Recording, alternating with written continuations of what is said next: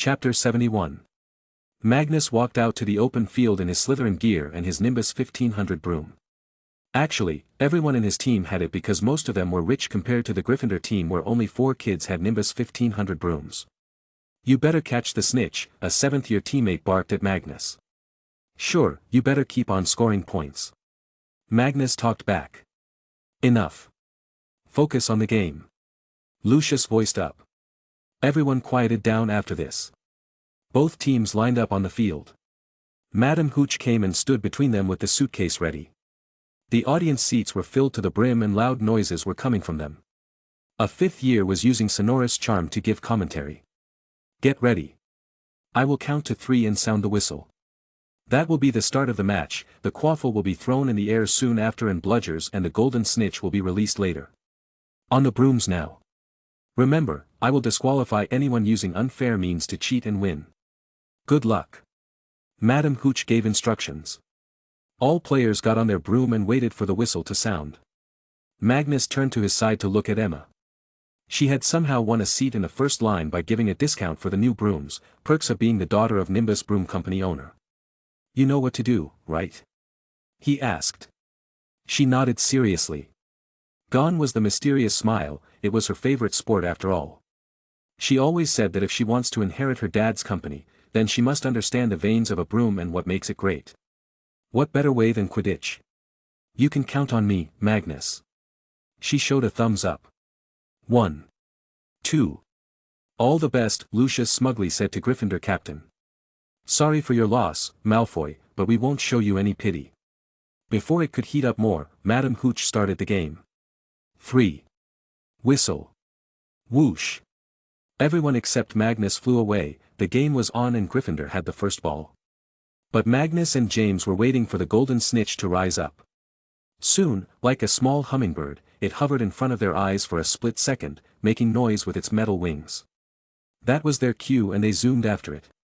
As practiced, Magnus was slightly faster, but James was a player to challenge too.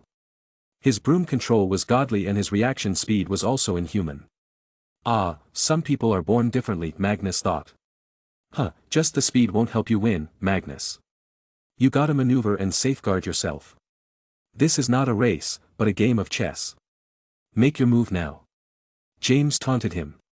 Magnus chuckled, "Don't assume what my abilities are, James. I didn't show them all in the practice sessions. In fact, if everything goes well, I won't have to use it. I have a special pair of underwear made for you to wear today. I can't wait to see you running around in it." A deep fear instilled in James' head. What has he planned now? He regretted making that bet.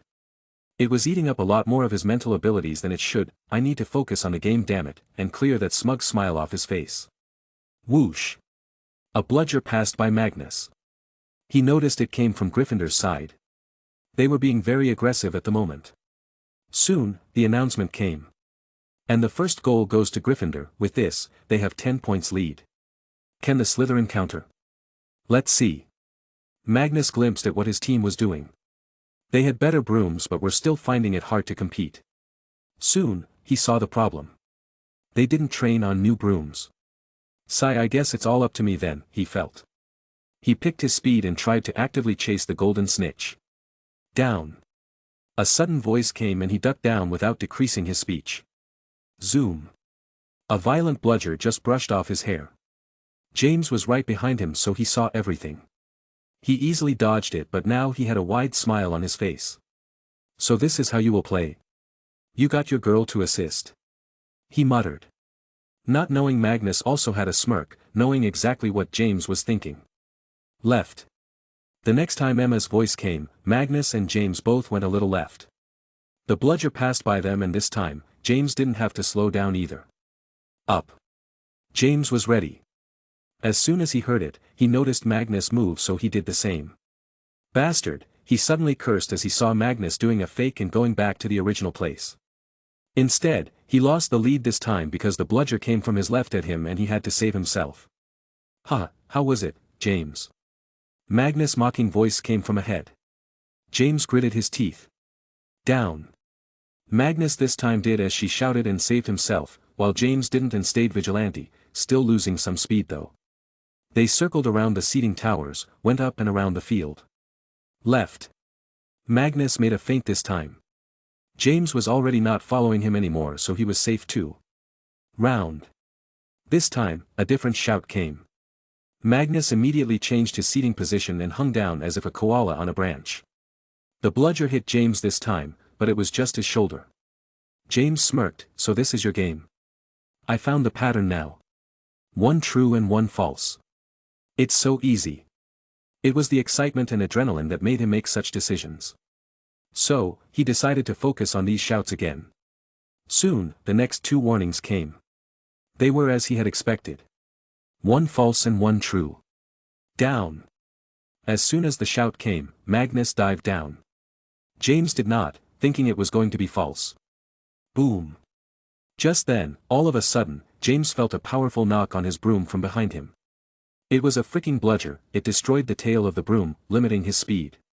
"Why? I guessed your pattern," he complained. Magnus' shouting answer came, "You guessed it wrong." James saw the humiliating bet turning true against him now. It was now the honor of the Potter family on the line. He had to win it at all costs. Meanwhile, Magnus was very close to winning. His technique had worked wonders. It was simple. Emma was to add each number of warnings. If that addition was a prime number, then it would be a false warning. If it was a composite number, then a true warning. James' guesses were okay until the number 9 came. Which, leaving the previous order, was not a prime number. However, Magnus had found something strange in this game. Many times, the bludger of his own team would pass close by him, nearly knocking up down. This shouldn't happen, as only beaters could give them direction. "I guess snakes in the house have started showing their fangs," he thought to himself, and stayed more vigilant. He flew after the golden snitch. It was very fast, but he had experienced it many times before. James meanwhile was having problems chasing after Magnus. The distance between them was growing wider and wider. He looked at one of the beaters and shouted, "Give me your broom." So, he exchanged the broom with another team member and was now back in the race. But his headache was not going to end, as Emma was still helping him. He just decided to ignore all the warnings, but it was still annoying and focus diverting. He came close to Magnus and tried to divert his attention. "I'm back, Magnus. I'm not gonna lose today." Magnus smirked. The game is already at the end." "You're too late." Magnus adjusted himself to be more streamlined and increased his speed a little. The golden snitch was right in front of his eyes. He inched closer by every second. James stared at him. With every inch Magnus got closer to the golden snitch, his heartbeat increased. "I can't lose, not today," he told himself, but what could he do? Magnus was now at arm's length of the golden snitch. He extended it to grab it. The golden snitch was very slippery as it tried to change direction every second, but Magnus was fixated on it. The normal score right now was 40-50 with Slytherin losing. It was shameful that they were losing with better brooms. Now all eyes were on Magnus as he was about to end the game. "Come here now, let's end this." Magnus called for the golden snitch as if it was a baby. 5 centimeters. 3 centimeters. 1 centimeter. Boom. All of a sudden, a loud noise came. It was not from Magnus. Magnus instinctively looked for the sources, as did all others. He then noticed Emma. Her broom was now in 2 pieces as she was falling from the air. It would break lots of bones if she fell from there, as she was an extra height in order to give Magnus the right warnings. Magnus then saw where the bludger came from, and it was none other than from his own team. Damn it, he cursed and used his secret move. He'd rather not have his spotter injured today. Here goes nothing. He muttered to himself and threw away his shoes. In Quidditch matches, keeping a wand was allowed. But it was not allowed to use it on opponents' brooms, bludger, quaffle and golden snitch. But the magic was still allowed. Magnus took a long breath and channeled his internal body heat towards his legs. They started getting red within seconds. Whoosh! All of a sudden, deep red flames came out of the lower side of his feet. He shifted them for maximum acceleration and turned to catch falling Emma. He zoomed past all the players who were watching her fall. Madame Hooch did the same. This was the game of Quidditch, there was no guarantee of life in it. At the very least, Emma was still holding onto her brooms and it had slightly slowed her fall. Though the speed was increasing. "Hold on, Emma," he shouted. Emma was nervous and scared. She even forgot to scream. She couldn't see Magnus as he was behind her. But hearing him, she felt a ray of hope. "What do you think I'm doing?" "I'm holding on for my life," she shouted back. Chapter 72. Magnus was faster than any broom ever made or maybe will ever be made. He zoomed towards her. The audience gasped seeing the scene. "Where's my HNZ?" he called out. "I can't see you. And why are you talking like this?" she shouted back. Magnus gritted his teeth and increased his speed. She was close to hitting the ground. She closed her eyes, waiting for the pain to come on the impact. The broken broom had lost all its life by now and she was falling at full speed. "Got the..." She heard Magnus' voice and felt something grabbed onto her wrist. She opened her eyes again and saw Magnus holding her with one hand. His blonde hair fluttered over her face as he looked at her with his now red eyes. She looked at his furrowed face, but the next moment, she started laughing. "Ha ha ha. You are a crazy boy." Magnus shook his head. She was still hanging in mid-air and had the audacity to laugh at him. But, she did not laugh due to him coming to save her. But because of what he did before that. Right now, in between Magnus' teeth was the golden snitch, stuck and flapping its wings trying to get free. Although he wanted to save Emma, he still didn't want to lose the match. In fact, everyone was confused about what happened to the golden snitch as nobody saw it after Magnus headed towards Emma. Magnus slowly lowered his broom and arrived at the ground. He lowered Emma to the ground and then dismounted himself as well. Then, to put an end to the game, he took the golden snitch held between his jaws and showed it to everyone with his hands. He raised it in the air and within that instant, a loud whistle came, signifying the end of the match. Magnus has caught the golden snitch. Slytherin won, the commentator announced and lots of students cheered. In all honesty, Magnus was more liked in other houses than in Slytherin. Magnus though was not happy at all. He looked at the senior Slytherin players in the air, who were responsible for what had happened right now. They most likely targeted her. "Fine, I will play by your dirty rules then," he decided and looked at Emma. "You okay?" he asked. "Yup, 'tis but a scratch." She replied exactly how once Magnus did. Hee, get up then. We won." He cheered. Then his eyes fell on the sad form of James. "Get ready to face the consequences." James shivered hearing him and looked away, though he knew he could not get away from this. After all, he cannot run away from school. Magnus waved his hand towards the audience, showing the golden snitch. It was his first win and he was also happy. Eventually, the crowd dispersed and the celebration started in the Slytherin common room. Magnus did not say anything to Lucius as talking to him would be dragging himself down. Now it was time to answer in the same tone.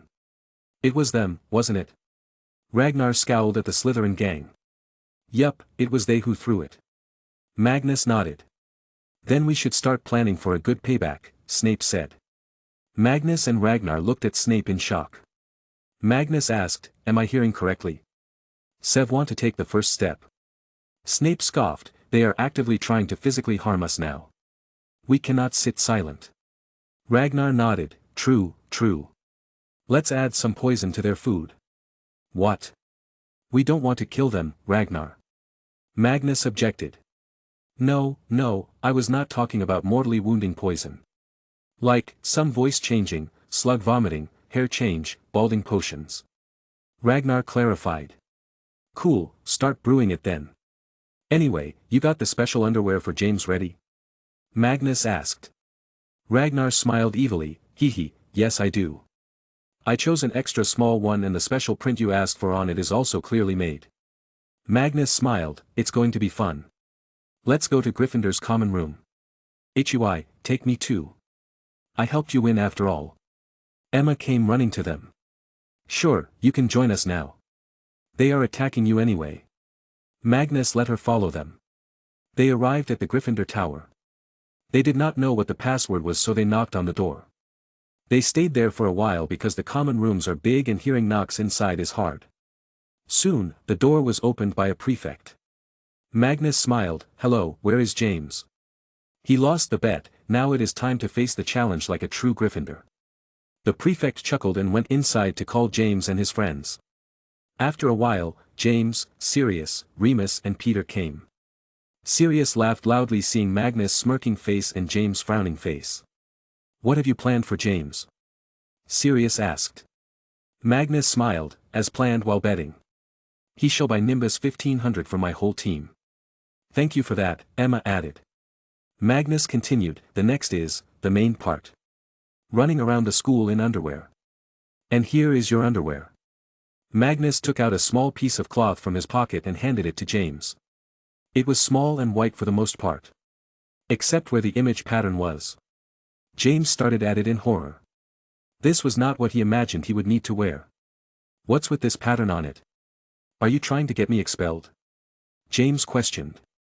Don't worry. It's harmless. Nobody's going to expel you for such a small thing. Now, get ready, you will need to run around the school in the evening, before bedtime. Magnus told him. James took a sigh of relief, thinking that now because he had to run late at night, not many would be out to see him and his honor could remain intact for the most part. So wrong he was to think that. The whole school knew about this bet and were waiting to see James embarrass himself. So, when people finished their dinner and headed back to their common rooms, they in fact avoided going back and roamed around the castle. Magnus, Ragnar, Snape and Emma waited in the corridor leading out from the Gryffindor common room. Is he really going to do it? Emma asked in wonder. Magnus nodded, he must, or he knows he will be shamed as a proud Gryffindor. Oof, I don't have enough guts to imagine myself in his place. Ragnar felt pity for James. Look, the door opened. Snape pointed. They turned to see. Soon, a figure came out of the common room. It was James. All naked except the underwear. He was trying to hide his crotch with his hands. Run, boy. Magnus shouted. Soon, James cursed at him and started to run. Behind him, Sirius, Remus and Peter also followed him. Magnus and his friends did the same. After a while, James's misconception that there won't be lots of students also cleared up as he saw the corridors filled and many whistles coming his way. People pointed towards his underwear, mainly the pattern on it. It was nothing but the face of Dumbledore with an open mouth. James now just hoped that Dumbledore wouldn't see it. But, to his deepest fears, Dumbledore just came out of the Great Hall as he was passing by. He and McGonagall were taken aback by his naked form. Dumbledore's eyes fell on his own face on the underwear and he stroked his beard. When did they take that picture? Professor McGonagall though ran after James as the head of Gryffindor House. She could not allow such actions in the school. Mr. Potter. Stop. She shouted. James closed his eyes and kept on running. Sorry, Professor. But a Gryffindor never breaks his words. Your parents will be breaking your bones if you do not stop this instant. She replied. So be it. James said and picked up his speed. Hearing him, Magnus, Sirius and the rest rolled on the floor in laughter. Their stomachs hurt from it. That night, the castle howled in laughter. James lost a bit of his self-respect but odds were in his favor because he was just in first year and most would soon forget about the incident. The Christmas holiday was coming soon anyway so people would be going home. James finished his one round around the castle and quickly returned to his common room. He was sure he would get detention the next day. Magnus might get it too to be the one forcing this event to take place, but he did not care, it was time and energy well spent. Magnus returned to his room and played with his 3 pets for a while before getting back to learning runes. He was excited about it because he wanted to develop spells too. What are you working on, Sev? Magnus asked, seeing his friend working on some books. A new curse. An improved version of some other spells. I call it Sectum Sempra. But I need to work on it. Snape replied. Magnus whistled, whoa, I am surrounded by geniuses. Then his eyes fell on his 3 pets, and 3 blokes. As soon as they heard him, they attacked as if he was understood. They tried to climb his body. Mew. Quack. Horror. What is this? Attack on Magnus? Alright, I'll show who's the boss. Hence, Magnus did some wrestling with the 3, making them happy. Chapter 73. Mewaya. Magnus woke up to the screams of Chad.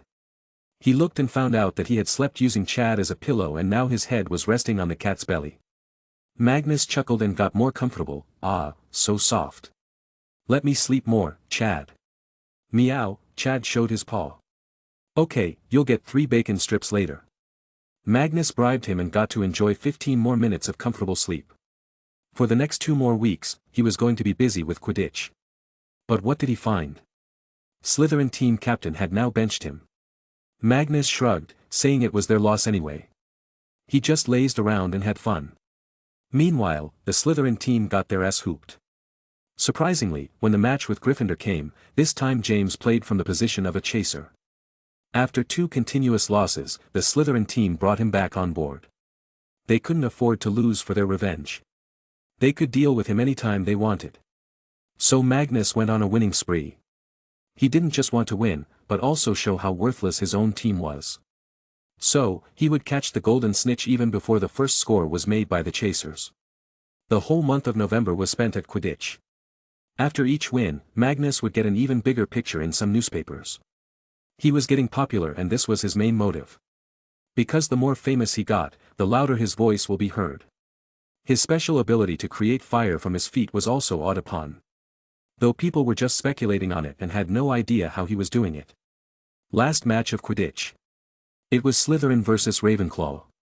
Hufflepuff was the first to get out and Gryffindor was second because they couldn't find a good enough seeker. Magnus and Emma's duo was a hit and their teamwork was smooth.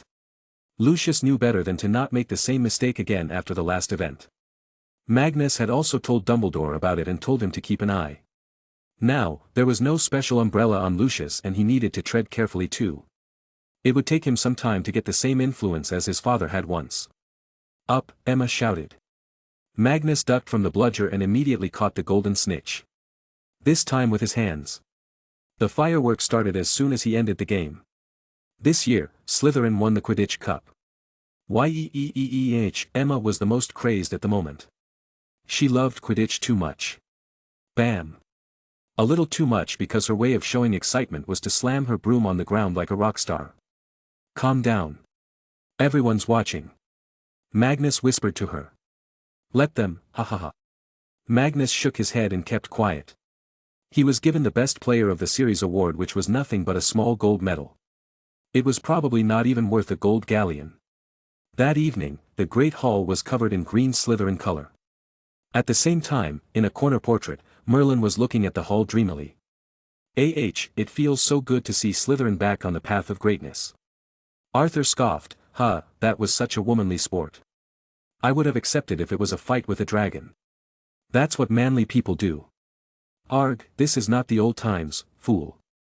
The dragons are nearly extinct anyway. Merlin said. What? Who killed them? Arthur asked in anger. Probably some madness junkies like you, Merlin replied. After dinner, everyone returned to their rooms but Magnus noticed that Snape was nowhere to be found. Where is Sev? He inquired Ragnar. Ragnar was playing with Little Duck. I don't know. We were together until he went to the bathroom. We should go and make sure he is fine. Don't forget, Lucius and his gang are still in this school. Magnus reminded Ragnar. Ragnar put Duck away and got up. Let's go. He did say he was just going to piss. It has taken too long already. Quack. No, Duck, you are too small to fight right now. You need a few more good years to grow and be of help. Just play with your siblings till then. Magnus made him not follow. Soon, they arrived in front of the boys' toilet. Magnus hated Hogwarts for one reason. That was that it was too old. And it was also never renovated. So, as designed in old times, toilets were always made away from the living quarters. Even now, if one needed to lighten themselves, they'd have to go out of their common room. Wait, let me take a peek first, Magnus stopped Ragnar. As he went inside, he started hearing voices. Just tell us, Severus. How did he create flames from his feet? I really don't know. He never told it to me. Snape replied. He was currently cornered by Lucius, Avery and 3 other Slytherin boys. Magnus' face turned angry as he heard them interrogating Snape. But he did not go inside yet. He wanted to know what they were offering. So he continued to listen. Just tell us, Severus. I can get you in the inner circle of Lord Voldemort. Join us and you can get all you can ever dream of. Riches, power and resources. Anything. They tried to entice Snape. Snape then in a serious voice replied, I thought the Dark Lord hated all but purebloods. The Dark Lord values talent too, Severus. You are very blessed in potioneering. Lucius replied. Snape scoffed, so the Dark Lord is also a hypocrite. Don't tell me, he's also secretly a half-blood or a muggleborn. Magnus had enough, he chuckled and walked into the washroom. He had his 2 swords in his hands. What do we have here? A secret party? Are you all secretly putting on nail polish and lipsticks or something? Magnus asked mockingly. The 5 of them turned around. With Magnus, there was also Ragnar. But he was not holding a wand, instead 2 test tubes filled with potions. Mulciber too quickly took out his wand. I will kill you today, Merlin's bastard. Magnus scratched his 2 swords on each other, making a terrifying metallic sound. He laughed, sure, but do you know, your wands have trace on them. So, if you did anything to anybody here, you will be caught easily. Meanwhile, I can gut you with my sword and nobody would guess a thing. Of course, they will suspect me, but nothing can prove it. Hee, and I can pour this skin-dissolving potion on you all and nobody will suspect a thing. How can a first-year little kid kill so many seniors? Ragnar also voiced. Mulciber too took a step back. You wouldn't do that. Magnus shook his head. I know you are a coward, why do you even try to face me? Just spend your time here in school and leave in a few years. What do you get by making me an enemy? Magnus was really interested in knowing the answer to this. Because their anger towards him was so pointless. Lucius scowled at him, because you are a mudblood. Your magic is impure. And you are a shame to the name of Merlin. You are a shame to all pure-blood wizards. Why? Because I am a living breathing example that blood doesn't matter? Magnus asked back. No, you are a living breathing example of how muggles are polluting our ranks. You should have never gotten magic. You stole it from us. Lucius argued. Magnus rolled his eyes. So you are saying, the reason why pure-blood wizards are now less and weaker is that others are stealing your magic? I didn't know magic was a pizza, whose bite anybody could take. You all disgust me. The main reason why purebloods are less and weaker is because of less diversity and more inbreeding. But, I know you will not believe that. You all are stuck in the same mentality as muggles were 300 years ago. They moved on and kept on advancing, you stayed, and are continuing to decline. Anyway, I don't care about your lives. Sev, let's go. Snape passed them and came to Magnus. But he suddenly stopped and turned back to look at Evan Rosier. He took out a small bottle from his pocket and threw it towards Evan. Use it, your breath stinks, Snape remarked and left. Chapter 74. Were they following you to the toilet? Ragnar asked. I think they were, Snape affirmed. They are creeps then. Ragnar scowled.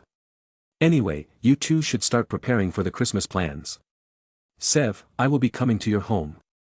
I will get you sorted back to the Prince family. Ragnar, you can join me too. After that, we will pick my friend Bobby and go to the castle left by Merlin for me. Magnus planned. What about your kingship? Ragnar inquired. For that, I am too young. I cannot legally become the king until I'm 18. If I do now, then they will appoint another regent. Magnus explained. You seem to have everything planned. Snape praised. Magnus puffed his chest out. Of course, I don't just fall asleep like the dead horse Ragnar. I think a lot about the future and plan some things or make changes to old plans. I didn't choose this life, but now that I am in it, I will try to make the best of it. But you got that Wisengamot meeting before that. Are you sure you can get 1,000,000 galleons from them? Ragnar inquired. Don't know, but I will surely get something out of it. They tried to get me killed, they tried to take my property away. I cannot just let them off so easily. Magnus said. Be careful, we are just kids and lack experience. They are old monsters, sitting in those positions for years. They have more contacts and know more ways than us. Snape warned him in good faith. Magnus nodded, I know. I will try to be restrained as much as possible. We must get stronger at the same time. One thing is certain. In terms of brains, we three are very good. All we need to do is grow in magical powers. When the time comes, we will be the strongest people in a magical world. Round Table shall become the circle of equality. Magnus passionately said. Yup, he totally sounds like an evil villain. Ragnar suddenly commented. Magnus awkwardly shut up. Hey, I'm not evil. I'm just a simple boy who loves pancakes. Okay, let's go now, we can't leave those three chaotic beings alone for too long. Before the meeting of Weisengamot was held, another secret meeting took place. This involved the patriarchs of many pure-blood families. The only common thing among them was that all were like-minded and were a member of Weisengamot. Lord Black, are you sure you want to allow that filth to enter the Weisengamot? The Lord of the Knot family asked. The Weisengamot and the ministry were already dirted when the likes of Dumbledore were allowed to be there and a mudblood like Nobby Leech was made the minister. No, by keeping that Merlin boy inside the Weisengamot, we can keep a better eye on him. Also, we can look bad by not allowing him his so-called right. We must support the Dark Lord as efficiently as we can. And if we have to endure some mudblood filth until he cleans the world, then so be it. Lord Black said.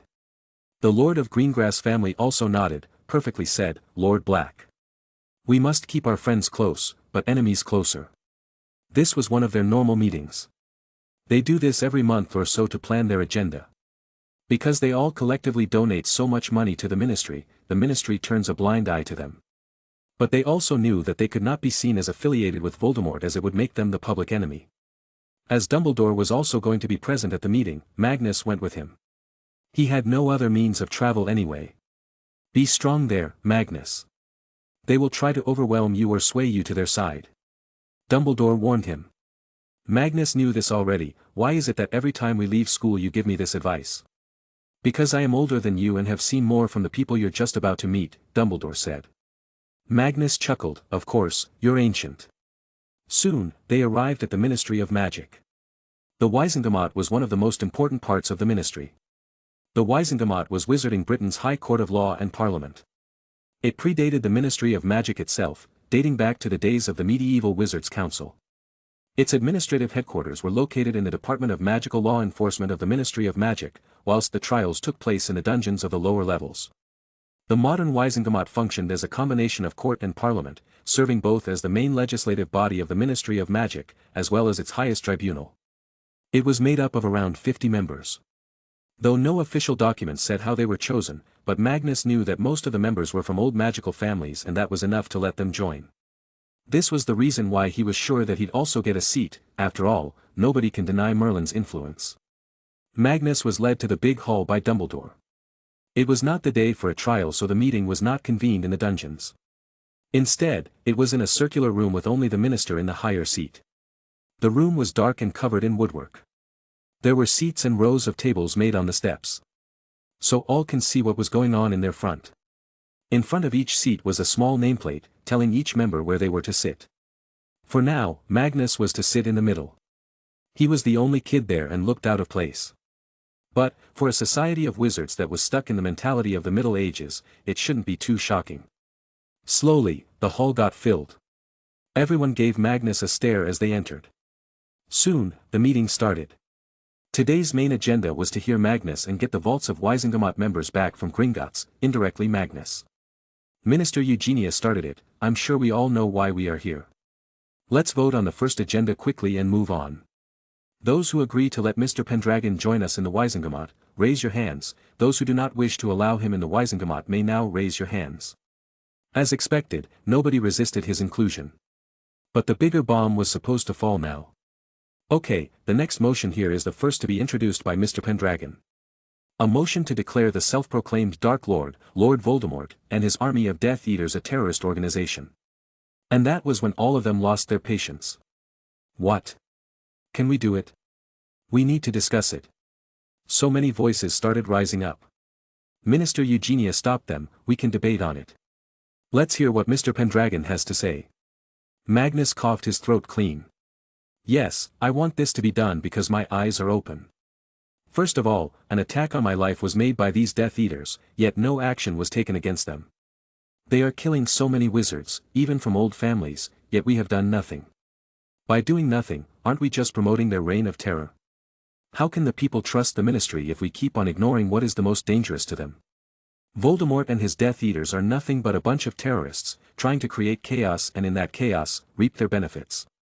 To stop that from happening, we must condemn them publicly, so that no lost mind gets entrapped in their schemes and joins them for some false promise of wizard utopia. Besides this, I want compensation for what happened to me at the Gringotts Bank. I nearly lost my life when it was the job of the ministry to keep the Diagon Alley safe. I want 1 million galleons and it is non-negotiable. Are you threatening us, Mr. Pendragon? The Lord of Flint family spoke loudly as others started talking loudly. Magnus shrugged his shoulders. What might I have to threaten a powerful wizard like you all? Everyone started to curse him inwardly. He was holding their vaults hostage after all. Dumbledore, meanwhile, was stroking his beard. What a wonderful comeback. Order, I will not tolerate chaos here. Eugenia slammed her hammer on the desk. Any arguments against Mr. Pendragon? She asked. The crowd remained silent, until one little hand rose up. It belonged to women in all pink. She made a light chuckled. Hee, yes, I would like to say a few words. Yes, Ms. Umbridge. Eugenia let her stand. Although Umbridge was a new member, she was not going to stop her from speaking. Chapter 75. Announcement. Prince Philip, the husband of the Queen, has passed away. He is portrayed in a negative role in this fictional work. This work of fiction is in no way meant to hurt the sentiments of any person or tarnish the image of a person. May his soul rest in peace. Magnus remembered this name. The letter he received that told him about the ministry taking over his vaults was signed by this woman.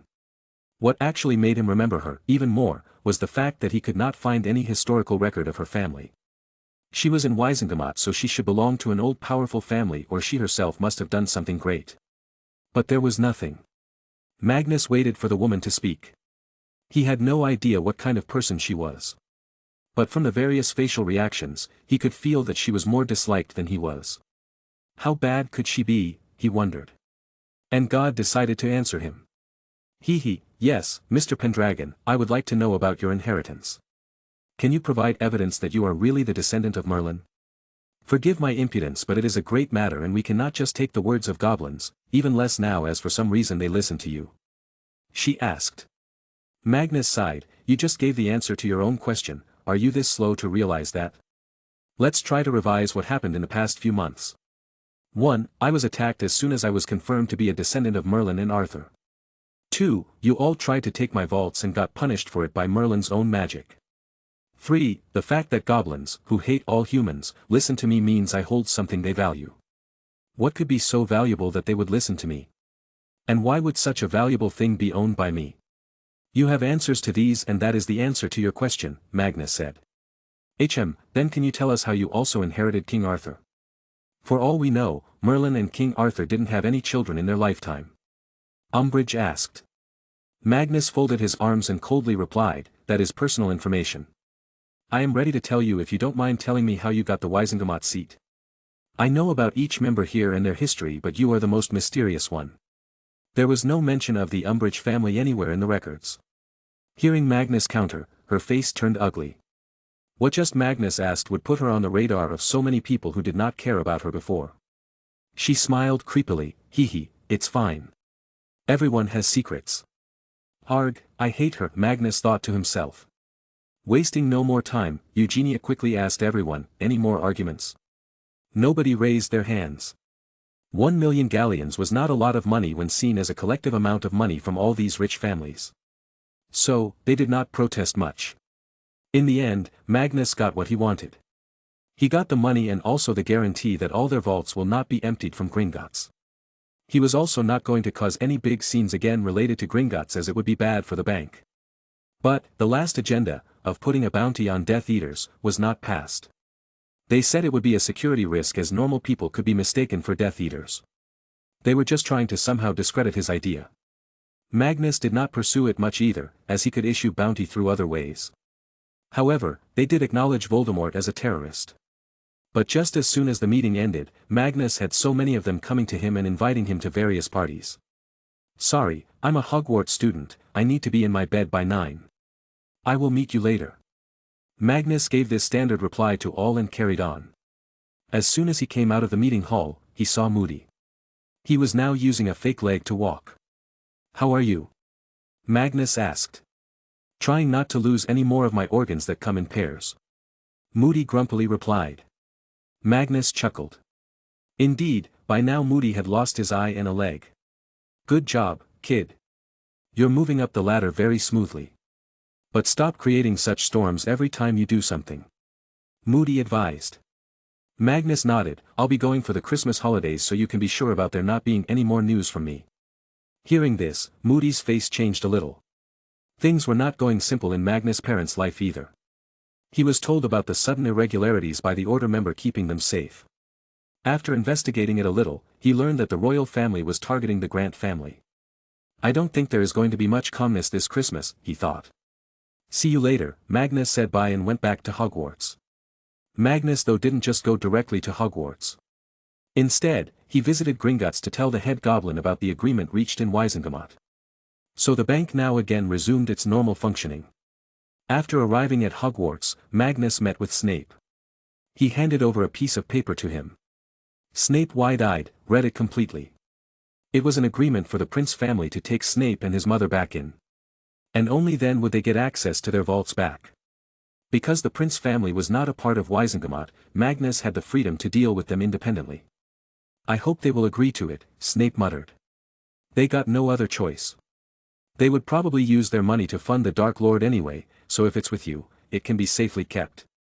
Magnus explained. Hey, what did you bring for me? Ragnar asked suddenly. I didn't go there to get presents, Ragnar. Anyway, come here Duck, Chad and Summer. I got you 3 presents. Magnus voiced towards his 3 pets. Hey, you did bring them presents. Ragnar protested. Magnus looked at the plushy toys and showed them to Ragnar. You can take one if you want. Snape saw them act so immaturely, sighed and went back to study. London. Magnus will be coming soon. We still haven't found new jobs. Grace walked in circles in the living room. Same here. They first show so much enthusiasm to have me in their company. But the next day they so rudely deny my application. Adam said. Ding dong. The doorbell rang and Adam opened it. It was the postman. Adam took it and read it as it was from the military. Grace and Adam had both taken voluntary retirement by now, so they had no idea what this was. But when Adam read it, his brows furrowed. What is it? Grace asked. It says that our pensions will be put on hold due to an internal investigation. Adam read out loud. What? That's so absurd. Couldn't they find a better reason to make us go broke? Grace fumed in anger. Adam sighed. I told you, someone big is after us for some reason. If this goes on, we won't be able to afford this lifestyle. When Magnus comes, we will slowly tell him about this. He's a good kid, he will understand. Grace said in a self-assuring way. Adam and Grace were so confused about why and who was targeting them and who it could be with so much influence. They tried to remember any conflict in their life but nothing could explain what was happening. But it was not their fault as they couldn't just know Magnus' bloodline and that the royal family was trying to make it hard for them. Though Magnus will soon be coming home, it remains to be seen how he reacts to these threats. Hogwarts. So, packing bags? Are you bringing us along? Arthur asked Magnus. Magnus nodded. Yes, you and Merlin both. Humph, you can leave him here. He likes the walls of this castle more. Bam. Who likes the walls? Merlin arrived in his portrait suddenly. Ahahaha, my friend, I was just joking. Let's go on the holidays. I've heard so much about Christmas but don't know what it really is. Arthur said. It's not much. Family gets together, have fun and exchange gifts. Magnus explained. Sounds like a good old feast night back in my days. Will there be beauties to dance and entertain me? Arthur remembered. Magnus ignored his words and went to Ragnar. He was originally going to stay in the school as he had no family. But Magnus told him to just come with him. Are you sure? Won't your family mind? Ragnar asked nervously. Why would they? Stop being an introvert all of a sudden and be cool. Magnus assured him. Ragnar sighed. He was feeling a bit nervous honestly. For some years now, his interactions with adults were limited so he always felt a bit weird. Now, he was to live in another person's home. I hope they will like me. Chapter 76. Everybody got on the Hogwarts Express. Magnus shared his compartment with Sirius and his friends.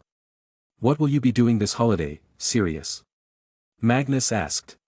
Probably get my ass hooked by my mother first, and then hear her scream about me being your friend. Sirius distastefully answered. Magnus chuckled, you can always come to my place if you feel like running. I don't think that will be possible. I will be kept locked in my home until the start of the next term. They will try to indoctrinate me into their ways of thinking. Sirius said. What else can you expect from Black family, Snape commented. But, Sirius did not get angry. Sure, he and his friends sometimes called Snape some names, but it was all in fun and games now because of Magnus being their middle link. You're right, Snivellis. I hate my family. Sirius muttered. What about you, James? What will you do? Magnus inquired. James proudly answered, I will be going to Australia with my family.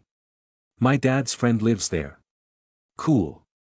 I'm just gonna laze around in my home and eat tasty pancakes. I will turn Ragnar into a fine pancake enjoyer this holiday. Magnus claimed. Ragnar shuddered, I think I'll pass. I don't have my head screw loose like you. Knock knock. Anything from the lot, dears, the food trolley lady came. Magnus had his eyes shine, lady, do you have pancakes? She looked confusedly at her trolley and denied, I'm afraid I don't. Anything else? Magnus was disheartened but he cheered soon again, okay, today it will be my party. Give me everything. Whistle. Sirius whistled in affirmation. After that, all of them ate like hungry animals. Except for Snape though, he always tried to act with a standard, though Magnus did purposely give him a chocolate bar that he had molten with his hands. It ended up making Snape's hands a mess. Besides this, he was also secretly stuffing some food in his magically expanded suitcase inside which Summer and Duck were hiding. Chad was his official pet so he did not have to hide him. The train reached platform 9 3/4 at King's Cross Station 5 in the evening. All the parents were waiting at the platform for their children. Everyone had changed their clothes to non-Hogwarts sets by then. Magnus dragged his luggage and disembarked the train. He just had to look for a few seconds and found tall Adam looking around. A big smile grew on Magnus' face as he quickly dragged his luggage towards them with one hand and Ragnar by his collar with the other hand. "M.O.M. Dad," he voiced. Hearing him, Grace and Adam's faces grew a smile. They looked at him coming closer. Whoosh. The next moment, Magnus found himself in a tight hug of Grace and then Adam's. Contrary to most other kids, he didn't find it embarrassing at all. In his mind, showing love to the family shouldn't be embarrassing. Look how tall you have grown. Grace fawned over him. Magnus then got out of the hug and dragged Ragnar forward. Meet Ragnar, he will live with us over the holidays, Magnus told his parents, and then went closer to his mother's ears and whispered. He has no family, he revealed. Grace felt sad for Ragnar and gave him a motherly hug. Of course, little Ragnar can stay with us. Ragnar shyly smiled after hearing that and thanked her, thank you, Mrs. Grant. Grace patted his head, just call me auntie, no need to be formal with us. Mom, Dad, just a second, I need to say bye to a friend. Magnus suddenly ran towards where Snape was. Snape was with his mother. Snape's mother looked like an extra depressed female adult version of Snape. She had long black hair, though her complexion looked white to the point she looked physically sick. She was thin, hunched, sour-faced and sallow. Hello, Mrs. Snape. He greeted her. Eileen Snape, née Prince, had nearly stopped using her magic entirely since she married her husband, even more so after he found out she was a witch. She was not a beautiful woman and in her years in Hogwarts, she was constantly bullied for her bad looks. So, after graduation, when a muggle actually showed interest in her that she had never felt before, she immediately fell in love. But, she never told him that she was a witch. Although the starting months of her marriage were happy, everything went to waste once she made the mistake of telling her husband about her magical side. Since then, her husband hated her and blamed her for all misfortunes that would fall on him. Eventually, he turned into a drunkard and abusive towards her. She loved her son initially, but soon due to constant abuse from her husband, she started to ignore Snape too. She was alone in this as her family had disowned her. She had no good skill to help her earn money in a magical world either. Hence, poverty was her only way of life. Her days went on worrying about the future and her nights went on dreaming about the dark possible future. That was until she got a letter from Snape about returning to the Prince family. Until then, she had no idea what was going on in the magical world. After that, she bought a few newspapers and finally found out about the storms going on there. About the Dark Lord, the Death Eaters and of course, the descendant of Merlin and the heir to the British throne. Hello, Mr. Pendragon. She greeted him. Just call me Magnus. Anyway, Sev, I will come to your place in a few days, he said. He was just indirectly telling Mrs. Snape about it. Snape just nodded towards him and left with his family. After that, Magnus returned to his parents and left for home in their car. Ah, I missed you, Chad. Grace caressed the black cat sitting on her lap. Meow. Mom, Dad, how are you two? How's work? Magnus asked. Grace and Adam's faces turned serious for a split second, but they soon brought back a smile. They thought Magnus did not notice it, but he saw it in the rearview mirror. What happened, he wondered. Everything is fine, sweetie. You tell us about your school. How was your semester? They changed the topic.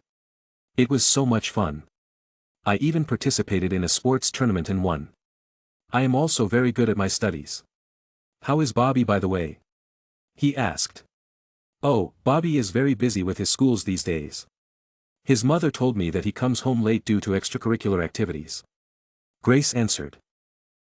So running a company is an extracurricular activity for him now, Magnus chuckled internally. After half an hour of the car ride, they reached home. Magnus was going to share his room with Ragnar. Sweetie, dinner will be ready in 2 hours, take a bath and freshen up, Grace told him. Magnus nodded and dragged Ragnar and his luggage upstairs. But once he was gone, Grace let out a long breath.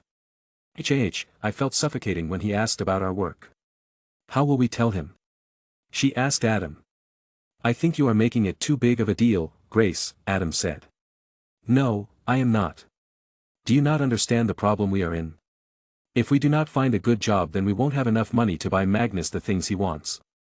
What if he has to buy something expensive for his school, she asked. Adam had to agree, this could be a problem in the future. We will tell him then. Adam decided.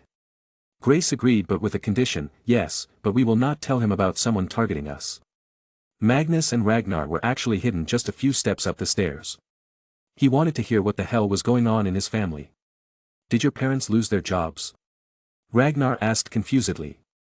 Magnus shook his head, I don't know. But we will soon find out. But, I guess I also need to tell them about my bloodline. Ragnar nodded, you are probably the richest wizard in existence, so them worrying about money is really unnecessary. But, who targeting them?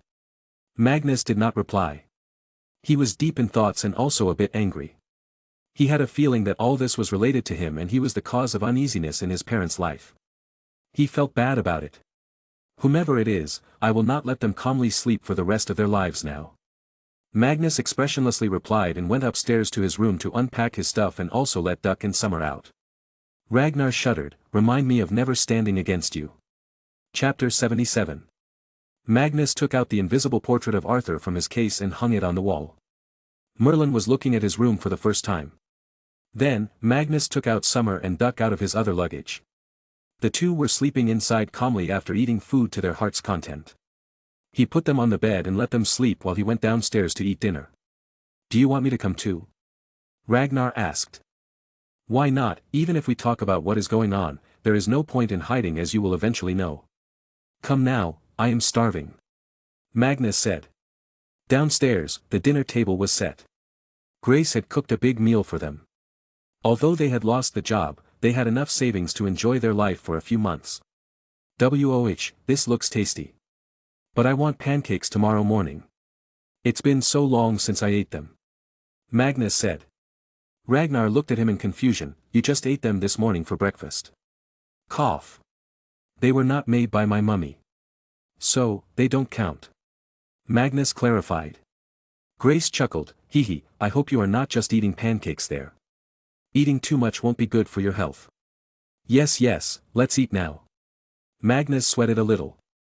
At the dinner, Magnus waited for his parents to discuss what was happening in their life. But they kept silent about it.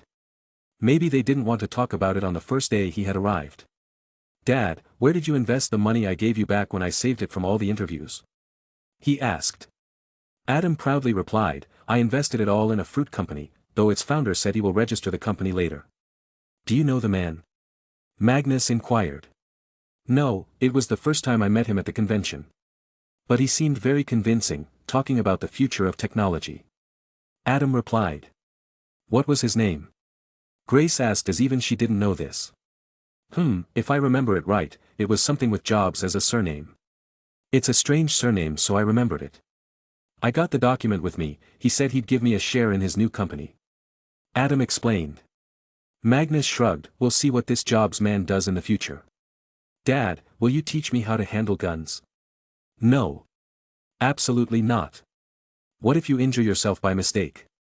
It can be life-threatening. Grace immediately denied it. Cough, cough. Ragnar started coughing. Grace gave him a glass of water. You okay, sweetie? Yes, cough yes, I'm good. Ragnar said. This guy fought murderers and won. If anybody is in danger then it's his enemies, Ragnar though internally. Magnus wanted to protest this ban but he saw his dad winking towards him so he stopped. By the way, Mummy, I got a pet owl too. She's sleeping in my room. You can play with her later. Magnus revealed. Really? Aren't they dangerous? She asked. Magnus chuckled, no. She is far from dangerous. She is the sweetest owl I've met to date. The poor girl was bullied and injured by some bad kids. I saved her. You did well then. I will go and check up on her later. It's bedtime, you two should go and rest. You can go to meet Bobby tomorrow. Grace advised him. Magnus also felt tired so he went to his room. Once inside, Ragnar asked. I thought you were going to tell them about yourself. I was, but I want them to tell me about their problem first. If it is related to me then I can explain it better. Magnus reasoned. What happened, Magnus? Arthur asked. Someone's targeting my family, Magnus answered in one sentence. Let me guess, the royal family? Arthur guessed. Magnus shrugged. He did not have any idea who it was, though even he was tilting towards believing what Arthur said. I have specifically told them on the stone tablet that if they try to harm you then they will die, Arthur muttered. Merlin also spoke. What is interesting is how are they still alive? What did they do? I don't know, most likely stopping my parents' employment, Magnus revealed. Merlin caressed his beard and thought about it. Then they must have not done enough to mortally put your family in danger. That is why they are still alive. They are walking on a very thin thread. That's why I want to make things sure before I do anything, Magnus replied. Does not really matter. They are living like fish out of their pond. They can either keep on jumping around and eventually die or take your hand and survive for the remaining of their life because their future is already set. Merlin remarked. Arthur also added something at the end. I don't have any animosity with them. I don't even know them. If you were born 200 years ago, the kings or queens of that time would still have gotten the same conditions as they are now. I hope they don't commit suicide by doing something stupid now. Magnus sighed. Bobby had become a man of science now and was one of the busiest kids on the campus. Most kids knew about him creating his own company and it earned him some respect points. His work these days only included studying the new computer he had bought and trying to make more programs for it. But, learning computers was not an easy task as you also needed deeper knowledge of its hardware as well. So, instead of just being dependent on the work to advance the tech, he also tried to upgrade the machine he already has. Also, he was now receiving some more software information about new tech from Intel company since Magnus had invested in it. Yes, Magnus was able to invest in Intel with the help of his lawyer. Although it was not a lot, he was able to invest 8% in the company and then increase his share to 15% in the IPO. This way, Magnus won a seat on the board of directors and got the information about all the juicy stuff happening in the company. Today, he was headed to his school on his bicycle. He used to take the bus but because he needed to reach earlier to do some other work he took bicycle nowadays. Magnus' Christmas holidays must be close to starting. Can't wait to show him the computer. He muttered to himself. I wonder if he's still the same old pancake-loving freak, he was talking to himself. Intense break. Bobby's bicycle skid on the pavement and fell. There were two tall men standing in front of him, wearing masks and looking intimidating. Bobby immediately got alerted as he created some distance between himself and the two men. Who are you? What do you want? He asked. The two men immediately jumped at him. One easily grabbed his arms from behind. We want your brain, kid. We heard you are very smart in the way of the computer.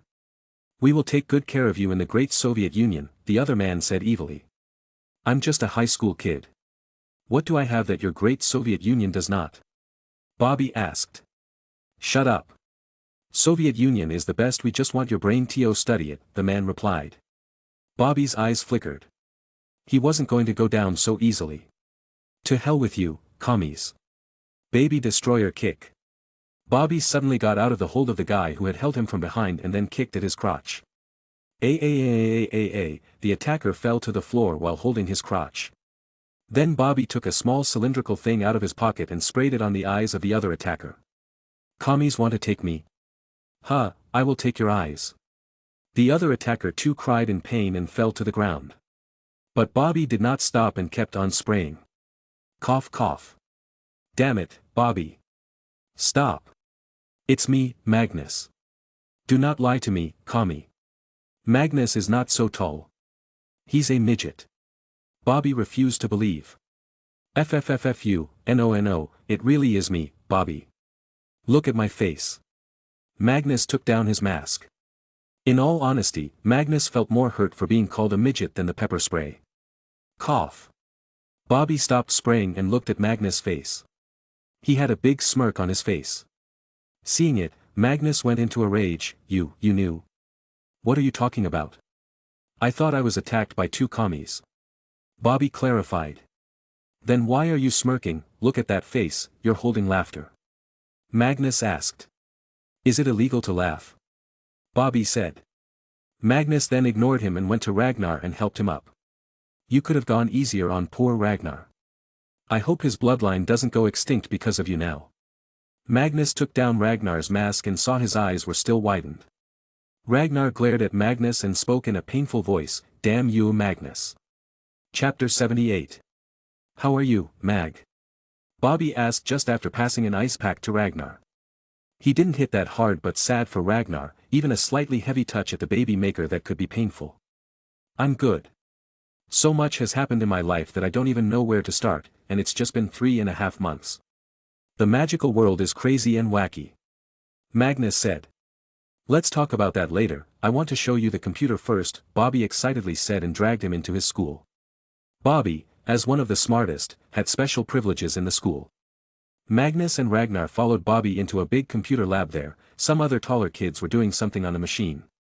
There was just one adult among them who seemed like a kid too due to his age and small size. This is my lab. After I bought the computer, I told the school to either let me use a hall or let me rent one. They let me use it in the end because they were too ashamed of not helping me before, and they are supposed to be a talent cultivating school. Anyway, behold, Dragon 1. It was initially something else, but I have upgraded it so much that it is unrecognizable. Bobby introduced his machine. Magnus looked at the television-like thing in front of him. It had some other components too, a board with keys on it and a small square box. What can it do? Magnus asked. It can run calculations. Let's say you want to create a robotic factory with a mechanical arm that can do the welding for you. You can program this computer to run that machine. This is just the start of the technology of the future, Magnus. Bobby said. Magnus nodded and fiddled with the machine. He used the box-like thing called a mouse and the thing called a keyboard. You programmed all this? Magnus asked. Bobby puffed out his chest, of course. There was no interface to use the mouse before, so I added one. Though this is all for private use, as I have changed the original software of IBM and they might sue me if I published it. Cool, why Dragon 1 though? Magnus asked. Because they are mythical creatures and none are stronger than them. Someday, I want our future tech to be the one to make the world's strongest and most advanced computer. Oh, wait, I have the ownership papers here for you. Bobby immediately took out some documents from a locked drawer. Magnus read it and confusedly looked at Bobby's face. Are you stupid? Why are you giving me 70%? You're working the most here. If you really want to give me the controlling share, then 51 is fine. But, it's your money. Bobby argued. Magnus stopped him. You won't say that after I tell you what happened in my school. Let's go somewhere private. Ragnar, you coming? Magnus asked. They came to an empty classroom. Magnus also cast a silencing charm around them. So, what happened that can be bigger than you having magic? Bobby asked as he took a seat. Magnus cleared his throat. Bobby, didn't I tell you who that person in the invisible painting was? Yes, he was King Arthur Pendragon, right? Bobby answered. Yes, correct. I found out why only I could see him. You see, it turns out, I am his inheritor. Not just his, but also the Jesus equivalent of wizards, Merlin too. My full name is Magnus Grant Emery's Pendragon now. Magnus revealed. Blink blink. Bobby looked at his face for a few seconds. Then asked in disbelief, what? Bobby, I am the heir to the British throne. I will take the throne when I turn 18. Magnus straightforwardly said. Blink blink. But how? You are just from a simple family. Bobby could not understand how this had happened. Well, I somehow got their inheritance. I was chosen by them. Now, I didn't just inherit their money but also their title and rights. King Arthur was the first king of unified Britain, and as his heir, I superseded all royals. I also have millions of gold coins and gems also, my friend. I found out that the magical world is in a civil war. There is a magical Hitler gaining power. He considers all wizards with non-old magical bloodline impure.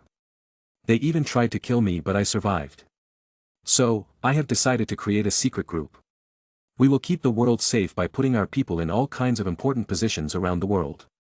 It is called the Round Table. For now, there are 4 members, including you. Magnus revealed. Bobby's jaw was left hanging. He looked at Ragnar in a questioning gaze. Is he for real? Ragnar nodded his head multiple times.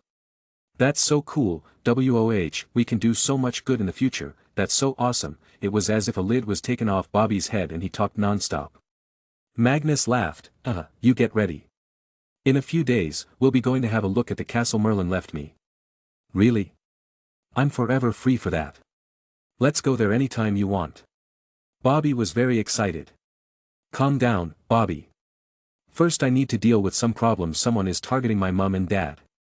They don't have a job now and aren't able to find new ones. I suspect it is the royal family. They must have found out about me. Magnus discussed. If your parents can't find jobs, then either the world is ending or it's really as you said. I can't see the sky falling, so you're probably right. What's the plan? Bobby inquired.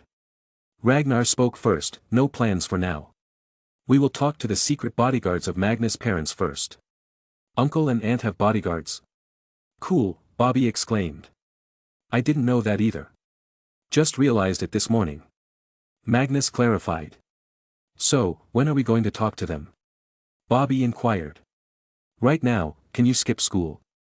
Yup, I can skip school whenever I want. I'll just say I'm going to a computer convention. You wait outside the school. Bobby said and ran to the principal's office. Bobby is a really unique person, Ragnar said. Yup, he is Bobby. Anybody with that name can't be normal. I know he'll do something great someday. Magnus confidently replied. But bringing him into the magical side of the world might put his life at risk, Ragnar warned him. Magnus sighed, I know. I will try to keep him mostly away for now. Hopefully, by the time the pureblood crisis becomes too big, we'll be powerful enough to handle anything. Hope is all we can do, Ragnar muttered. Bam! Bobby came running with his bicycle. Run run, the bullies will be coming. Magnus looked at Bobby weirdly. Why run? Because I just whacked one of them on his face. They are from the school cricket team. Magnus didn't go. He waited for the bullies to come. Soon, 6 boys came. All of them were tall and obviously seniors of Bobby. Where are you running to? You've got friends to help you now. One of them shouted. Magnus looked at him and asked, Who are you? I am Gilbert. Who the hell are you? Never seen you before. He asked back. Sigh. Magnus got off his bicycle and walked to the bully. What did he do, Bobby? He was extorting pocket money from a new girl. So I just whacked him. Bobby answered. He was strong enough to handle 2 to 3, but when he saw 6 of them, that was when he came running out. So you're a thief? Magnus inquired. No. We were just borrowing money. The boy defended himself, obviously lying. Magnus went very close to him. He was shorter than the boy by a little. But it did not stop him from his next actions. Maybe the school won't do anything to you, but I will. Magnus heated his one hand and then bam. A backhand slap on the face. Hard enough to make the boy fall to the ground. He held his reddened cheek with a crying face. You. Two more boys came to fight Magnus, but bam bam. Two more backhanded slaps and two kids down on the ground. The other three got scared seeing this. We will complain about this, W. Magnus proudly looked at the eldest of them, who was the first to fall. Go on, tell whomever you want. What would you say? That an 11-year-old slapped three 15-year-olds and made them cry like babies? How would you explain ganging up on a single kid with 6 of you and still losing? Do you think this is a joke? Magnus loudly roared at their faces. He was also making his body radiate heat, and it was making everyone feel more scared of him. Magnus, stop, one of them has wet his pants, Ragnar suddenly shouted. Magnus stepped back and saw one of the kids who was not beaten by him. He had peed in his pants. Magnus sighed, I didn't even talk to you. Please don't tell my mum, the boy spoke. Magnus sighed and stopped radiation heat from his body to feel scary. He walked to the boy and said politely, stop following them around if you want to do something in life. You were able to get into this school, so you must have something good in you. Focus on that, join Bobby maybe, he's got a good brain. Remember. You are the future of this country. Take care now, oh, and remember, I hate bullies. He ignored the slap victims and left with Bobby and Ragnar. After a good distance, Bobby protested, don't call me Bobby in front of people, I have a reputation to maintain. Okay, Bobby, Magnus replied. Hee, sure, Bobby, Ragnar added with a chuckle. Arg, Bobby grunted. Chapter 79. Kingsley Shacklebolt. He had been put to keep an eye out, safekeeping 2 muggles. Initially, he had no idea why he was here, but later found out whose parents these were. He had recently joined the ministry as an Auror after finishing his schooling and was put under the famous Auror Moody. He was happy as it would mean more exposure to fieldwork and faster promotion. He belonged to a pureblood family, but not the racist kind. His skin color had made him realize earlier that the world already has enough of racism, one related to blood was not needed. He was working under a senior Auror. He would often find himself being told to go to some other room whenever Moody came into the safe house. He wanted to know what secrets were being talked about but knew better not to spy. After all this time, he finally saw Magnus, the supposed future of the magical world. The boy was not anything special, maybe a bit extra tall.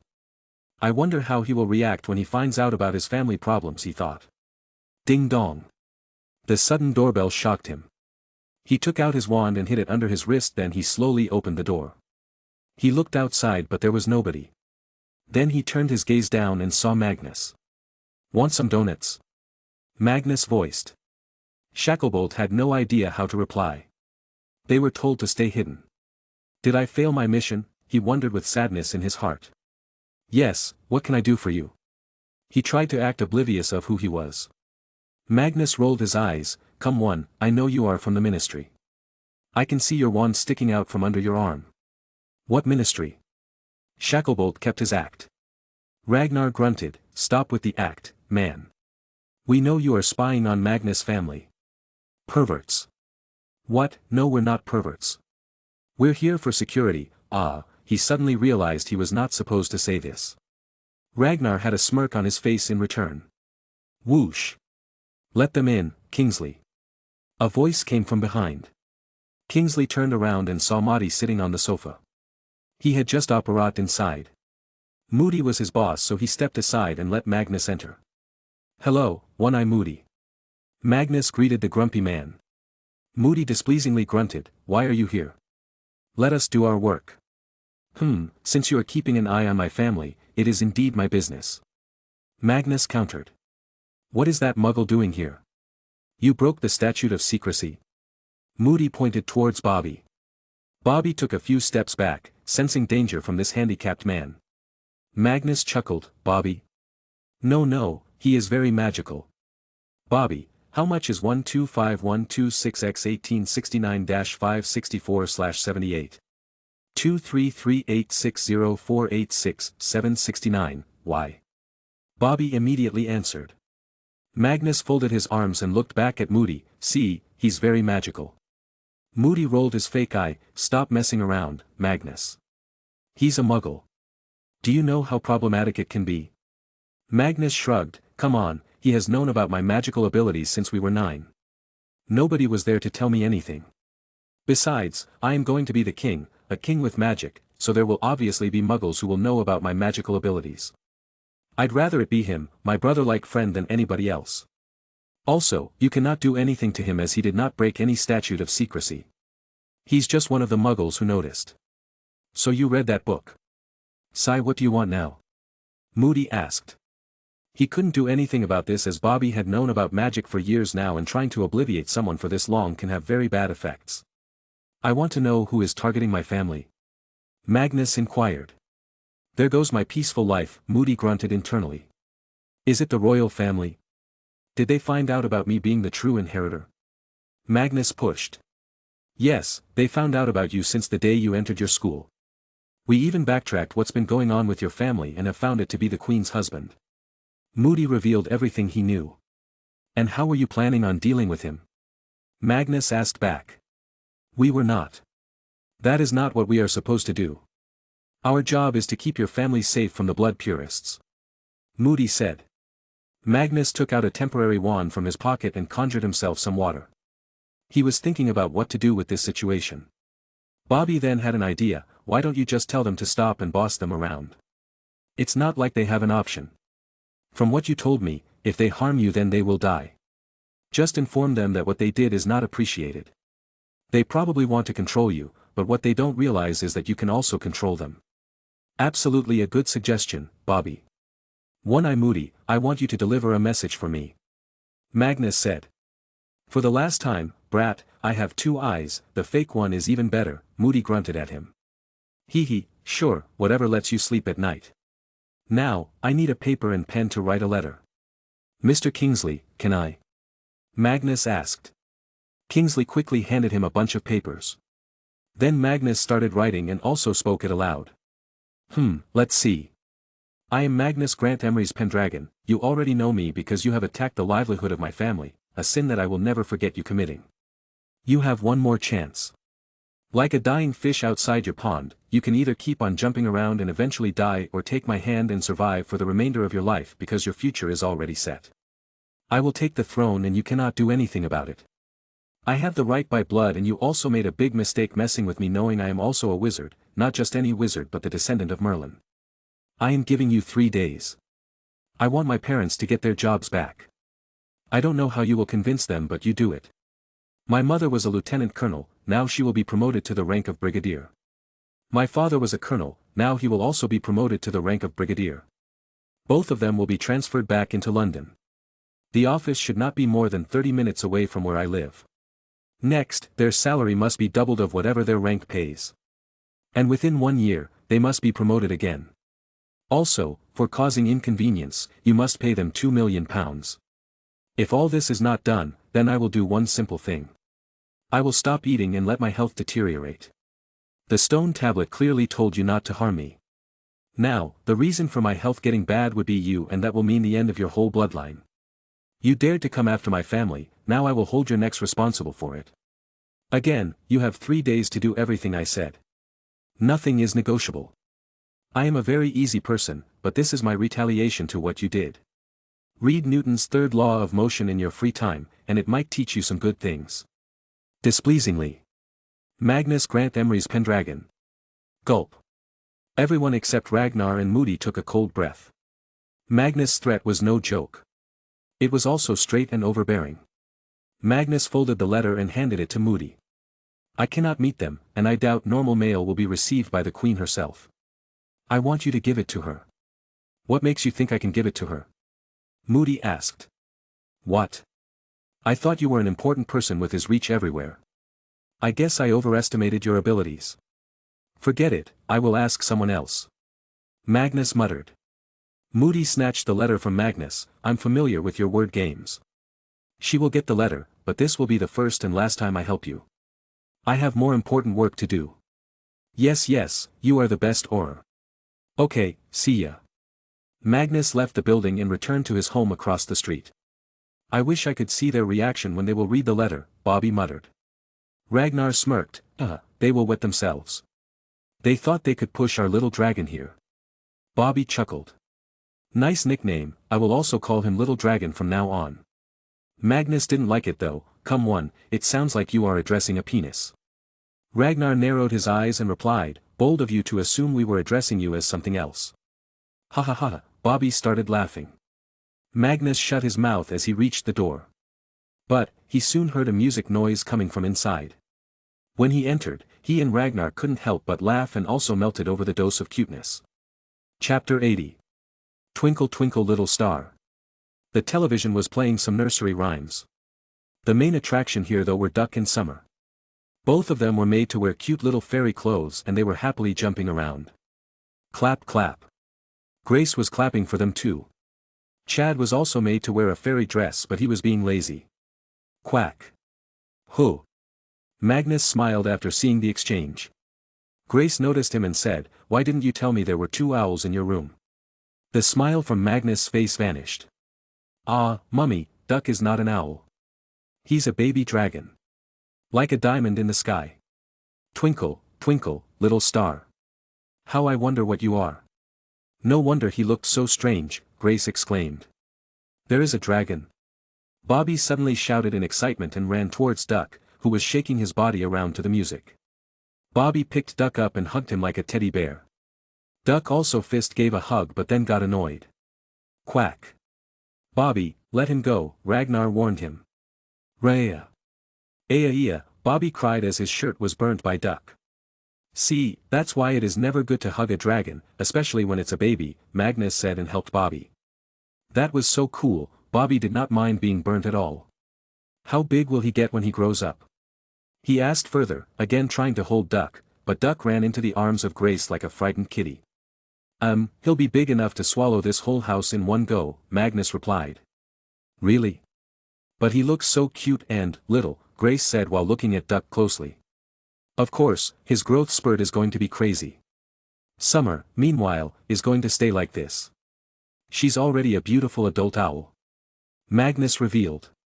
Yes, Summer is beautiful." Grace dotted on all the animals like they were her own children. They too felt a deep connection of Grace with Magnus, so they liked her back. "Magnus, when Duck grows up, you gotta let me ride on his back once," Bobby requested. Magnus agreed, "Of course, I will.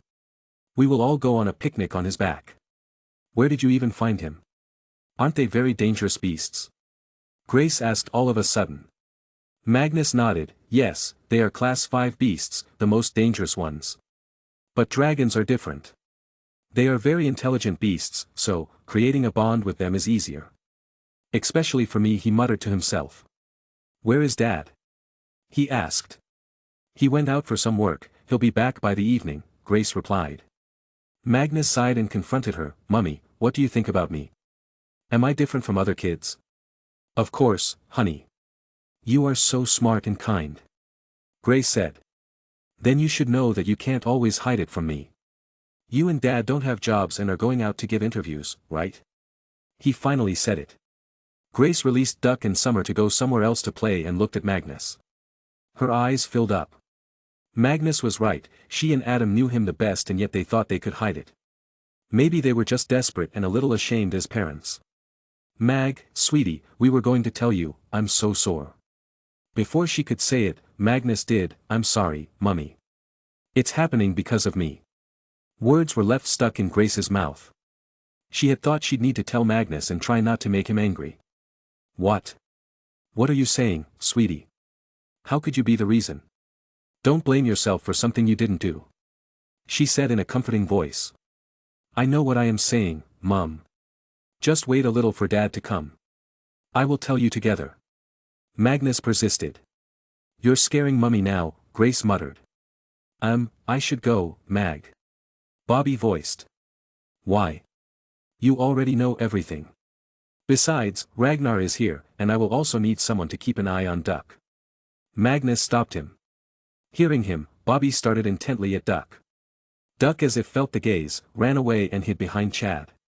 Magnus waited till evening for his father to come. Then finally, in the evening, Adam returned.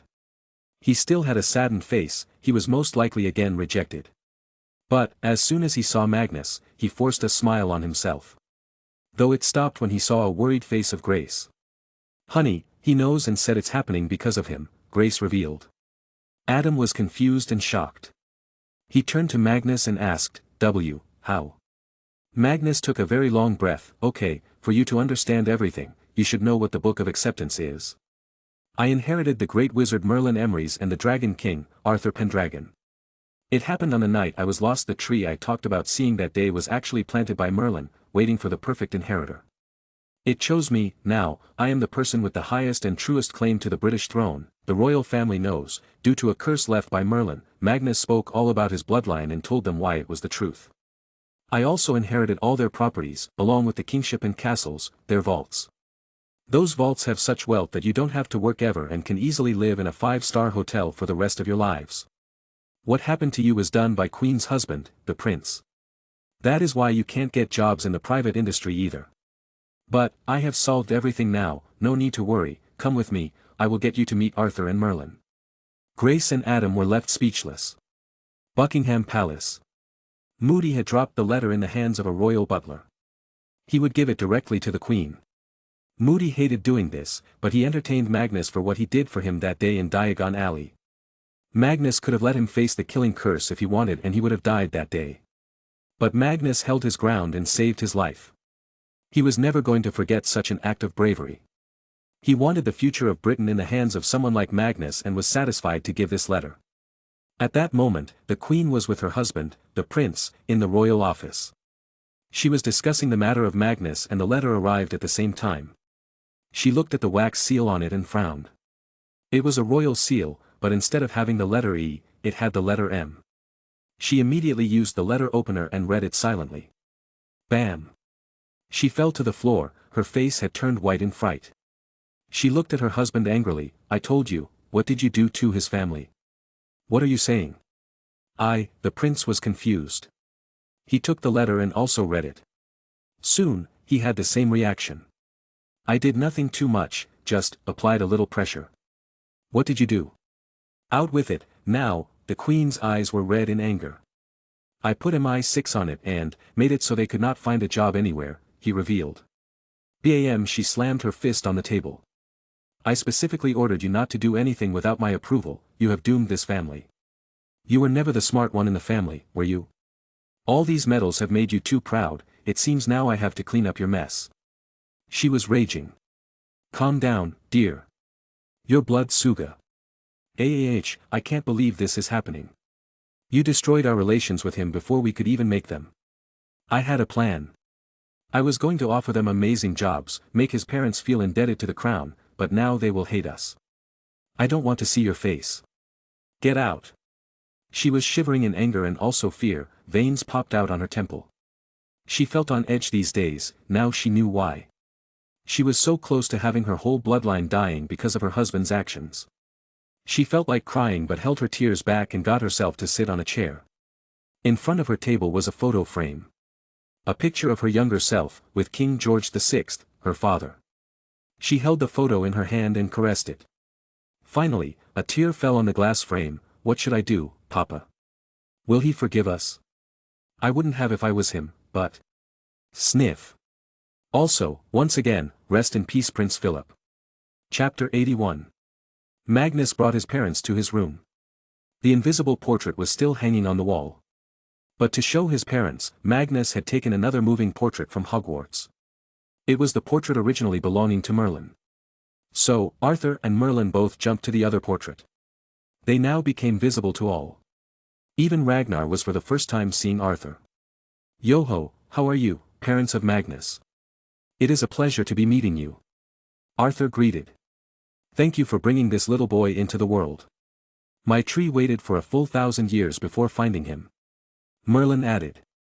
Grace and Adam were feeling numb due to so many crazy revelations. But they were not as shocked by the moving portraits as they had seen them in Diagon Alley. Are we supposed to bow? Adam asked.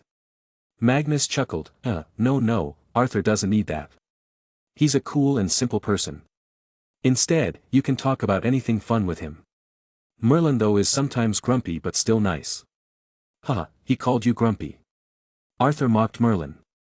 And he called you dumb, that's what being simple means. Merlin retorted. Excuse me, is everything my son said true? Grace finally asked. Merlin turned to her and nodded, true, Mrs. Grant. 1,000 years ago, I and Arthur already knew our end was near. We had no children, however. But we wanted our bloodline to not die. So, we left behind our inheritance. Only the most suitable was to get it. For some reason, the sentient tree I left found Magnus to be the right person, and I too agree with his decision. Magnus may be childish oftentimes, but he still has a heart of gold, dipped in a potion of bravery, cunningness and intelligence. Just like me and Arthur, he has the blood of the dragon now and is bound to do great things in his lifetime. Arthur also decided to add a few words. Indeed, Magnus is actually the best of both me and Merlin, just make sure he does not get a habit of drinking when he grows up. Yes, we can't have Magnus sleeping with the pigs now, Merlin commented. Cough. That was just once, Arthur defended his honor. Yes, the next time it was sheep, Merlin said.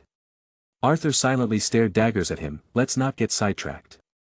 I was saying that Magnus is the true deserving king of England. You call it Britain now. The current royal family was warned that if they don't abdicate the throne when he comes of age or try to harm him, then they all will die due to a curse. Magnus took off from here, and they still dared to do it. They were the reason behind your transfers, the torment at work and also not being able to find new jobs. I have sent the letter to the Queen now, she has no option but to accept my demands. Since when did you know this? Adam asked. I didn't know anything until the first day at Hogwarts. Anyway, Mum, Dad, your son will be the king someday, aren't you excited? Magnus cheekily asked. Grace then stepped near him and hugged Magnus. You be whatever you want, sweetie. We will always support you. Magnus melted in his mother's arms, and as long as I have you, I can be anything. AWWWWW, Arthur made noises.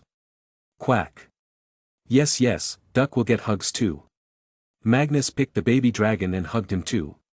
So, our son will be the king in the future. Do you want us to do anything special? Adam inquired. No, I want you to live happily, that's all I wish for. All this was not supposed to interfere in your life from the start, but they decided to do it. Now, you will get your jobs back, and also some extra money. Magnus said with a smirk. Haha, you extorted money from them? Arthur burst into laughter. Of course, damages for the mental stress they caused, Magnus said. How much did you ask for? Adam asked. Magnus showed 2 fingers and smirked. 2,000. Grace questioned. 2 million. Magnus announced. So much money? Grace exclaimed dumbfoundedly. We deserve it for what they did. But, this isn't really a lot of money. It's not even equal to 0.1% of what's in just Arthur's vault, let alone Merlin's combined. Magnus revealed. And you own all of it? Adam asked. Yes, I am very rich. Magnus replied. They were feeling more and more numb to whatever was coming from Magnus' mouth every second. Just accepting it, Grace sighed and got up. Okay then, let's go and eat dinner. I still feel so strange about all this. I will need at least one night to accept everything. Hee, let's go, Mummy. Magnus held her hand and went downstairs with her. Next morning. Grace woke up. She looked around herself in confusion. Adam also woke up due to her movement. Sigh. Grace sighed and said, Honey, I had the strangest dream last night. Let me guess, our son turned out to be the rightful king of Britain. Adam plainly said. So it was not a dream. Does this also make us royalty? She wondered. I don't know about that, but you've been the queen of my heart since high school. Adam cheekily replied and came close to her to give her a kiss. Bam. Grace put her palm on his face and pushed him back. Brush your teeth, your mouth smells. Arg, it was such a romantic moment. Fine, I'll go and brush, he grunted. Ding dong. The doorbell rang. She got off the bed and checked. She instinctively got attentive as the person in front of her was in a military uniform. It was an old man with a crossed baton and saber beneath a crown insignia on his shoulders. She knew he was a lieutenant general. But, she had no idea who he was as she had never seen this old man in her life. The old man coughed and greeted, Good morning, Mrs. Grant. I am Lieutenant General Bradley Wilson. May I? Yes, please come in. She invited him into the living room and offered him a seat. Is Mr. Grant here? You should call him too. He asked. I'm here already. What do you want? Adam came. He was not happy seeing a person in uniform. What does the army want from us now? After serving for so many years, we were thrown away like garbage, why should I not do the same with you? He questioned. Cough. Please calm down, Mr. Grant. The army recognizes its big mistake and we are ashamed of what happened. That is why I am here. Wilson said. Adam and Grace shared a glance at each other. The words of Magnus from last night came to their mind. Continue. Adam took a seat. Quickly, Wilson took out a file from his bag and gave it to Adam. We did an internal investigation and found out that someone in the headquarters was targeting you two for some personal grudges. We have suspended him. However, we understand that what happened to you two was very distasteful. So, we offer you 2 jobs again, in the army. In the previous offices, you used to work at. In fact, if Mrs. Grant wants, you can become the head of the Department of Cardiology at the main military hospital. You two will be promoted to the ranks of brigadier. Your salaries will be double and as compensation, the army has decided to give you this. He handed a check of £2 million, 25,150,793 in today's money. Adam and Grace gobsmackingly read the letter and checked the check. Meanwhile, General Wilson was wondering what the hell was going on. He had just been told to come here and tell these 2 people about their reinstatement, promotion and also the compensation. What sin did the army commit against them, he wondered internally. We are ready to accept these terms, Grace said and handed the papers back to Wilson. They were not going to be grumpy about it as they were being offered such good deals. Also, now they knew their son was going to be the king and they felt that it would help him get accepted by the people in the future if his parents served the nation in the army. Hearing this, Wilson got up to leave, then I should be on my way to make your reinstatement official. Thank you for inviting me in. Once he was left, both Grace and Adam ran upstairs to see Magnus. It was all his doing after all. Magnus, wake up, Adam barged into his room. But, there was nobody in the room. Where did he go to? Adam asked Arthur. They went out to do some running. Now, don't shout and let me sleep. Arthur muttered and again started snoring. Chapter 82. Where are we going? Ragnar asked Magnus. Both of them were jogging on the city footpath. To meet my lawyer. I don't want him to come to my home as we are also probably being watched by some blood purist. I can't go to his home either. After this, we will go and meet Snape. Then take him along to see my castle. Magnus planned. It seems we did the right thing to finish our holiday homework in the school itself, Ragnar muttered. It's their fault they gave it a week before the holidays started. To be honest, giving homework during holidays is just wrong. Kids get these holidays to spend some time with family, and the school tries to take away even that time. I guess I need to have a talk with Dumbledore later. Magnus muttered. Still, it's good for stupid blokes who don't study anything. I have never heard of a student failing Hogwarts ever, so I guess it's working. Ragnar replied. This is it. The coffee shop Ted told me to come. Magnus entered a good-looking coffee shop. Do you have reservations? A man at the door stopped him. Magnus had no idea what kind of high-class place this was that even for a coffee you'd need reservations. It is probably under the name of Ted Tonks or Magnus. The man checked it and found Ted's name. He was shown the table after that. Ted was already waiting for Magnus with a big stack of documents. So, why did you call me? Magnus took a seat and asked. Good morning, Mr. Pendragon. I need your signature on a few documents. These are related to Intel.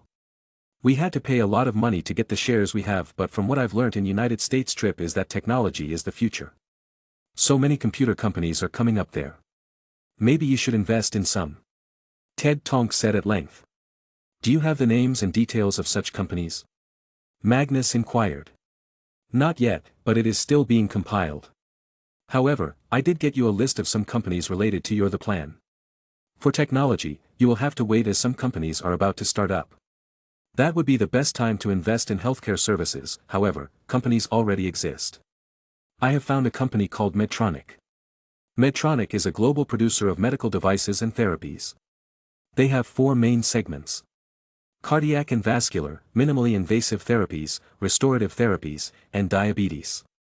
I would suggest you invest in this company as it is generally small and has a huge scope of development. Also, as you said, because of increasing world wealth, people are eating more, getting more heart disease or diabetes. This company focuses on it too. Ted explained in great detail. Magnus' mind was actually thinking much further than what Ted said. If I want to make the world's best hospital for Mummy, then it's gotta be a heart specialist hospital. For the best hospital, we also need the best equipment. Mr. Tonks, buy this company with any means necessary. Then inject $10 million in research and development. $5 million of it goes to the cardiology department. Magnus instructed. Ted had by now gotten used to Magnus' sudden burst of instructions. He was getting paid handsomely, so he never questions them and just writes them down. I will try. Buying it will be hard as it's a publicly traded company. What about the entertainment side? Ted inquired. Magnus read the report. But except for the big studios like Disney and others, nothing of interest could be found. So, he tried to look at the musical side. Just buy a decent record label and start expanding it around the world. I don't have any other companies in mind for now. The music will be a big part of life in the future as it gets easier to listen to. He planned. Ted nodded and finished writing it up. He drank his coffee calmly and turned to Ragnar. Do you want to invest too? Sure, but I'm more of a magical person. Tell me if there is a spot open for a shop in Diagon Alley. I would like to have my own potions shop. Ragnar revealed. Hearing him, Magnus exclaimed, Really? Why didn't you tell me before? The ministry runs many of those shops. I could have extorted 1 or 2 shops if I had pushed. But it's okay, with their stupidity, I'm sure we'll get many more chances. Hee, stupid they are. Ragnar chuckled.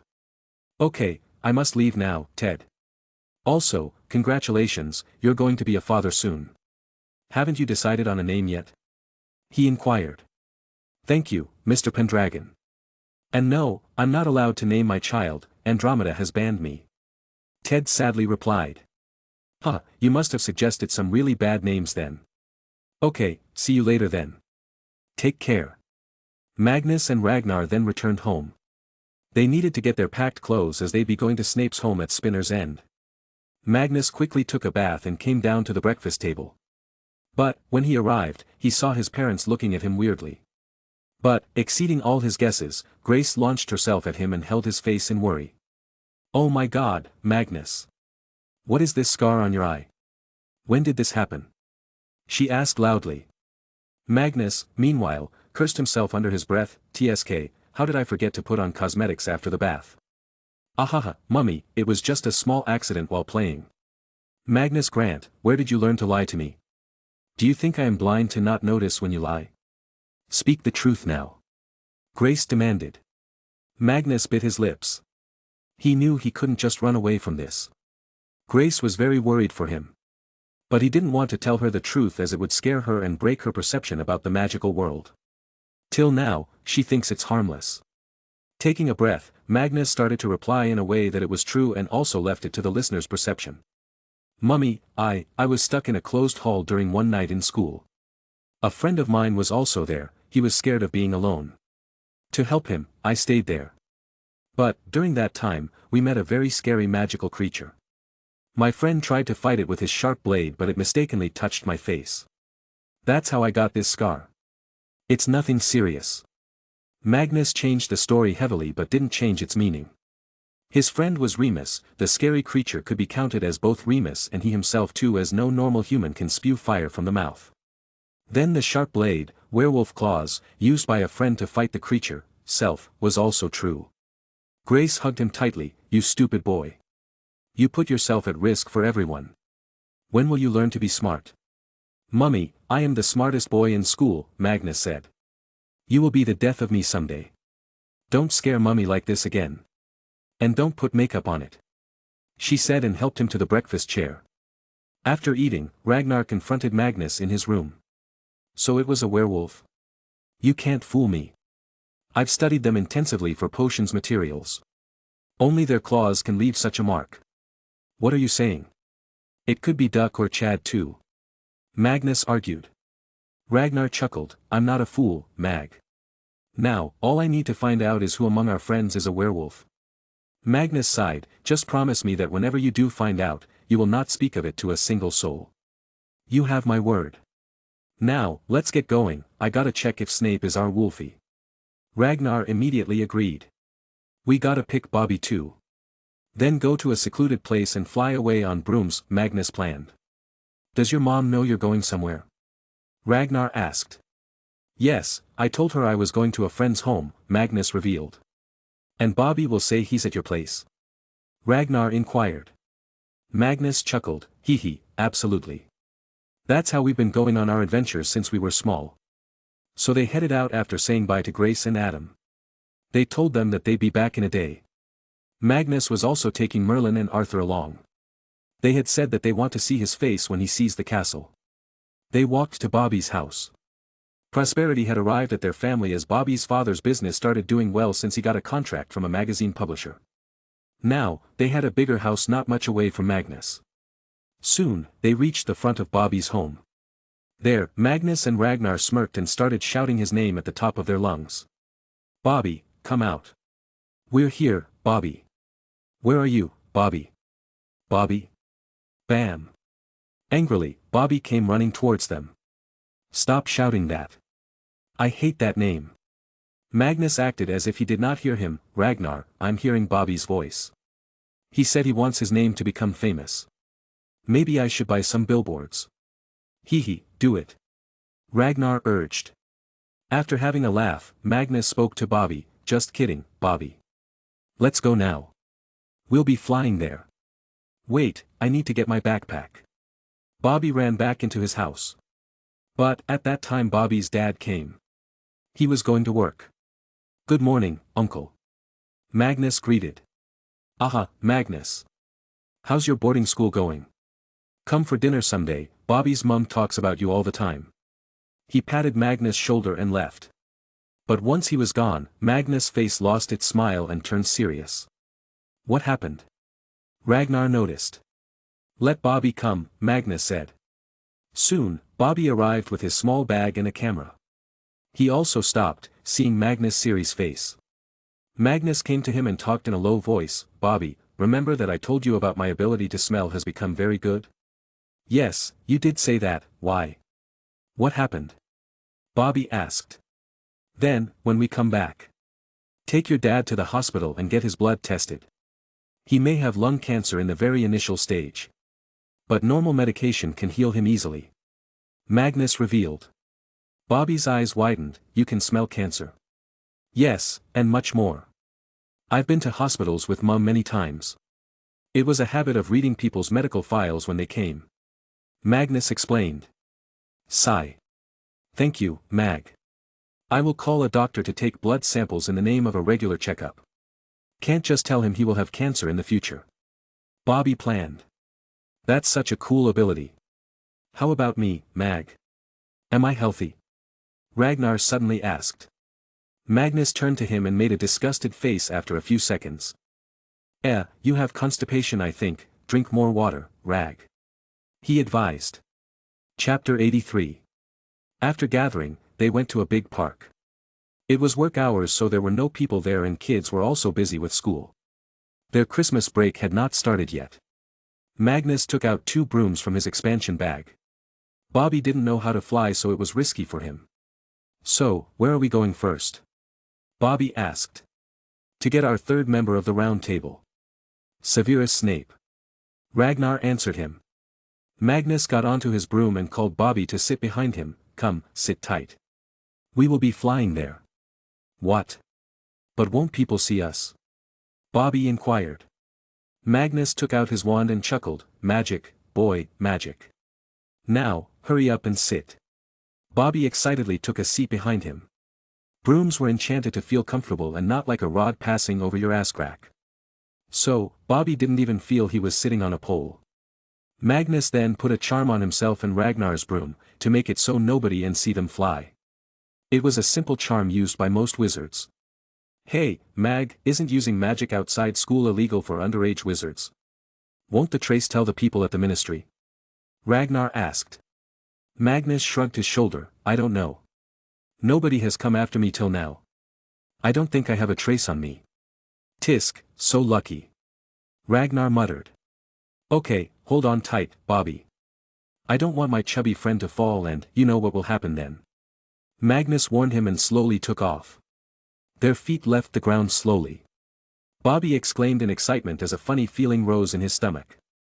The trees grew smaller around them and buildings in a distance became clearer. And then, Magnus accelerated. Zoom. Whoa! Bobby shouted. Ha, I knew you would love this. Now, let's pick up some speed. Magnus went full speed. Bobby looked around at the changing scenery. It was much better than traveling on a plane.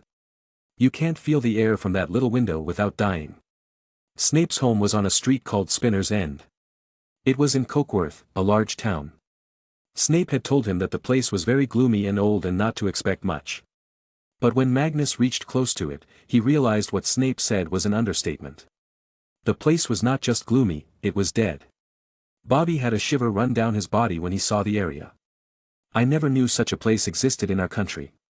It's as if this place is stuck in the war era. The place was covered in chilly mist, that drifted over a dirty river that wound between overgrown, rubbish-strewn banks. An immense chimney, relic of a disused mill, reared up, shadowy and ominous. There was no sound apart from the whisper of the black water and no sign of life apart from a scrawny fox that had slunk down the bank to nose hopefully at some old fish and chip wrappings in the tall grass. It was a town with several streets of identical brick, terraced, houses. It was located near a dirty river, the bank of which was strewn with litter. There was a disused mill with a tall chimney in this town.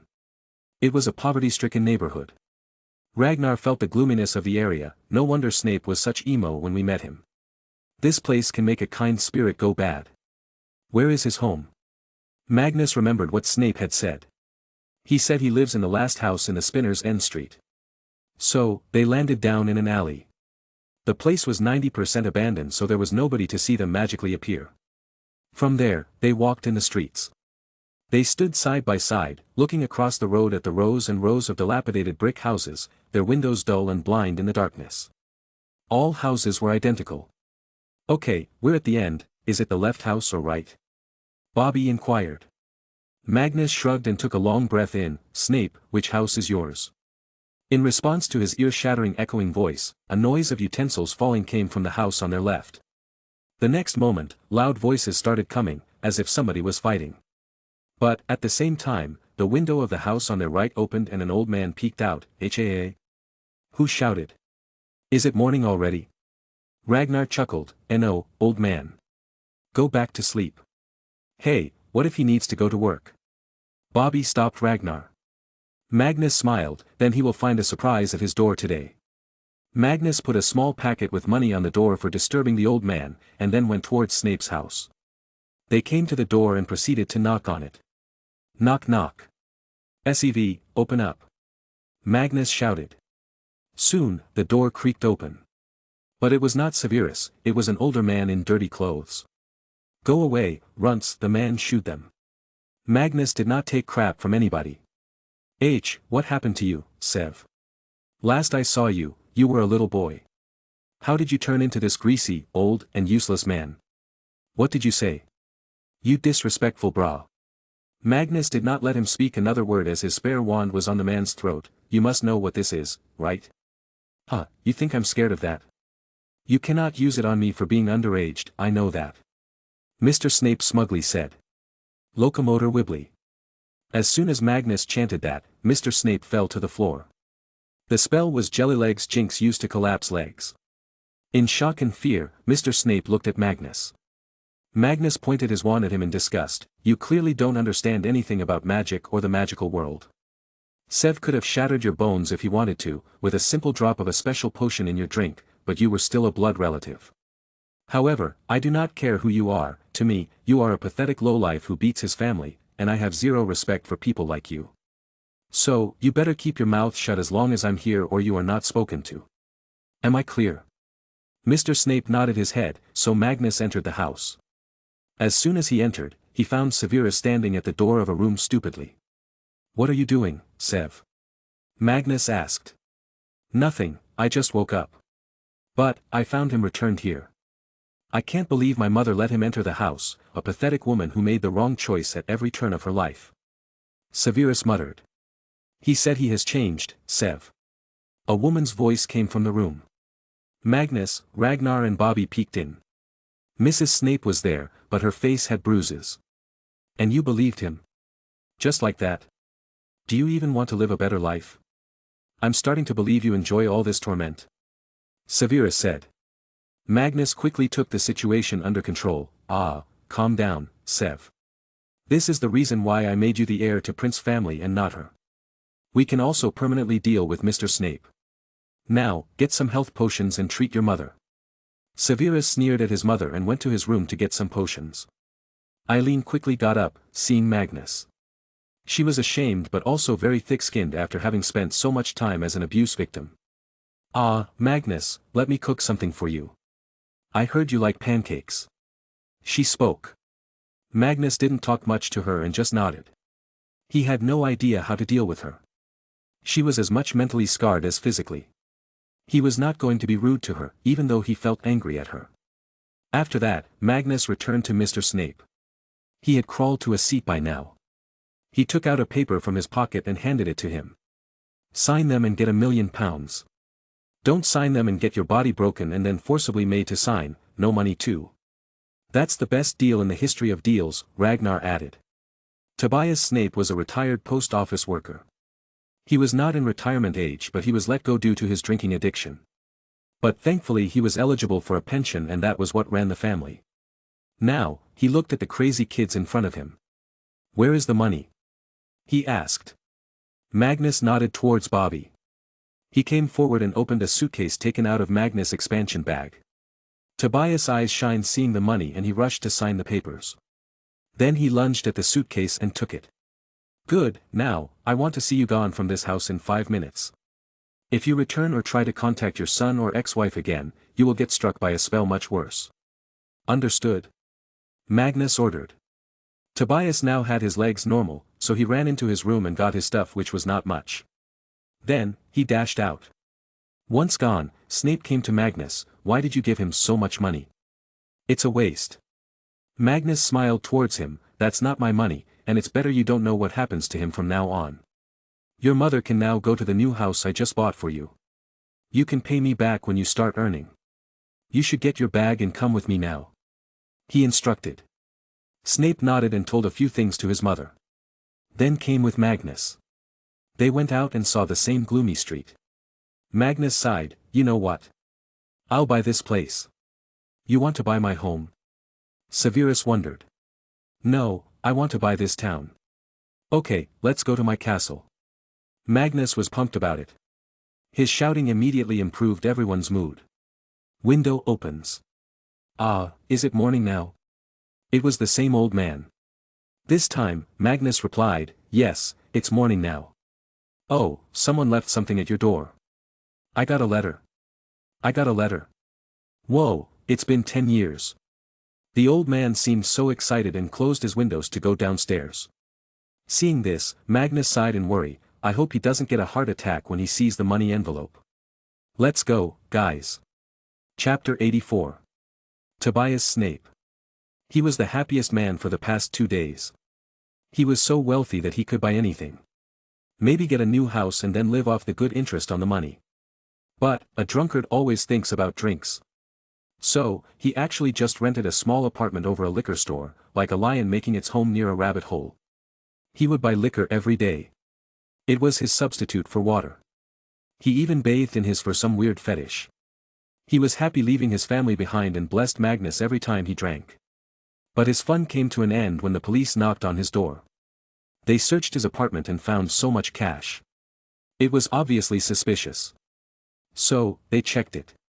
And found it to be money belonging to the bank, as the cash Tobias had a code that was not yet issued to anybody. So, he was taken into custody. Even though he tried to tell them it was not his money, nobody believed him. He was found red-handed and there was enough evidence to put him behind bars. The bank never issued a public statement because they were ashamed as they didn't even know when the bank robbery took place. Since then, Tobias Snape disappeared from the world's eyes. Magnus had actually sent a letter to the police the day he took money from the bank. He felt distasteful stealing money so he actually put 1 million into his own account there first. This way, he was just taking his own money. But he had no idea what had happened to Tobias. Because he was on his way to his castle now. It was very far away, on the western coast of the United Kingdom. They flew for hours to reach there. But, they couldn't find the location at the shore. So Magnus asked Merlin in the portrait. Merlin quickly voiced, haha, of course, you can't find it. It's my castle. Also, it's not just on the shore, it's actually an island, west of the northern mainland. It was fully enchanted by me and that is why none know of it. Just follow the coastline until you will start feeling a ting in the head, Magnus. From there, head left, over the sea. Soon, you will enter a magically protected area and that's it. Also, it's better if you enter first as your blood will let you see the island but others can't. It is like a Fidelius charm but much bigger and better. So, Magnus followed the instructions after having Bobby sit with Ragnar on the broom. Merlin and Arthur's portrait also demanded that they stay outside with him. After traveling north on the coastline, Magnus finally felt a ting in the head. From there, he took a left. He continued to fly for several tens of kilometers. After more than an hour, he finally felt a little strange. As if, there was a barrier in front of him. He warned his friends, stop. Wait here for me. He knew this was it and excitedly headed right into the barrier. He felt as if he was passing through an invisible wall. He also felt as if something scanned him. Soon, the tingling in his head turned into the happy chirps of a bird. Don't tell me, this island is sentient. He asked Merlin's portrait. Hee, yes and no. At most, you can call it a quarter sentient. It does not understand complex feelings. It just exists and is alive in a way. Go on, you will see the island soon. Merlin seemed as excited as Magnus. Magnus did not stop. He made his broom go faster. Eventually, he saw something on the horizon. There were hundreds of black spots. Slowly, he came closer and was left in awe. The whole shoreline had small mountains at equal distance, on each mountain was a humongous stone statue, wearing armor and holding a spear. They are so awesome. Magnus shouted in excitement. As soon as Magnus reached the shoreline, all the statues took to the knee, as if saluting a king. They can move? He asked. Merlin answered, of course, I studied the sentinels at Hogwarts heavily and then added my own magic. All these sentinels you see are the guardians of this island. It's the first line of defense. Don't take them as a joke, they can throw their spears at the speed of sound and as long as they are connected to the ground, they can keep on summoning more spears. Magnus awed at them, this is so amazing. You're a genius, Merlin. Heh, glad you noticed. Merlin sarcastically replied. I bet I could have defeated them with my Excalibur. Arthur also voiced. Of course you could. It was an enchanted sword, one of its kind. Merlin talked back. But Magnus ignored their bickering and returned to call in his friends. Then, he showed them the sentinels. They too looked at them in awe. How big is this island? Bobby inquired. Magnus did not know, so he turned to Merlin. Merlin answered, about 200 kilometers in all directions. That's huge, Ragnar exclaimed. Keep on flying to the castle, the main course is still remaining. Arthur nudged. Magnus looked forward to seeing what the castle looked like. Since he heard about owning it, he wanted to see it. And now, his expectations were reaching the sky because of how blown out he was by just the sentinels. As they flew by, they saw so much diversity in the environment on the island. There were tall mountains, there was a small desert, there were jungles and also grasslands. It was a cluster of everything Earth had to offer. What are these two statues now? Magnus asked. In front of him was a huge valley, on whose sides were two giant statues of what seemed like robed people with staff. Merlin explained again, this is Wizard's Pass. Beyond this point on the island, all magic based on bad intention gets banned. If you try to do it, then these two will send a very strong punishment towards you.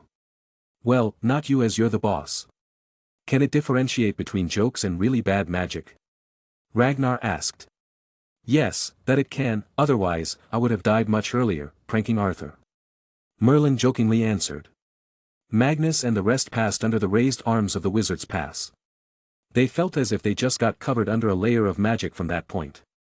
They again saw various changing landscapes, but, all the main stuff was mostly in hilly green areas. It took them 1 hour to reach near the center. From a distance, they saw a giant plateau, going in a circular shape for as long as they could see. Coming closer, they found it was not a plateau but something similar to what they saw on the shore. These were all man-made structures. A giant wall, made with morphing mountains. The whole wall had many peaks and each peak had a giant sentinel with a sword near its chest, held in a knightly pose. Each mountain supporting the sentinel was also a castle in itself. What are these called? Snape wondered. This time Arthur answered, these are all called home sentinels. Like those on the shore, they are meant to protect the insides of the island. They can fight very well, all of them have their fighting abilities mirrored from me. Magnus with sparkling eyes looked at each of them. Each such giant sentinel depicted one Arthur that could cut mountains. Why did you even need all these? Who were you protecting the island from? Bobby asked. Everyone wondered the same hearing the question. Merlin snorted, can't a man have some ambitions? We just wanted to make a wonderful place for ourselves, so we went a little overboard. Still, in those times, wild dangerous magical beasts and dark beings were much more prevalent. Also, none of these sentinels can leave the island, so it was just for home safety, Arthur added. Okay, ask questions later. These home sentinels marked the start of the main castle area. Just a little more in and you will see the main thing. Merlin insisted they continue. They did exactly that. Magnus was in the lead. The landscape now remained green, with lots of lakes, grasslands, and mountains. Then, finally, Magnus came to a big opening and in a distance, he could see some structure. Cones of a building to be exact. But, as they moved closer, their heads started to sweat. The scale of the building was beyond their wildest dreams. They thought it was impossible to beat Hogwarts in size, but here, in front of this building, which could be a castle or maybe a castle city, Hogwarts seemed like a child. There was a boundary wall, going around the whole area. Then there was the castle, which just kept on going higher. It was unknown if it was a mountain or just a building, but they had a feeling it was the latter. The highest point of the castle was as high as the tallest mountains in the surrounding region, and those mountains actually had snow at the top. Even around the castle, there were clouds here and there. It had whitish walls and orange roofs. There were so many buildings that Magnus estimated a big metropolis could be established in it. This, crazy, Magnus exclaimed. The scale was mad. But, that was not it. It was beautiful and well kept. Ha ha ha, Arthur started laughing with pride. I guess we did go overboard with this, Merlin muttered while stroking his beard. What is the name of this castle? Ragnar asked. Finally, Arthur revealed, welcome to the real, Camelot. Both, the island and the castle are called that. Magnus nodded. It made sense, what else would it be than Camelot? Does anybody live here? Magnus asked. Why don't you find out yourself, you own it after all. Merlin replied with a smirk.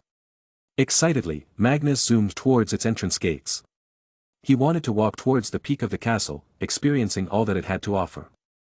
But, as soon as he stepped inside the boundary gates, he saw some movement. Chapter 85. As soon as he entered the boundaries of the castle, in front of him, a white horse appeared. But, when looked closely, he found it was actually a unicorn. And soon after, many more magical animals as well as normal animals started coming out of the different alleys.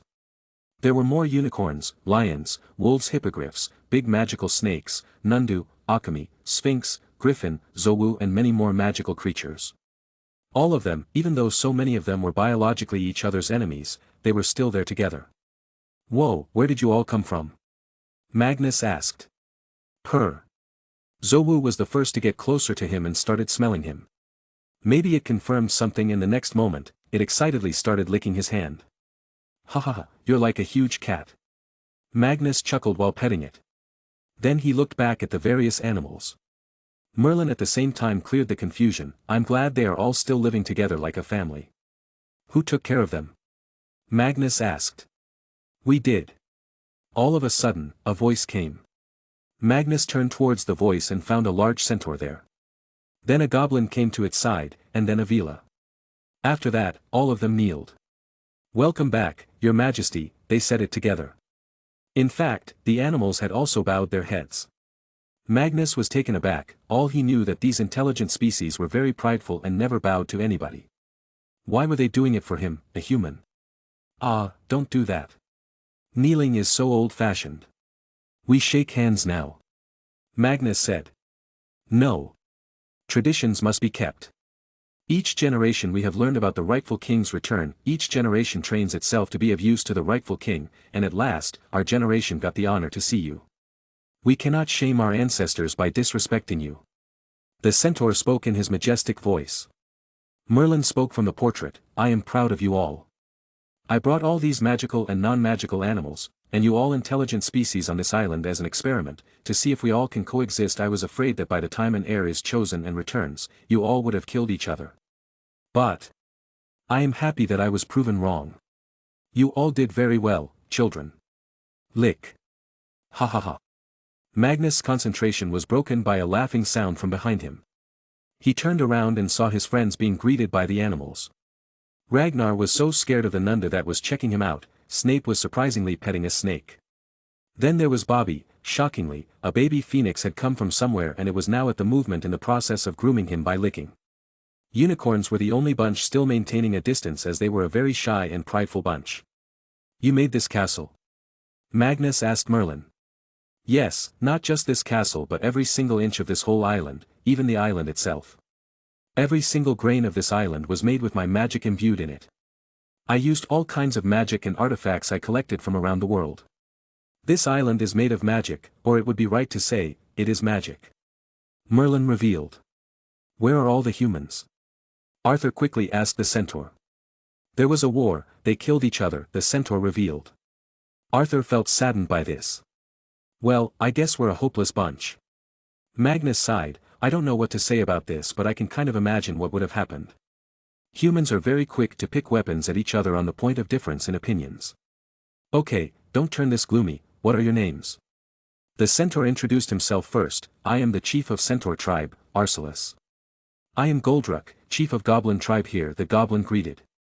Finally, the beautiful Vila spoke, and I am Sylvie, the matriarch of Vila tribe.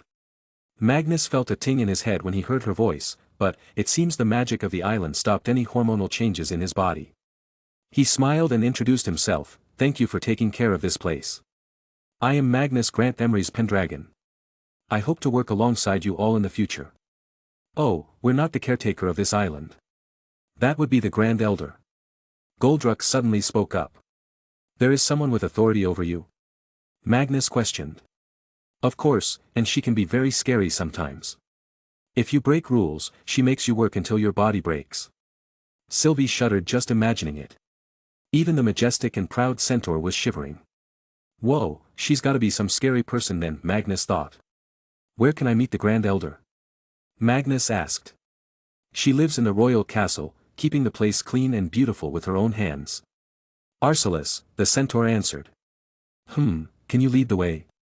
Magnus requested. Of course, please follow us. They started walking up to the royal palace at the top. Magnus, on his way, saw a lot more goblins, Vila and centaurs, living together, smiling and also bowing towards him. There were not a lot of them though. Goldruck told them that there were goblins, centaurs and Vila as the only intelligent species and there were about 400 of them all combined. In fact, there were a lot more animals on the island. So, the huge city castle had just 400 people living in it. Magnus was going to keep it that way, he'd rather have a peaceful small community than a chaotic big one. What do you all even do?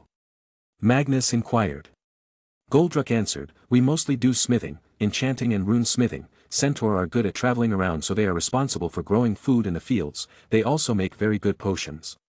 Vila, on the other hand, makes clothes and other basic necessities items. Our community may be closed but we are not dependent on the outside world.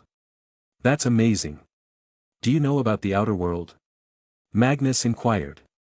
Arcelus replied, of course, every once in a while, a goblin goes out there. They just go to sell or buy some special items but they bring back newspapers from both magical and muggle world. None of you ever felt like leaving this island? Bobby asked. Sylvie shook her head and answered, no, we dislike the world outside. We know that we are considered lower than humans. We are discriminated against, so why would we want to live in that racist world? In fact, we pity all those that live outside. That is correct. Humans have refused to join together, again and again, it is clear throughout history. Be it Muggle-it, wizards. Ragnar said, as a first-hand victim of human monstrosity. We're here, you may go inside. We are not allowed to enter without her permission. Arcelus stopped. They were standing in front of a huge door. That was the only way to enter the area beyond. Magnus nodded and went to push the door. It opened as easily as pushing a feather. The door fully opened, revealing the main castle of the king. I missed this place so much. Arthur commented. Which one of you actually ruled this place? Snape asked them. Oh, I had actually given it to Merlin, but, as the king, I was still the ruler. The other Camelot in the human world is already gone, destroyed by my so-called successors. Arthur explained. Wait, so this is where the real round table was formed? Magnus asked in excitement.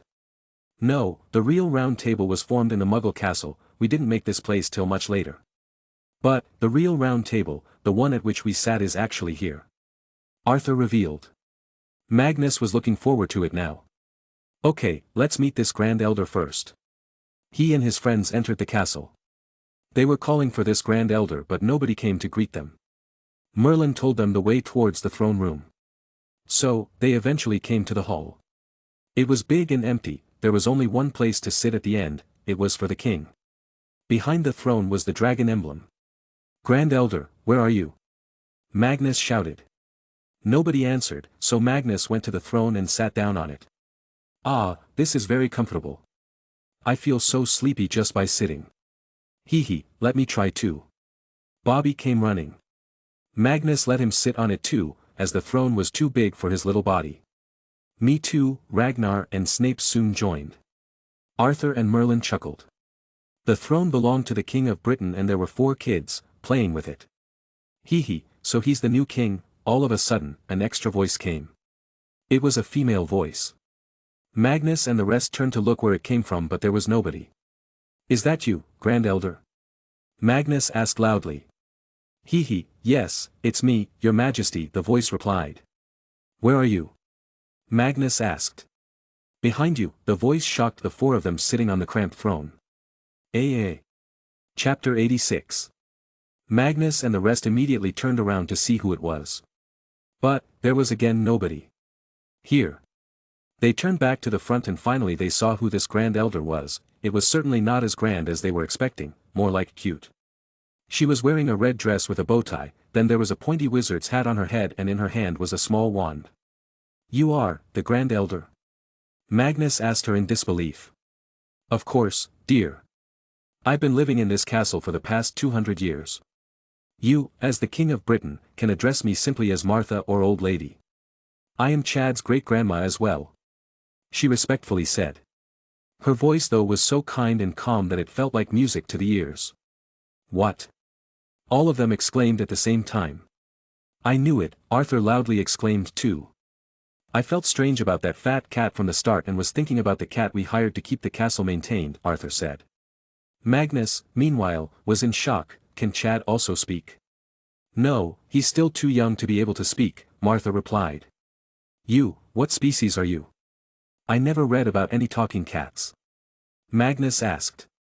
Oh, I am not a normal cat, I am actually a half-Kneazle.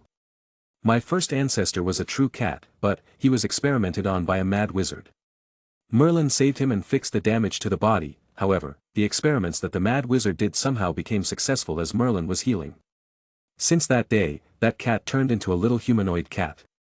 He is dead now, but his bloodline keeps on going. She explained. Snape spoke, so you're an entirely different species. Yes, she affirmed. If you are this old, then I'm going to call you Grandma Martha. Ah, can't believe you sent Chad to me. Magnus decided.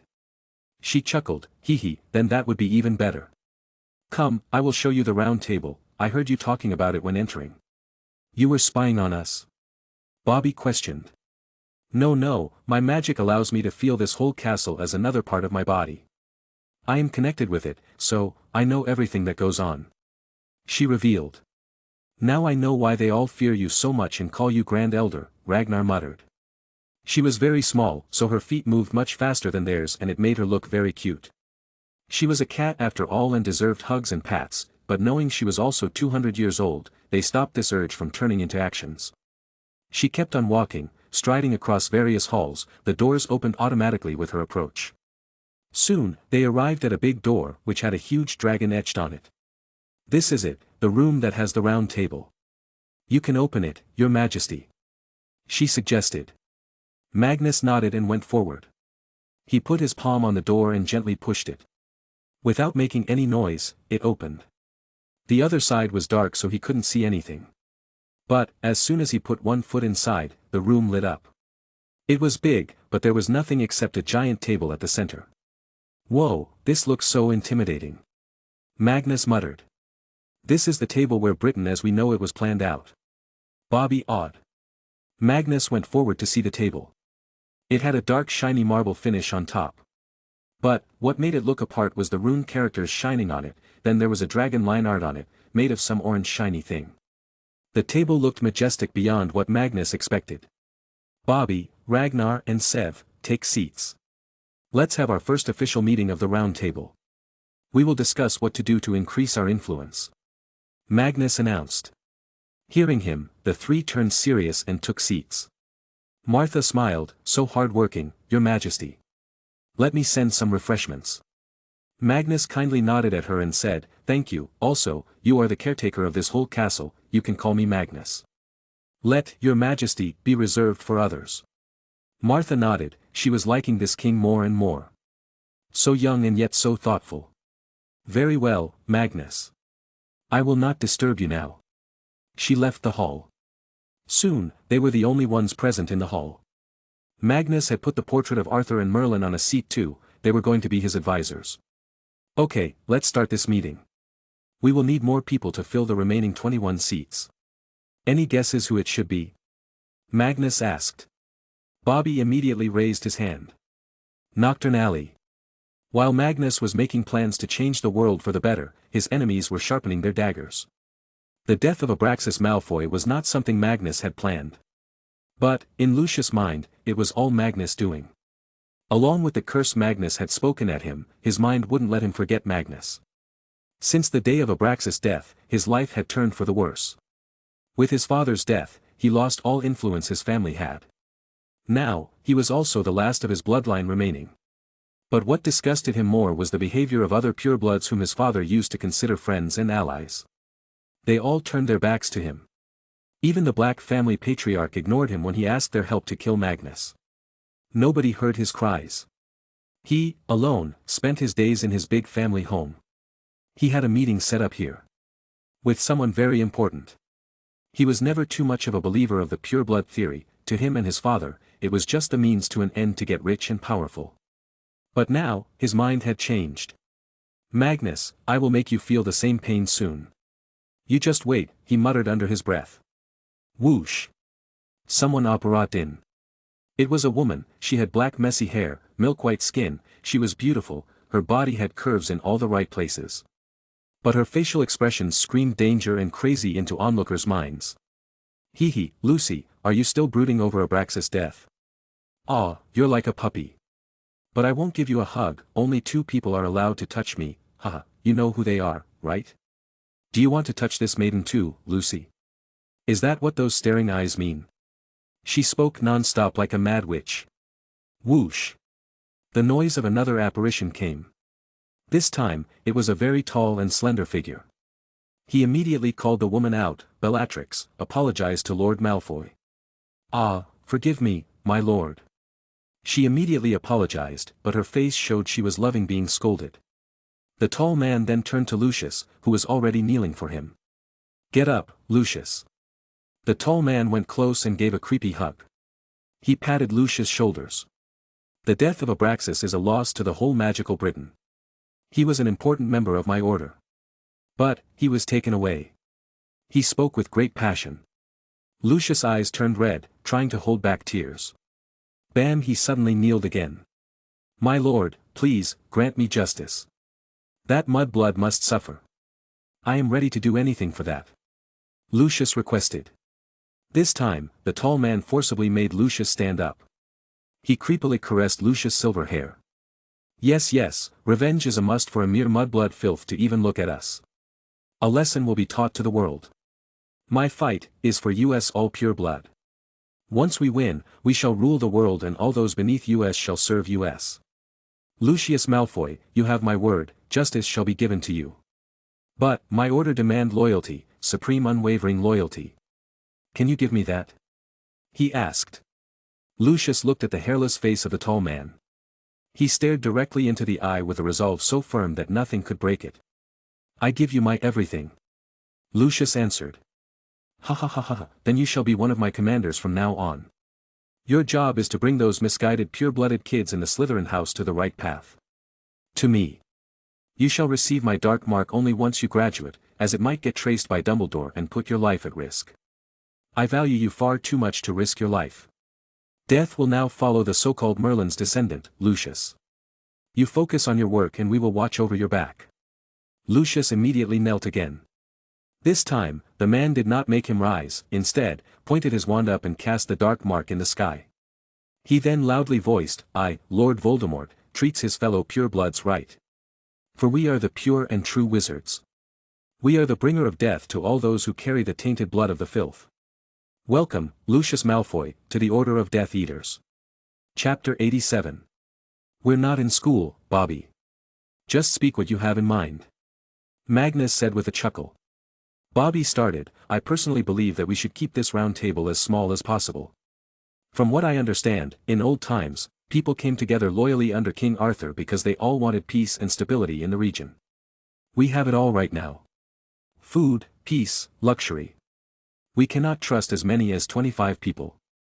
At most, we should keep this a 6-person secret group. We can be the real round table. Behind the round table, we can create another group, which will be like the round table and will have a full 25 members, but they will not be a member of our inner circle. Snape nodded to his plan. Bobby is right, we cannot trust 25 people to keep our secrets as well as follow our goals. Human greed knows no bounds. That I agree with. 6 should be a fine number for our real round table. We can make a different group of 25 members, though we will still treat it as an extremely secretive group. Ragnar added. Magnus listened to them all and had to agree. You're all right. The round table can be the secret overseer of the working branch. But, what should we call this other group? This was something everyone thought about. But they couldn't come up with a good name. Just then, Arthur suggested something. Magnus, why not keep the tradition going? You named the main group Round Table. The second group is going to have many members, so why not call it Order of Merlin? It shares the name with the wizard medal now, so even if someone hears about it they'd be confused. Yes. Finally, you said something useful, Arthur. Magnus praised. Hee, what do you mean by finally? Arthur asked but got ignored. Magnus enthusiastically named it. Okay, the Order of Merlin will be our main working group. We need at least 25 people on it.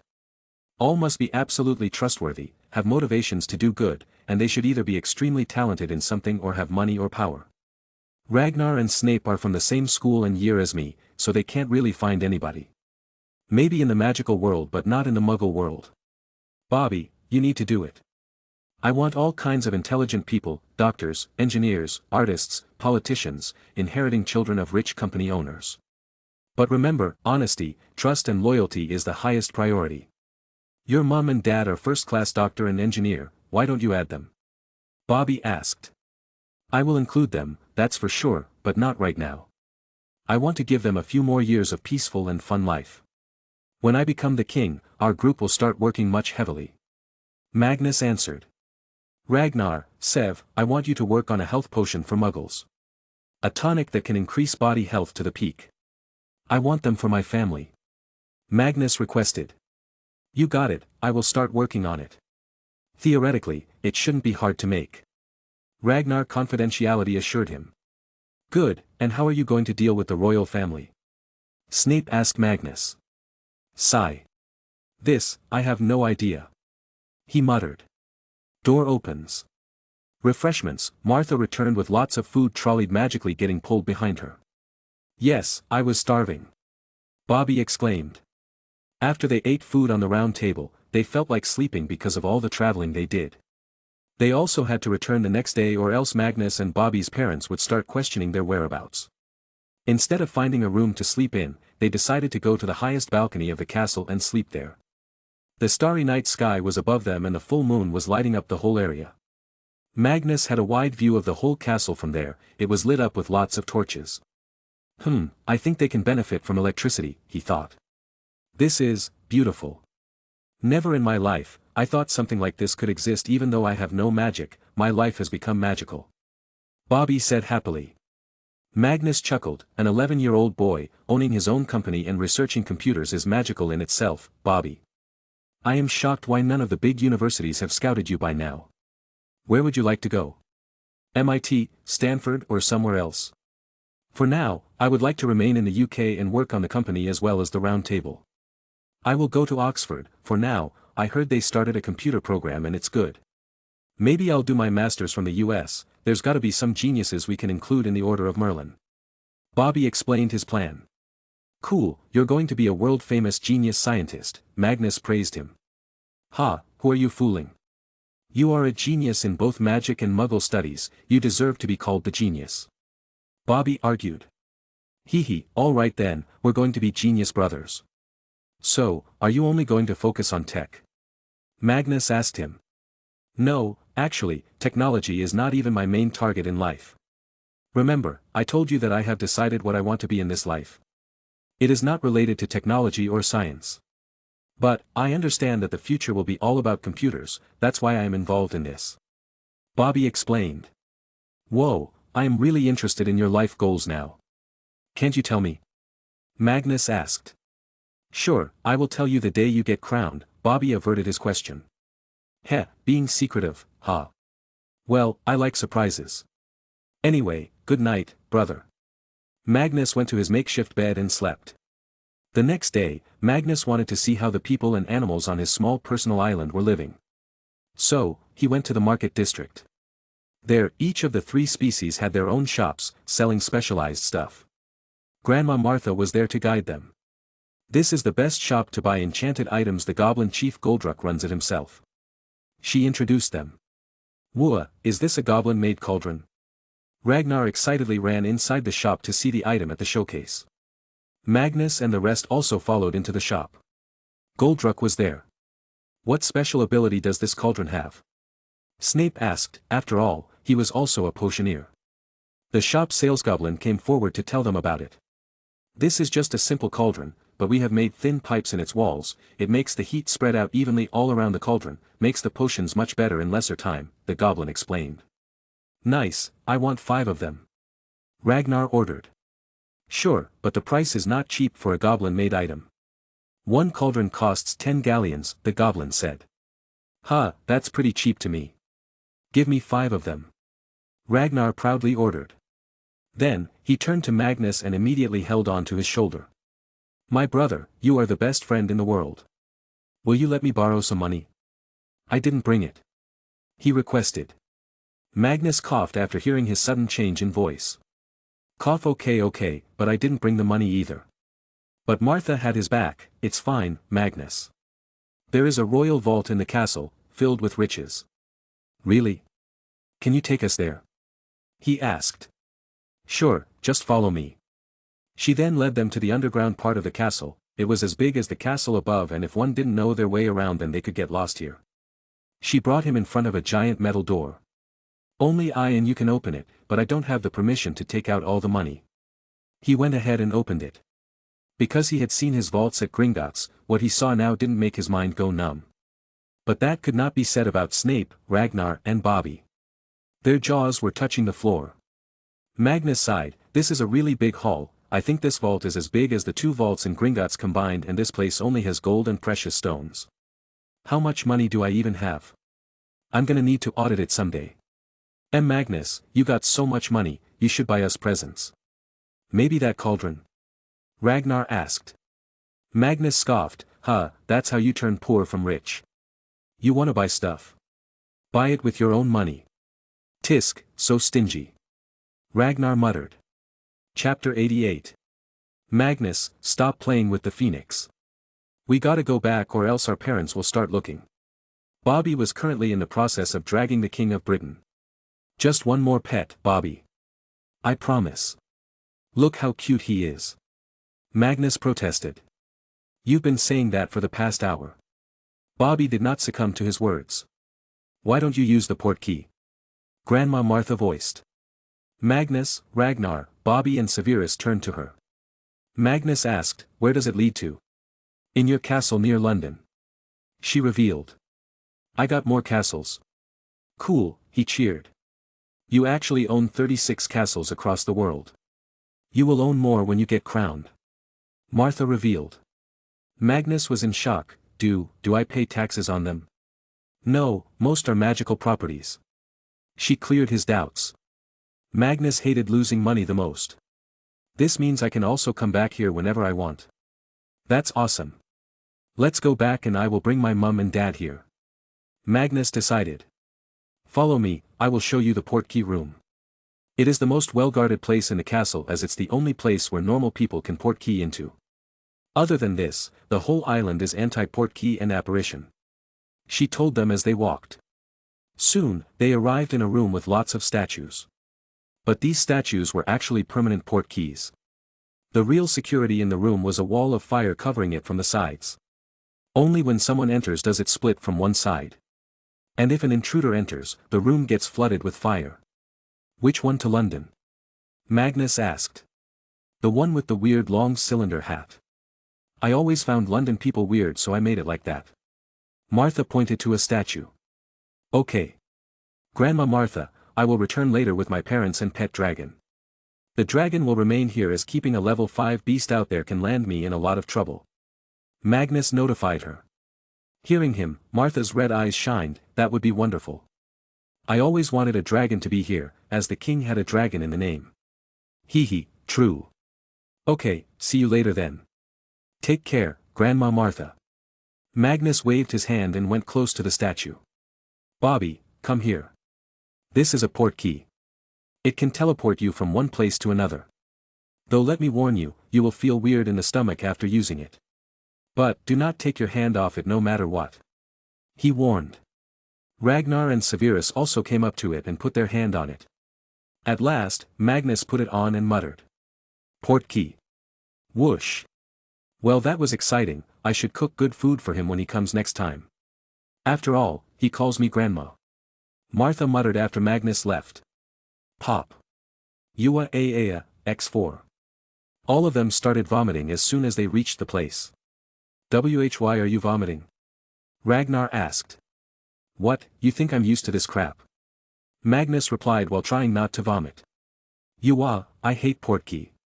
Bobby also cried. Snape thought was silently vomiting because of how edgy he was. "Wait. We return to London, how will Sev go back?" Magnus asked. Snape's eyes also widened as he realized that. He quickly made a plan. "Lend me your broom."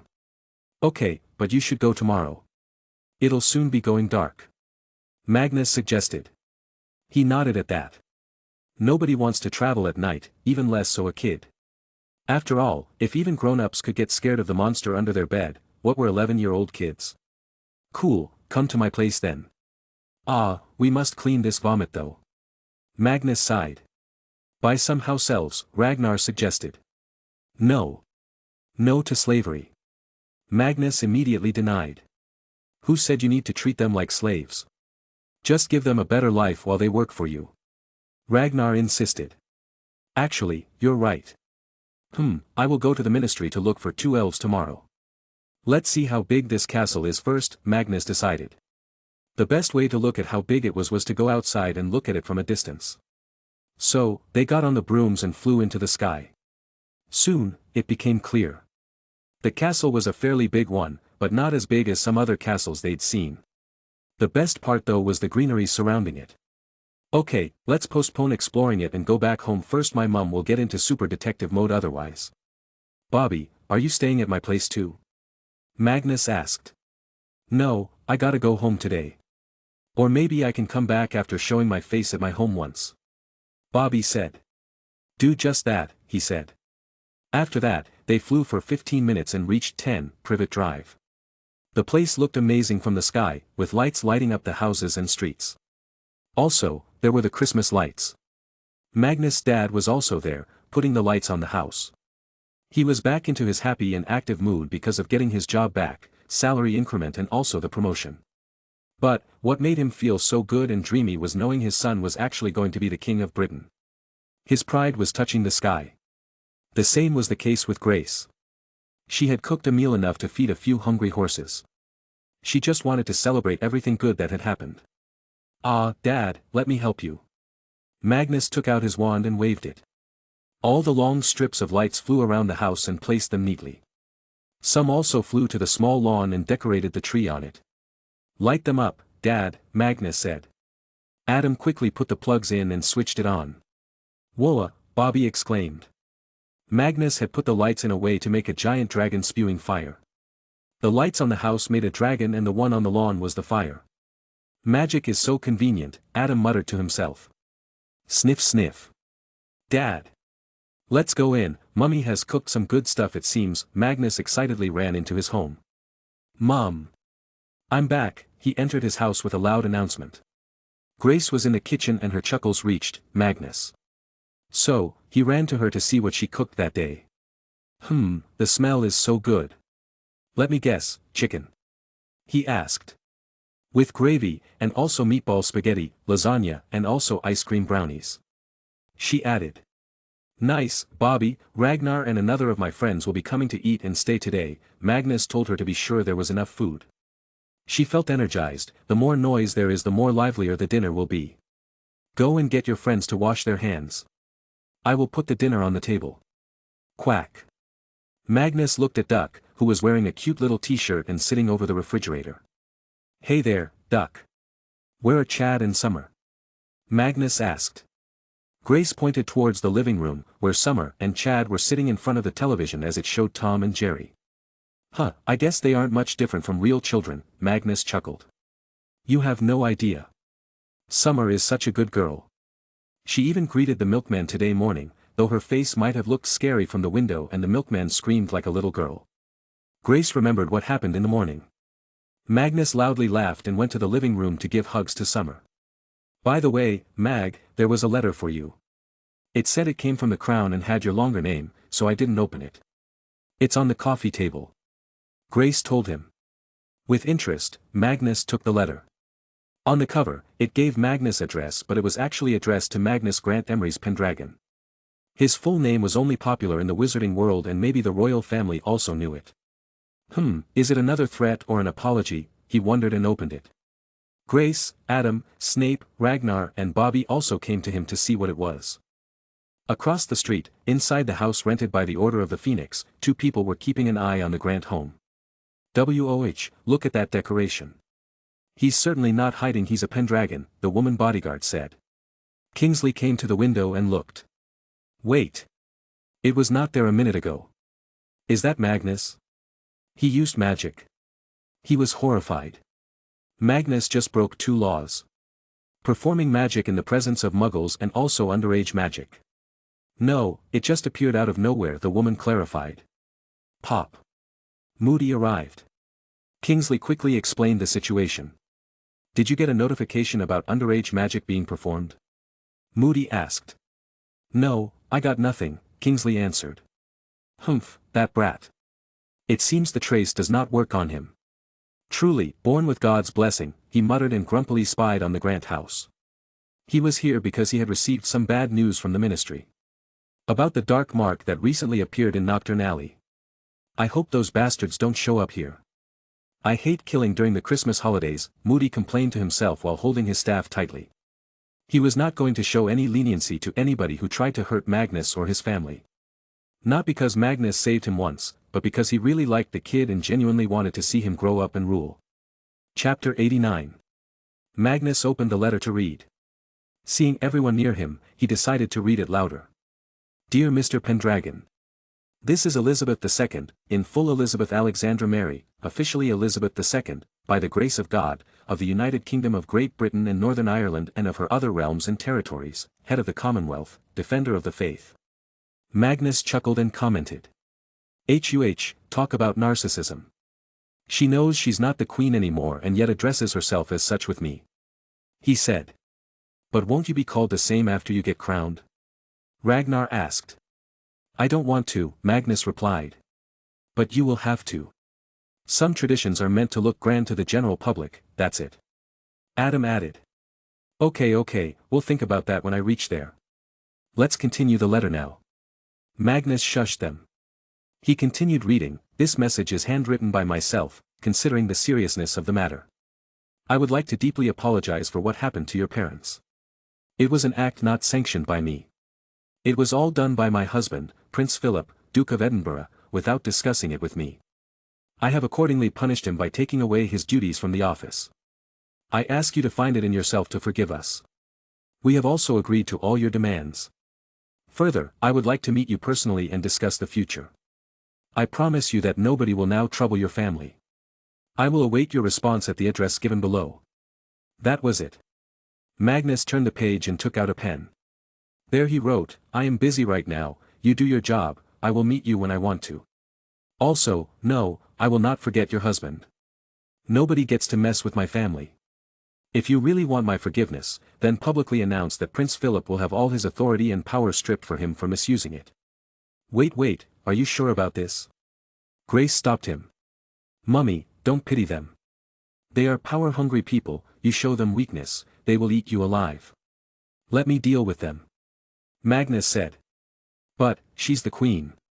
She muttered. She was the queen. At the moment, she has no right over the throne she's sitting on. I am the king now and she is just another noble. The faster she realizes she has no other way to get out of this situation other than by surrendering to me, the better it will be for her. If she tries to hurt you again, then the consequences will be much worse next time." Magnus said seriously. "He's right, Grace. Don't forget what we've been through in the past 3 months. It was all their doing. They are so uncaring about the lives of others that they feel nothing destroying someone's life while they themselves sit in a luxury home.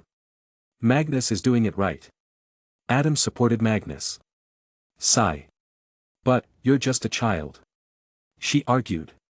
It was not her fault though, any mother would feel worried if their son was going against powerful people. Do not forget I am also a wizard, Mummy. I can just curse them." Magnus replied with a smirk. "I will not allow bad language in this house, Magnus." Grace immediately warned him and pulled his ear. Mummy, I was talking about magical curses," Magnus clarified. That's fine. Okay, go and wash your hands. Dinner is ready." She hushed them to go away. Even Chad, Duck and Summer were made to wash their paws and claws. After that, there was a tasty dinner where they had joked and talked. Magnus was sharing his room with his friends. They had made makeshift beds with some extra mattresses on the floor. "Magnus, what is the address of the new home you bought for me?" Snape asked. Magnus quickly handed him a piece of paper by throwing it from his bed. Snape opened it and read it. He gawked a little after reading it.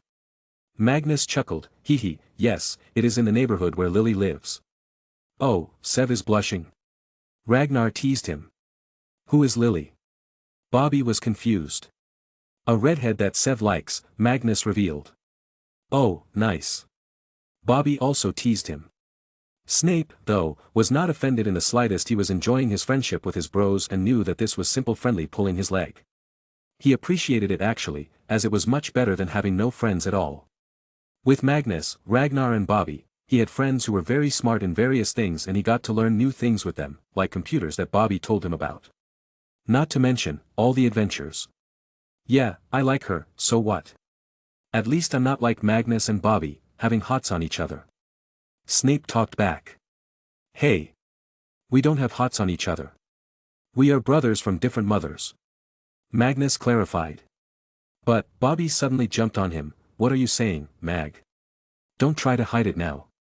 Yuck, stay away from me, Bobby. It seems you're in bad company in the school. Magnus pushed him away, making all laugh. Guys. You are wrong. Magnus is straight and I think he already has a girlfriend.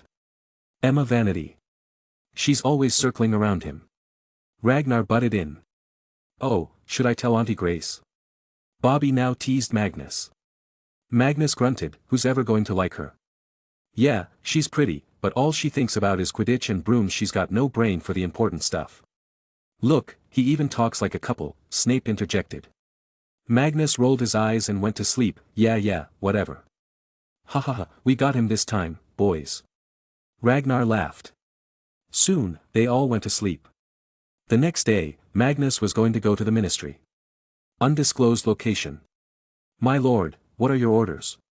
A man wearing a skull mask asked. Voldemort had called this meeting of Death Eaters to decide upon the future direction they will take. We must ascertain dominance over the Ministry. Only then can we make laws that only support the purest of blood. The Ministry has become too tilted towards the Muggleborns. They are now even allowing Muggleborns to live in the same places as we do. We must change the law. We have a good grip on the Wizengamoth. It's time to make it a majority, by hook or by crook. We will now target the blood traders. Killing is not allowed, as they are still purebloods. Spread terror, spread misery. Bend them to our will. Voldemort ordered. My lord, what about that Merlin boy? He has become an icon for the half-bloods and especially the Muggleborn wizards. If we don't do something, then they might gather around him. A Death Eater asked. Voldemort nodded and looked at the sky. I have already put a plan in action for him. As tainted as his blood may be, the magic of Merlin that runs through his veins cannot be ignored. We can either make him our dog or give him a dog's death. All hail Lord Voldemort, a random Death Eater shouted, and what ensued was mad cheering as they raised their wands to cast curses towards the sky. Soon, one by one, all of them started to disapparate. In the end, only Voldemort and one more person remained.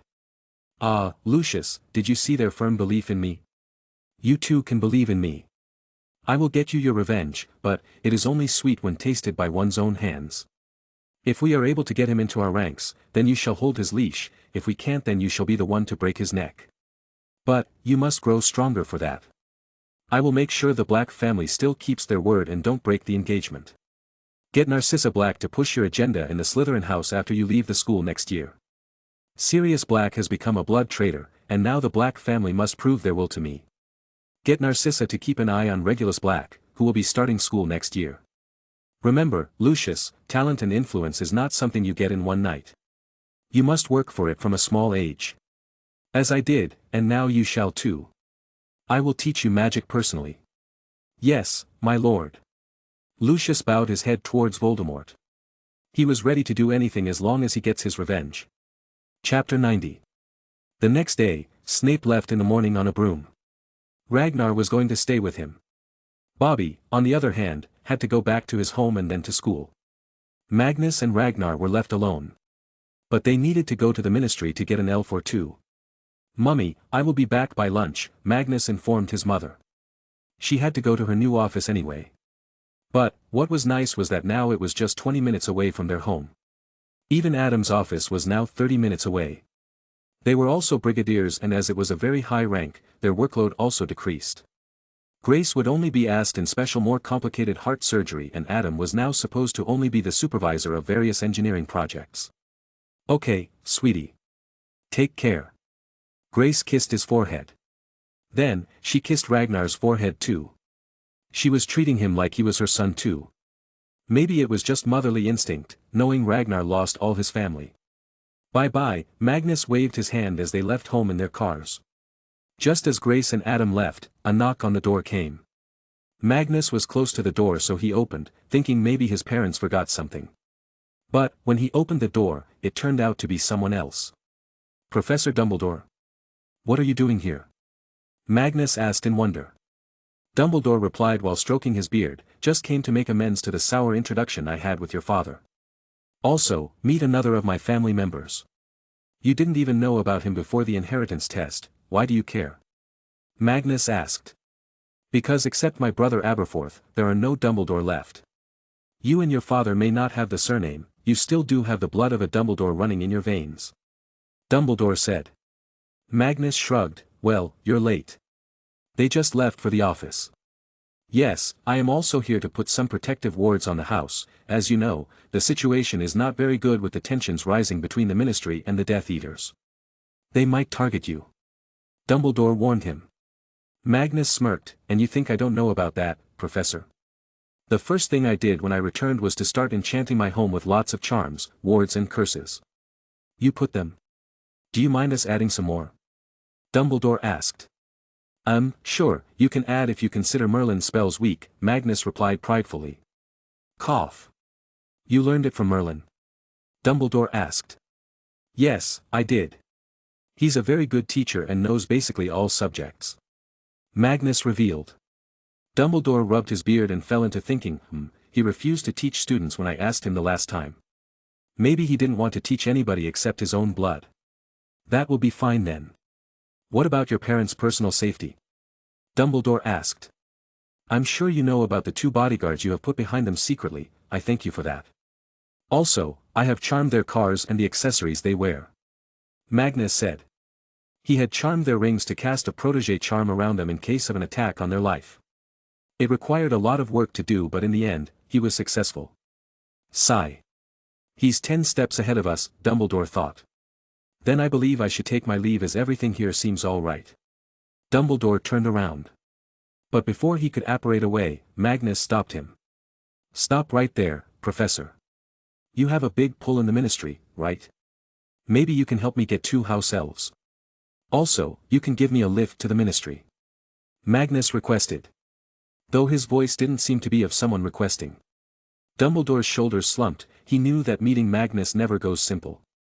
But, blood was blood. Fine, come with me.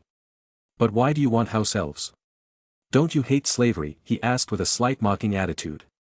Magnus explained, I need them to take care of my castles, also, I will give them a better life. Are we operating? Dumbledore nodded. Magnus turned back to Ragnar, let's go. Hell no, I'm not going through that vomit-inducing experience again. He immediately rejected me. No, Rag, this will be a very small jump, you won't even feel it. Trust me, even I hate apparition. Magnus peer-pressured him to join him. So, they grabbed onto Dumbledore's arm and operated inside the Ministry of Magic visitors lobby. I still feel a little weird, but not as much as that time, Ragnar checked himself first. You get used to it with time, Dumbledore assured them and started walking. Where are we going? Magnus asked. Level 4, Office for House Elf Relocation. That's where they keep the information of any masterless house elf and also reassign them. Dumbledore explained and got into an elevator that first went backwards and then downwards. It was never simple architecture with wizards. When they came out, it turned out to be an office in the corner of the floor, in a very dark place that screamed that this department was ignored by the ministry. They went to the reception where a man sat. He was asleep and there was a calling bell on the desk. Train. WHA, I was not sleeping, the man immediately stood up. Dumbledore sighed, since Newton retired, this department has degraded so much. Yes, Mr. Pendragon here would like to buy 2 house elves, Dumbledore said. The man there was first hyperventilated seeing Dumbledore, then he looked at Magnus and went full-on fangirling. Your Majesty. My name is also Magnus. I feel so honored to be sharing my name with you. Yes, you want to buy elves. I got the list right here. Magnus wryly smiled, thank you. Are you the only person here? Oh yes, I am the only employee of this department. There is rarely any work anyway because most house elves never get freed and need reallocations. Rarely is it that the owner dies and they come here, the man explained. Oh, understandable. Thank you for the hard work. May I know who the remaining house elves belong to? Magnus asked. The man nodded, sure, there are only 2 house elves left actually. They have been up for taking for the past 20 years. Nobody in Britain wants them since their master died when he came here to hunt magical creatures. Are they not from Britain? Can I meet them? Magnus asked. Yes, I will call them. Just wait a minute, the man enthusiastically ran inside some back room.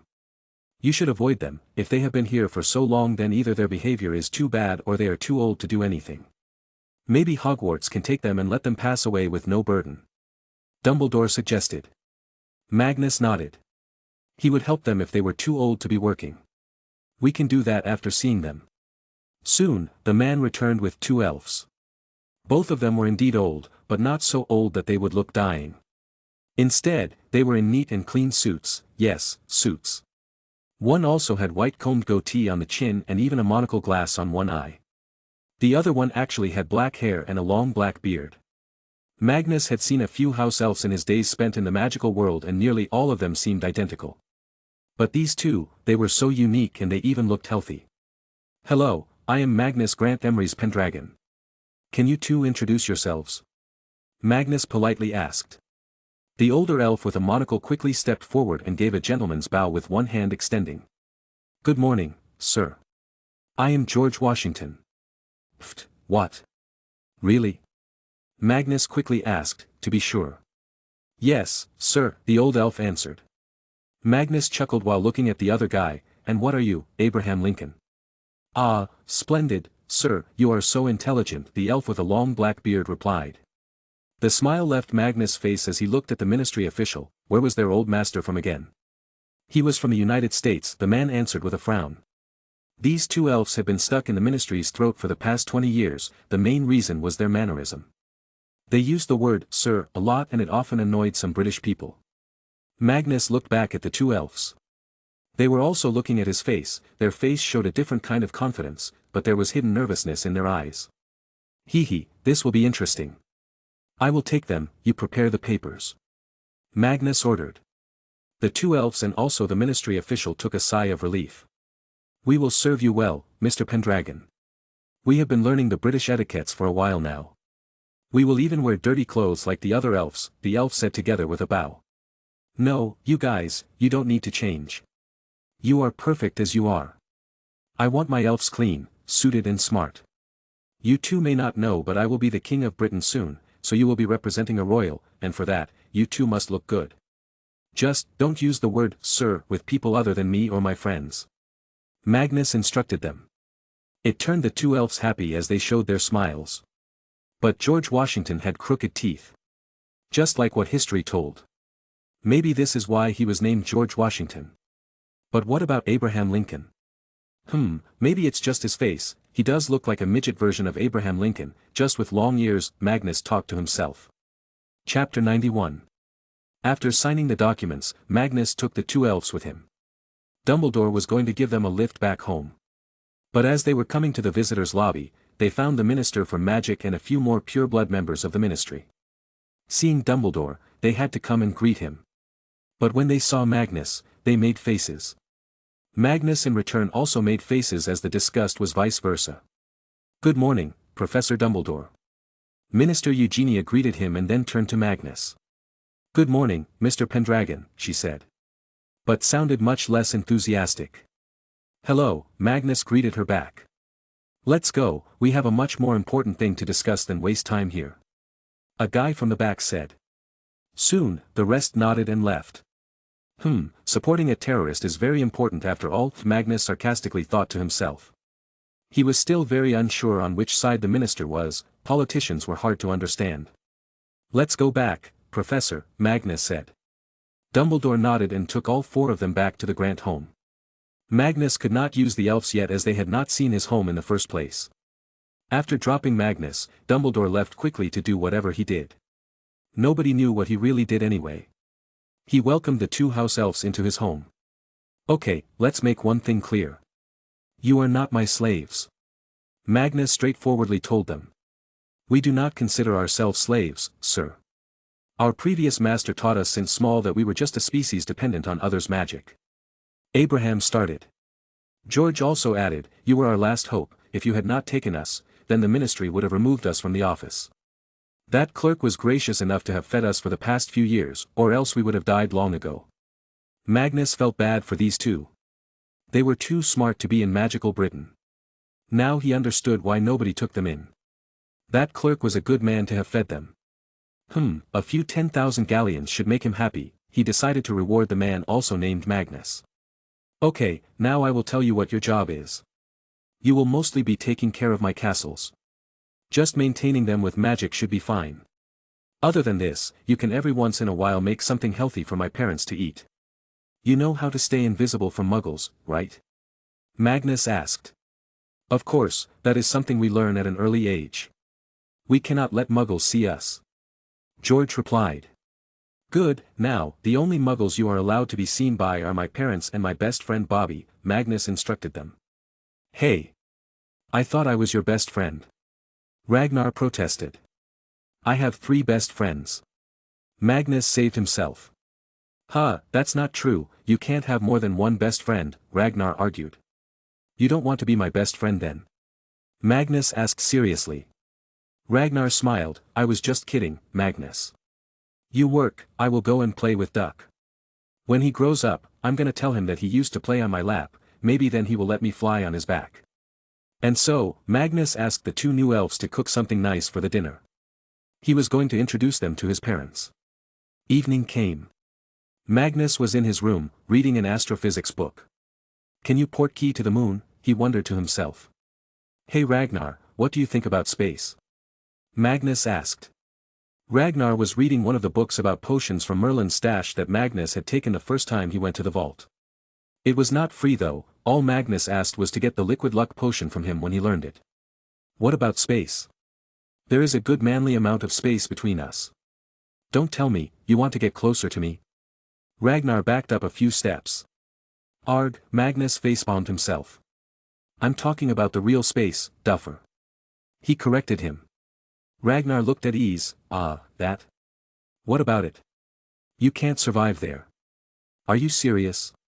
We're wizards. If humans can go to the moon, then why can't we create maybe a charm or suit to help us live in space for a longer time? Have you never thought about why we don't hear about a wizard going to the moon in Daily Prophet? Can Portkey take us there? So many amazing questions. Magnus blabbered. Humph, it's just an orb of dust and rock, why would you go to the moon? Bobby scoffed. Rare minerals. Just imagine, there could be some rare magical dust or rock there, something that could help you make some new potion. Isn't discovering new ingredients also a part of a potioneer's job? Magnus asked. By now, Ragnar's eyes had started shining. Mad.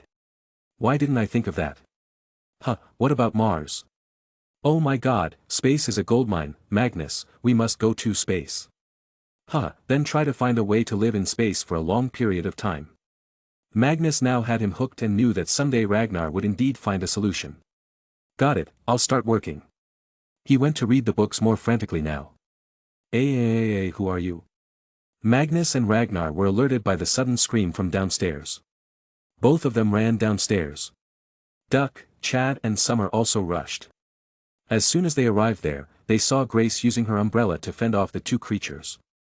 Mummy, calm down. I brought them here. They are house LFS. Magnus shouted. You brought them? Who are they? She asked, now a little calmer. We're sorry, sir, but we thought of greeting ma'am with a glass of tea. George apologized. It's okay, George, it's not your fault. She didn't know about you too. Mum, they are house elves, I just hired them to help me with various responsibilities. They are the magical world's magical maids. They can cook and clean masterfully. Magnus explained to her. You hired helpers. Grace looked at the two house elves. They were wearing aprons on their clothes. Abraham greeted her, Good evening, ma'am, I am Abraham Lincoln and this is George Washington. Forgive us for scaring you. No, it's okay. Thank you for taking care of my son, I guess. She greeted them back, ignoring their strange names. Mum, don't worry about dinner today, they will be making it. I mainly hired them to take care of my various castles. They need cleaning. Magnus said. She understood it but still, just hearing Magnus so lightly talking about owning a lot of castles made her feel dreamy. Nothing seemed real anymore. First magic, then Magnus' inheritance, his kingship and all. It was too much for a normal person. Okay, dear. You stay here now, your dad will come any moment and I don't want him waving his pistol everywhere. I'll go and get changed. Grace said and left. You go back to your work, Abe and George. I got this. Magnus sent the two worried elves to the kitchen. Sigh. How will I show her Camelot without her passing out? Magnus wondered. I'll have my popcorn ready. Ragnar joked. Door unlocks. Dad's here. Get ready to hide the elves if he gets scared. Magnus told Ragnar and went ahead to greet Adam. Outside the house. Is that the house?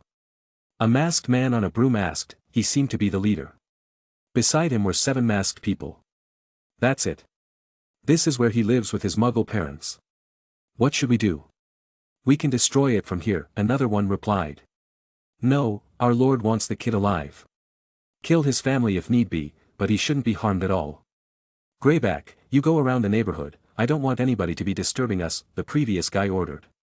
Hee, I like this job, Greyback muttered and flew down to a road intersection. Everyone else, follow me, the leading masked man ordered them as they descended down. Chapter 92. Music playing. Magnus had started the music player and was talking with Ragnar as they tried to sleep. Where do you think is your wand? How long will you use these spare ones? They are like potions made by an amateur, they can explode at any moment. Ragnar asked him. Both of them were in their beds. Adam was nice enough to buy another bed for Ragnar and put it in Magnus' room. It seems they were planning to have him live there from now on. Well, these exploding wands are a great tool to fight, you know.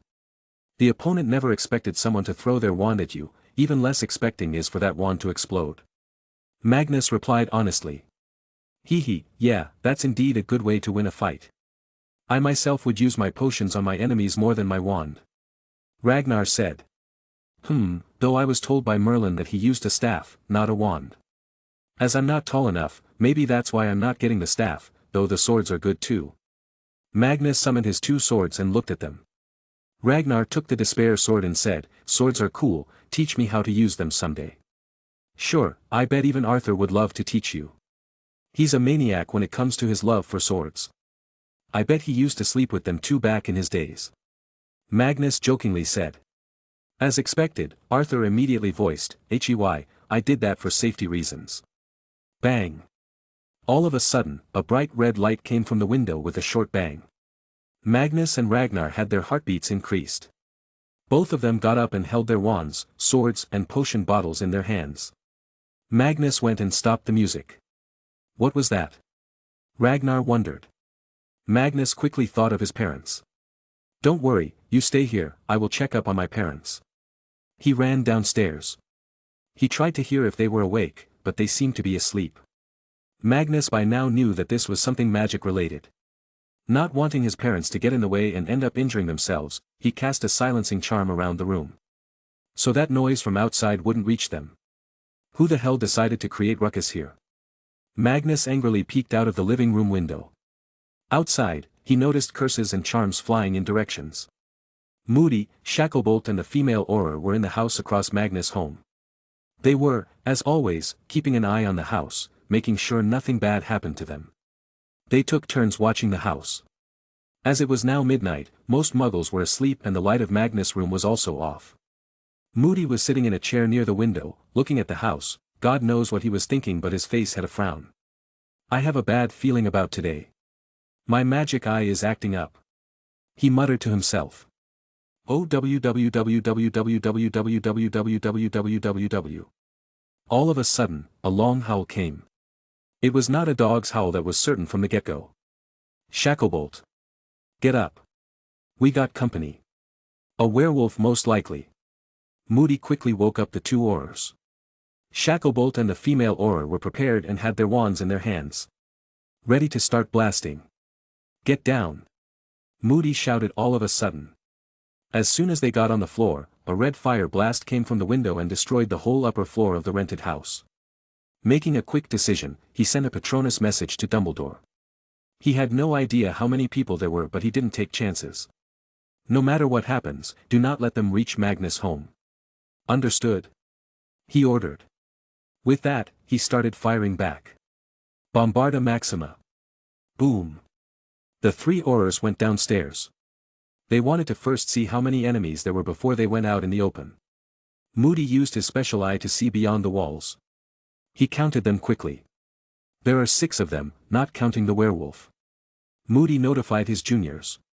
"We can't take them all on alone," Shacklebolt said. "I don't care. Now, you are allowed to use magic, any magic, cast to kill." Moody was not going to go easy. The 3 used the element of surprise and jumped out of the building with their wands blazing spells. Defindo. Just in the first second the female newbie Auror got her wand shredded into pieces. This was the problem with most Aurors, because most Death Eaters belonged to pure-blood families, they had the best education and training too. This kept the bar of enemies higher than the protectors. "Run! Girl! Go back into the building!" Moody shouted with a frown. Moody. I did not expect the legendary Auror to be here," the leader Death Eater spoke with a laugh. Moody's fake eye acted up as he focused on the guy that spoke. "I know that voice. How can I forget it, Rodolphus Lestrange. Avada Kedavra.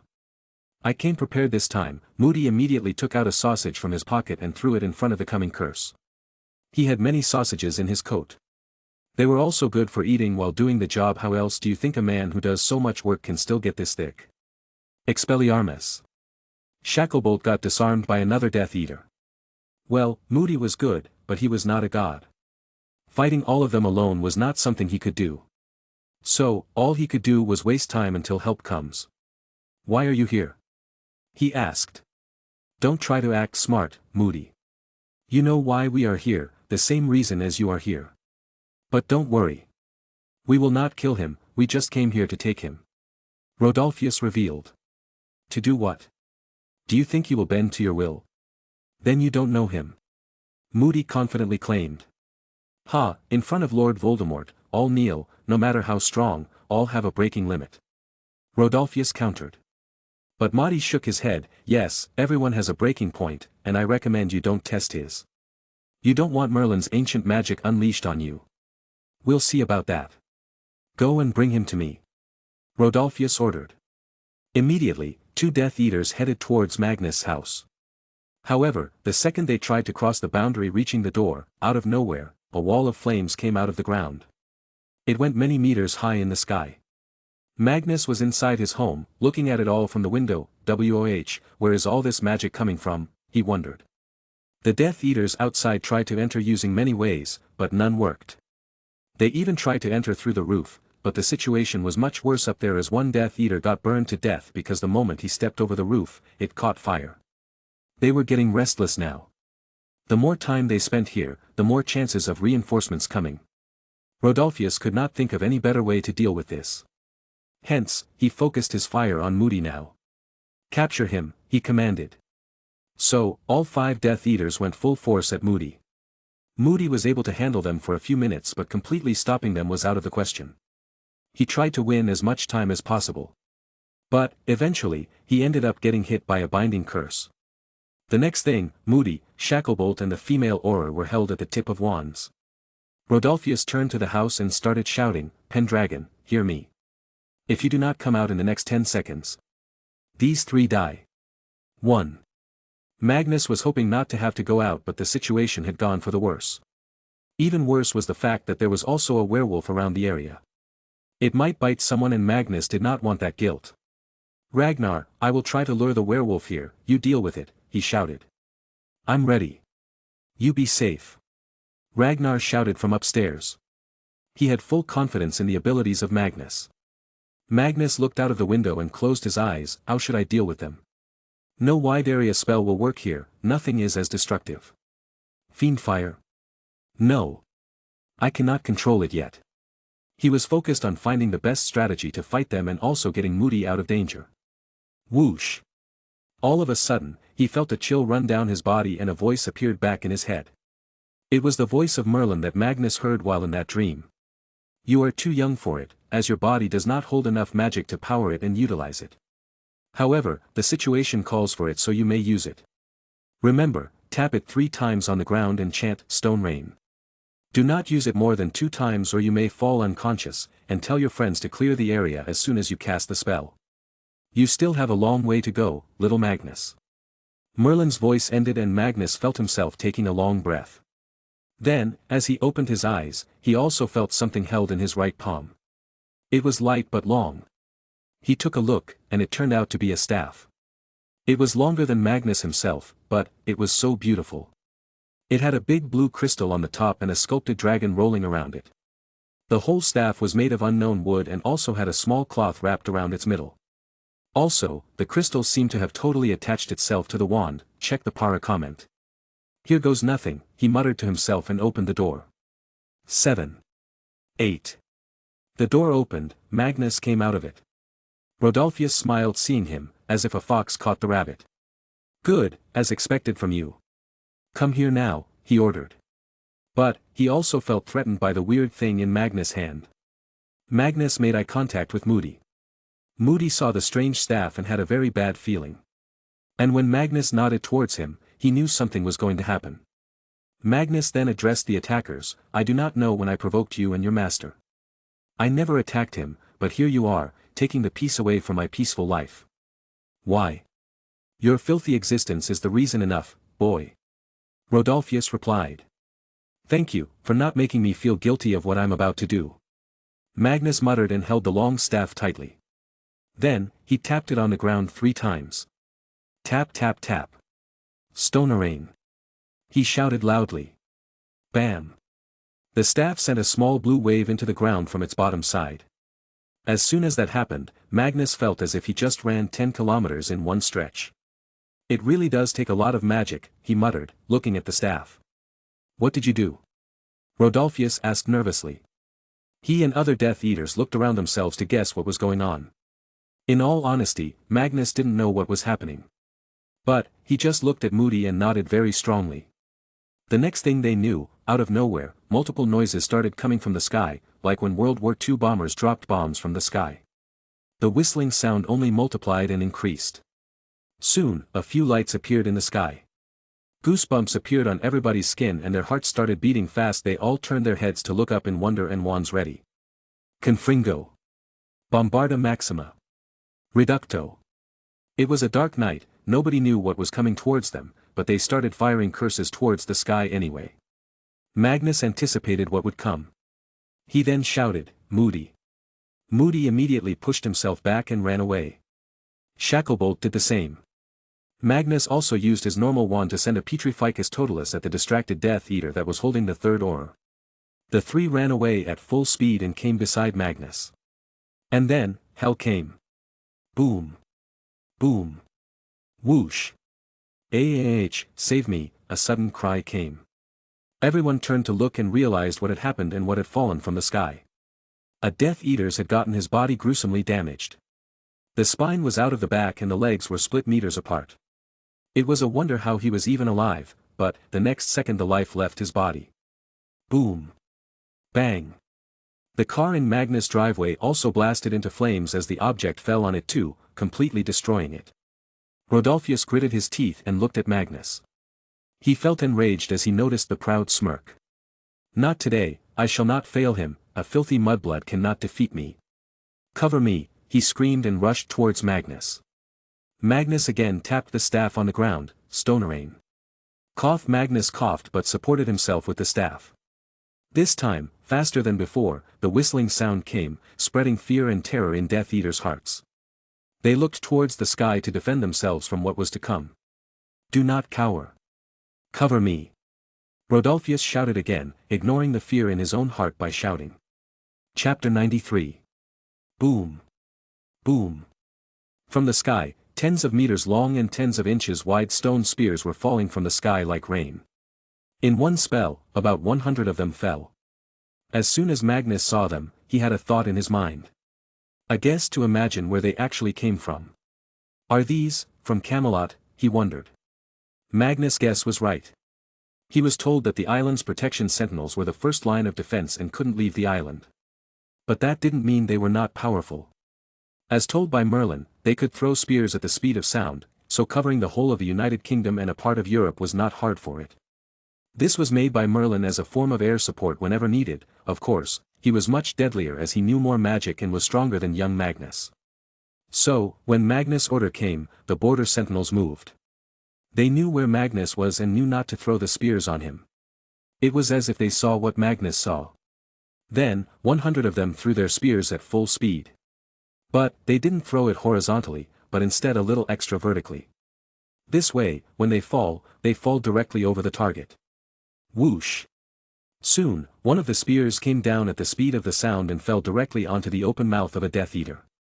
It was 30 inches wide, but its pointy tip helped slide it into the mouth and then the whole body, ripping it apart. The result was a gory mess. Bones, muscles, organs were lying around the pillars, now stuck in the ground. Anybody who saw it would get an urge to vomit and even the strongest of hearts would feel terror. So, when Magnus cast the spell a second time, it made the Death Eaters very terrified. Even Rodolphus was terrified, but he was more scared of the consequences from Voldemort. Boom. Ugh. Various sounds came a second before 2 more Death Eaters died a very painful and gruesome death. Now, only Rodolphus and another one were left. But Rodolphus was yet to notice what had happened as he was only focused on the form of Magnus. Rodolphus had only one thought in his mind, to anyhow be able to hold Magnus. He was planning on apparating away instantly to his master. He raised his arm towards Magnus. I will get you this time. Magnus' face did not stop smiling. I don't think so. He was prepared from the moment he saw Rodolphus running towards him. He already knew what they were going to do. Protect Magnus. Moody shouted and stood in front of Magnus. But Magnus easily pushed him to the side. Step aside, Moody, I got this. Seeing the confidence in Magnus' face, he stepped aside, but not far away. He planned that if Rodolphus is able to touch Magnus, then he would do the same at that instant and apparate with them. Hee, I got you now, boy. Rodolphus came as close as 1 meter to Magnus. His extended hand was just a few inches away.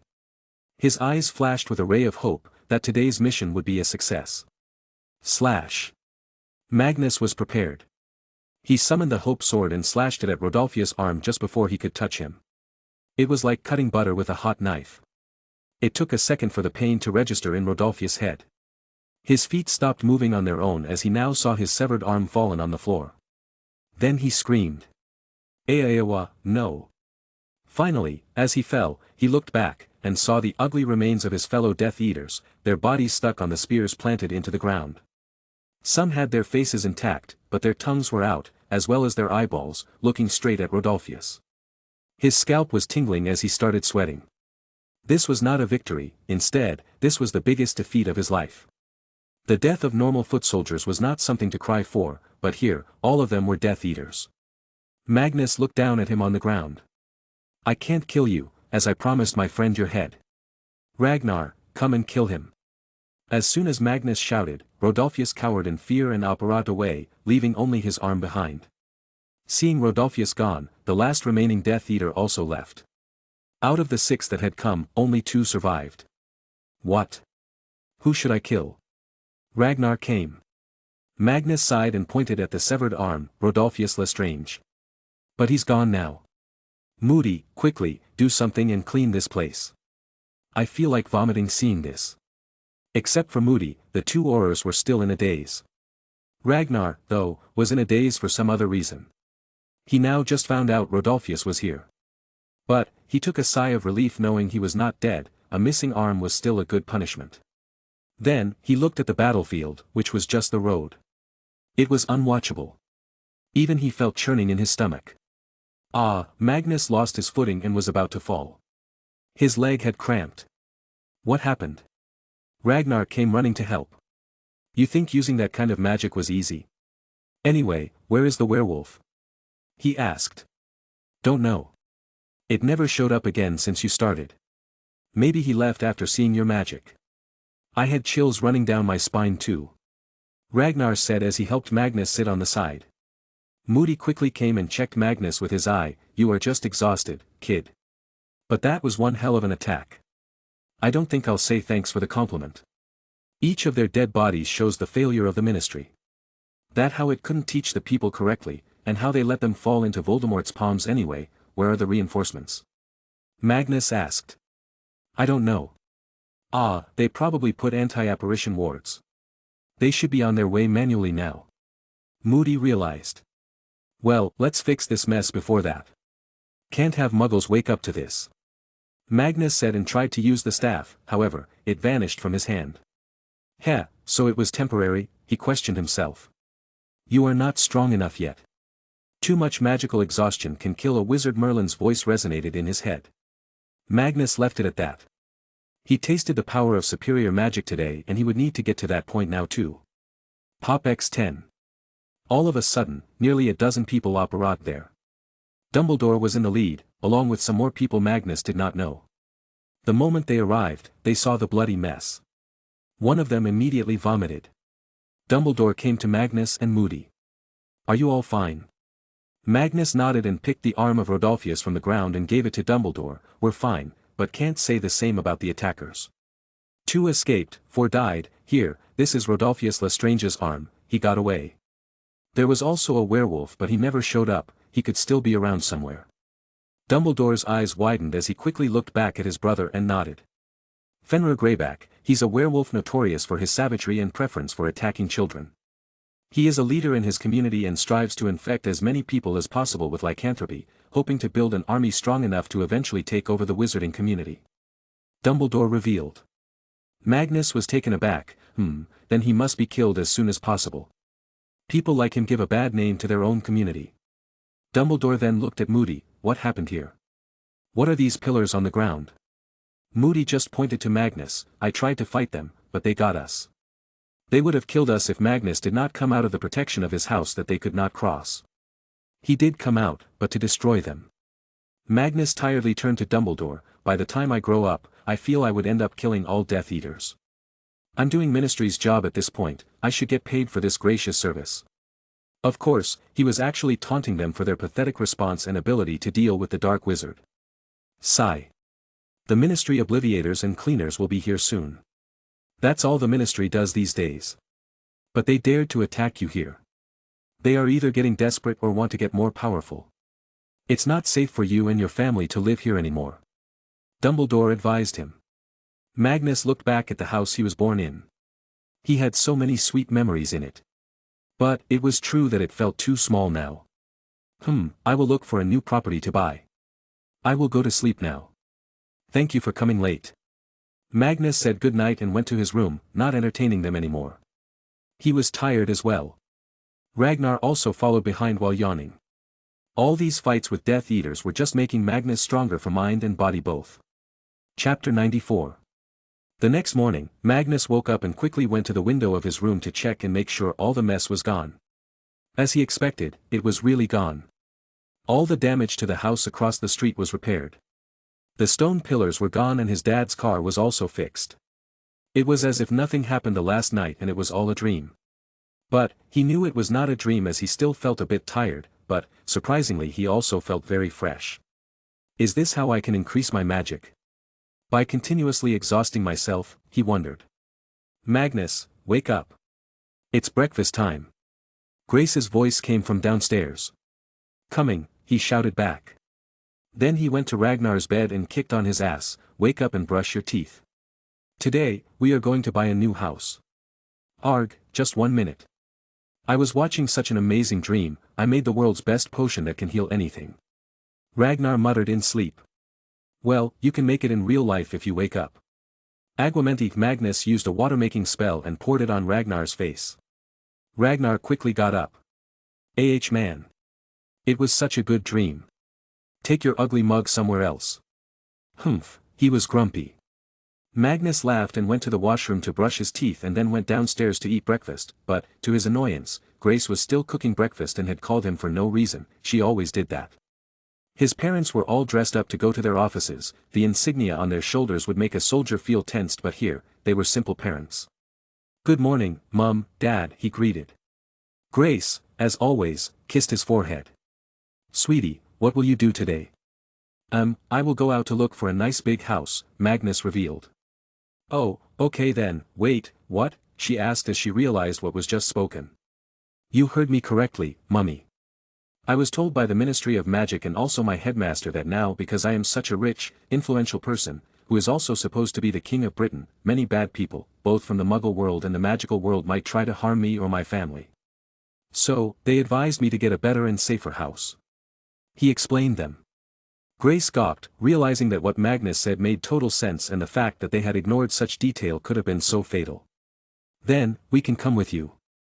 I don't have much work to do anyway as today is a non-surgical day. I will come too. I'm supposed to do an inspection of a workshop today, but I will postpone it to afternoon. Getting a safe and nice house in a good location is important. Adam joined in. Magnus was happy that he was going to spend time with his family. Yes. I have asked my lawyer to come and pick us up today. You have a lawyer? Grace asked in shock. Of course, but don't worry. He is a very nice person. He is also a Muggle-born wizard, but he has a law degree. You can meet him later. Okay, let's eat quickly then. Magnus was excited to go out with them. An hour later, at 9 a.m. sharp, Ted came to his home. He had bought a new 1971 Range Rover. It had more than enough seating for all of them to sit. This was not actually Ted's car. Magnus had instead told him to buy it for personal use. It was now registered under Magnus' own company, which was different from Future Tech, as Future Tech was a company that would create products and take over other companies later. While Magnus' personal company was just a holding/investment company. It was called Dragon Holdings and its only job was to get as many shares in a few companies he deems worthy of investment. At the moment, he had invested in Intel, IBM, AT&T Technologies and Boeing. His biggest share now was in Intel though, at 15%. Good morning, Ted. Good thing you bought the white version of the car. I saw the red one on the streets and hated it. Magnus said. Yeah, I felt you'd not like that. You just look like a kid, everything else in you is like a middle-aged man. Ted replied. I have no idea if that can be taken as a compliment or not. Anyway, here, meet my family, my mum, Grace and dad, Adam. Both are army officers. He introduced them because Grace and Adam were now in civilian clothes. Ted shook their hands. Of course, I know about them. Mrs. Grant is somewhat famous in the field of cardiology. You know Ragnar. Then there are my pets but I'm leaving them at home today. Hopefully, we will return to see our home intact. Magnus muttered while looking at the window of the first floor. As soon as he looked there, he noticed three small heads peeking from the window. It was obviously Duck, Chad and Summer. They were waiting for Magnus to leave so they could run around in the house and have fun. As soon as they noticed Magnus looking at them, they quickly ducked and hid. Ah, they are so cute. Grace fawned over them. After the greeting, they got onto the car and Ted drove them around. They preferred it if the house was not directly in the middle of London City. They would like to have some greenery and fresh air, so, they were okay with properties a little away from the center of the city. Initially, the properties Ted showed were not liked by Magnus. Instead, Grace and Adam loved all of them, but what Magnus was looking for was a good mix of luxury, peace, grandeur and safety. Then, after 2 hours, they finally arrived in Hampstead, London. There was an empty property just adjacent to Hampstead Heath. A beautiful large wild park of woodland and meadows. The previous owners moved out because of their business going bankrupt. The 1970s was a decade that started with increasing inflation and it was getting worse. Soon, Ted brought them to the main gate of a fully walled estate. The gate itself spoke of the luxury. It automatically opened and the car drove it. From the first glance, Magnus fell in love with it. It was all he was looking for, modern as well as luxurious. The first thing he saw was the tennis court on the side. As soon as Ted stopped the car, a fat woman with a huge smile came to them. She even helped Grace open the car door. Welcome to Hampstead, I am Julie Hilton. Please, come, I will show you around. She greeted Adam and Grace. She knew Ted, so she enthusiastically cheek-kissed him. Then, she ruffled Magnus and Ragnar's hair, much to their displeasure. She thought both of them were the couple's sons as both Magnus and Ragnar had blonde hair. After that, she started showing them around the house. The building spans up to 29,116 square feet, 2,704,96 sqm, of beautifully designed manor house with over 70 rooms, including 11 bedrooms, staff accommodation, internal and external leisure facilities such as indoor and outdoor swimming pools, your personal underground entertainment room with 2 bowling alleys, pool tables and much more, a 2-story garage and unsurpassed luxury. You will be buying this whole plot of almost 1.3 acres of land. Sir, ma'am, may I know what you do for a living? I need to fill out this visitor's form. She finally asked the question that would always tell her if the client was going to buy the property or not. Oh, we're both military officers, Adam told her. All of a sudden, Julie's shoulders fell and she thought, can they buy it? I don't think officers get paid this much. How much is the property? Magnus finally asked. It's priced at £2-3 million, she unenthusiastically replied. Magnus nodded and looked around for the one last time. It was a beautiful property. We'll take it. You can finalize the papers. Mr. Tonks, you can pay the initial advance payment to book the property. We will clear the full payment by the new year. Julie was confused. Why was the kid making the deal? Why was the kid talking to Ted as if he was the boss? She stayed quiet for now, deciding to ask Ted later. Sweetie, are you sure? Grace asked him. Magnus nodded, it's perfect, Mom. Peaceful, close to a big park, it's also very luxurious and the best part is, it's just 15 minutes drive away from Buckingham Palace. Hearing the name of the royal palace, Adam and Grace immediately guessed that it would certainly be good to have this property. Okay then, she agreed. What about you, do you like it? Magnus asked Ragnar, knowing that he'd be staying with him from now on. Ragnar was actually busy hogging on cheese sticks and drinking a can of Pepsi that Julie had brought for refreshments for clients. "Huh, sure, as long as I get a place to do my experiments I'm cool," Ragnar replied. Magnus chuckled and turned to Julie, "It's final then. We'll buy it." It took 5 seconds for Julie to realize that she had just sold the property. "Ah, congratulations on your new house, Mr. Grant." She now treated Magnus with the utmost respect. "Okay, Mom, Dad, let's tour the house again, relaxedly this time. Why don't you order some pizza, Dad? I feel hungry." Magnus proposed. Adam looked at his watch and saw he still had a lot of time till he had to go to work. "Sure, Mag." So, when Julie and Ted were left behind, Julie finally asked, "Who is that young kid? How can he decide on the deal?" Ted cleared his throat and replied, "You don't recognize him? He's Magnus Grant, the youngest recipient of George Cross in history. He's also a super genius, he's only 11 and has completed his high school. He now even owns his own company. He's the one buying the house, not his parents." Julie had her mind blown. "He 11 years old? That's crazy. Do you think he will buy more property later?" Ted nodded, "Of course, he's a keen investor in real estate. As long as he can find the right properties, luxurious, big or even historical, he will buy them." Julie was having a secret orgasm, as what Ted said was music to her ears. "That's very nice.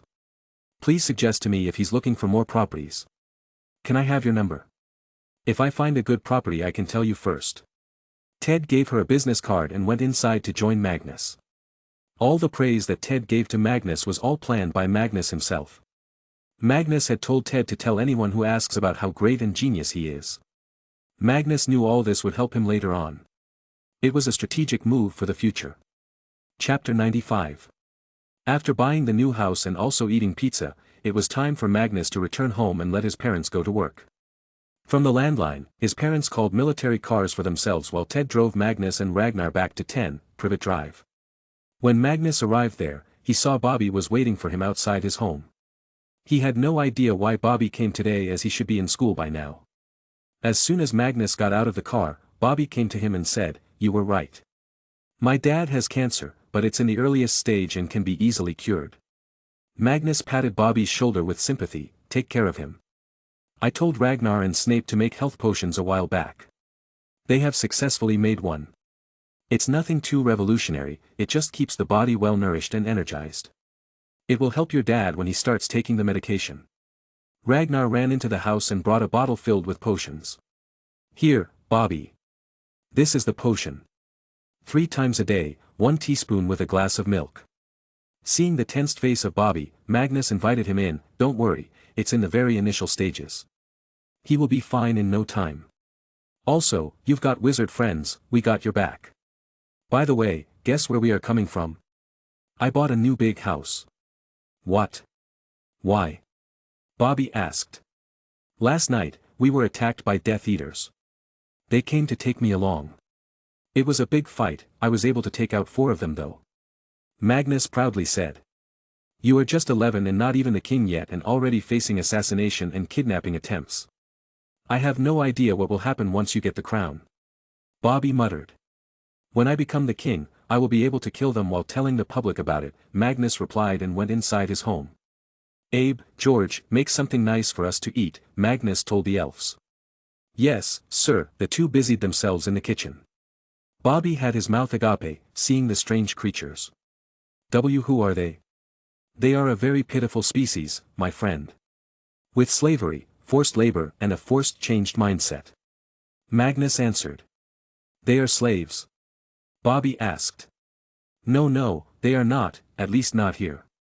They are house elves, they live off the magic of their employers. You can imagine the exploitation they may get from that. The pureblood families in Britain treat them as slaves." Magnus clarified.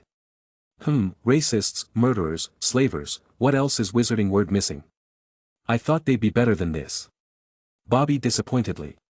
Magnus also sighed, "I ask that same question every day, Bobby." It was officially Christmas Eve. Magnus was supposed to go back to Hogwarts on January 2nd. But tonight, he was taking his parents to Camelot. He wanted them to see what truly meant by him being the inheritor of Merlin and Arthur. He could already imagine the shocked face of his mother. But he needed to make sure they didn't eat anything before portkeying there. Grace and Adam had just come back from their work and Magnus dropped the bomb. "Mom, Dad, today I would like to take you to Camelot. It's a secret island with a castle as big as a metropolis." Grace and Adam blinked multiple times as they looked at Magnus' face. "Where is this castle's?" "West of Scotland, in the Atlantic. Come, we will be going through a portkey, a magical way of traveling. In science, we call it teleportation." Magnus explained. "What? You mean wizards have mastered teleportation?" Adam asked in shock. He was an engineer and understood how crazy of a concept it was. "Yes, they've known about it for centuries now," Magnus replied. "Mag, let's eat dinner first, then we'll go." Grace suggested. It would be better if you don't eat anything. You see, the first time teleporting has an effect on the body. You will feel nauseous and like vomiting. Magnus warned them. Ragnar nodded his head strongly. Yes, you don't want to go through that, trust me. Besides, there will be a feast for us later in my castle. Come, we will be flying to my castle outside London. Magnus said. Flying? On what? Did you hire a chopper? Grace asked. Magnus showed a toothy smile. On brooms. Sweetie, are you sure you can fly on this? Grace asked as she looked at the brooms. They had come out to a park to take a flight from here. Yes, Mummy. It's magically enchanting. Just sit behind me and you will understand everything. Magnus assured her. With a doubt, she got on the broom and sat closely behind Magnus. Adam was going to be traveling with Ragnar. Hold me tight, we'll be going up now, Magnus warned her, and slowly increased the altitude without going forward. Grace at the start felt nervous as her feet left the ground and there was nothing under her feet to support or balance on the broom. But, surprisingly, she didn't feel like she would fall any time on the broom. But she still held Magnus tightly. Okay, we will fly now. Just enjoy the view, Mom. Magnus said and took off, slowly increasing the speed. Eventually, Grace stopped feeling scared of falling and started enjoying the cold wind touching her face. This is so refreshing, she commented. You'll feel even more fresh breathing the air of Camelot. That place is untouched by the pollution. I guess having centaurs, goblins and Vila living there was a good thing. Magnus muttered. After 20 minutes they arrived at the castle. Magnus showed them around the first. It was nothing but a haunted house at the moment as the elves were still in the process of cleaning it. He then took them to the portkey room. Come here and put your hand on this statue. No matter what happens, do not let your hand leave the surface. Okay, here we go. Portkey. As soon as Magnus said it, the portkey got activated and Magnus arrived inside the underground portkey chamber in Camelot Castle. As always, the wall of fire was around them, but it stayed like that because they weren't intruders. As for the condition of Grace and Adam, both of them had fallen to the floor, feeling nauseous. Magnus and Ragnar were better this time though. Magnus was in the best condition as he had experienced this way too many times. Oh, good evening, Your Majesty, and Your Highnesses. Martha came in all of a sudden. Grandma Martha, you got something to help their stomach? Magnus asked. Of course, dear. I brought it with me. Lemonade helps a lot. She said and handed them a glass of lemonade. But, as soon as Martha came to Grace to give the glass, Grace suddenly hugged her. Aw, you are so cute. Thank you, child. Martha chuckled. Magnus coughed. Mummy, Grandma Martha is 200 years old and she's the great-grandmother of Chad. Grace released Martha immediately and looked at Magnus and Martha's faces in shock. Really? That's so. I had the same reaction when I heard about it. Let's go, I will show you the view from the top of the castle now. Magnus led the way.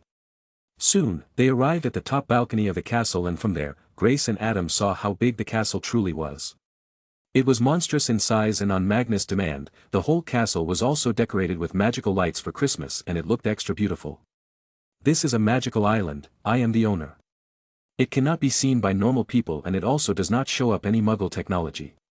Do you like it? Magnus asked. This is crazy. Who wouldn't love to own an island? This got a whole castle with it. Adam quickly spoke. You two can come here later anytime you want to rest and have fun. Maybe after you two retire, you can enjoy life here. Magnus offered. Sorry, sweetie, but I'm not quitting anytime soon. The world's technology is developing so fast and so many new ways of treatment are coming in, it is exciting. Grace enthusiastically said. Hearing her, Magnus planned to build the best hospital in the world for her, and also buying the Medtronic company at all costs felt sweeter. His face grew a big smile. He was now going to buy an existing hospital in Britain and upgrade the hell out of it in the coming 2 years. But, first, he needed lots of money for it. Grandma Martha, let's show them the vault first, Magnus decided. He also needed to take some stuff from there which would help him gain some good old cash. Chapter 96. Once again, they came to the underground part of the castle. Okay, close your eyes, he told his parents. They obliged, seeing his excited face, and closed them. After that, Magnus went forward and opened the vault. Immediately, eye-piercing shine from all the gold and jewelry came. Magnus felt a bit of stiffness in his body whenever he sees how rich he was. It was just crazy. Okay, you can open your eyes now, he said. And then, as Magnus expected, Grace lost her balance. Adam was quick enough to catch her, even though his face had also turned white with shock. Is this all yours? Grace asked while stuttering. Magnus proudly replied, yes, I got 2 more vaults with combined wealth nearly similar to this. But that one also got precious books and weapons, so I like those more. Then, Magnus took out a small box from his pocket. Mummy, this one is for you. Grace confusedly opened the box and found a ring. It turned out to be a diamond ring, and not just any diamond, a freaking red diamond with clear textures. There were only about 20 of them in the world. And none of them was as clear as this one. The ring would alone get millions of pounds if auctioned. This is for the best mummy in the world. This is a red diamond. Extremely rare, so, it'll be better if you tell people that it's just a gemstone. Don't worry about its price, I got a few hundred of them in this vault, don't know about the Gringotts vault though. Magnus revealed. How much would it cost outside? She asked. About a few million I guess, Magnus replied. This made Grace start shivering while holding it in her hand. Don't worry about the cost, mummy. Just wear it like the queen mother you are. Now, for Dad. I know you're not much into jewelry, so I asked the goblins to make something for you. As you probably know from storybooks, goblins are the best smiths. So, they made this new pistol for you. It looks the same as a normal pistol, but it's got magic in it. For starters, it's highly durable. Then, to the main point. It can fire any round, as long as it's not a sniper rifle bullet, as the cartridge can magically make itself smaller or bigger. It will negate the recoil too, increasing the aim. Magnus revealed a revolver with a black body and silver handle. It had hidden runes and other goblin enchantments on it. Adam loved it and excitedly checked it out. Of course, it was empty for now. Then, Magnus' gaze fell on an excited Ragnar. Sigh, yes, I bought cauldrons for you. Yes, you're the best brother. Ragnar jumped in excitement. Magnus rolled his eyes and entered deeper into the vault while they were busy with the Christmas presents. The vault was much more organized now, as Martha had done the job. Now everything was separated. Magnus went to the diamond section and picked a fist-sized clean blue diamond. It was the second rarest type. Magnus had decided not to sell the red diamonds as they were just too precious and would look better in his crown. After that, he picked up an old 10th century gold coin. It was in mint condition. Then, he picked a random unenchanted sword. It was also in mint condition and its gold-plated hilt was still looking beautiful. Whoever it belonged to must have been important. But Arthur probably never thought about his enemies once defeating them, so he just threw all the stuff he wins in his vaults. With that, he was done. He took his parents back to the main castle to have dinner. There was not much to do when you knew Santa was not real and gifts were already given. Technically, the time to give gifts was the next day, but Magnus dealt with it tonight. After all this, Magnus took his parents to sleep in his favorite place, the highest balcony, under the open sky. Magnus made themselves a big bed. As they laid down, they started to talk. He even called Grandma Martha to join. What are you planning on doing after school, Magnus? Grace asked. Magnus was lying in the middle of Adam and Grace. Ragnar was on the other side of Grace, alongside Martha. I will be the king, so I will try to make this country the best in everything. But, as Merlin's descendant, I have a bigger responsibility of uniting the wizards and end discrimination from the world. I just want to make this planet awesome to live on for future generations. Magnus revealed. That's a lot to do for a young boy like you, Adam said. Hee hee, well, we wizards live a very long life, so there should be no problem in achieving this dream. Magnus retorted. How long do they live? Grace inquired. Well, normal ones surely reach 150 to 200. Then there are a few crazy ones, who have used some special methods to stay alive for 600 to 700 years. Said Magnus. Whistles. Lucky wizards. We simple humans hardly reach 90. Adam jokingly said. Hearing him, Magnus felt sad. He held Grace and Adam's hand. Don't worry, you won't be like normal humans. You will live for hundreds of years. Okay, sweetie. We will be waiting for your cure to not aging then. What about you, Ragnar? What do you want to do after school?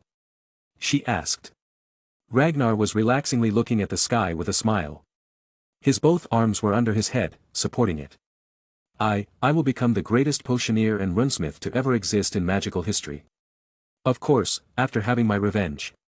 Ragnar answered. Revenge? What do you mean? Grace asked. Ahaha, he was talking about orange. He wants to make an orchid, Magnus awkwardly intervened. Sigh. It's all right, Magnus, Ragnar spoke up. Then he finally told his story, not in a third person, but as himself. He guessed that if he was going to live with them, there was no point in hiding such things. By the end, Ragnar's eyes were watery. Mummy used to tell me stories of great knights and wizards like King Arthur and Merlin. I wished to be her little knight, but they took her from me before I could complete my training. Grace also had tears in her eyes for him. For little Ragnar to go through all that. It was bound to be tough. She gave him a hug. Then, from the other side, Grandma Martha also gave a soft pat on his face. Little one, your grandma will teach you potions from now on. I'm the best at it. Bam. Magnus suddenly jumped on them, pressing Ragnar. And I will be your brother and help you beat those bad boys. Ragnar chuckled, thanks, everyone. Only strangers say thanks to friends and family. You're a part of the family now, Ragnar. Adam also jumped closer and hugged them all. And so, they spent Christmas Eve at peak wholesomeness. But Magnus' wholesome deeds had not ended there. He had sent a special Christmas package to Bobby. It was already sitting at the bottom of the family Christmas tree. Inside, it had the yet unreleased Intel 8008 chip. The first 8-bit processor produced by Intel. Bobby was going to go nuts with it. Cokeworth, England. Lily Evans lived in the same town as Severus. But the location where her house was situated was in a much better location, as her locality had many people living there, as compared to where Severus used to live. That place was completely abandoned. As it was Christmas Eve, Severus was celebrating it with his mother. It was officially the start of their new life in their new home.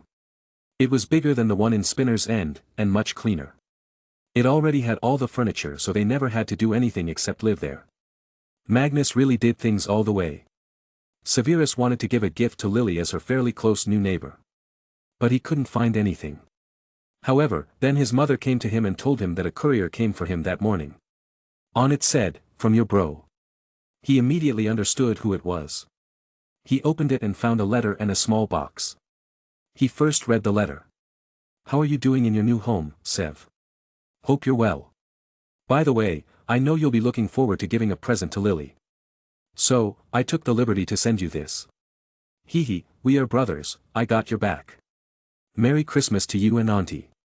He read the letter. Amused by the box, he opened it. Only to find a goldish bracelet with green and red stones on it, shaped in the form of leaves and a rose. Then there was a small note, "Don't worry, it's pretty cheap. Made it with a mixture of a galleon and a sickle. Green and red are common gemstones and not something precious. Hopefully, she'll like it. Fingers crossed." Severus smiled while reading it, then looked at the small bracelet. He could imagine it looking good on her, as she also had red hair. Tomorrow she should be coming to that tree, he thought, and went to sleep. Chapter 97. Christmas Day came. But, for someone, it was the worst day of their lives. My lord, forgive me. Everything was according to the plan until that mudblood started using Merlin's ancient magic. He conjured tower-like spears in the sky and pierced our ranks to death. Rodolphus Lestrange was kneeling in front of Voldemort. Voldemort seemed angry, but he was also trying to hold it back. He cracked his fist and made Rodolphus stand up. He was his #1 loyal supporter after all. Get up, Rodolphus. It was I who trusted in you.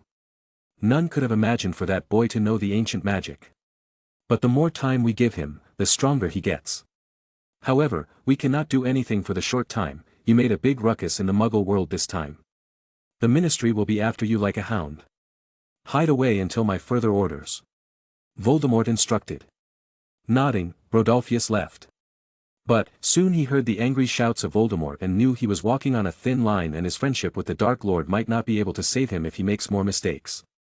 Incompetence, Voldemort seethed. Meanwhile, Magnus was calling his house elves to Camelot. They were going to bring the pets along with them. Magnus had no idea if there was a spell for it. He just loudly called them.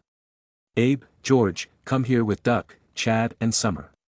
In an instant, 2 pups came in with that arrived 2 elves. But, their clothes looked dirty. Magnus looked at the 3 little troublemakers. Let me guess, they turned into satanic beasts as soon as I left. Ah, forgive us, sir. But they fight a lot. George said. Magnus stared at the 3 with big angry eyes, making them squeeze their necks in fright. Chad, your grandma will straighten you out. Duck, Grandma Martha will also turn you into a well-disciplined dragon. And Summer, you were such a sweet girl. I guess I will have to send you to the Phoenixes. They will teach you to be good. He scolded them as if they could understand him. Though the 3 did get the gist that Magnus was angry. Now, follow me you all. He then took them inside his castle. Duck was going to stay here, and Magnus was not at all worried about him being lonely because the castle was filled with so many animals to make friends with. Chad and Summer were already best friends, so he wasn't going to separate them. It was early morning and everyone was gathered in the Grand Royal Hall, the biggest hall of the castle with a ceiling so high you could play real Quidditch with multiple teams here. In the middle of the hall was a giant Christmas tree, decorated to the brim. Around it sat the leaders of centaurs, goblins and Vela, with Magnus' parents, Ragnar and Martha. Mag, why don't you open your present? Grace asked. I got presents. Cool. Magnus excitedly went to the tree and found 4 packages. From Grace, he got a handmade sweater with Chad's pattern on it. It must be very cold in Hogwarts, wear it, Grace said. Magnus put it on happily. I love it. He didn't care about how expensive the gift was. It didn't matter as he had all the money he'd ever need. What he really cared about was feeling. Then, he opened the package from Adam. It was a big one. In it, he found a metal gramophone. The weirdest thing was that it could play cassettes instead of vinyl records. I heard that magic and electronics don't work together. Hence, I modified this portable mechanical gramophone to play cassette. It has the latest spring technology and with 1 round of winding it up it will run for 60 minutes. Adam explained. Magnus gratefully looked at the present. Seriously, Hogwarts lacked recreational activities. There was no way of listening to music, now he could. Thanks, Dad. This will help me when Ragnar snores at night. Magnus jokingly said. Hui, don't badmouth me before even opening my gift. Ragnar protested. Okay, what's in this little box now? Magnus took the gift from Ragnar. Inside it, he found a little vial. Water? Magnus asked. Ragnar smirked, you sure about that? Magnus' mind worked quickly and he came upon a single possibility. Liquid luck. Ragnar proudly nodded, that's right. I brewed it with the help of Grandma Martha. That's awesome. I'm gonna keep this forever with me. Magnus was excited about it. After this, he opened the gift from Martha. It was a set of chocolates. Lots of them with different textures and flavors. Magnus picked one and ate. In an instant, he felt like melting on the floor along with the chocolate in his mouth. This is so good, Grandma. He praised. Martha chuckled, hee hee, I'm happy that you enjoyed it. If you want more in the future you can ask Grandma anytime. They exchanged a few more gifts that morning. Then after breakfast, Grace and Adam decided to return to their home. Magnus also had some work so he decided to leave, but this time he had the elves to take him. Surprisingly, the castle also blocked elf teleportation. Due to this, even they could only teleport from the special room. Duck had already made new friends with the Nundu and Phoenixes. Magnus would come and visit him every once in a while. He would now need to find a way to keep him around even when he grows up. After all, what would be the point of having a dragon then? The elves held their clothes and teleported away. Left behind, Martha started humming and headed to the royal kitchen. He likes my cooking. I should make something even better now. Magnus came back to their 10-privet drive home. It was Christmas Day, a holiday for Grace and Adam. But, as they had already eaten and now had nothing to do, they decided to do some office work. Grace was working on some personal projects and Adam was doing the same. He was working on a new car engine all by himself, his dream project. Seeing this, Magnus said he wanted to meet Bobby and so he left with Ragnar. As soon as he left, Adam came to Grace and asked, did he tell the truth? No, Grace replied while reading a document. Why does he lie to us nowadays? Adam wondered. Because he has headaches now and he does not want to pass them on to us.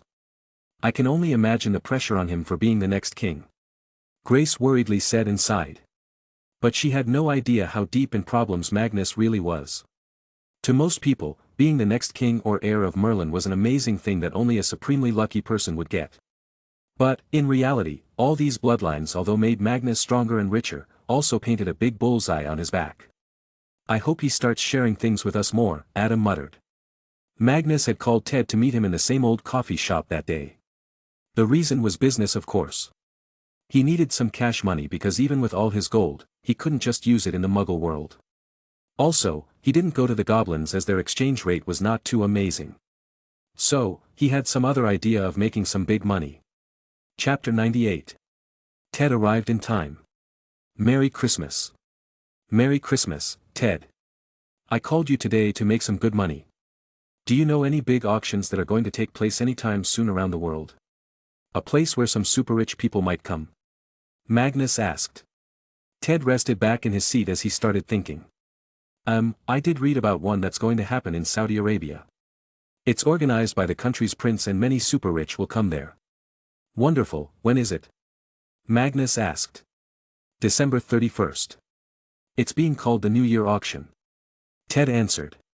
Can we put some things for auction there? He inquired. Ted got more attentive now. What is it? Hey, are you selling my potion? Ragnar suddenly voiced. No, Rag. Why would I sell it to Muggles? It's this I'm selling. Magnus said as he put the blue diamond on the table. Ted picked it up and checked. It was very clear, but it lacked a shape. This means it was untampered. It would get a very good price because this was a huge fist-sized blue diamond. Magnus started, I checked the books, there is no other diamond as big as this in the whole world. Let alone, this is a blue one. I am expecting at least $500 million for this as it'll be a once-in-a-lifetime chance for someone to get it. I will even offer free carving or cutting of the diamond however they want with 100% no damage guaranteed or money back. Half a billion. And I think you just might get that amount as long as we can get this diamond checked and officiated. Ted said. Where can we get it checked? Magnus asked. Gringotts, of course, Ted suggested. Magnus looked at him doubtfully, would their certification even be valid in the Muggle world? Of course, they aren't rich just by working for wizards. They also invest money in the Muggle market. They own lots of subsidiaries that are Muggle companies. Ted revealed. Even Magnus didn't know this and it actually made sense. Goblins didn't care about anything except money and they hated everyone equally. So they would surely invest in the Muggle world. That makes our job easier then. Goblins of Gringotts are my buddies. Magnus happily exclaimed and got up. Do you know how to apparate? He asked. Ted nodded, I do, but I can't guarantee to take others along with me. I'm not the best at it. No problem, I will call my elf, Magnus replied and they went to an empty alley from the coffee shop. Abraham Lincoln, come here. He called out. Pop, what can I do for you, sir? Can you take us to Diagon Alley? Magnus asked. Of course. I know that place. So, ignoring the shocked face of Ted because of the elf's name, they teleported to Diagon Alley. Thank you, Abe, you can go back now. I will call you again when I have to come home. He said and headed to the bank. But as soon as they started walking they were interrupted. Mr. Pendragon. Please wait, here you go, have some spicy ice cream. I made this by taking inspiration from your exceptional fire magic. I have named this dragon spice flavor. Florian Fortescue, the owner of Florian Fortescue's ice cream parlor, enthusiastically greeted him. All this was not because of his fame. These people genuinely liked him. Because he paid to repair the damage caused to Diagon Alley when he was attacked here. Everyone knew that Magnus didn't need to do it, but he still did out of compassion as many of these shops don't really make a lot of money and couldn't afford repairs. While greeting so many people, he finally arrived at the bank. The goblins there also treated him very kindly as he was still secretly somewhat a controller of the bank. He was immediately taken to the private luxury room and the head goblin of the bank arrived. The head goblin was named Navgar. Please, drink the tea, your majesty. Very few get the chance to taste the goblin-made special tea, he said after another goblin brought some refreshments for them. Magnus took the gesture of friendship and drank it. It immediately touched his throat. It was spicy, but not the chili spicy, it was herbal. A lot of ginger in it. This is actually very nice. I like it, Navgar. Magnus praised. Navgar showed a wide goblin smile, I knew you would like it. With your Pendragon blood, you can even drink fire and enjoy it. So, how can I be of service today? Magnus didn't talk around and put the diamond, the sword and the old coin on the table. I want you to verify these items and certify their quality. I will be auctioning them in the Muggle world. Navgar looked at the three items. The coin was of no interest to him as it was mere gold to him. Then he looked at the big diamond. It was certainly very enticing, but they had many diamonds in their vaults, not as big but still. What attracted him was the sword. He immediately picked it up and checked it closely with his monocule. Ah, such work, but not of a goblin. Someone learned from a goblin and made this. Let me see the hilt. He started muttering. Magnus was surprised by Navgar's behavior and was now very interested in the sword. Then, Navgar exclaimed, Aha, I knew it. Your Majesty, where did you get this sword from? From my vault, Magnus revealed. Ah, no wonder. This sword once belonged to a well-known king, Ragnar Lodbrok. His Majesty Arthur Pendragon must have defeated him and taken it. Navgar revealed. Ragnar, hearing his own name, got interested in the sword. He took it from the goblin to check it out. His eyes shined as he swayed his fingers over its shining blade. Magnus also realized what kind of foolish deed he was going to do. Probably every single thing in his vaults, every single book, sword, armor must have a great history related to it. It was something to be kept close to, as it was invaluable. A part of history. Just at that moment, Magnus decided what he was going to do. Once he becomes the king, he will create the world's largest and safest history museum. But, about this sword. He looked at the sword and asked, Navgar, I decided not to sell it. But, I want you to make an engraving on its hilt, under the name of its previous owner. Sure, what do you want on it? Navgar asked. I want you to enchant the hell out of it too. Make it a fine deadly weapon that can cut anything and withstand anything. And put the name, Ragnar Ulrich Ouroboros on it. Magnus instructed. Ting. Ragnar dropped the great sword on the table, are you sure? This must hold precious value to the history. Ragnar Lodbrok is dead, he left this sword to rot. You may carry it now and continue the journey of this sword. It's yours, you also said you wanted to learn swordsmanship. Magnus clarified. Navgar nodded and took the sword to work on it. Then, he looked at the coin. This is a simple 10th century coin, but it's very rare now. The diamond is also real, I don't need to touch it to see its authenticity. The grade is flawless. I will get you the certifications for the two. The sword you may take in 5 days. It will cost you 5,000 galleons. Magnus knew this was a pretty discounted price for what he wanted Navgar to do. Since they don't normally work for muggles. Sure. I'll transfer the money later.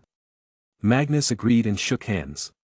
In just 30 minutes, they even got the certification of authenticity and grade. Okay, let's prepare to go to Saudi Arabia now. Ted, we will use the ministry-authorized port key this time.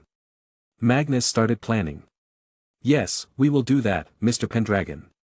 But I must go back and start making some telephone calls first. It's better to have some contacts there before going. Ted said and immediately left. Even forgetting that Magnus could have gotten him back faster. Now, it was just Magnus and Ragnar. You want to buy some potion materials?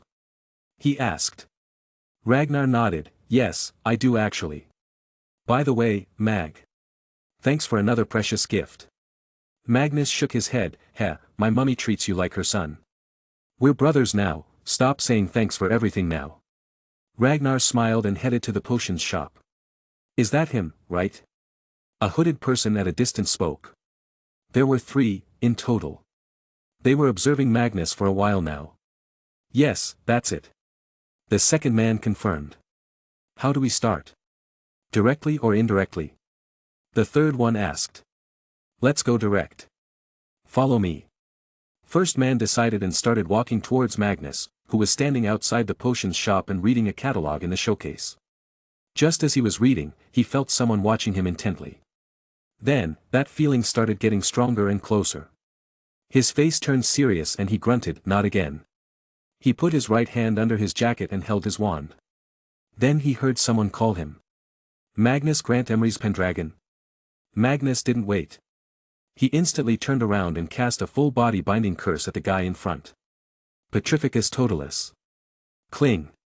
Magnus summoned his hope sword and put it on the neck of one man and his wand in front of the face of the other. Footsteps. All of a sudden.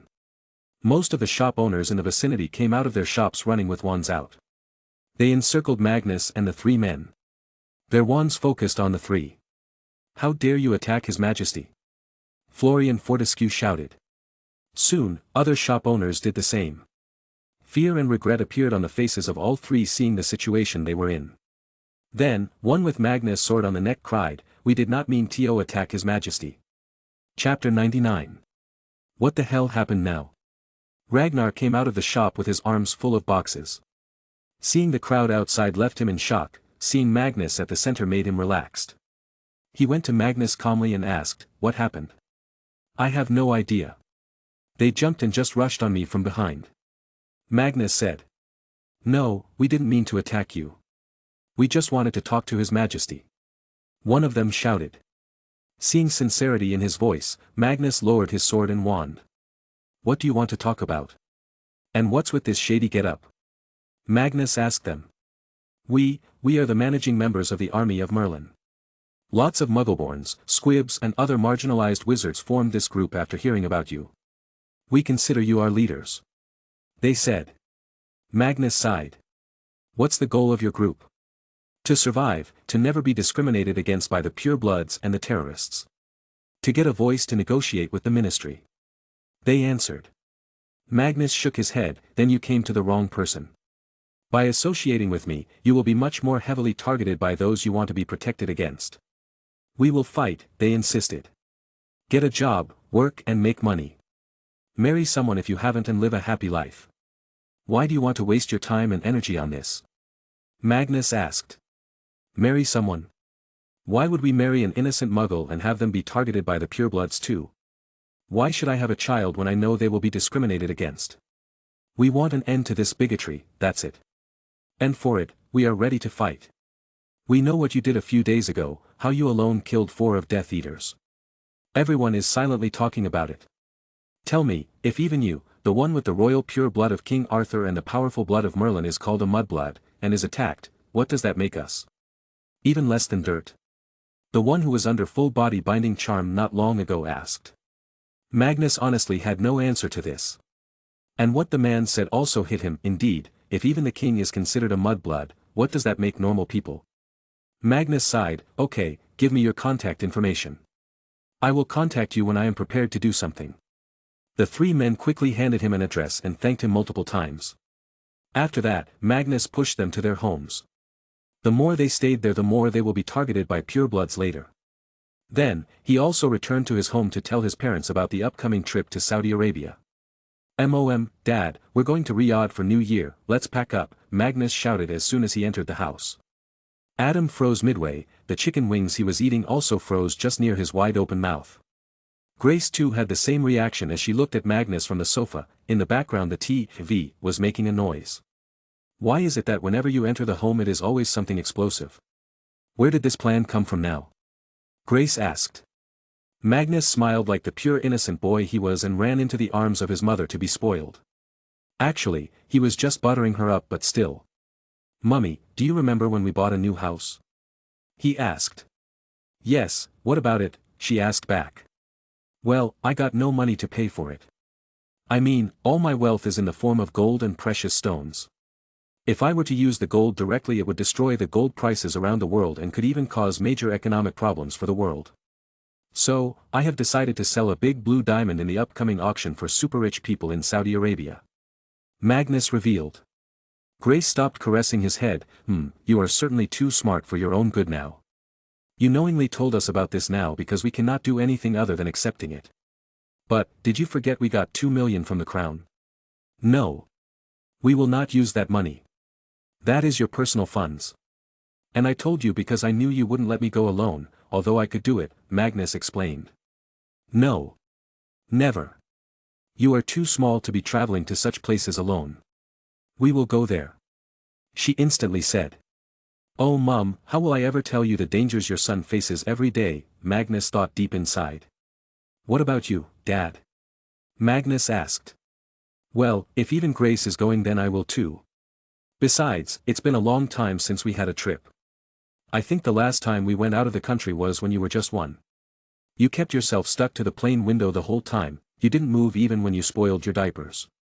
Adam also agreed, though the story he told was unnecessary. But Magnus didn't want his parents to be exposed to the ministry, as to use ministry-authorized port key, one needed to go there. Okay. I will book first-class seats for all of us. Our vacation is going to be fun. As always, with the mention of a vacation, Magnus gets too excited. Cokeworth. Snape put on his best suit and went out of the house. His destination was the tree under which he met Lily for the first time. The day he met here was a very depressing one, originally for him, as he just had a fight with his dad and even saw his mother being beaten for the first time. Then, he met Lily, a simple Muggle-born girl, confused about her magical abilities and bullied by her own sister for them. He hated her sister with all his heart. He had the bracelet ready in his pocket right now and had gift-wrapped it himself. Soon, the big tree came into his view, and there she was. In her winter dress, but her red hair was as shining as in a beautiful spring day. Merry Christmas, Sev. Lily cheerfully greeted. Her radiating smile made Snape feel warm. He would normally not talk sweetly to anybody, but Lily was different. Same to you, Lily. Here, a present from me. Lily got excited and quickly started opening it. Ah, thank you, Sev. Soon, she had the bracelet in her hand and she awed at its beauty. This was the first time someone gifted her jewelry. Her parents still treated her like a small child and gifted her dolls. Now, she truly felt like a grown-up. Ah, this must be very expensive, Sev. Why did you waste so much money? She quickly asked. She knew the financial situation of Snape and didn't want to be the reason for his problems. Snape lightly smiled. It cost me nothing, trust me. Besides, I am now earning money from my new patent. Also, there is another surprise. I just moved into your neighborhood with my mother. We live a few houses away from you. Lily was indeed surprised by this. Does that mean, now I won't have to get bored at home? Do you have a potions lab in your home? Maybe we can practice together. I must build a potions lab quickly, Snape decided in his heart. Not yet, but I will as soon as I get my paycheck from the patents. You can come to my home anytime then. We can learn advanced potions together. He offered. That would be wonderful and then we can. They talked about potions for a long time as they both loved this subject. But, there was a difference between them. Although Lily too was hailed as a potions genius by Slughorn, she was still not equal to Snape. The reason was simple, Lily always went strictly by the book. Her potions were perfect according to the book. But at the same time, Snape had more of an out-of-the-box thinking and made corrections to the method in the books and turned perfect potions into extraordinary potions. Magnus was below Lily though, as his success rate was very poor. But, on the side, there was the godly Ragnar, who was mad about potions and now runes. He was bound to be called the biggest potions genius of the century. Snape felt at ease now talking to her. He could see their friendship developing. So, how's your holiday going? He asked. Boring as always. I can't perform magic at home and my sister keeps on annoying me. Mom and Dad are busy with work too. What about you? She asked back. Oh, I met my friends and traveled to some places, Snape replied. Really? Was there Magnus too? He was crazy in the Quidditch matches. To be honest, I hated that sport, but looking at him play it made it so exciting. He's so good at everything too. Well, except potions.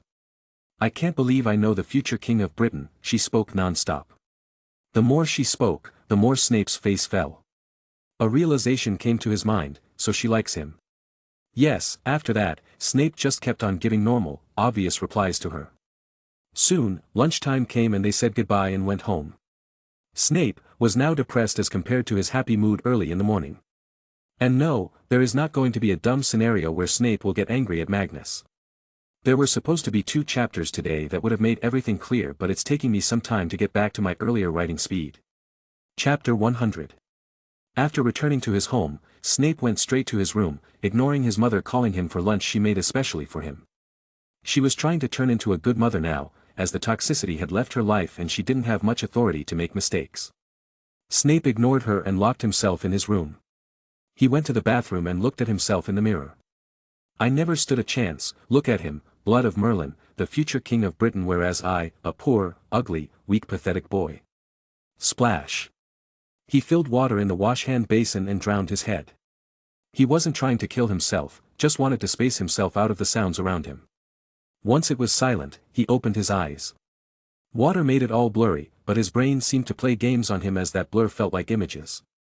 Love for someone doesn't always need to be reciprocated. If you truly care for her, you would try to find happiness in the simple fact that she's also happy. You cannot and should not, ever, force your feelings on someone, because, maybe you can overpower them into submission, but would that really be genuine love? These words came to his mind. They were not spoken by Magnus or Ragnar.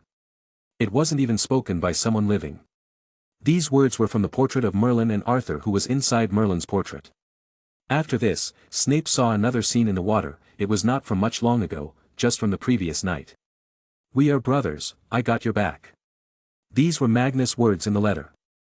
BLBRRGL, Snape suddenly lost his breath and pulled his head out. He fell on the floor. Ha, ha, he was breathing heavily. He set his unorganized hair back inside. Brothers? Huh, what a fool I am.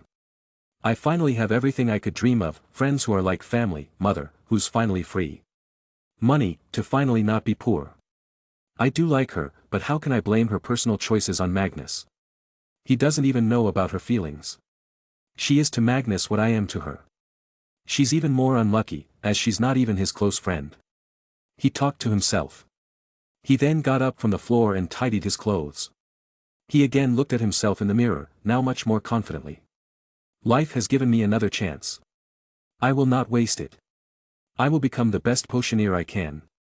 With Magnus, Ragnar and Bobby, I will help make this world better.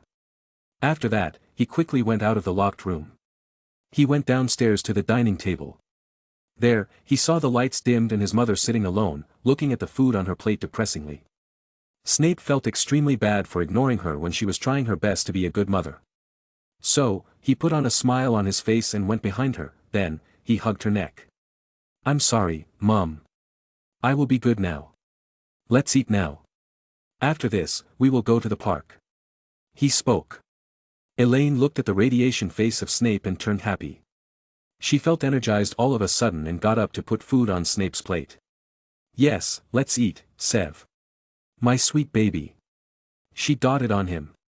I love this feeling, she thought to herself. She had nearly forgotten how to love her own child in the past, but, now her mind was in a good place. Sev, you don't have to worry about money all the time. Mummy will find a job soon. I know I'm not very smart or qualified, but I think I can do something out there. She told him. Snape supported her wholeheartedly.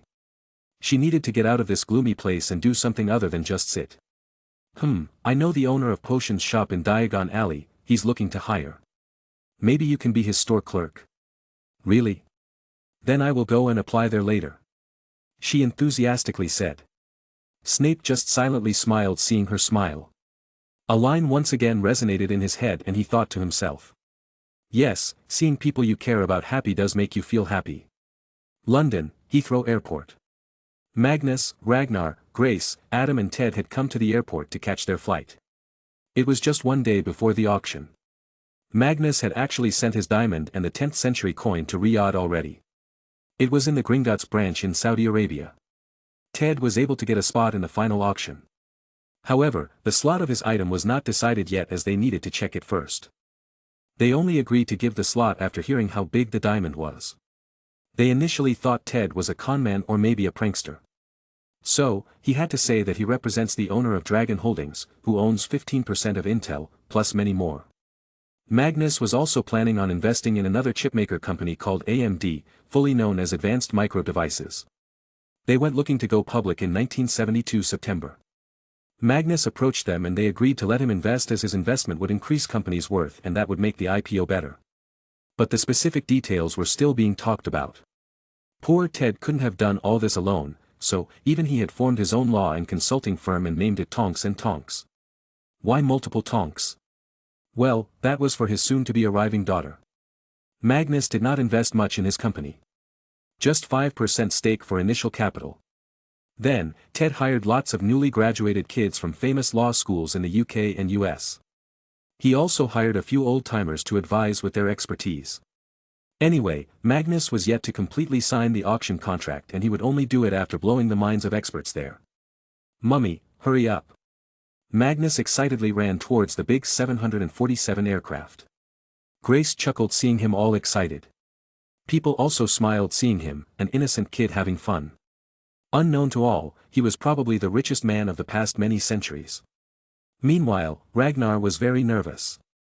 This was his first time boarding a plane and he had just one thing to say. I feel so much safer on the broom. But, thankfully, the first-class seating was so open-spaced and comfortable that Ragnar forgot about his fear as soon as pretty stewardesses started giving them food. Magnus laid back on his recliner sofa seat and talked to Ted. So, how did you get the slot? Let's just say I know a guy who knows another guy. And that guy's uncle's wife's father works as a manager for the auction company. He let me have a conversation with the company owner. Ted answered while sipping on whiskey. Magnus made an ugly face and got up to go to his mum for a head massage. Man, you're too drunk, do you know what you even said? The flight took 6.5 hours to reach Riyadh. There, as first-class passengers, they got to do an easy checkout. But, as they got out of the airport, they realized that their guess that Riyadh would be very warm proved to be wrong. They had to take out clothes from their luggage and put them on as they were currently dressed for warm climate. Ah, no wonder everyone was looking at us as if we were jokers, Adam commented. So, where do we go from here? Magnus asked. The hotel I booked should have sent a big car for us, Ted said while looking at the road. Soon, a long black limousine came towards them. Adam, as a car enthusiast, immediately recognized it, a 1968 Chrysler Imperial LeBaron. And, as they expected, it stopped in front of them. The driver came out and quickly apologized in English, sorry, car stuck at parking. Ted shrugged, it's all right. The driver put their luggage in the trunk and brought them to a big 5-star hotel. They had a pretty amazing experience there as people rushed to help them with everything. Is this what fat kings of the old days lived like? I hope I don't turn fat after getting crowned, Magnus thought. After that, they were helped to their rooms. They had actually booked a whole penthouse with 4 rooms, a living room, a playroom and a kitchen. Mum, Dad, I will return in a while. I'm going with Ted to the auction center. You have a rest, we will explore the city this evening. Magnus told them. Along the way, Grace and Adam had developed a pretty good trust in Ted. And they knew he was also a wizard, so they felt a bit at ease. Ragnar, wanna come? Magnus asked. Ragnar didn't reply and soon snores started coming from the sofa. I guess he's tired from the jet lag. I'll go then. Magnus left. So, what do you want to eat, Grace? Adam quickly picked the menu and they started having fun. It had been so long since they had gone on a vacation. Meanwhile, Magnus reached the auction center. There, he was escorted to the auction company's owner. He had collected the diamond on his way. The owner of the Imperium auctions was an old man. He was probably a local as he wore the local white robes that men do. He looked at Magnus judgingly, guessing he was unimportant. But didn't take the initiative to speak to show he was the big man.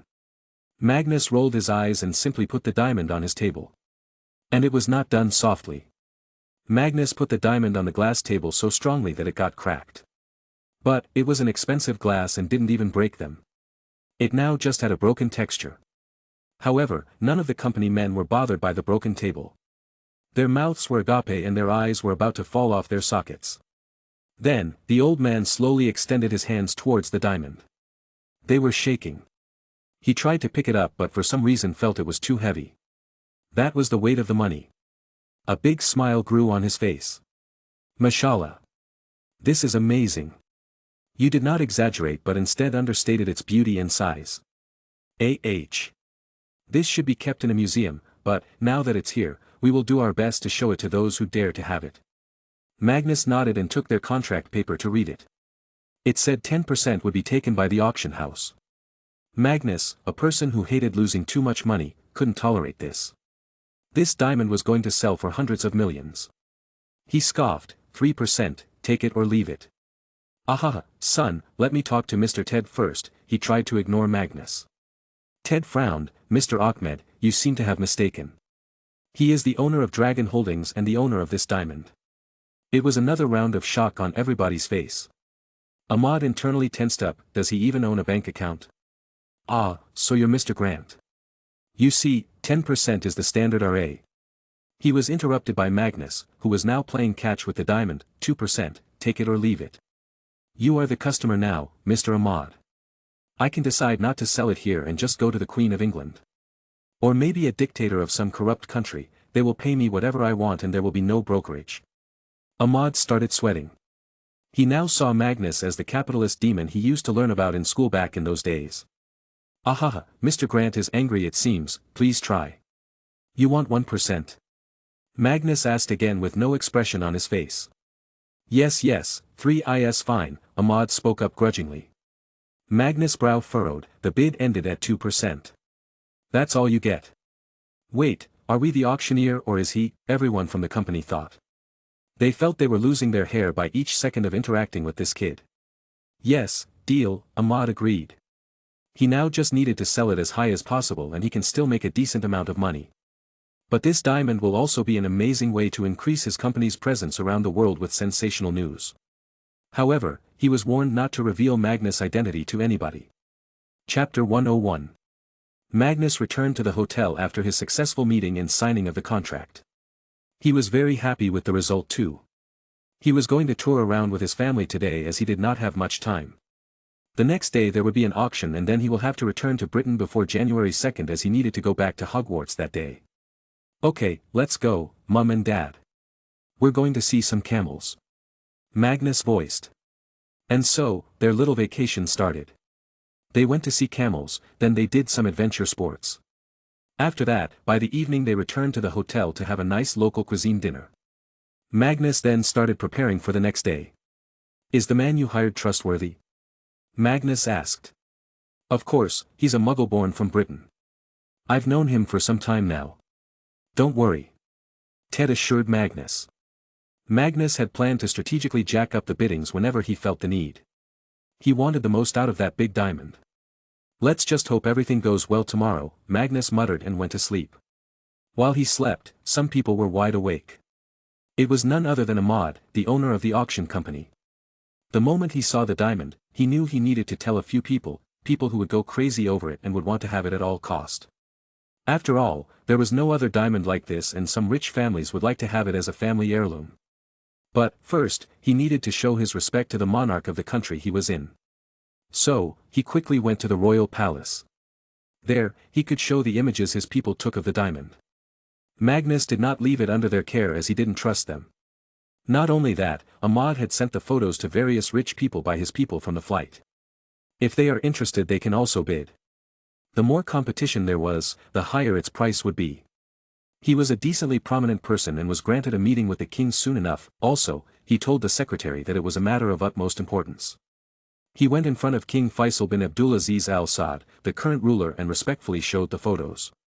Your Majesty, this is real, I saw it with my own eyes and held it in my own hands. It also has the certification of authenticity and quality. It is really the world's largest, finest blue diamond. It will be auctioned tomorrow. Ahmad said. The old king looked at the photo in appreciation. It looked so beautiful in the image, he couldn't imagine how it would look in real life. Who is selling it? He asked. Ahmad replied truthfully, as hiding anything was foolish. A boy, a child I'd say, just 11 years old. His name is Magnus Grant, a British. I don't know where he got the diamond from, but it is known that he owns a holding company that is worth millions. The king was now more amused and interested in this child millionaire. Knock knock. Just then, the door of the office opened and the eldest son of the king, Abdullah bin Faisal al Saud, walked in. He ignored Ahmad and went straight to his father. He put a file on the table and then whispered something in the king's ears, making the old king's eyes widen in shock. The king opened the file on his table and read it with full focus. He looked at some images and documents. Sigh. He looked back at Ahmad, never address him as a boy, child or anything disrespectful, not even when alone. People with such long and strong profound bloodlines deserve to be respected. You may leave now, we will come to the auction tomorrow. Hearing the king's strict warning, Ahmad sweated a little. He respectfully paid his respects and left. Coming out of the royal palace, he wondered what the background of that boy was to earn the respect of the king. But, he quickly put it at the back of his head as it was time to make some money and make some phone calls. Yawn. Magnus woke up in the penthouse. He looked around and felt weird by the surroundings, but a little later realized he was not at home. Ah, it was such a nice dream. I was swimming in a pool of liquid luck, he muttered to himself. It was a sunny day outside the window. He quickly brushed his teeth and got dressed. In the living room, he saw his parents were well dressed too. Adam and Grace looked no less than some big movie stars with their pretty faces and toned bodies. Ragnar, though, didn't have any modern Muggle-styled suits, so Grace had to buy one for him quickly.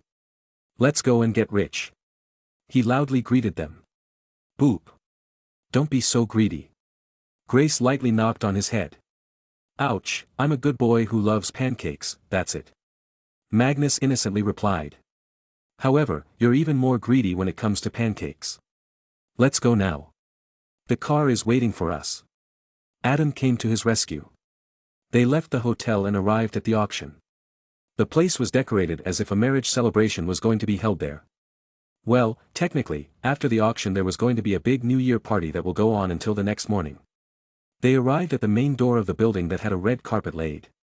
Some people came to open the car door. And as soon as they got out they met the entrance manager. He had a list of guests. Welcome, Mr. Grant. He greeted Magnus first with deep respect. A VIP box has been allotted to you and your family. Please follow our staff. He respectfully told them. Magnus followed while thinking that this special treatment must be due to him selling the big diamond. The VIP box was on the upper floor of the auction hall. It was a real box-shaped room with a big glass window looking down at the stage. Then there was also a telephone in the room to speak their bids. After taking their seats, they were given a catalogue of all the items that were being sold today. Magnus opened it out of interest. Not so surprisingly, the whole first page was all about the diamond with its size, weight, condition and high-quality images. It was certainly the biggest highlight of the evening. Ah, they have a lot of cars for sale. Adam voiced. Magnus also checked them out and indeed, there were a lot of collectibles. He knew that these cars were something that aged like what he had heard was called fine wine. Their value only increases with time. Maybe I will bid for some cars. He decided. Why? We have cars at home. Grace asked. Magnus explained to her, Mum, these are collectibles. Their value will increase with time. In fact, in the future, they will be valued a lot because they will be owned by the King of Britain. She couldn't deny that. Anything owned by the king would be a special collectible item around the world as it would have a special story behind it. They waited for the auction to start. The normal seats in the main hall started to get filled soon. In a few minutes, the hall was jam-packed. Magnus though was enjoying himself in the VIP box with special food service. He and Ragnar were sipping on some apple juice while adults drank diluted whiskey. Welcome to the Grand New Year auction, the speakers started making noise. Magnus looked out of the glass window at the stage. The auctioneer was speaking from the stage. I hope everyone is settled in their seats and have a glass of a drink in their hands. Make yourself comfortable because this is going to an exciting night. Now, the first item of the day is a book. There are only 4 copies of this and none of them is in as good condition as this. Magnus boredly looked at the auction happening. There was nothing of interest to him and usually, the starting items are the cheapest ones. Then, when the auction reached the middle, cars finally started to get showcased. Magnus had only kept his eyes on 3 cars that he liked.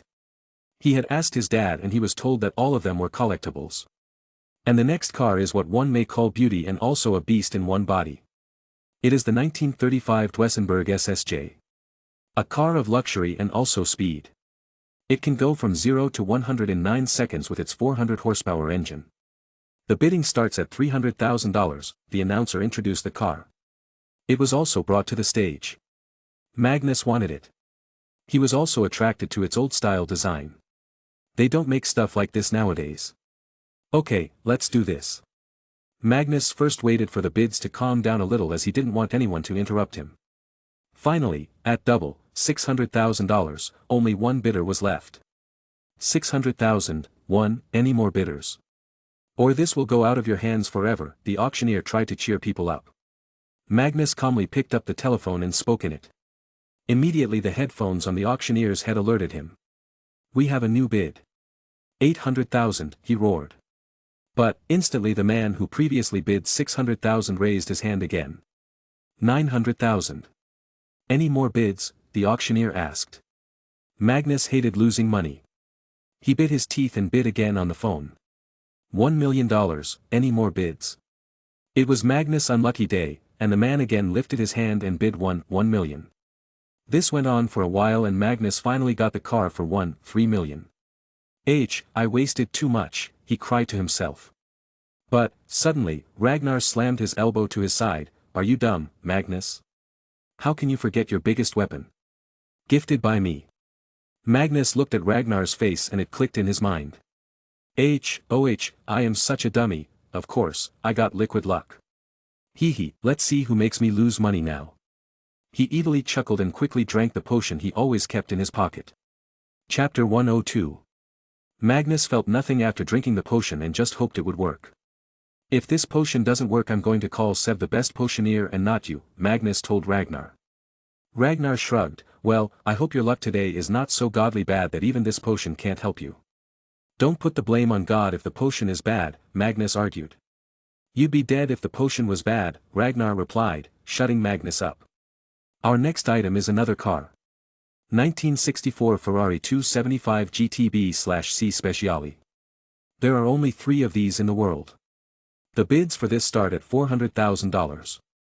Magnus was ready this time. He planned to overwhelm all by directly bidding for the double. 800,000, look at this beauty, last chance to have it. 800,001. 800,002. 800,003. Sold. The auctioneer had a disappointed face. But none knew that there was indeed a person in the crowd looking to bid, but his bidding plaque fell under his seat and by the time he picked it up it was sold. Meanwhile, in the box, Magnus was cheering. He had caught Ragnar's shoulder and was swaying him left and right. Ha, your potion worked. Ragnar was feeling pride in his chest. Of course, I will one day be called Prince of Potioneers someday. Nah, Master Chef of Potions sounds better, Magnus said, making Ragnar scowl after hearing it. Behind them, Grace started laughing after hearing their silly discussion. In her eyes, Ragnar was like a sibling Magnus never had. Don't bully him, Mag. You both are princesses to me and Adam. She jokingly said. Ragnar proudly lifted his face and looked at Magnus. See, I'm also a prink. Wait. Mom, stop calling me a princess now, I'm too old for that. Magnus protested. Grace innocently looked at him. But, you used to enjoy being dressed as a princess when you were small. Because I didn't even know what was happening to me, Magnus said. Auntie Grace, you must show me pictures of him then. Ragnar requested and looked at Magnus smugly while adding. And you be careful with your love for money. What if people start calling you, Prince of Scammers? Of even better, King of Scammers. Magnus later bought another car. It was a beautiful old 1939 Alfa Romeo 8C 2900B Lungo Spider. He was going to use this in the future as his royal ride. Magnus by the end spent $3 million. He was expecting to get at least 30 times return from these 3 in the future. All in all, it was a good deal. After that, a few more items were auctioned. The 10th century coin was bought by someone for $50,000. Magnus was laughing at that the whole time because he had a vault full of them. Soon, the end of the auction came near and it was time for the main course.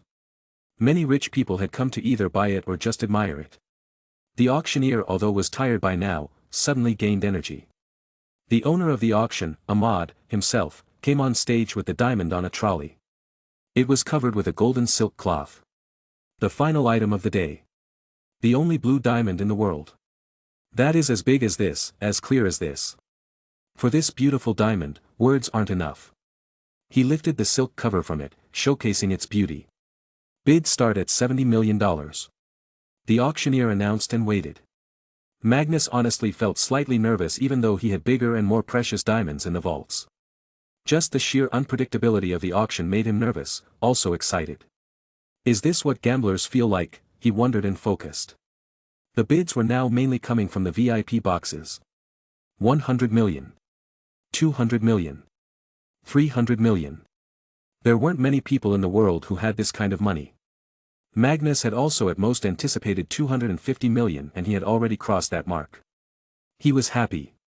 Also, by now, all the excited bidders had surrendered.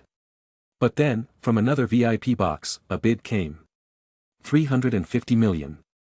Magnus' eyes widened. This diamond was not at all worth this much. Maybe if it was the red diamond he would have understood, but for this?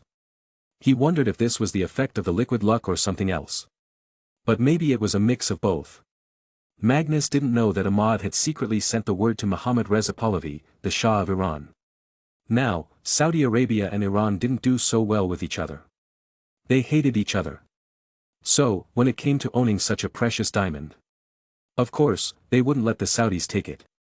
Hence, it was now a fight between the two to have the diamond. In the end, only Magnus was profiting.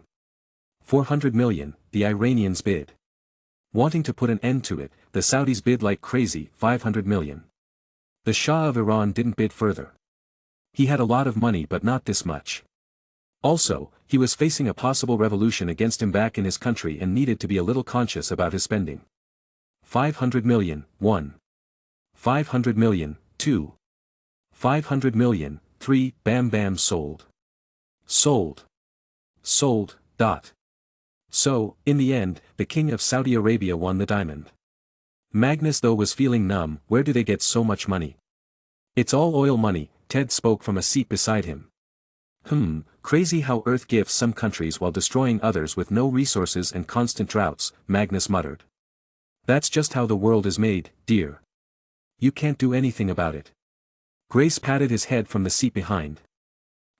Maybe not now, but someday, I will surely be able to do something about it. Magnus confidently replied. After the auction, there was a grand party for the new year and in all honesty, Magnus wanted to enjoy it with his family as he would need to return to Hogwarts in a day. So, they went to the lawn outside the building. It was nicely decorated and a lot of food was going around. Ragnar and Magnus ran towards the food station to eat. Eating after just making $490 million makes the food even more tasty and satisfying. Magnus and Ragnar were in the midst of devouring the tasty shawarma. God, I have never tasted something so spicy yet so tasty. This is amazing. Ragnar praised the food. Magnus nodded with his mouth stuffed with food. Yeah, I'm going to buy a book about Saudi cuisine for Abe and George. Then we can eat this tasty food whenever we want. You should tell Grandma Martha, she seems to know everything and loves to cook for us, Ragnar suggested. Magnus I shined, a bright idea indeed. I'm going to take another serving. Magnus headed to the food stalls again. However, just as he reached there, he was greeted by someone. The man was in Saudi traditional clothes and had a clean-shaven smart face. Then Magnus' eyes fell on the gold Rolex on his wrist. It was made of fine gold and he knew it. He can never go wrong in recognizing gold. It was a fine diamond, Your Excellency, the man greeted him. Magnus' mouth opened slightly in shock that someone knew of his identity and not just that he was the seller of the diamond. But, he played it cool. Thank you, Mr. Forgive my manners. I am Prince Abdullah bin Faisal Al Saud, eldest son of the king, the governor of Hijaz, the minister of health, and the minister of interior. Prince Abdullah introduced himself. Those are a lot of titles. So you're a man of power in this country. How did this little boy attract your attention? Magnus asked back frankly. Prince laughed, I still have fewer titles than His Excellency. Also, you are a point of attraction for many powerful people here.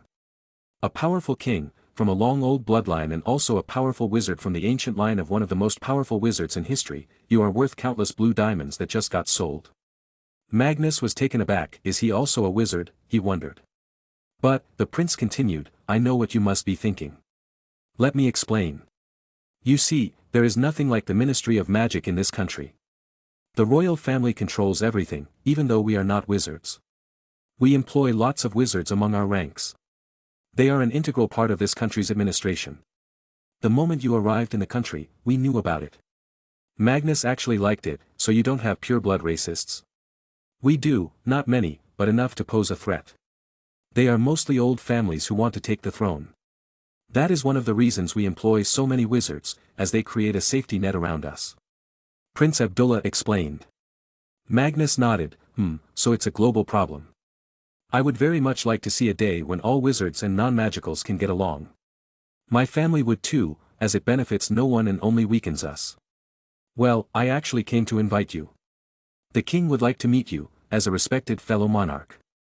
The prince offered. Magnus looked around himself.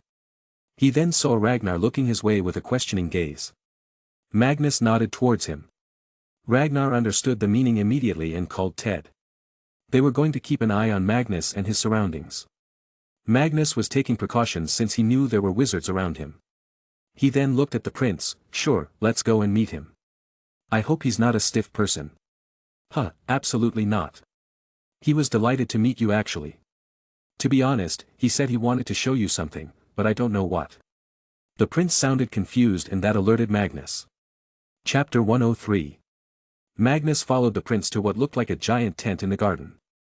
There were men with guns standing at the entrance. They looked tall and intimidating. They tried to scare Magnus by staring daggers at him. But, while crossing them, Magnus just did a humph and ignored them. As soon as he entered, he was greeted by a lavish room. There were sofas, there was a coffee table and also a lot of showpieces. And the obsession with gold was off the charts there, as everything in the room had gold attached to it to some extent. Then, Magnus noticed the diamond he just sold, laying on the coffee table, in a nice glass showcase. The king surprisingly got up to greet him. Magnus was not expecting to be respected here, as most adults just scoffed at the idea of putting a child at the same level. Welcome to Riyadh, Magnus. You can also call me Faisal. I don't have the breath to say long titles each time, so forgive me, I'm old now. King Faisal frankly spoke. Magnus kinda liked him if this was his real personality. Thank you for that VIP box. Had I known my secret wasn't a secret, I would have met you sooner. Magnus said, although he was just bullshitting. Why would he decide to meet a random old dude instead of spending time with family? As the king, it's my job to know things. But I understand your special circumstances. However, it's just a matter of time before you get officiated. Come, let's eat together. He invited Magnus to the sofa. Magnus took the seat opposite him and asked, aren't you going to get this diamond carved? Why would I? There's a different beauty in nature. This is an untainted, finest example of how beautiful nature can be. King Faisal said. Magnus, I twitched and thought he sells oil and talks about nature, am I hearing right? I know that face, we all must do what we must to take care of our people. If oil can give them a good life, then so be it. The king tried to clarify his stance. But if you bet on just oil, it's only a matter of time before you go back to being poor. There is a limited amount and the technology is improving at a very fast pace. Someday, electric cars will take the place of oil ones. It won't happen anytime soon, maybe not even the reign of the next few kings, but it is inevitable. Magnus said with a hint of warning. What else can we do in this jungle of sand? Food doesn't grow here, water is scarce, we have no other industry to rely on. King Faisal argued. Magnus quickly answered, you've got so many wizards under you. Use them to find a way to make your soil fertile. Find a good herbologist and make them develop a crop seed that can grow in this kind of atmosphere. The world doesn't care if it was developed by wizards, all they care about is that it exists. King Faisal nodded, I have already done that. But, none of them could find a breakthrough. Then hire foreign wizards. You have the money. Magnus said. Yes, that I do. The king did not speak about this topic anymore, as revealing state secrets was nothing but foolishness. Rather, he got up and took out a small orb from a chest. It was metallic and golden in color. But it was certainly not made of gold. I wanted to show you this. Saudi Arabia is not a very old country, but it existed with various names throughout the history. My family is also very old, but in those days it was not as powerful. This orb shows an image of Great Merlin and an ancestor of my family. Only a member of my family can see the image by touching it. I do not know why they met or why Merlin was here, but this has been a family heirloom since then. It is proof that my family is not some upstarts. We have a profound history. The king exuberantly told him about it. Magnus looked at the orb with interest. Can I hold it? Yes, yes, if anyone other than my family, it must be you. King Faisal handed it to him. Magnus looked at it from all sides. He didn't know how it worked, so he sent magic in it. And, unexpectedly, it showed a holographic image of two people shaking hands. One was a young Merlin and the other was most likely an ancestor of King Faisal. But, this time, a text also appeared. It was in runic language. Magnus knew a little bit of it and the message was also written in simple characters. It says, a new friend in the middle of a desert. And for the last time, I will not marry your 5 daughters. It seems your ancestor must have had an adventure with Merlin. Magnus laughingly said. The king was a little bit shocked and laughed. I had heard from old wizards that Merlin was a funny man, now I experienced it. Man is dead but still making jokes. Yeah, he does that a lot, Magnus muttered. Magnus then got up to leave. He'd rather spend more time with his family than with this old man. Well, it was a pleasure meeting with you. I will go back to my family now and spend the new year with them. I also have a return flight tomorrow. Yes, yes, Happy New Year to you, Magnus. King wished him. He had done what he wanted, to leave an impression in the mind of Magnus. So that when he later becomes the king, he will at least remember him. You too, Faisal. Magnus left the tent after a goodbye. Outside, he met Ragnar and Ted, who were acting vigilantly. They were making a plan to barge into the tent if Magnus did not come out soon. So when they saw him, they felt at ease. What happened there? Did they try to harm you? Ted quickly asked him, not just as his lawyer but as an adult caring for a kid. Do you really think things would be so calm if they had tried to harm me? I would have burned down that tent with everyone in it. Don't worry, it was just the king wanting to meet me. It seems he has wizards under his command and knew about my other background. Magnus explained. That's a relief. I was worried you met someone our mums told us to stay away from. Ragnar jokingly said. Okay, let's try to find my parents. It's nearly 12 a.m. and I wish to be with them, Magnus decided and headed to look for Grace and Adam. Grace and Adam were calmly sitting at a table, drinking some wine and just talking to each other. Sigh. I still can't understand how I was able to impress you back in high school, Adam said with a loving sigh as he stared into Grace's pretty blue eyes. Grace chuckled and replied, come on, we both know why. I was a nerd back then, wore loose clothes and even had braces. It was strange that a boy was even interested in me. Strange, to me, you always looked like the prettiest girl in the school, Adam cheesily said. Hee, I believe you.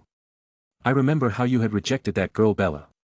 You were so cruel to her, calling the most wanted girl in the school ugly and stupid. Grace remembered while holding her laughter.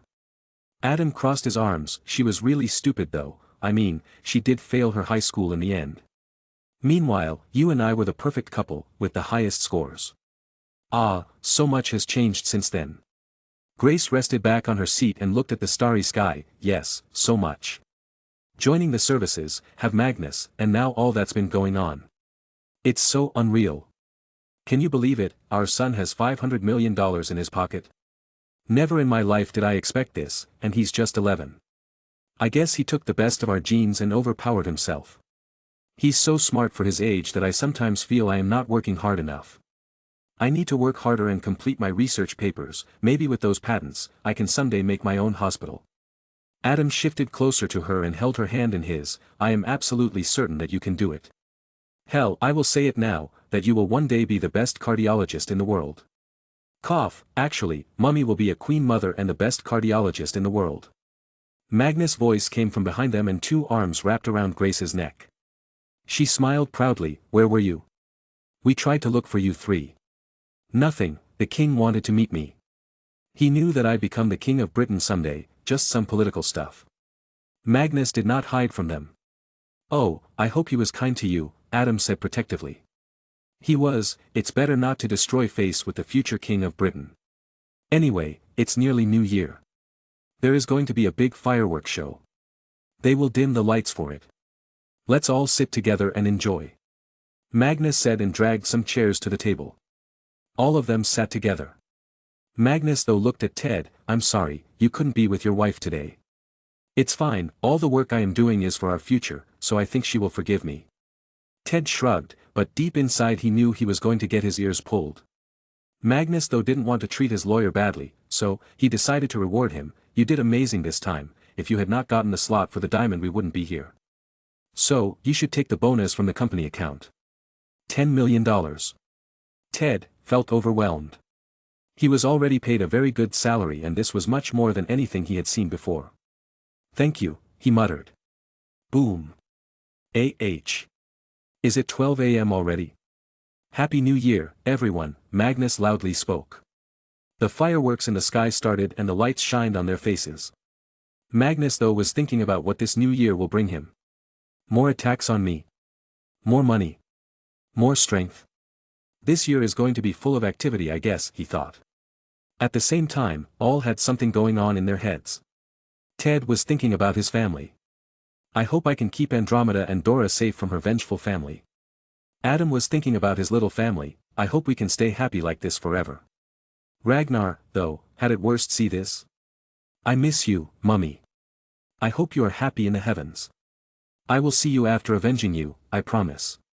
He felt saddened, remembering the New Year celebrations he used to have with his family when he was small. He silently shed some tears. But, a mother is a mother, whether she be yours or someone else's, they can sense when you are sad. Ragnar suddenly felt a hand on his small shoulder. He slightly looked back, holding back his tears. And he saw Grace's calm and smiling face, silently encouraging him not to cry. Grace had noticed Ragnar's back twitching. She knew he was silently holding his tears. She felt bad for him. She knew Magnus would be like this too if something were to happen to herself or Adam, so, she prayed this time, just keep these little ones happy, I will fulfill my personal dreams on my own, they need the blessings more. All of them silently just stared at the lights in the sky, with thoughts in their heads changing with each new light. Chapter 104. January 1st, 1972. The New Year's celebration went very well. They partied a lot and slept very well. The next morning, they got on board their flight and returned to Britain. Magnus had already received the full payment for the diamonds and coins. The money was in his Dragon Holdings company account. Magnus, though, paid full tax on it. The reason was simple, he was going to be the king in the future and as he would be appearing out of nowhere, he would be under public scrutiny. At that point, he can proudly claim that he has contributed to the country by paying so much tax while the real billionaires were hiding their money. Though he will never let it go public that he sold a diamond. But Magnus was still able to minimize the tax by a little by showing business expenses. Such as his traveling, meeting the king, food and other things. He wanted to have more fun, but his holidays were coming to an end now. He needed to go back to Hogwarts the next day.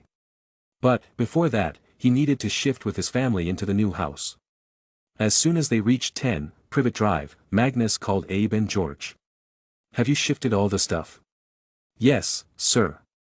As you instructed, we have shifted all the items to your new home. We have also cleaned the place. This place is also now ready to be rented. George told him. Magnus nodded and looked back at his family who had just entered the now empty home. Mom, Dad. I had told them to prepare for moving. We can now go directly to the new home and start living there. This was like a New Year's surprise. Adam nodded, let's go then. It seems they did not move our car. By cars, I remembered the cars I bought.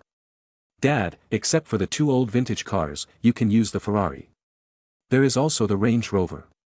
You should sell these old cars. Magnus suggested them. Hearing about the Ferrari, Adam got excited. He would gladly use the car. Grace, though, could use the Range Rover. Their new mansion was half an hour away from where they stayed right now. I will be going back to Hogwarts tomorrow. Then I'll return in 2-month-long summer break. I think it starts from July 1st, Magnus said while they were in the car. Take care, Magnus, and you too, Ragnar. Who knows what the royal family might do this time? She worriedly said. But, instead, Magnus was more worried about her and Adam. He and Ragnar were both wizards and could somewhat protect themselves, but Grace and Adam were muggles. Even simple magic could fatally harm them. You too, Mum and Dad. I will be in school, but you too will have more possibility of being harmed. I will leave behind some magical items that you must wear at all times. Promise me. Magnus demanded. Seeing him so serious, they quickly agreed. Yes dear, we will wear them. Promise. Then Ragnar spoke, and I will be leaving a potion for you. It can keep you healthy, safe from any disease and keep your body younger than it should be. This was something Grace appreciated very much. Every woman wanted to stay in their prime after all. Soon, they arrived at the door of the new house. The electric doors opened and they drove in the driveway. Abe and George were waiting for them there. They had even packed Chad and Summer and brought them here. Both of them were in the midst of exploring this huge new place. I hope some people don't find it troublesome how two military folks could afford such luxury. How will I ever explain that it's my son's? Adam wondered loudly. Simple, just say that it's a family-run business that made you rich. Anyway, I don't think the Queen would be foolish enough to attempt something again against you. She knows she has already angered me once. From her letter, she seemed to be uneased. What I am worried about are her family members who don't understand their situation completely. Magnus deduced. I hope you are right. Anyway, let's go inside and eat something.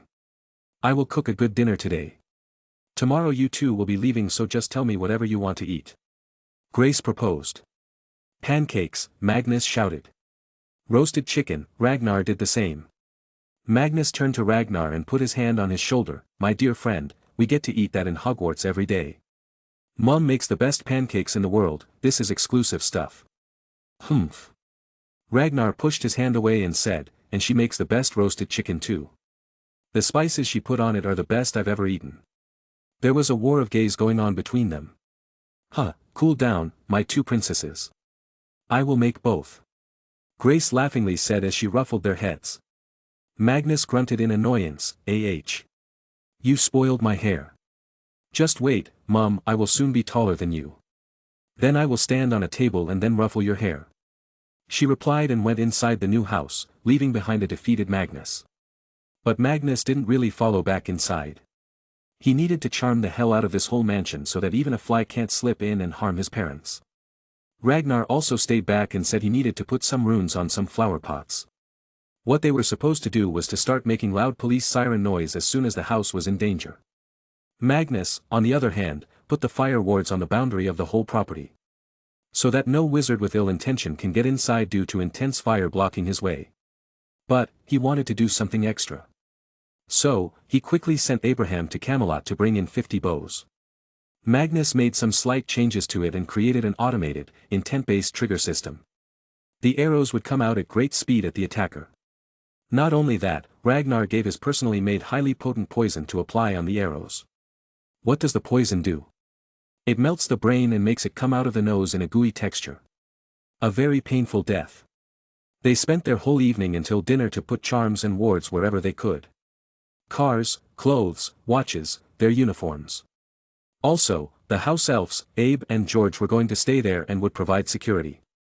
After they were done, they went in to have a good meal, then they went swimming in the indoor pool. It even had a heating system and Magnus loved it. Eventually, he was able to drag his parents too. So they had fun playing in the swimming pool. After that, all of them sat in the living room, in front of the fireplace, drinking a cup of hot chocolate each. Magnus read the newspaper to know what was going on in the country. It was important to know as the future king. Soon, his eyes fell on the headline and he got confused. Looking at his dad, he asked. What is this European Economic Community EEC? Why do we want to join it? Magnus questioned.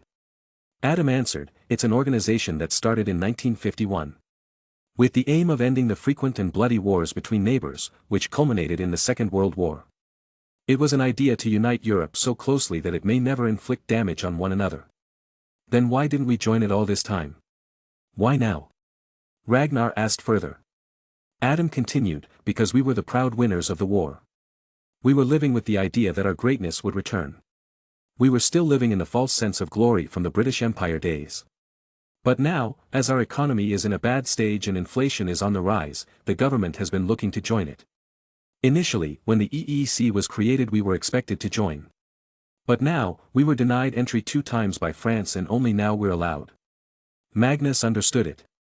It was like a group, made of countries with similar interests. I will have to study more about it seems, he decided. Okay, enough playing around. Time for bed or you two won't be able to wake up in the morning. Grace quickly pushed them to their rooms and tucked them into their beds. Do you need me to tell stories? She jokingly asked. Magnus chuckled, hee hee, I'm not so little now, Mom. Oh, for me you will always be little. Good night now. She switched off the lights and left. Magnus stared at the ceiling of the new home. He took a long breath. You there, Merlin? He asked. We're always here, not like we have anywhere to go. Merlin's voice came from the portrait. How did you do such a bad job at uniting the wizarding world? Magnus suddenly asked. Cough. Merlin coughed in embarrassment. If Arthur was not sleeping he would have started laughing by now. Well, in those days, wizards and all magical communities lived so far away that it was impossible for me to meet all of them. But now, all of them are close to each other but even more divided. Merlin dejectedly stated. Then how can I achieve that? True equality, Magnus asked. With strength. I see in you a great untapped potential, even greater than mine. If anybody, it has to be you who can do it. You're just 11, Magnus. At your age, I was still a simple first-year student at Hogwarts, who knew not much about magic. You on the other hand have mastered so many things already. Merlin tried to motivate him. Magnus nodded, I guess I must study more to get stronger. I hope there won't be any mess this semester.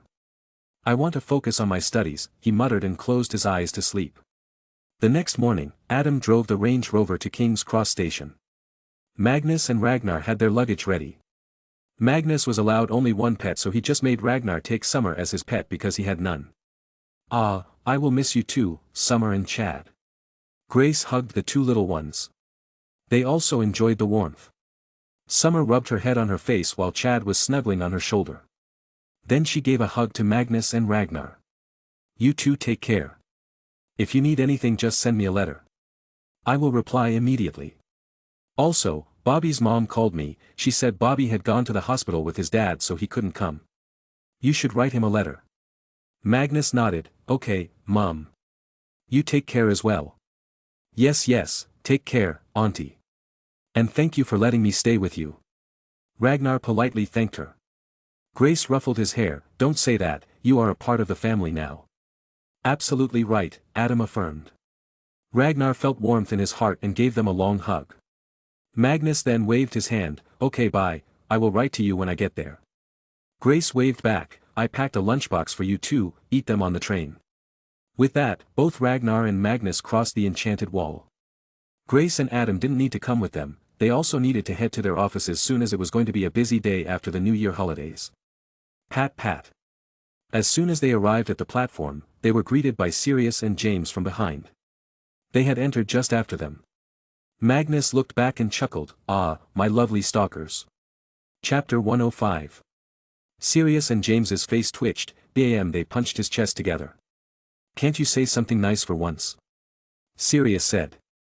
Magnus showed an unbelievable expression. You are saying this? The guy who has been planning on bullying the new kids in September? Sirius averted his eyes in shame. Huh, it seems Sirius got bullied just now instead. James laughed. Sirius looked at his best friend, look who is saying it, the guy who ran around the school in Dumbledore-flavored undies. Pfft, Dumbledore-flavored. Ragnar tried to hold his laughter. James became red in embarrassment. Come on, just stop bringing that up. That was just a bet and I promise I will get back to Magnus. Wanna bet again for the next Quidditch season? Or maybe the House Cup? Magnus asked. James got angry, you think I'm a fool? Every single kid in the school knows that Slytherin will win the House Cup because of you. And Quidditch, well, if Gryffindor can find a good seeker then we might just win. Hee hee, keep dreaming then. Magnus scoffed at the idea of ever losing in Quidditch again. Choo-choo. Train's whistle sounded. Let's hurry in, Sirius fast-walked to get on the train. They had already arrived late and the chat with Magnus had gotten them more late. All 4 of them hopped onto the train and tried to look for an empty cabin. But, all of them were taken. Remus and Peter must have saved a cabin for us, let's look for them, James said. Eventually, they came upon a cabinet from where they could hear a loud girl's voice. It seemed to be reprimanding someone. They opened the door, only to find Peter sitting on the floor in an apologetic posture. Meanwhile, Emma sat on the seat with her arms folded as she loudly spoke. How could you even think of doing something like that? And I thought you were maybe a decent person as Magnus talks to you. Emma raged. Magnus quickly tried to calm her down. Calm down, angry lady. Her face instantly grew a smile seeing him. Oh. Magnus. Come, I saved you a seat. But Sirius pushed Magnus to the side and confronted her. How dare you bully Peter? Only I and James have that right. He roared in his false sense of glory. Do you even hear what's coming out of your mouth? He ate my half-eaten sandwich while I was chasing away a bunch of Ravenclaws from this cabin. How could he? While I was trying to hold the cabin for my friends. She explained angrily. Why did you let him in then? Magnus asked. I didn't, this sneaky rat entered while I was away. She said as she was about to kick Peter. Enough, Magnus stopped her foot from touching Peter and pushed her to the seat. He recognized that she was trying to be a good friend but her Slytherin mindset was problematic. Magnus looked at Peter and offered his hand. He could see from the way Peter acted that he had a severe self-confidence issue. I'm sorry for what she did. Get up now. Magnus said, helping him. Peter got up as if nothing happened and started smiling. It's all right. I was wrong to eat her food. Magnus nodded and looked back at Emma angrily. Never, treat a person like that, unless they are a Dark Lord or his followers. Emma nodded strongly, I understand. Good, Magnus said and turned to Peter. Where is Remus? He asked. Peter answered, I don't know. Is it full moon today? He wondered. How did the perfect scores get late? I hope he reaches the school on time. James muttered. Door opens. Severus walked in with his luggage. He was slightly surprised to see the Gryffindor detention dwellers there too. Ah, what do we have here, Snevelis? Sirius made fun. Yes, pleasure meeting you, Severus replied snarkily and went ahead to shake Magnus and Ragnar's hand. I heard what happened at your home. Glad you were able to teach them a good lesson. He said. Magnus nodded proudly, I hope it will give me some peaceful time. Come, take a seat. Eventually, Ragnar started bragging about how Magnus was able to summon stone pillars in the sky and drop them on the attackers. Whenever he got too close to telling the secret he would receive a pinch from Magnus. This dummy, I must teach him to keep his mouth shut. Soon, the train started running. After a while of the boring city scenery, it started crossing through the wilderness of Scotland. The plains, mountains in the distance and lakes were visible. The steam engine roared forward. Who drives the engine? I hope it's not the same as elf slave labor, Magnus wondered while eating the lunchbox his mom packed for him and Ragnar. It was tasty rice and gravy chicken curry. The chicken was obviously from the last night. Then for the dessert, there were pancakes that he heated up and small pouches of maple syrup. Ah, I'll miss this taste in Hogwarts, Magnus muttered with a satisfied smile. Thump. My pancakes, Magnus screamed in sorrow as the sudden stopping of the train made his lunchbox fall over. The pancakes were now spoiled on the ground and he was sadly not a believer of the 5 seconds rule. It was a disaster at the highest level. Why did the train stop? Sirius wondered while looking out of the window. It was turning nighttime and they were in the middle of nowhere. Magnus also felt ominous, he quickly held his wand in his hand, got ready to strike to kill. Wand's out. I feel something's fishy. He warned everyone. They all came to their senses and did it. It's never a simple day with you, Magnus, and I love it, Emma suddenly spoke. Magnus looked at her in shock, is she an adrenaline junkie? Oh, Emma loves Magnus, Ragnar starting to make fun. Bam. Emma slammed her wand's butt on Ragnar's head. Stop spreading rumors. But your face looks flustered, James pointed out. I was born like this.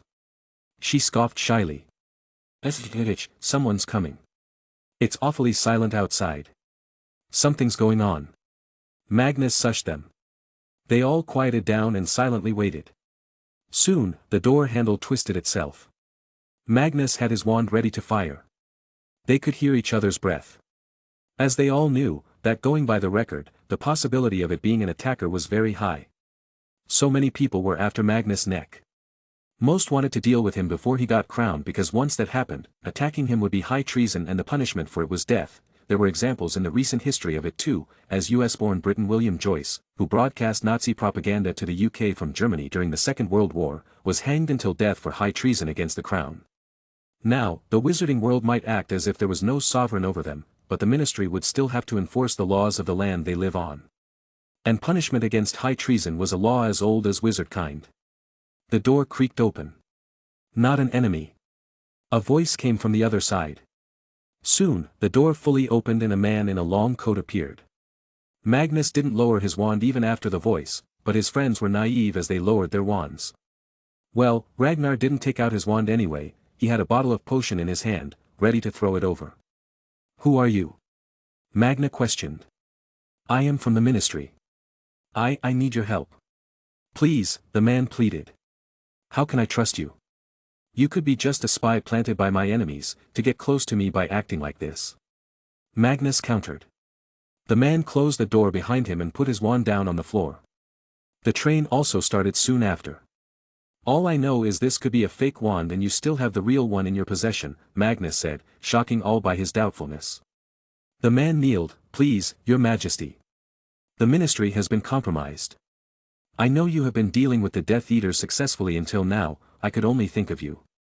So it's easy to use, your majesty, whenever convenient. If you really want to prove yourself then look me in the eyes." Magnus commanded him. The man gritted his teeth and looked up in his eyes, he knew what was going to happen, he was too familiar with it as an Auror. Magnus used legilimency to look into his mind. He didn't just focus on one memory but instead, he was looking at his whole life. Magnus felt his mind traversing through the many memories of the man. Some sad, some happy, and some outright painful. He hated using legilimency for this sole reason: the more you do it, the more it makes you unsympathetic towards the feelings and struggles of others. As the memories scar you as well. Chapter 106. The memories started from the man's childhood. Ravenclaw. His name was Thomas, and he was sorted into Ravenclaw. A half-blood wizard. You have passed the Auror exam and will now be on probation. This was 10 years ago. By now, he had gotten promoted to being the senior Auror. Our mission is simple: to eradicate the terrorists. They are targeting common wizards and are a threat to our existence. Dismissed. These were the orders he received from his senior. So, when he went to investigate a Death Eater case, he directly came upon a Death Eater taking his mask off, and what he saw shocked him. It was his own colleague. "But sir, I saw with my own eyes. I can give you the memory." He revealed it to his superior. It was an undercover Auror. "Forget what you saw," he was instructed. "But sir, he killed a family, an innocent family, with children," Thomas argued. Bam. "Enough, sometimes, sacrifices are necessary to do the right thing. Now leave," he was ordered. Thomas angrily left the ministry and went to his home. He wanted to do something but didn't know what. He had no big-name allies. He would have gone to Moody but the man was on some mission. To cool himself off, he decided to take a leave and spend time with his family. Surprisingly, his leave was granted immediately even though there was so much work in the Department of Magical Law Enforcement. But, a few days later, when he was asleep, a loud noise sounded from the downstairs of his house. Boom. "Thomas Shelby, come out, you blood traitor," shouts came from downstairs. As soon as he heard that, he knew who it was at his door. He realized that he was sold out and the ministry was compromised because the house of an Auror was meant to be a high-level secret. He looked at his wife and the scared little daughter. "Go. Apparate away to Hogsmeade and then go to Hogwarts. I will meet you there," he instructed them. He was scared for their lives more than his own. Seeing the doubt on their faces, he shouted. "Go now. Please." His wife finally nodded and apparate away with their daughter. Then, Thomas went ahead to fight them. But he was on the losing end in the end and got hit by a piercing charm on his stomach. As he was falling he used the last of his energy to apparate on top of the Hogwarts Express. After that, he stopped the train and entered when it was nighttime. Magnus retracted himself from Thomas's mind. "Ragnar, give him a blood-replenishing potion. He was hit by a piercing charm on his stomach. By Death Eaters of course." Magnus ordered. Knowing this, Ragnar felt at ease and quickly took out a bottle from his bag. Magnus went forward and patted Thomas's shoulders. Don't worry, I'm sure your wife and daughter are okay. I will take you to Dumbledore later. Thank you, Your Majesty, Thomas cried. Sit on the seat now, you're injured. Drink this potion to get better. He helped him. While thinking in his mind. No wonder Minister Eugenia can't do anything. She has no power over the ministry, he thought. Cough. Suddenly Emma coughed. She looked at Magnus with starry eyes. You were so cool. Magnus shook his head. Grow up, we're facing a serious situation here. Ministry has been compromised. This means that nobody is safe. Be it a Muggle-born, half-blood or pure blood. If you don't follow them, they will come after you, disguised as ministry men. This made all of them turn a bit serious. James quickly got worried. I need to tell my parents. No. Don't send it through normal mail. Summer will send it. Do not trust any ministry-aided organization. They could be spying on us. Magnus warned them. Sirius was calm though. I've got nobody to talk to. It's probably my family in the first place who are behind some of this mess. They've been giving money to the ministry for a while now. How do you think my grandfather got the Order of Merlin First Class? Magnus sighed in disappointment. The level of corruption in the ministry is too crazy. The whole ministry needs to be purified and made new from the foundation. He turned to Thomas to ask him some more questions but saw him sleeping and decided to ask later. First, getting him to reach Hogwarts safely was important. After a few more hours, they finally reached the Hogsmeade station. All the students got off and went to the school on carriages pulled by thestrals. They were a breed of winged horse with a skeletal body, face with reptilian features, and wide, leathery wings that resemble a bat's. They looked pretty in a way. Only people who had seen death could see these creatures. So, Magnus and Ragnar were able to see them easily. But, none else in their group saw the creatures. Magnus went ahead and gave it a good pat on its head and traveled to Hogwarts. Until now, all things were magically done so nobody was able to stop Thomas from coming with them. But once they arrived at the gates, Professor Flitwick quickly stopped them. Professor Dumbledore should meet him. He's an ex-Auror. Magnus seriously told him. Flitwick taught charms and Magnus was his best student, so of course, he didn't mind helping out. Also, Magnus had no reason to do anything bad. You go in, I will take him to Professor after shutting the gates, Flitwick said. Magnus agreed to this. You follow him, don't worry, everything will be fine. Dumbledore will find your family soon. Or who knows, maybe they're already inside the school. Thomas thanked him and went to Professor Flitwick. Done with the scenario, Magnus headed to the dorms first to set Chad and Summer free. What did you do this holiday, Sev? Magnus asked. Worked on making better potions and some spell making. What about you? Severus asked back. Magnus smiled like a true capitalist. I sold a diamond and made about $486 million. And Ragnar gained weight. Snape had his jaw drop open. So much money for a diamond. Why? Magic, Magnus replied and headed to the Great Hall for dinner. At the same time, Flitwick had brought Thomas Shelby to Dumbledore. Thankfully, the old man granted a meeting. Thomas told everything to him, about his job, about his family. Dumbledore also used legilimency on him, but without asking, and he only used it to see surface thoughts. I know about your family.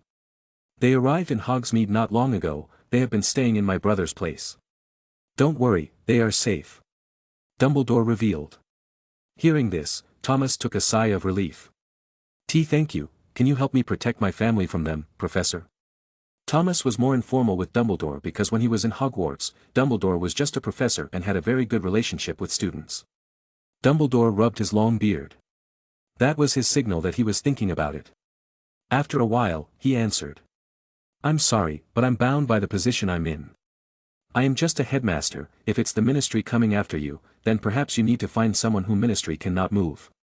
Someone who has already brought ministry to its heels once. But, trust me, I will make sure your family stays safe.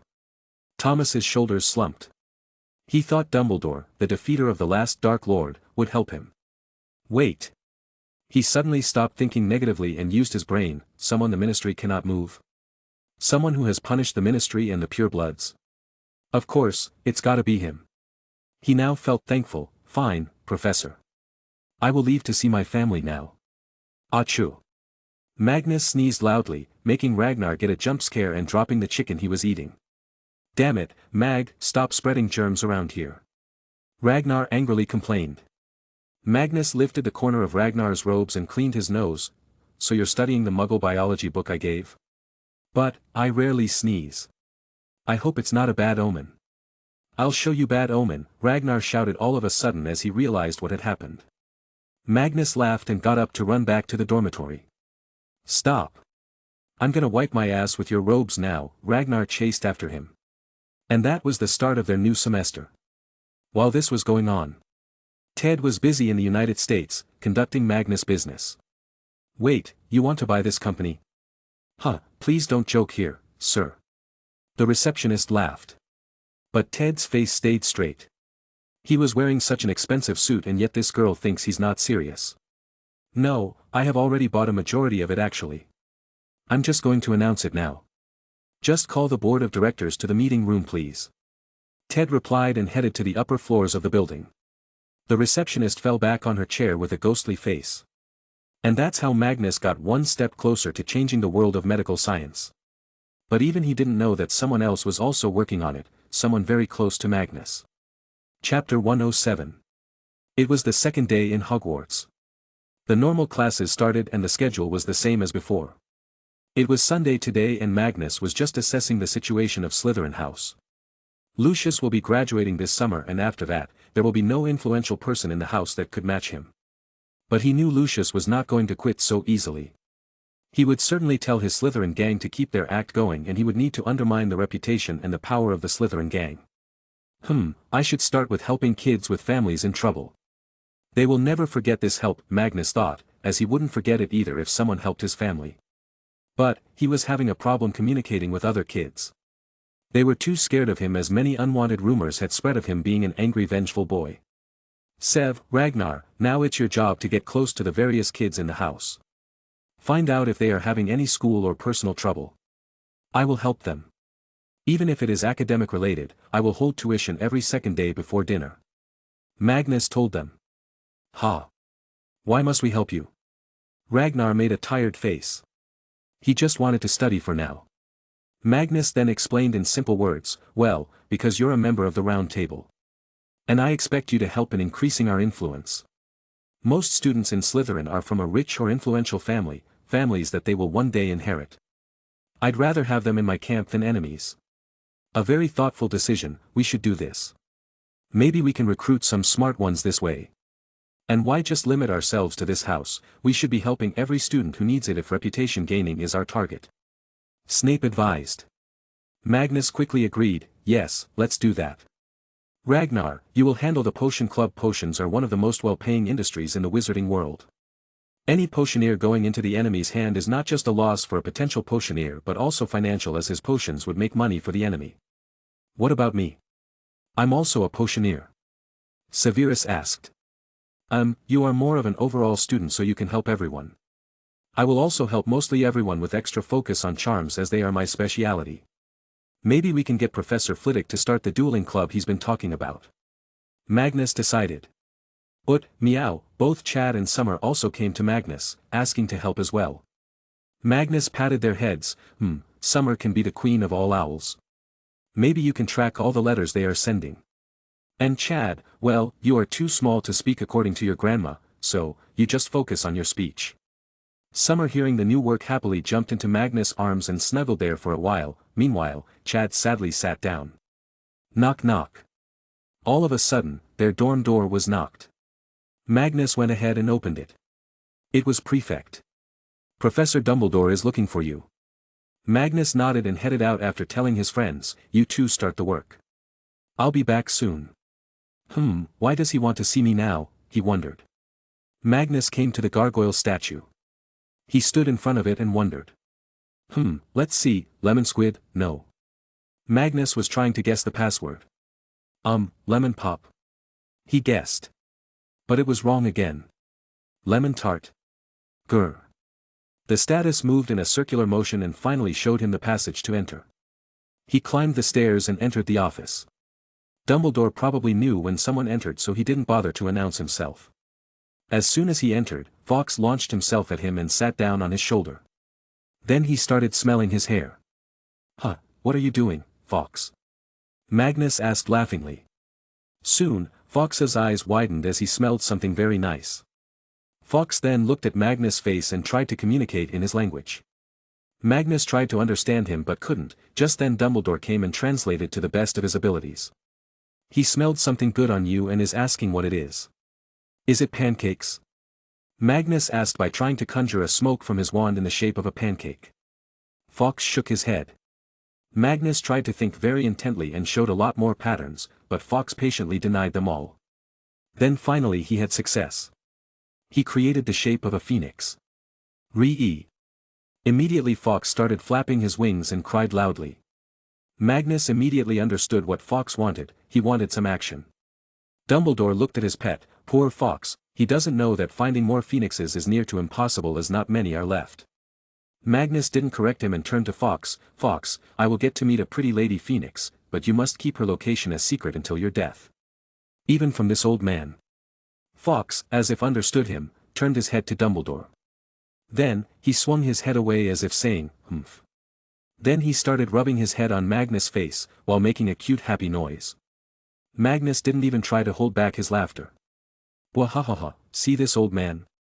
His friendship has now ended with you, now I am his best friend.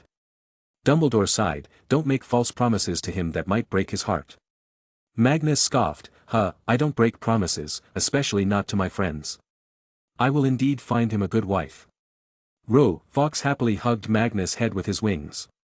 Every day he's straying further from me, Dumbledore sadly thought. But, seeing the sad Dumbledore, Fawkes couldn't take it and jumped over to sit on top of his head. Magnus chuckled, it seems he has decided not to end the friendship with you. Dumbledore took a fake sigh of relief.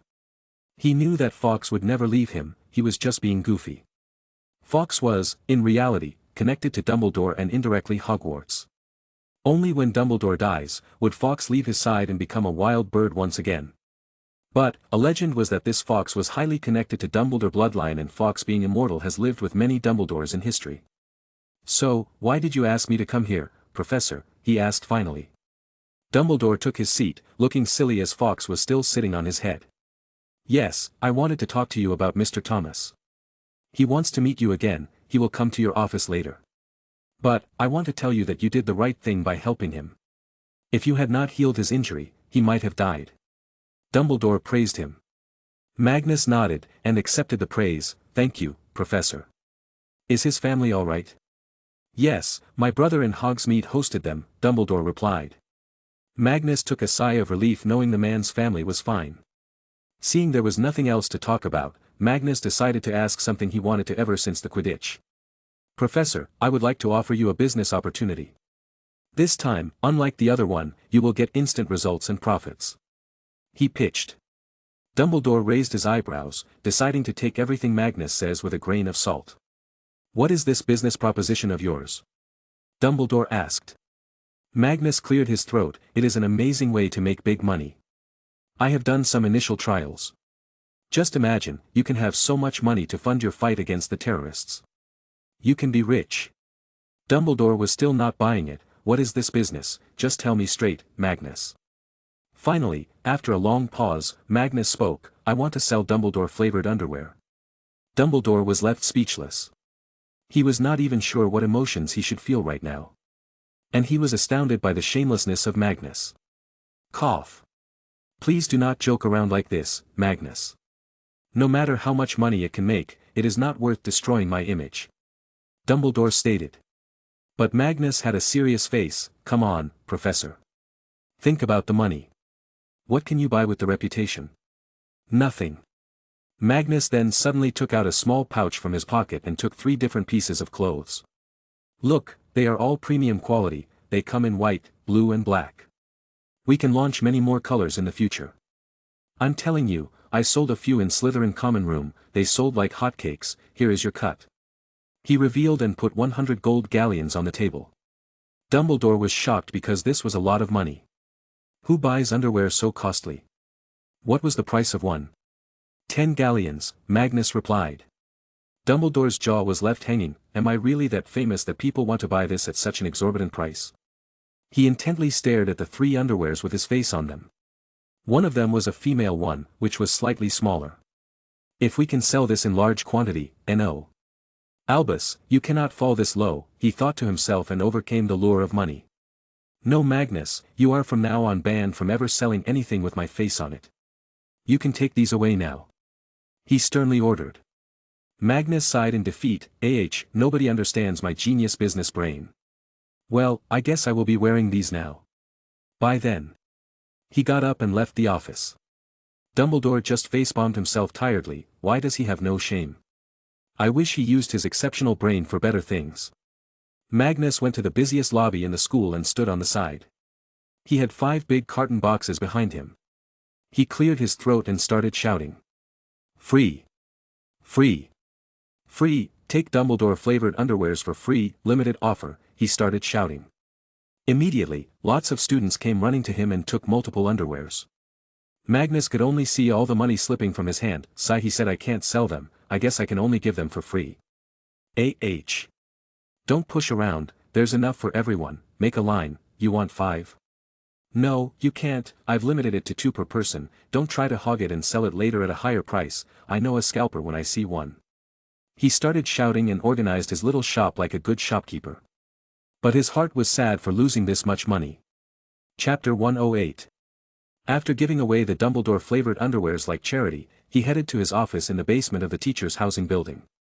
He cleaned the room first as he rarely used it and waited for Thomas Shelby to come. Knock knock. Come in, Magnus voiced. But, although he had hit puberty, his voice was still not sounding like a grown-up man. The doorknob twisted and a smart-looking man entered. He was in much better shape now and finally looked like an uptight Auror. But, his eyes didn't have the same confidence as an Auror. There was uncertainty, worry, and also gratitude. Thank you for meeting me, Your Majesty. He respectfully greeted with a light bow, knowing he was standing in front of a king. Welcome, take a seat. Professor told me you wanted to meet me. I have time. Magnus laid back in his seat. Thomas took a seat and started, I want to ask you for your help. I am grateful to you and my family is also safe, but they will come after me, no matter what. As I was a senior Auror, they surely wouldn't want a loose end. I don't care about myself, but I need your help with keeping my family safe. I can't even withdraw my money from the Gringotts vault as it is also connected with the ministry. I have nothing to help myself with. Magnus understood his problem completely. He could understand his anxiety regarding his family. Didn't I have those people calling themselves the Army of Merlin? What if a senior Auror were to lead them? I'm a genius, Magnus gloated inside. Mr. Shelby, what is your expertise? Magnus asked. It's investigative and crime scene recreation magic, Thomas answered. Magnus' eyes shined as if they were 2 shining marbles. His little cunning brain ran at full speed and came up with a very good plan. A plan that can make him some money. Are you good with legilimency and occlumency? He asked. Thomas nodded, yes, most Aurors get some training in this, but how good they are will always depend on their innate ability. I'm average, as an investigator, I needed to have these abilities. Magnus smiled, good. Mr. Thomas, how would you like to work for me? You may not know, but I own a few businesses in the Muggle world and they're all very successful. I have made millions of pounds in the previous year. I can help you with transferring your money to another personal vault of yours with no ministry influence. I can also get you a new identity and a new home in the Muggle world. His offer sounded too sweet to be true. So Thomas asked, what's the job? What you used to do?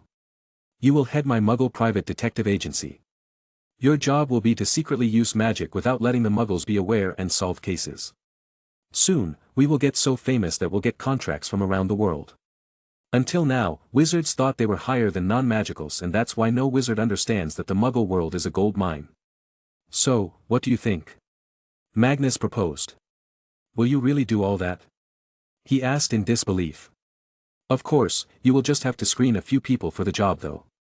Most of them are Muggle-born or half-blood wizards bullied by Death Eaters. But, you must do everything possible to make sure they are not a spy sent by the enemy. Magnus told him. Thomas thought for a few minutes first but, in the end, he had no other way. And this was for the best too, not only was he getting safety but also a new identity, with a job. I accept, I will do it. Muggle cases can't be that hard to crack, right? He muttered. Magnus nodded profusely, yes yes, now, you will need a lawyer too to represent you in some situations or help you with a few laws. I own a stake in a law firm, it's run by a very good wizard friend of mine. It's called Tonks and Tonks. Contact them later. They will also give you a floor in their office building for the new office. Being the professional person he was, Thomas immediately nodded and memorized everything Magnus said. It was a good thing that he knew a decent amount of legilimency and occlumency, he did not need to write stuff up. But, what will be the name of the detective agency? Thomas asked. Magnus quickly came up with one, Magic Eye Detective Agency, we can also call it Meta. A/N, pronounced as Meta.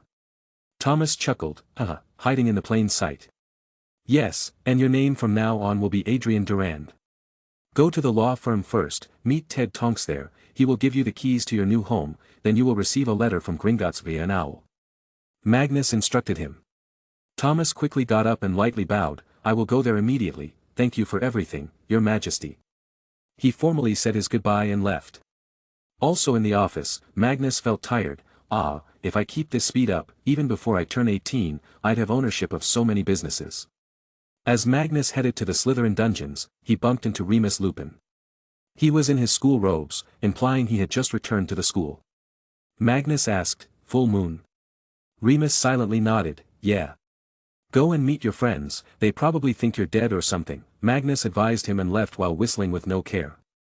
He came back to the dungeons, but, as soon as he entered he saw a group of Slytherin kids surrounding Lucius and listening to him.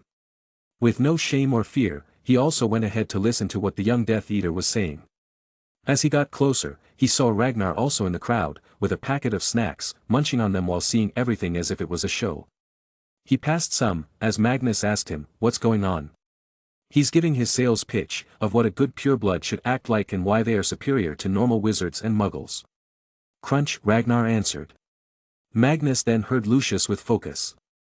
They are taking away what rightfully belongs to us. We are a Slytherin, our founder didn't want them to enter the school either. We must do what he couldn't and create a wizarding society that is made by us and for us. I am not denying that these muggle-born wizards can't learn wizardry, I am just saying they should know their place. After we successfully create a new society, these muggle-born and blood traders will be shown their place. A new smaller school will be made to teach them, Hogwarts will only be for the purest of us. Currently, the ministry wastes its money to pay the school fee of all students. Let me ask, whose money is it? It is our money that we give to the ministry as tax. Crunch. Crunch. Crunch. Magnus and Ragnar started eating louder to divert the attention of Lucius from his speech. Soon, Lucius' face started to twitch in anger, he tried to ignore them at the start but soon he got angry. You can eat somewhere else, he shouted. Magnus shrugged his shoulder, do you own this castle now? I can stand anywhere I want. You move if you have a problem, also, just so you know, your ancestor once tried to woo the Muggle Queen, Queen Elizabeth I. He got rejected and cursed her so she could not ever find a suitable partner. Also, I know the bank statements of all ancient families, they combined paid less to no tax than compared to half-blood or Muggle-born wizards. So, stop with your rambling, your family was and is still opportunistic and greedy. Don't listen to him you all, if you don't want to be tagged a terrorist by the ministry. All the students started murmuring, only a few of the Slytherin gang got close and tried to push Magnus away. As soon as Avery touched Magnus, Magnus found a blind spot for all the students so they could not see what had happened. He jumped back as if he was thrown away and fell on the floor. Then, he started crying on the floor in pain. You hit me, how could you? Rag, call Professor Slughorn and also send a letter to Daily Prophet and DMLE. The purest of royal blood, the future king of Britain, was attacked and hurt. Quade, my hand, I think it's broken. He cried on the ground, but, the thing was, he sucked at acting sometimes, and he was in fact trying hard to hold his laughter. The tears in his eyes were because he was holding that. Avery panicked and stepped back, what? I didn't do anything, I just touched him. But, all the students didn't believe him and saw him with doubtful eyes. They had seen how hostile Lucius and his gang were towards Magnus and that affected their decision. Lucius angrily stared at Magnus, Magnus did the same while still crying. Even though there was a lot of noise around them, Magnus and Lucius didn't hear anything. It was as if they were talking with their eyes. Where Lucius was cursing him for making things up. And Magnus was replying with, "You thought only you can act. I can play this game all day." Magnus had achieved what he wanted to do. He had successfully discredited the small gathering of Lucius and also initiated doubts in everyone's minds. He had chosen his words carefully while he was falsely crying in pain. The word, "purest of royal blood," was the most important part, as it conveyed that he was no different from any wizard in the Slytherin house, that his blood was pure too, and yet he was being attacked just for a difference in thought. Frustrated and unable to do anything, Lucius returned to his dorm room, and the crowd also dispersed with that. Bam! Just then, Emma came to Magnus and lightly kicked his arm. "Stop with this act, it's so obvious." Magnus chuckled, "Hee, but it works." "God, you are shameless," she muttered and headed to the girls' dorm.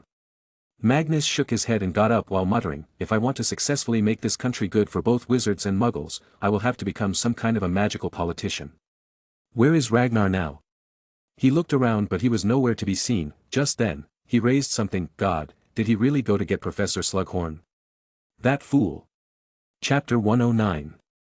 Ragnar had really brought Professor Slughorn. The man was still in his night robes and was sweating due to coming here running. Magnus had to tell him that it was just another match of arm wrestling, nothing to fear. But Slughorn didn't believe him and thought he was shrugging the event due to some kind of pressure. In the end, he had to go to Madame Pomfrey to get a medical checkup, and only then did Slughorn feel at ease. After all, for him, Magnus, the King of Britain, was his biggest investment. Soon after, everybody returned to sleep. But Magnus was not asleep yet. "Come on, man, you need to learn to see and understand my signals. Probably everyone there knew I was acting except you." Magnus was scolding Ragnar. Ragnar sat on the bed with his legs folded as if he was going to commit seppuku at any moment. He had his head down in shame. "Shame," Severus spoke in the background. "Shame." Magnus turned to Severus awkwardly, "What are you doing?" "Shaming him for his stupid brain," he answered. Hearing this, Ragnar got enraged. "Huh, says the guy who can't even brew liquid luck. Says the guy who can't even cast a first-year charm perfectly," Severus barked back. And, this way, Magnus' scolding turned into a small brawl of words between the two. Suddenly, Summer flew in from the vent that acted as a window for their dorm. She quickly came to Magnus with pride. Beside her was another cute little owl. It was a male and he certainly had hots for Summer. It seemed she knew how to use her beauty, but Magnus was not going to let them touch her. "What is it, Summer?" he asked while petting her. She first enjoyed the pats and then looked at the new gray owl. She nudged her head for him to get closer to Magnus. The new owl nervously walked towards him, vigilant for any kind of incoming attack. "Hee, it's okay, little one, I will not hurt you," Magnus said and put his hand forward. The owl simply checked it first and then started rubbing his head around it. Magnus, taking the cue, caressed him. "So, what do you want to show me?" The cute little owl lifted his left claw and put it on Magnus' palm. He noticed a small cylindrical metal box strapped there. He opened it and took out its contents. It was a thin piece of paper, rolled to fit inside it. He unfolded it and started reading. He lightly read it. "My lord, I need some funds to organize a few meetings with students from the 3rd year and above during Hogsmeade weekends. That mudblood has been a nuisance and spreading words in the common room is very hard due to him." Magnus' face grew a big scary smile. Hee, jackpot. He immediately took out a few treats from his bag and gave them to the new owl and Summer. Both of them happily enjoyed it. Then, he rolled the message back in the small box on the claw of the owl. He looked at Chad and spoke, "You can understand me, pass my message to this new owl. Tell him that if his owner ever mistreats him, hurts him or does anything bad to him, he can always come to me to live." Chad lazily walked to the new owl and started meowing. Soon, the small owl happily rubbed his head on Magnus and then flew out. He then turned to Summy, picking her up in his arms. Then he turned to Ragnar and Severus. "Hee, I guess our Summer is the most important member of Order of Merlin now. What a brave girl." Chuckling, Ragnar also gave her some treats. Summer was so happy that her work was appreciated. With this, their day came to an end. For the three of them, classes were not as interesting anymore as textbook knowledge was very easy to learn. What they wanted to do was become the best in their respective specialties and explore other magics to no limit. The sky was the limit to how good of a wizard you can become.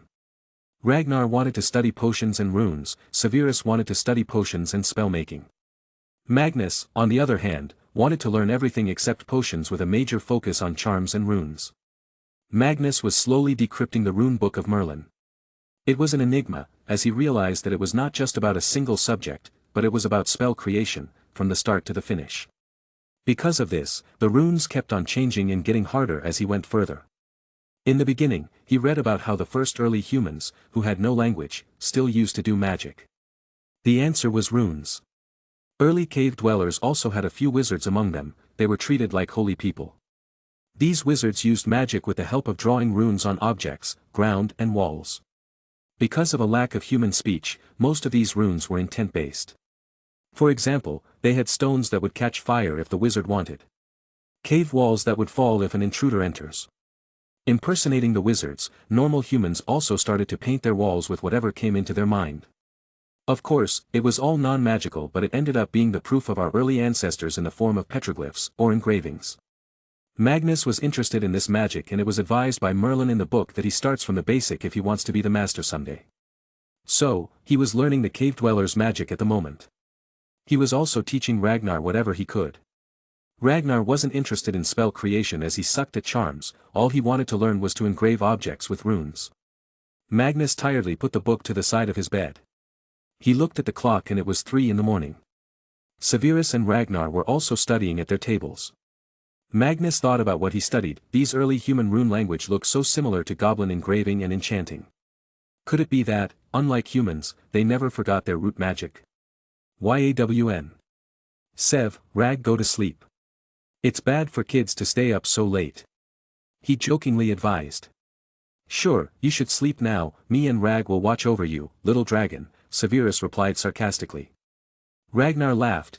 Yeah, we will make sure no monster comes to eat you in your sleep, little dragon. Ugh, good night. Magnus' joke became a loss for himself. He rolled his eyes and covered his head under the blanket and slept. The next morning, while Magnus and his friends were attending classes, Thomas, now known as Adrian Durand, arrived at the law and consultancy firm, Tonks and Tonks. It was in a prime location in London because as a law firm, the image mattered a lot. In terms of winning the cases, he had employed an old muggle-born wizard to help with cases where the lawyer felt they'd lose. The wizard would do some secret investigations and gather some evidence otherwise impossible. This way, they would always win. But, Ted did purposefully lose some cases once in a while in order not to raise suspicions. He now bossed over 20 lawyers and 50 paralegals. He was the CEO of the firm and only handled the big deep-pocketed clients, though, in all honesty, nobody had a deeper pocket than Magnus, but he never charged Magnus because just by being beside Magnus for a day to help him, he makes more than what his whole company does in months. Today, he was in his office. He had postponed a meeting because he received a message from Magnus via Summer. She even had her own little birdhouse in his office. Most staff think she's his pet. Knock knock. You may enter, he spoke. Soon, the door opened and a well-suited tall muscular man entered.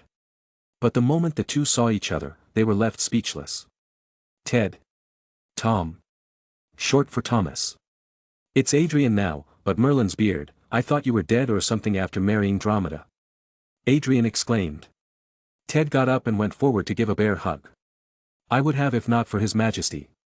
Just when I was uncertain about my future, I got a letter with an opportunity, and I took it. Now, look around, my own law firm with my pockets filled with riches. Adrian smiled, then we're in the same boat. The ministry is compromised, my friend. They tried to silence me, Elsa and my daughter too. But, everything's fine now. Hopefully, we can keep this disguise long enough for the heat to die down. Ted patted his shoulder and poured a drink for him. Good to hear that, my friend. Thank God your family is fine too. Thanks to His Majesty, actually. Anyway, so we're both together again, I guess heavens wanted this. Working for the King of Britain doesn't sound so bad. Adrian said with a chuckle. Huh, true, but we're not officially his employees. We just run companies he owns or invested in. When I heard an Exora would be coming, I already planned for everything. I got your new identity papers, both magical and muggle. Then he passed on a small box. These are the keys to your new home and the letter of acknowledgement for you to use the floor above. You're not getting the whole floor, just the left side of the building as you won't be having a lot of employees anyway. Now to the main stuff. I already got your first employee ready. I was using him to do some secret investigations on some cases. Now, besides you taking cases on your own, I will recommend some clients of mine to buy your services for their own cases. I will take 5% of the money earned from those cases. Simple, professional and easy work. Whistle. You've got everything planned, it seems, but I'm going to have to scrutinize this new employee of mine. Meta can't afford any spy in the ranks. Adrian decided. That's exactly what I expect from an XOR. Anyway, I got your first case ready. A man who wants a divorce but doesn't want to pay the alimony. He claims his wife cheated on him, but the court needs hard evidence that she was cheating and he's not been living with her since he found out. He will come to meet you later today. He's a millionaire, so a big client. Trust me, too, Adrian, as long as you work well, there is a lot to achieve. Good luck. Ted explained the details. Adrian took the file and got to work. He said bye to his old Hogwarts housemate and went upstairs. There, he saw the big reception desk on the left as soon as he came out of the elevator. There was a woman there, behind her on the wall, the name of the company was written in bold. Meta. This was going to be what the company will be publicly known as. Let's get to it. Chapter 110. Magnus was very much thankful that the Death Eaters had been silent since he struck them with sentinel spears. His days in Hogwarts, for now, were going peaceful, as he spent all his time on studies. A month had gone by and February was around the corner. Man, I always hate astronomy classes. Ragnar tiredly complained. But I thought you were interested in going to the moon someday, Magnus asked. Ragnar shook his head. Would you be more interested in eating the pancake or studying its molecular structure? I understand, I'd eat them of course. Where is Sev, by the way? Magnus asked. They looked around and couldn't find him anywhere. The next class was going to be potions and he should be close around. Pat pat. While they were looking around, Ragnar suddenly halted and also stopped Magnus. Look there, Ragnar said in a suppressed voice. Magnus turned his head and looked. He actually forgot to breathe. Snape was there, in front of them, walking beside Lily, with a smile as she also laughed. Did he tell her a joke or something? Magnus wondered. Look at him, he's carrying her books. We need to find a nickname for him, weak-ass Pepe boy, wap boy. Ragnar commented. Pfft, what is wrong with your brain? Always coming up with stupid stuff. Magnus said, but even he was laughing. Ragnar defended himself. This time I'm right. Look at him, picking up her books and walking beside her like her servant. Let's follow them. They're probably headed to the potions class. Magnus decided. They secretly, but still in plain sight, moved behind them. Soon, they arrive at the classroom. As they entered, Severus and Lily separated and went to the sides of their houses. Magnus quickly confronted him. So this is what you've been doing? Ditching your brothers and going to her? Wap boy, traitor, Ragnar commented from behind Magnus. I was merely doing what you told me to. She's the best potioneer in the school after me. I want to make a study group and teach other students potions. Severus clarified. Hey! I'm the best potioneer in the school, gasped Wait. Are those, my book? Ragnar suddenly noticed the books near Lily that not long ago Severus was carrying. How can you take my books without asking? This is wrong. He protested. Severus scoffed. What did you even plan on doing with them? You had completed them in the first month of school. Also, I did ask you, when you were sleeping in the morning. You know that anything I say in my sleep cannot be taken seriously, Ragnar argued. Magnus chuckled. Yes, don't you remember how he tried to eat Chad once, calling him chicken? Poor Chad was traumatized. Severus agreed. He really sleeps like a log. Anyway, I gave her the book because she asked me if I had any spare ones. She's going to donate them to the school, so poor students can get them when they come to school. Ragnar calmed down as soon as he heard that.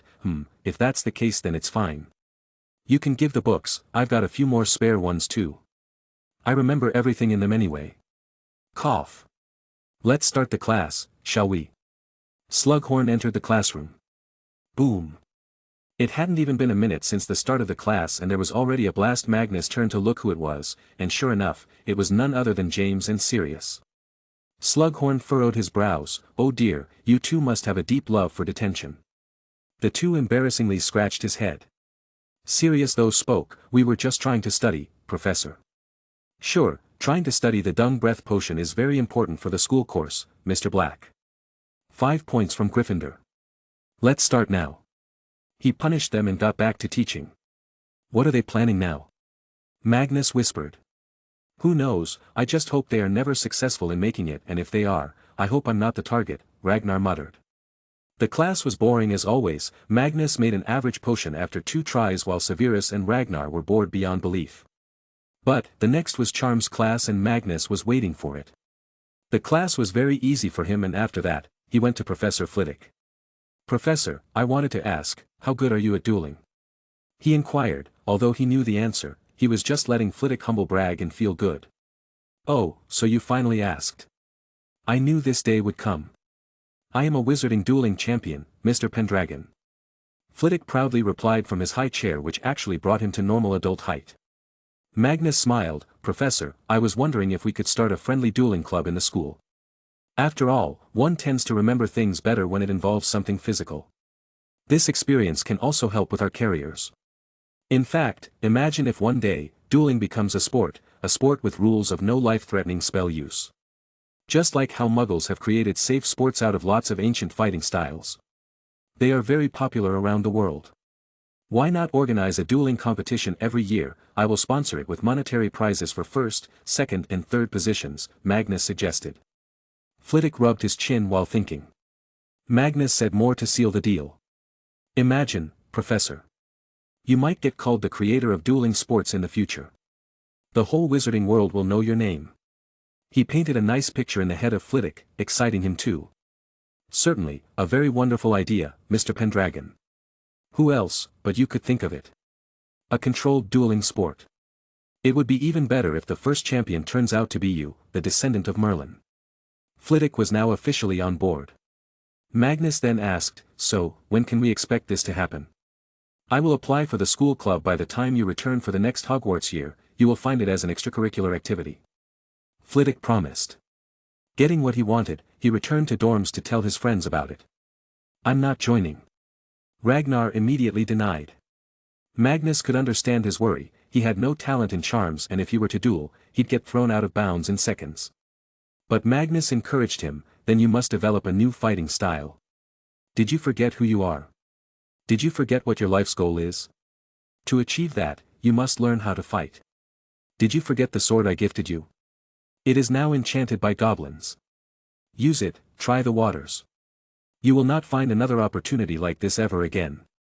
Peer pressure was one hell of a thing. Ragnar agreed to try it out. And so, they started waiting excitedly for the day they could legally beat other kids. The next day, Magnus woke up early to do some morning exercise. Then, he went to the common hall for breakfast. There were not many classes today, and it was going to be a relaxing day for most students. Soon, the letters and parcels started coming in. Surprisingly, Magnus, Severus and Ragnar all three received a small similar-sized package. Ragnar quickly opened it and found a small note on top. Try my new apple and lemon pie, sweeties. I hope you will like it, with love, Grandma Martha. Magnus smiled widely, hee, she's really like a grandma. I guess she missed all this with her useless cat grandkids. Nom nom nom. Severus was already eating it. It tastes very good. Grandma Martha is amazing at cooking and should open a restaurant. Then let's hope Duck doesn't get too fat there. Magnus joked. They were happily enjoying the food while talking. The hall was full of chatter. Then suddenly the tall form of Dumbledore appeared behind Magnus' table. He came forward and put one hand on his shoulder. Mr. Pendragon, will you please follow me to the office next door? You two can come too. Magnus was taken aback. Why would Dumbledore appear so un-Dumbledore-like? Is he angry about the underwear? He wondered. Among the chatters and murmurs of everyone there, Magnus and his friends followed Dumbledore. Once in private, Dumbledore put his hat down, as if showing grief. He came closer to Magnus and patted his shoulder. Magnus had an ominous feeling about this. Nervously, he asked, "What happened, Professor?" Dumbledore showed a rare emotion of sadness. "Magnus, your father, there was an incident during his routine inspection." It was as if the world became blank and silent. Magnus' heart beat so fast he could hear his own heartbeat. All the moments he spent with his dad flashed in his mind, all the laughs, all the fun moments. They immediately reminded him how much he loves his dad along with his mum. Is he okay? He stutteringly asked in extreme worry. I do not know, he was taken to the hospital as soon as it happened. I came here to take you there. Dumbledore revealed. Magnus nodded and tried his best to stay calm while trying not to think of the worst. Snape, still not that shaken, asked the important question, what exactly happened, Professor? Dumbledore looked at Magnus in a sighing manner, there was a bomb blast. Immediately, Magnus tightened his fist, all kinds of reasons, scenarios and people started appearing in his mind. He started thinking about every single person that may have a reason to hurt his family, and from the past record, he was coming to a conclusion that would not result in anything polite from his side. Some people must die this time. Who would it be was the only question left. Please take me there now, Professor. Quickly, Dot. He requested. Hold my arm, you two come as well. Dumbledore signaled Ragnar and Severus. He knew that these two would be needed to keep Magnus calm if something tragic was to happen. Chapter 111. It was a normal day for Adam and Grace. They woke up like everyone else, had some cuddles and then got up to get ready. It was an odd number of day of the month and it meant Adam would have to prepare the breakfast, while Grace would prepare their uniforms. This was how they managed their lifestyle. What would Her Highness like to eat today? Adam asked as he got up. Grace chuckled, you're a good cook, anything will do. And since we started taking that potion given by Ragnar, we are healthier than ever. Yes, Ragnar is a good kid. Sad what happened to his family, but let's try to make him feel at home with us. Adam said. That we will. Okay, quick now, I have surgery to attend in 2 hours. Grace pushed him. The two soon left their new big house in 2 cars. Adam reached his office to check what he had to do. Today, he was supposed to check up on a workshop at the headquarters of the British Army's 16th Parachute Brigade. It was a small workshop inspection, so he didn't take too many subordinates. Just one assistant and a driver. They got into the Army-issued Range Rover and reached the location in about an hour. He hated this aspect of his job. He was a man of science, one who studied and created machines, but he knew it was important to do these inspections to make sure the Army workshops are in good condition. He got out of his car and immediately got on to work. But, while he was away, as his car was in the parking lot, some people did some things to it. After the inspection was done, they arrived back at the car with 20 other officers who were just sucking up to Adam as he was a senior ranking official. After receiving some salutes, he went to the car. The driver went first to get in. Do I have anything else on my schedule for today? Adam asked his assistant. No, sir. We're done for today. Good, I have some work to do back at the office. Let's head back. Wait, let's grab something to eat first, Adam ordered. Hearing him, the driver understood where he needed to drive to. He put the key in the ignition and turned it. Boom. Dumbledore brought to the roof of the hospital building where Adam was brought in an emergency. Dumbledore changed his attire to a muggle suit with magic and stormed in. Magnus and the rest followed close behind. I hope he had the charming items with him, Magnus muttered. Soon, they arrived at the ICU unit. There were 2 soldiers standing guard outside the room. Dumbledore didn't even say anything and just entered unnoticed, maybe perks of magic. But just before Dumbledore entered, Magnus passed by his side and ran in. The second he entered, he saw his mum, sitting beside the bed, while Adam was on the bed, covered in bandages from head to toe as many machines made noises around him. He was unconscious at the time. Mummy, he called Grace. She turned to him and teared up. She ran to him and hugged him tightly. Sweetie, thank you for coming. How is Dad? He asked from her embrace. Grace quickly controlled herself. He's overall fine, broke a few bones and a lot of skin burns, but his mind went into shock during that explosion and it is unknown when he will wake up. I think the magical items you gave us saved his life. But his assistant and the driver immediately lost their lives. Magnus nodded and slowly moved closer to his dad. He held his hand in his. Who did it? He was still thinking that it was probably the royal family or maybe the Death Eaters. But bomb blasts are a muggle style of attack and wizards usually do direct attacks. Knock knock. Their talk stopped as a man came in. He was in a casual suit of an office worker.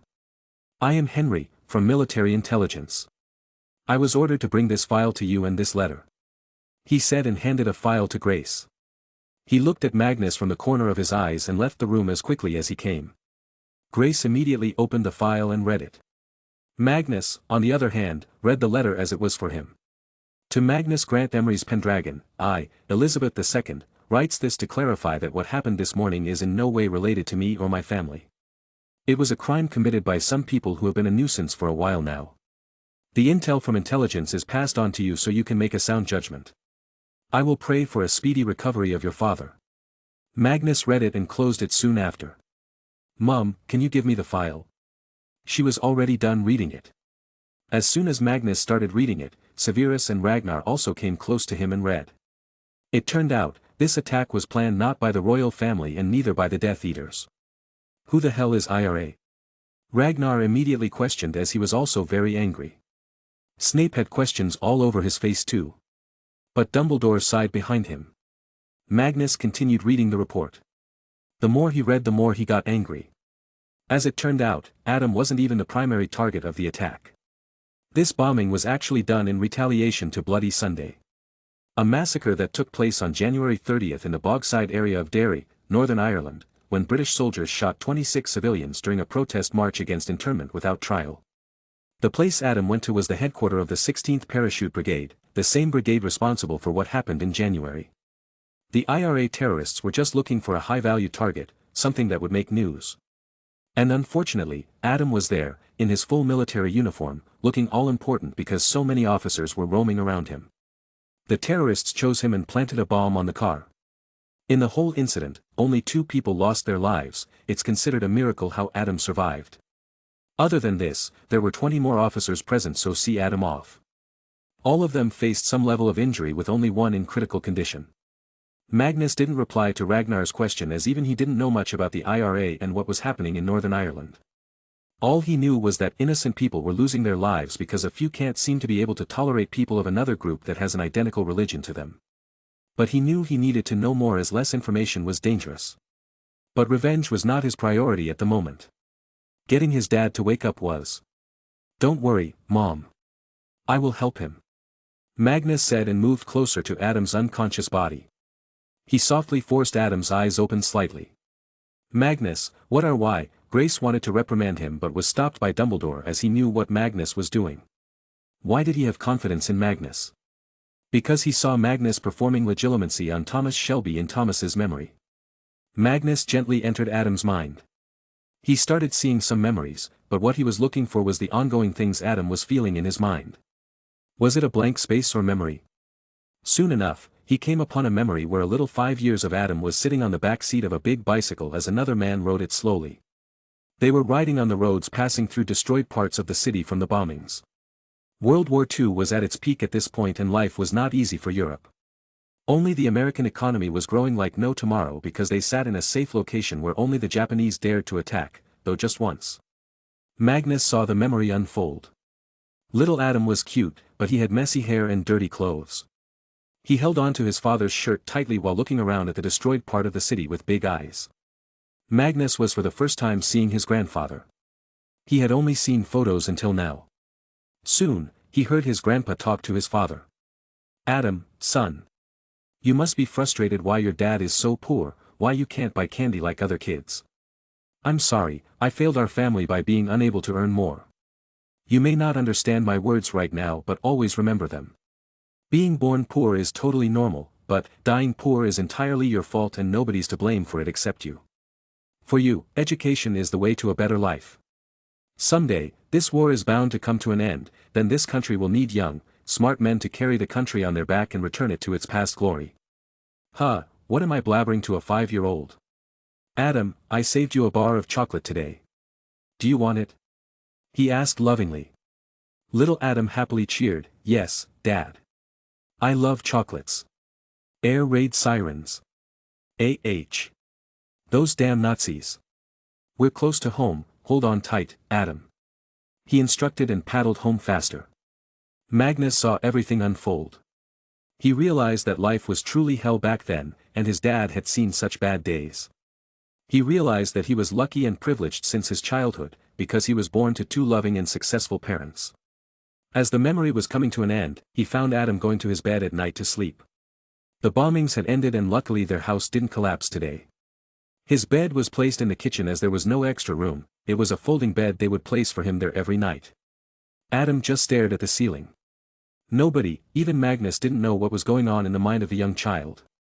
Was it simple candies, or was it something more complex? Study hard? Adam muttered to himself. I will. He firmly decided a second later and covered himself under the sheet. Whoosh. But, all of a sudden, Magnus found the little Adam taking off the blanket and turning his head towards where Magnus was seeing from. Magnus felt as if he was really visible. But next, he felt goosebumps. Magnus? As soon as his name was called, he felt his consciousness getting pulled back. As he was leaving, he only one more scene. One was from the second the bomb just blew off. There was fear, anger, and regret in that memory as Adam tried to cover his face from the coming explosion of fire, while in his mind only one thought was going, I cannot die, not yet. The next scene Magnus saw was where Grace and Adam were talking to each other seriously. In front of them was baby Magnus, in the cradle. We will have to tell him someday, Grace muttered. And that's the right thing, but, until then, let's shower him with love. Ah, my Magnus, don't eat the wood, here, this is honey, Adam voiced and dotted on the baby Magnus. Whoosh. Magnus found himself back in his own head, tell me what. But he couldn't ponder on it as he saw Adam open his eyes slowly. His pupils turned to Magnus and a soft small smile appeared on his visible lips, surrounded by bandages. Magnus quickly held Adam's hand, don't worry, you will be fine soon. Don't worry about the burn, magic can create miracles when it comes to medical magic. There was a slight nod of acknowledgement by Adam. He was still in pain, as his whole body had received burns to some degree. Grace also came forward with a crying face, Magnus is right, honey. Don't worry. Everything will be all right. I will be here with you the whole time. They talked to Adam for a while, it was only them speaking though. Soon, Adam fell asleep. Grace refused to go back to work or home, so Magnus just shifted Adam to the most luxurious room where Grace would also get a comfortable couch to rest. After that, he came out of the room. Ragnar and Severus were waiting for what Magnus would decide next. But he wasn't going to decide anything right now as Dumbledore was here. But, one thing was certain, he would not let the criminals go. I can negotiate with anyone, but there is a red line they should never cross, and that is my family. I don't care who the terrorist was, or why he did it. All I know is that my dad is in hospital and my mummy is crying, he said. But Magnus silently completed what he was saying, and for each drop of blood and tear my dad and mum lost, they will have to pay. Chapter 112. Magnus didn't go anywhere, he refused to return to his school and told Dumbledore to leave him with his family. But Ragnar and Severus couldn't be left outside as they were not officially related to Adam and Grace. Don't do something crazy, Ragnar advised him as he left. Contact us if you need anything. I will send some health potions later. Your father's burned skin can also be healed with magic, Snape said. Magnus thanked them, thanks for your offers, I will contact you if something happens, and don't worry, I won't do something very big. Before leaving, Dumbledore also talked to him, I will try to get a good healer from St. Mungo's hospital to help your father. And about the protection that keeps your family safe, this was a big lapse in their work. They never expected for Muggles to attack while they only focused on magical threats. Magnus understood, wizards rarely knew much about what was going on in the Muggle world. He nodded and let them leave. Soon, Dumbledore returned to Hogwarts. Magnus didn't go back into the room to meet his mom. Instead, he went to the terrace of the hospital. Abraham and George, come here. He called the two elves. Pop X2. With that sound, the two appeared in their gentleman attire. How good are you at covertly working? I'm not talking about house chores. Magnus asked. Abraham quickly answered, we are very good, with our old master, we used to go on many magical animal hunts, those animals had very good noses or eyes, so we had to be very careful. Sir, we are sorry for not taking better care of Mr. Grant. If we were there, we could have saved him. George apologized. Magnus patted his shoulder, it was not your fault, George. It's the fault of this country for not being able to solve such problems quickly and letting people get injured and die, it is the fault of those terrorists who think their demands will be accepted if they kill people. But, I am no statesman, I will deal with the persons who hurt my family, the intelligence has given us photos from the security camera. We will now find them and kill them, no mercy to people who are happy to kill others for their religious or other beliefs. I am a hypocrite too because I myself doing this due to my beliefs, but, nobody gets to mess with my family. What are we to do, sir? The two asked. Use the point me charm and look for them. Start the search from the army base where the bomb blast happened. It is possible that they are hiding close by, thinking nobody will look there. Magnus ordered. The two elves seriously straightened their backs and popped away. After this, he went back into the room. Adam was up and looking around. Grace was tired and was sleeping on the couch. Magnus smiled as their gazes met. You could have just taken a leave if you wanted some rest. Why get blasted? Adam talked in a whispering manner as he didn't want to move much and cry in pain. I'll remember that next time. Don't worry about your injuries, all of them can be cured with magical potions and some spells. You will be back in shape in a month. The charmed protections I had given you saved your life this time, but, seeing the situation of this country, I must make some more of them.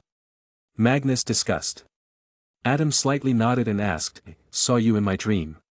I was indeed there. I was using a magical technique called legilimency. It is used to invade people's mind and see their memories. I used it to wake you up by making you realize that what you were seeing was a dream. I must say, Dad, you looked very cute when you were small. Magnus laughingly said.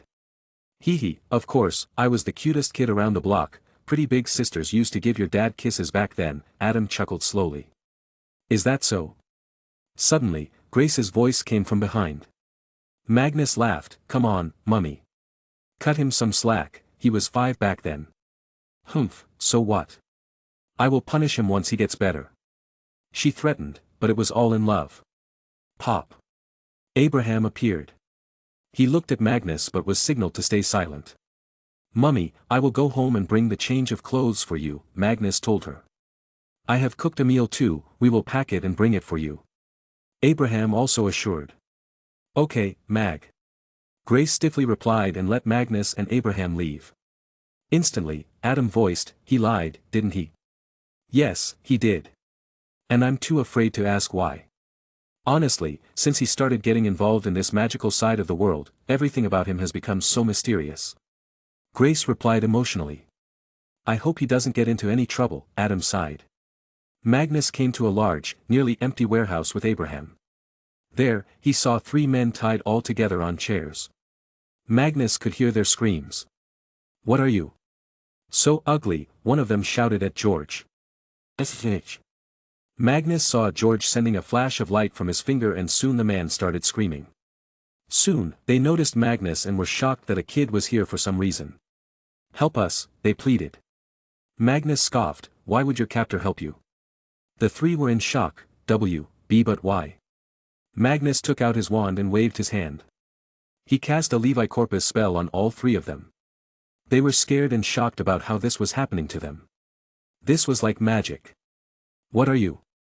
They asked fearfully while being held in the air upside down by their ankles. Bam!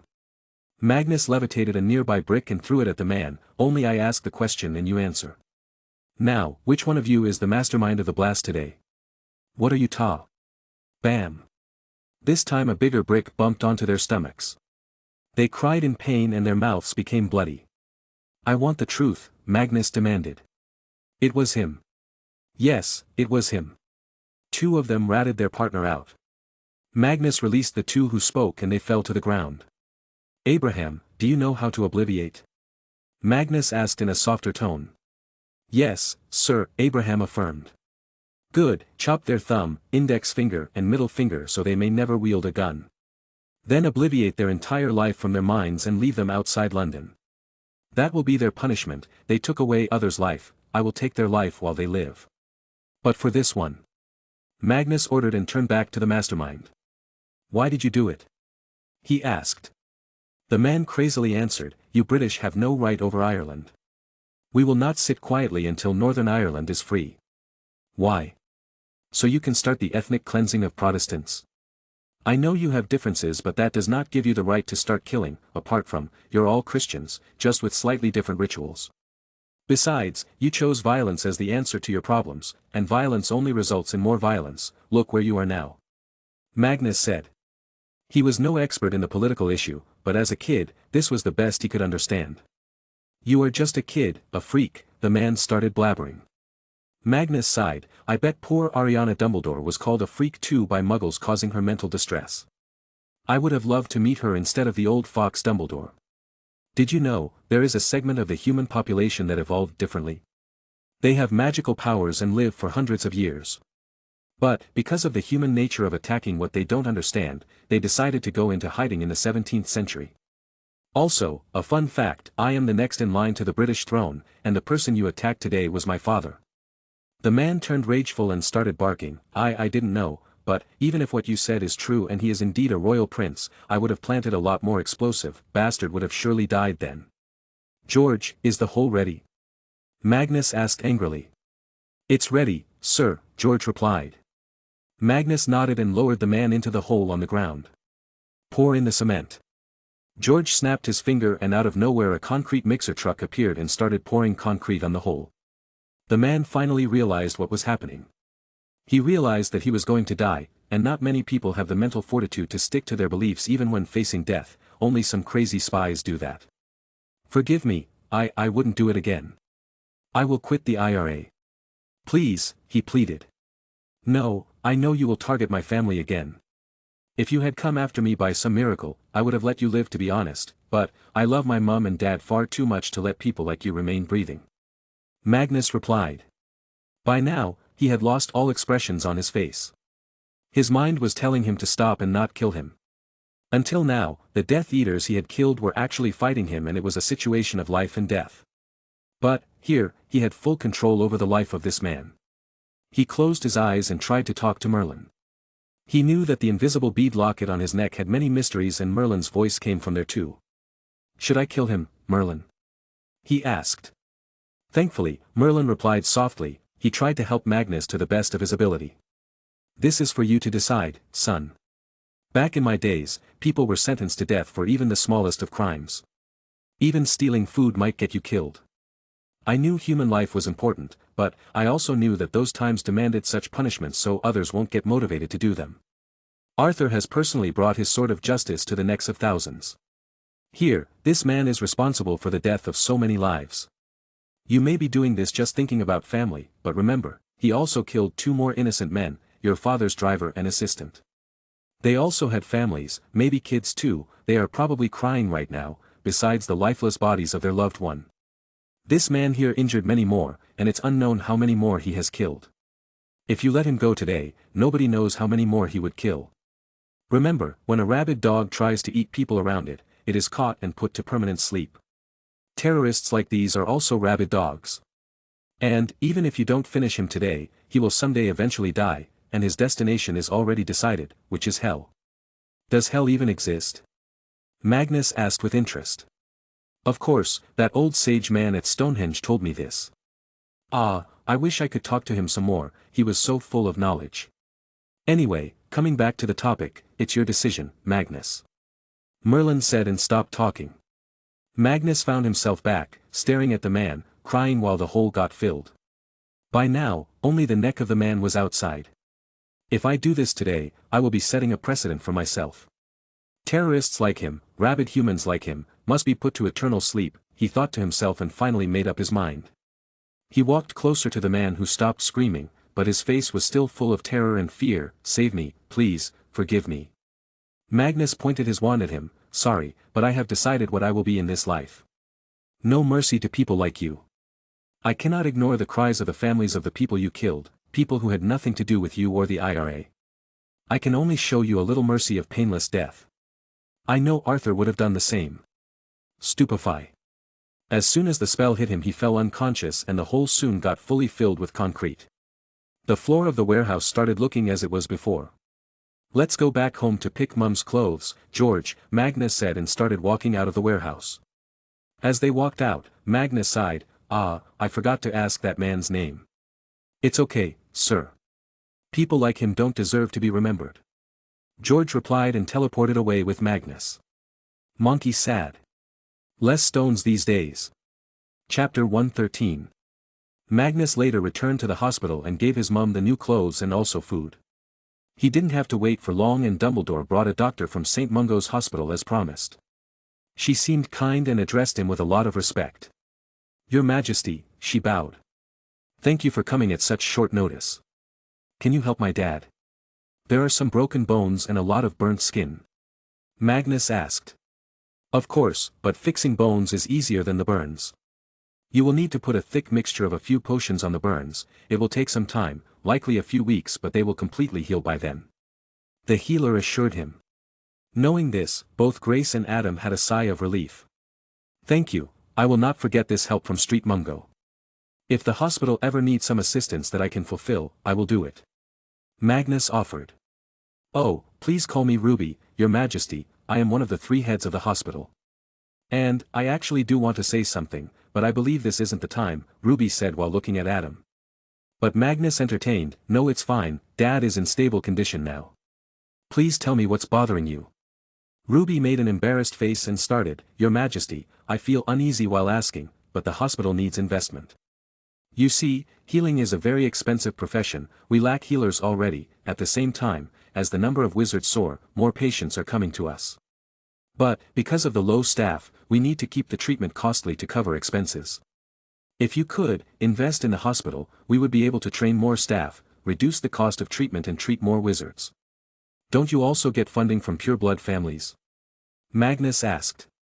Oh no, most pureblood families have their private healer. They never come to St. Mungo, they consider it beneath them as we serve all wizards. She explained. Magnus sighed. The whole structure of magical Britain was crumbling, it seems the ministry was so incompetent in everything he has seen till now, everything except pureblood family appeasement. If that's the case, I would like to buy the hospital, but it will remain a public facility. I will only interfere if something unlawful or unethical takes place. In return, the hospital will receive funding, as well as an expansion to its building. But, for all this, there is one request from me. Magnus offered but stopped midway. It was indeed possible to buy the hospital. At the time, it was ministry property, but if Magnus does create a new building and also invests, then his share would supersede the ministry and he would become the owner. Ruby, who was already in love with the deal, immediately asked, What is it, Your Majesty? You see, my dear mum is a Muggle heart surgeon. She loves everything about medical science and would love to see how a wizard hospital works. I want you to give her a private secret tour of the hospital. He demanded. Ruby smiled, That's it. It can be done, Your Majesty. As long as you own the hospital, you can do anything. Magnus smiled and shook hands with her, Amazing, I will send my lawyer to you soon. He will discuss the finer details later and get the contract signed. Ruby happily shook his hand. Magnus was also happy now, today was a good investment day. He knew that in the future, there will be a population boom among wizards, as after the previous war with Grindelwald, the British wizarding world had suffered a lot, by losing many amazing wizards, whose bloodlines ended. But, for his investments to reap some benefits, he needed to make sure that in the fight against Voldemort and his Death Eaters, not many wizards die, another reason for him to pursue the end of Death Eaters. After handing them the potions and some other medicine, Ruby left.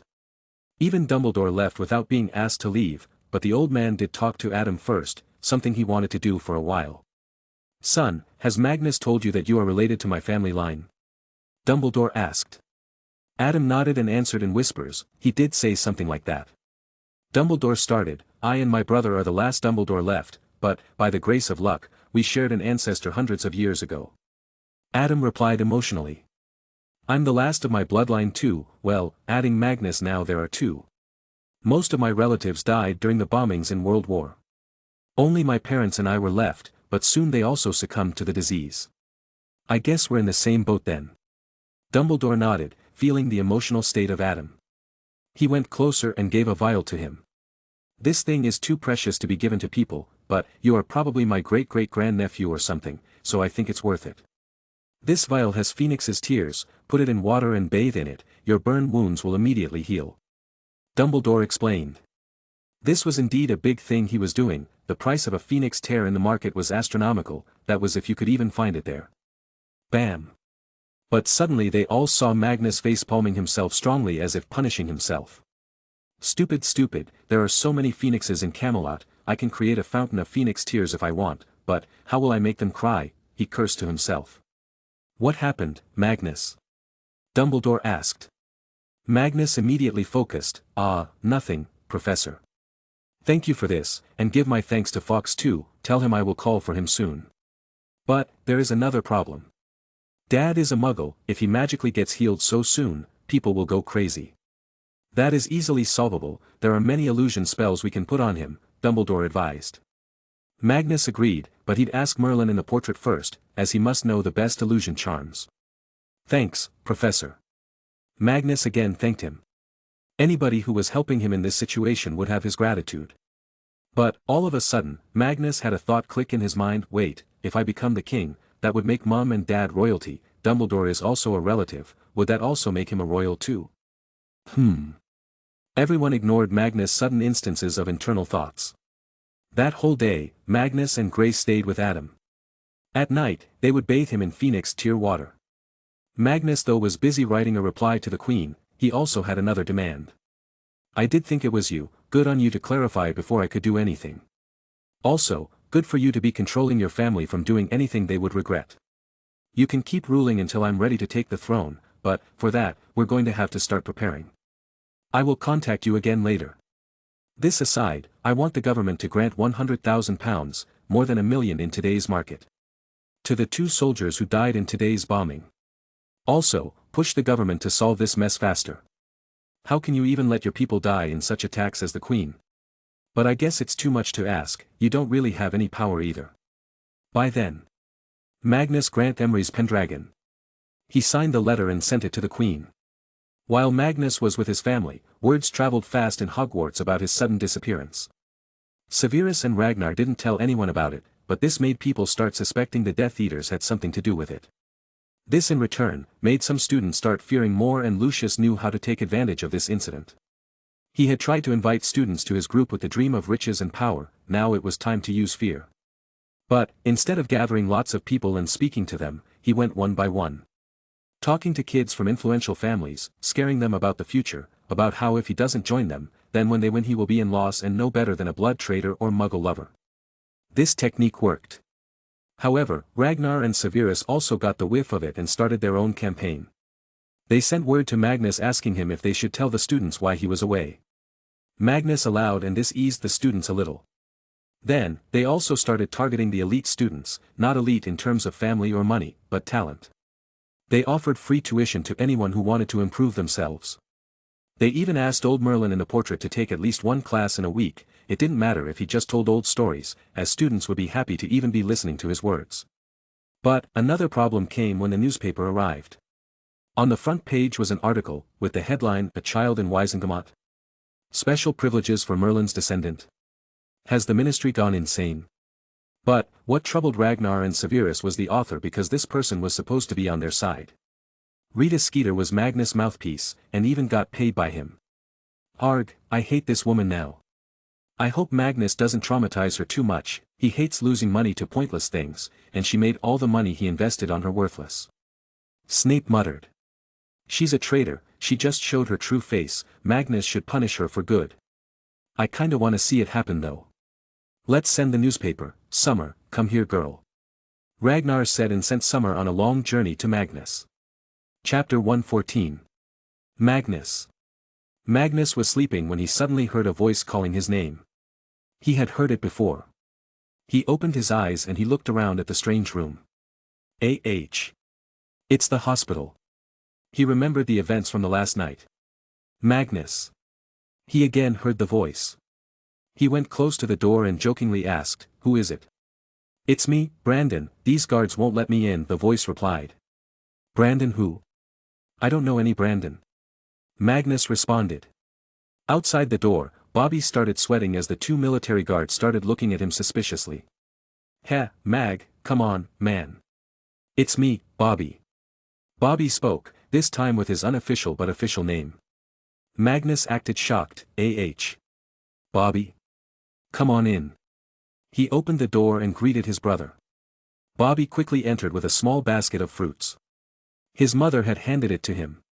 You should have used your real name, Bobby," Magnus said and gave him a brotherly hug. Bobby then went into the room and put the fruits on the table beside. He politely asked how Adam was. "Good morning, uncle. I wish you a speedy recovery." "What speedy recovery? I'm absolutely fine." Adam suddenly got up from his bed and started hopping. Bobby was in shock. He looked at Adam, still covered in bandages from head to toe, yet he was not crying in pain. "Wait, I thought you were in a bomb blast?" he asked. Magnus patted his shoulder. He was, but don't forget who I am. A greedy, arrogant and narcissistic little boy. Bobby asked back. Yes, wait what? Magnus was taken by surprise. Haha, you two never stop messing around. Grace came in from outside with a plate of breakfast. It was mainly for Adam as he was on a porridge diet. Auntie, how did Uncle recover so fast? Bobby asked. Honestly, even I have no idea. How can tears of a creature heal such injuries? It was magic. She said in disbelief. But Magnus explained, Mom, phoenixes are extremely rare birds, even for the magical world. They are immortal and rise again from their ashes. They are also very pure in heart, which is why their songs can move a person and their tears can bring a person back from the brink of death. Can I have some phoenix tears too? Bobby asked. Of course, your dad will get a vial. I only need to find a way to make the phoenixes in Camelot cry. They are a pretty tough bunch. Abe and George have been reading them sad stories since last night and none of them gave even a single tear. Magnus frustratingly said. Knock knock. All of a sudden, a knock came. But, it was not on the door and instead it was from the window. Magnus looked out and found Summer. He let her enter and take a rest after her long flight. He patted her head and gave some food. What are you doing here, girl? Of course, it was obvious as she had a letter in her beak. He took the letter. It was unofficial. He opened it and read its content. It was from Severus and there was a torn piece of newspaper from the Daily Prophet. It had an article written by Rita Skeeters. Sigh. Why must people act so foolish? Can't they predict which side will profit them more? He wondered and crumbled the paper in his hand. He looked at Bobby with a calm face. What are you doing these days?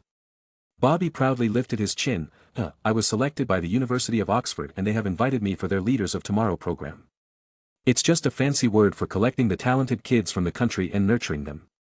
And you're going? Magnus asked. Of course, the faster I complete my mastery in computer science the faster I can focus on other things. We're also going to be showcasing our new and better computer at CES, Consumer Electronics Show in the US. Bobby revealed. Magnus was genuinely surprised. Whoa, you're moving up so fast, I'm kinda jealous now. Nonsense, if I had magical abilities like you I would have loved my life more, it's so convenient, Bobby argued. Magnus patted his shoulder. Trust me, Bobby, to me, it's exciting but also like a curse. I don't believe you. Well, Auntie, my mummy will be coming later to meet you. Bobby informed Grace. Oh, she doesn't need to stress herself. Adam is fine now. And you too as well, you can go back to your schools, you shouldn't leave your studies now that everything is fine. Grace told them. Magnus nodded. He needed to do some other things before going back to school. But before that, he handed Grace and Adam 2 neck chains, 3 rings, 3 feet rings, 1 bracelet. Wear them at all times, they will save you from most attacks. They are better than the last ones. You too, Bobby, I'm giving you a set. These are tough times and nobody knows when what might happen. Be careful. Magnus warned them. None of them said a single word to protest, as it was apparent from the condition of Adam. In that bomb blast, any normal person would have died. They put them on. Mummy, I will go back to school now. Please write me a letter as soon as Dad gets discharged. Also, you can just speak the name of Abraham and George, they will teleport to you and help you with everything. Bobby, you take care on your trip to the US. Magnus gave everyone a hug. Then he went back to the terrace, called Abraham and went to Ted Tonk's office. There was a secret room in the building just made for people to apparate in. It was a weird room as one could only open it from inside or with magic. He went straight to the office of the CEO. He was stopped by many in his way but didn't have the patience to talk to each of them, he would just cast a confundus charm on them and keep going. After walking a few steps he arrived at the corner office with the best view. He knocked on it and entered. But, just as he entered he bumped into Ted who was on his way out rushedly. Ah, I was just coming to you. I saw the news. Is your father all right? Ted asked. Yes, he's fine, magic healed him fast. The terrorists have also been dealt with, but we have a different problem. He handed Ted the newspaper cutout and took a seat himself. Ted was shocked at the very least after reading it. Why would she do this? She is bound by contract to never publish anything about you. Do you have the contract copy? Magnus asked. Ted quickly took out a piece of paper from his magical enchanted safe. Magnus read it fully. It had clearly said that for the money Magnus would be paying her, she was to write articles about a few topics he had specified, and it specifically said not to write something against him, her employer. If she breaks the contract, then she must pay 50 times of what she received. Magnus quickly got up, sent her a legal notice. She has broken the contract and now she must pay according to the contract. Give the contract to the goblins, they are more intimidating, they will take a little money, but that's nothing for getting rid of the headache. Knock knock. Adrian Durand, chief of Meta, entered. He came here after finding out about a kid visiting Ted. How are you, how's the company going? Magnus asked him quickly. He was excited to know the prospect of using magic in investigative work. It's going good, Your Majesty. We have had a 100% success rate since the start, the list of clients is constantly increasing. I reckon that we make good connections with the law enforcement, so I've also been helping the police in some cases they couldn't solve. Besides this, I've come across just one confusing case, I don't know what to do. It was the murder of a schoolgirl, committed by a wizard, but there is no way to prove it without revealing the magic and breaking the statute of secrecy. Adrian briefed.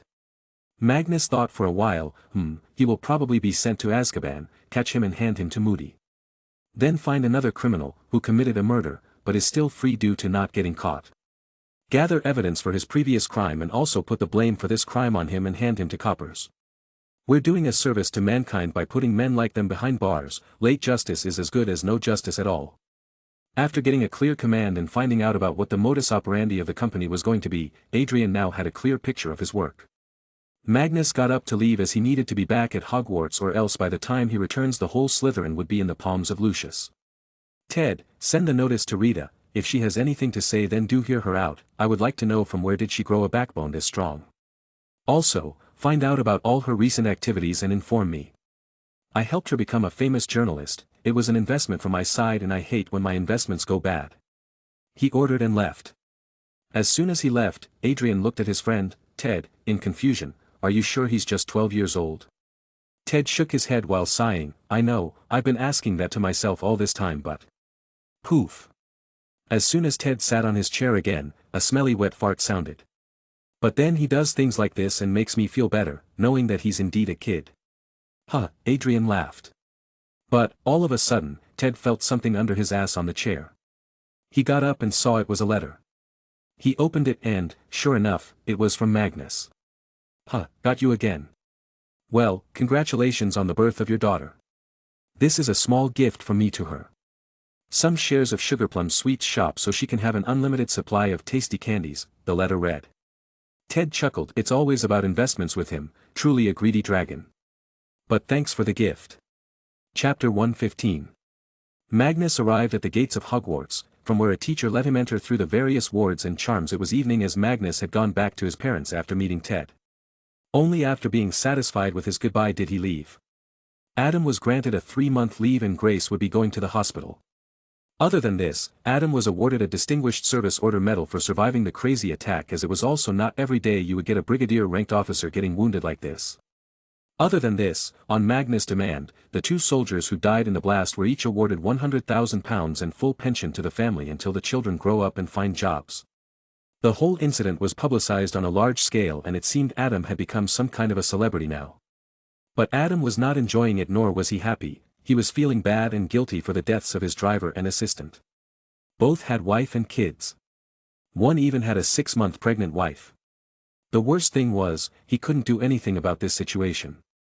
That was the problem with terrorists, you had no idea who the enemy was because they could just be standing in front of you and you wouldn't know it. Grace saw this and hired a therapist. After all, Adam was not an infantry soldier, he had not seen a lot of combat, and maybe, the blast also brought back some trauma from his childhood, from the days of the war. Magnus headed to the common room of Slytherin.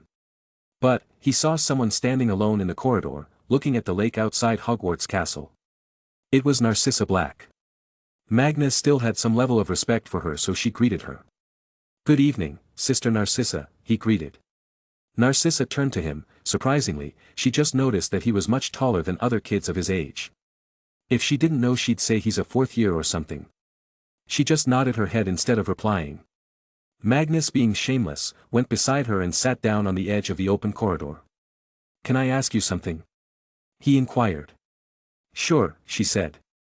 You are obviously not what you show yourself to be. I mean, if there can be Sirius, Regulus and Sister Andromeda in your family, this surely suggests that being bad is not in your family, it's due to forceful upbringing and ideology. I know you are kind, Sister Narcissa. I know how you protect shy and weaker girls from being bullied in the Slytherin house. Then, why are you still roaming around Lucius? He got nothing now except money, also, his path leads to absolute death. Magnus spoke at length. Narcissa was surprised by this sudden question. She never thought that out of all, Magnus would ask this. She snorted, then perhaps I'm seeking death indirectly. Magnus, the fact that you are asking me this question shows how naive you still are and how much you still need to learn. What do you mean? Why can't you just live your own life? It's not like you're bad in studies. Magnus asked. Sigh. Things are much more complex, Magnus. Not everyone has the strength or reputation to resist whatever they want. Sometimes, you just need to accept what's going on. Take care. After saying that much, she left Magnus there. Magnus wondered why she couldn't defy her family. It was as simple as just leaving your home, it's not like Hogwarts would expel her. Sirius did tell him that the only two cousins he liked were Andromeda, who was very kind, and Narcissa, who was just neutral with them. Bellatrix was a gone case as she was born first and had no siblings or friends to talk to and share her misery from the start. Sigh, I hope you don't do something that compels me to stand against you with my staff in the future, he thought, and also headed to the dorms. He found the room was empty except for Ragnar. Where's Sev? Probably around Lily, Ragnar replied without even looking. Magnus got interested in what he was looking at and went close to see. But as soon as he saw T from above Ragnar's shoulder, he didn't know what to say. It was a magazine, with women, in clothes they came into this world. Bam! He smacked on his head, what the hell, where did you get it? Ragnar suddenly realized he was not alone. Come on, Mag, at least knock on the door before you enter. Magnus facepalmed, I even talked to you and you answered. What's got you so interested in female anatomy now? Ragnar looked at Magnus seriously, Mag, I think I've hit poverty. You mean puberty? Magnus corrected him. Ragnar nodded, yes, that's it, just like what I read in the biology book you gave me. I am feeling things I've never felt before, and I like it. I don't know, it's weird. Don't tell me the details. Where did you get this book from? Magnus asked. Well, I surely didn't bring it from home at the start of the term because they check our luggage, I brought it just a day ago from the hospital your dad was. I was looking around the hospital in interest, that was when I came upon a room with lots of dirty magazines. I just took one. Ragnar confessed. Are you sure? Why would they keep them in the hospital? Magnus was himself confused. I'm telling the truth. Muggle hospitals are weird. Ragnar defended himself. Magnus was also not that old and didn't know about the thing called sperm donation. Door opens. With a noise, Severus also entered. Oh, you're back. How is Uncle? He's fine, just a bath in phoenix tears and he's nice and dandy. What about you? Did you return from a date? Magnus asked smugly. Your mind is filled with nothing but senseless ideas. I was out there, teaching potions to some weak kids in the subject. Ragnar was supposed to join but he was busy, from what I can see.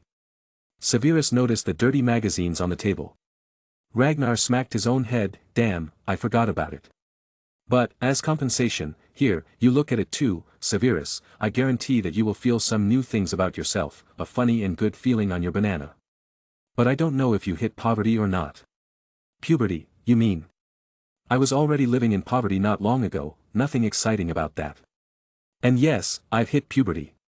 Hee, it seems you're the only late boomer here. Severus turned it around and made Ragnar's fun.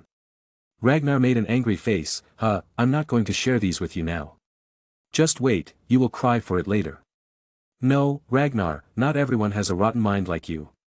Come, Sev, let's study. Magnus went to his table, leaving Ragnar to admire the female anatomy alone. Diagon Alley. Rita Skeeter was on cloud 9 because she had gotten direct permission and support from the ministry and more than 10 pure-blood families.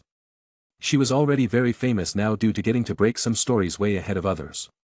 This was of course due to help from Magnus. But she wanted more. The more time she spent in the business of journalism, the more she realized how less journalists' integrity mattered in the world. Her moral ground started shaking. With the lure of recognition from the ministry and the purebloods, she decided to bite the hand that fed her all this while. And hence, now there was an owl in front of her with a letter. She was sitting in her personal office in the Daily Prophet building. She read it. Initially, she had a smile, but slowly it was turning into a neutral face and then a shivering face. The letter said, "Rita Skeeter, you have been found breaking an official contract with His Majesty, Magnus Grant Emery's Pendragon. As per the contract, you were not allowed to write anything about His Majesty. As pointed in the contract, now you must face the penalty. His Majesty invested 50,000 galleons on you. Now, you must pay back 50 times of it due to breach of contract, which amounts to 2,500,000 galleons. The task of getting the money from you has been delegated to the Gringotts. Last but not the least, His Majesty is very disappointed in you. He was going to make you a world-renowned journalist, but you chose short-term benefits. It's evident that your vision is myopic, something His Majesty despises. You have 1 week to fulfill the contract terms for breach. If you delay after that, a criminal case will be filed against you. Maybe Azkaban is also possible. Good luck. Office of the Legal Counsel for His Majesty. Ted Tonks." Her hands started shivering. 5 million was an astronomical figure. And she didn't even know when she spent 50,000. But all this was indeed in the contract, and she shrugged it off before, thinking the ministry had her back.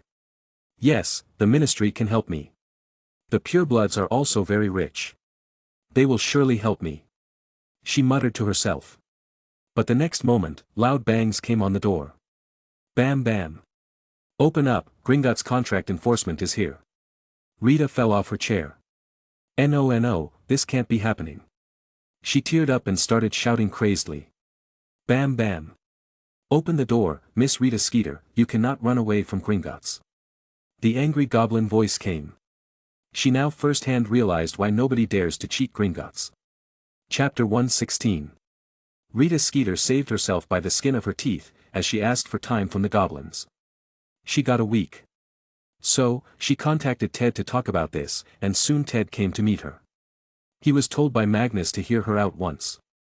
"Miss Skeeter, you chose to break the contract, we did not compel you to do it.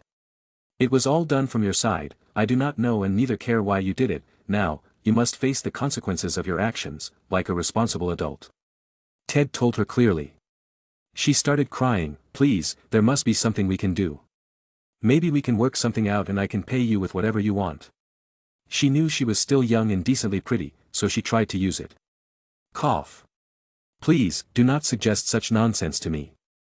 I am a married man with a beautiful wife and a daughter, doing anything to betray them would be unholy. Besides, even if I were to agree, I just don't pose the authority to just terminate this contract, and I doubt your charm will work on His Majesty, so don't even try it with him or he might just end your life in anger. However, he did ask me to hear your story. Why did you even break the contract?" Ted asked her. I saw a better opportunity, like any other person who wants to move forward in their life," she said. "But you don't move forward by spoiling your face with your old employer, who happens to be the future king of Britain. Also, you were already moving up so fast, you had no reason to accept any offer as they are only made to you so they can use you against His Majesty. Are you so foolish to even realize that?" Ted scolded her in a rude tone. They offered me money, a position in the ministry and an office at the Daily Prophet," she revealed. "And? Is it worth more than being a respected journalist with millions in salary? Do you know what the Daily Prophet is? It's a propaganda newspaper, partially run by the ministry. Its original owner died, the ministry itself killed his whole bloodline, so that the ministry can have the ownership of the newspaper, to control the mass media," Ted revealed to her. "Impossible, that's just a conspiracy theory," she argued.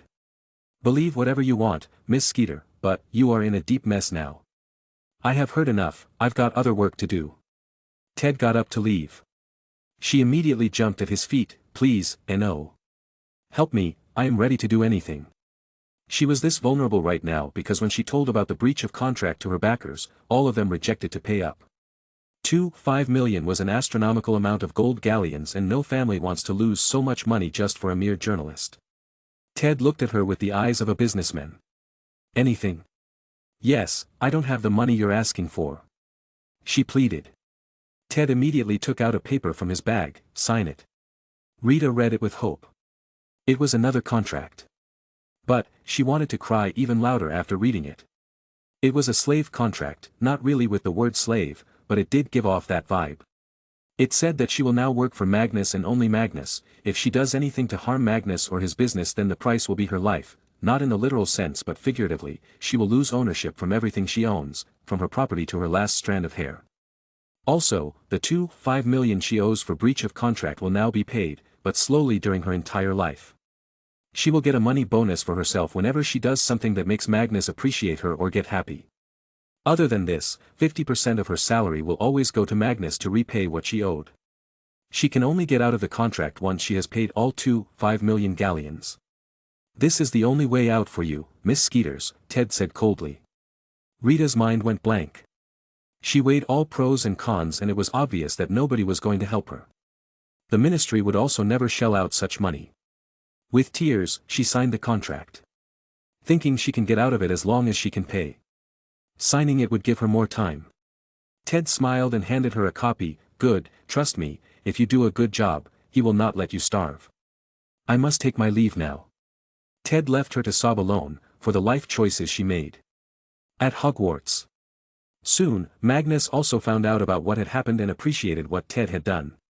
But, he threw this back of his mind as the exams were going to come soon. He wanted to ace it and win the House Cup this time. He was at this time, at the office of Dumbledore, proposing something to him. No, Magnus.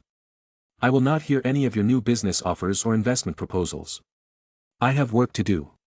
Dumbledore immediately tried to send him away. Professor, I'm not that greedy, I came here to give you a suggestion about the school. Magnus quickly made his intentions clear, while acting innocent. Dumbledore, in his everyday white robes, wondered in surprise, this is new, what is it? Well, I was thinking about the year-end House Cup. It is obvious that Slytherin is going to win, and if we don't then I will sue you for rigging the competition. Anyway, I was thinking, that the House Cup does not really help recognize the best student in the school. You know, this year, it was I who scored the most points and I will also ace the exams, but how will I be recognized? So, I recommend you start a Student of the Year award. It recognizes the student of his talents and his contribution to his house in gaining the most points. The Student of the Year doesn't always have to be a student from the winner house of the House Cup. Magnus suggested. But Dumbledore argued, we already have the special award for services to the school. But it's not the same thing. You give it for the best service to the school and not for talent. Hell, anybody could do a service to the school, even Lucius might one day create a potion and say I dedicate it to the school. Magnus countered. Just say it, that you want the award, Dumbledore replied with a sigh. There was a reason why he was so frank with him as he was not like this with most other students. The reason was blood. Magnus too, although called him headmaster, talked to him like they were old pals. Magnus smiled embarrassingly, you know me so well, Professor. If you already know then do I have to convince you? Dumbledore shook his head tiredly, you do know that I am not the king, I have to report to the Board of Governors. I am just a mere executor of the rules they make. At best, I can suggest it. Magnus quickly thought of a way to deal with this problem. What do pureblood people in a position of power like the most? Free stuff. Then, maybe you can add a monetary award for the winner. For the school too. 1,000 galleons? Magnus asked. He was going to pay up until he's in school and winning, once he graduates he will just stop and publicly shame the Board of Governors to keep the award going. I can suggest it, but with your additional reward, chances of them accepting it are higher, Dumbledore said. Magnus smiled, I trust you, Professor. You can do it. After cheering him on, Magnus left, but Dumbledore kept on rubbing his temples. Sigh. Should I take early retirement? He asked himself. You should, you're pretty old by human standard, you know. A voice came from the wall. Dumbledore looked and just sighed, as another headache had arrived to annoy him. It was none other than Arthur, along with Sir Cadogan. Why are you here, Mr. Pendragon? Dumbledore asked. Arthur loudly spoke, you are speaking to the King of the English realm, mortal. I am King Arthur Pendragon. Dumbledore sighed, you're dead, you are the king of nothing except your portrait, maybe all portraits, seeing your ability to cross into them all the time. So you grew a backbone and decided to talk back. Good, I taught you well. Now, just sit and watch me beat Sir Cadogan in a spar. Come here, sir. Arthur loudly spoke and started making noise, disturbing Dumbledore. Old Dumbledore could only sigh and tolerate it as all his work to stop Arthur had gone in vain. He wondered how Arthur was doing this but remembered that his portrait was made by Merlin and it was bound to be different. At the same time, Magnus had returned to his dorm room and was mastering legilimency. The only reason was because this would allow him to speak to people in their minds while not entering deep into their heads. But for it to be a two-way communication, all parties needed to know it. Okay, are you all ready? Keep your shields up, I will try to project an image in your mind. Ragnar said as he decided to try his prowess. Magnus nodded, okay, I've already mastered it nearly, you can try all you want but my shields are godly. Same, Snape added. Ragnar took a long breath and focused. Magnus did feel a little ting in his mind. But, it couldn't cross at all. Ragnar started sweating and started projecting his own thoughts. Magnus let the small thought cross into his mind to try to communicate. He focused on it and received it. But. What the hell, Ragnar? Magnus shouted suddenly. Wahahaha, got you. Ragnar laughed and ran away funnily. What did he show you? Snape asked in wonder. Magnus angrily cried, something, unholy, Ragnar come here you twat. Chapter 117. Easter holidays came. You generally get a 1-week holiday during this time but most students stay at school to prepare for the coming exams. Magnus, Ragnar and Severus though didn't have any studying to do because they were brilliant in their studies. However, even they didn't go home and decided to further their studies in school. Everything was going smoothly during this time. The purebloods had stooped coming after him and the Death Eaters had gone silent for a while now. Magnus was praying that this peace lasts forever in his life. Maybe his killing 4 Death Eaters was a big loss for them. And now Magnus was trying to put a nail in the coffin. He now knows that at least Rodolphus Lestrange was a Death Eater, along with Mulciber and a few others. He was making their bounty posters now. Magnus knew that such a thing was very backwards but that was in the modern world. Wizarding world was still living in the mentality of the Wild West, so he was going to treat it like the Wild West. Ah, what do you think of my drawing skills? Magnus asked as he finished drawing the last poster. Ragnar and Severus looked at them with focus. The faces on the posters were clear as day. You know, you're getting pretty good at it. Ragnar praised. Hee, of course, I practice drawing runes all the time. No wonder Merlin was able to draw talking portraits for himself and Arthur. Magnus proudly boasted. Bloody hell, will you really pay 100,000 galleons for the bounty? Ragnar suddenly exclaimed as he saw a poster of Rodolphus. Of course, besides, this one's special, as I want him alive. If someone can catch him alive, then they deserve that money. I also got so much money, so no problem. Magnus revealed. Severus agreed with his actions. Indeed, if you want people to seriously pursue the bounty, it must be high enough to lure powerful people. Where will you publish it? Ragnar inquired. Nowhere, our little Summer will throw them around the Diagon Alley. The money reward will be awarded from an anonymous account. Whore, Summer cutely voiced, telling all that she can do it. Summer was not so little now though, because she was having a diet full of meat and various strength potions that Severus and Ragnar fed her. Now, she looked more like an eagle but still as cute as she always used to be, so she was a big fluff ball now. Hee, she's excited. Okay, I will get more copies.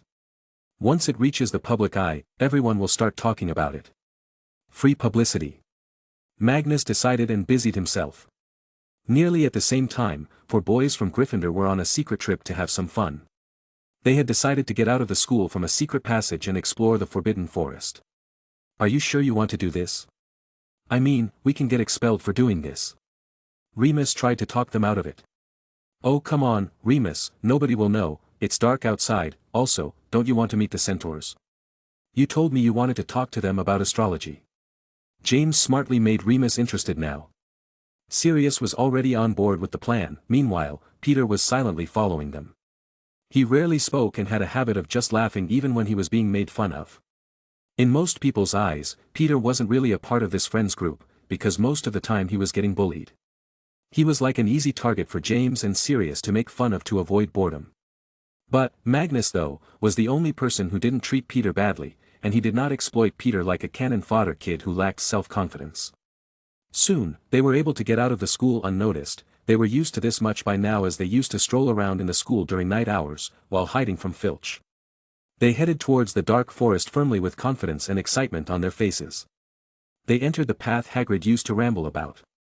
This was Hagrid's problem, he only realizes he wasn't supposed to say something after saying something.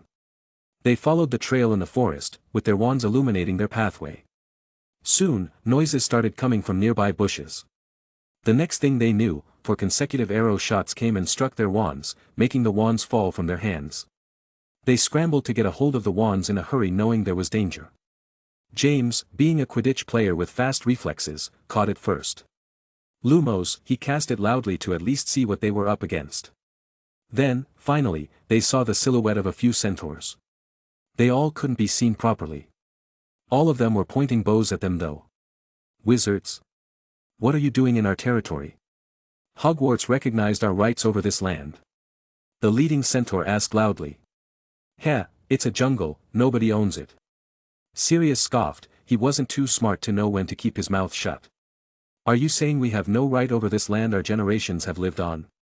Indeed, ancestors say the truth, humans are untrustworthy beings. We will now ransom you with Hogwarts, if they want you back, they must pay.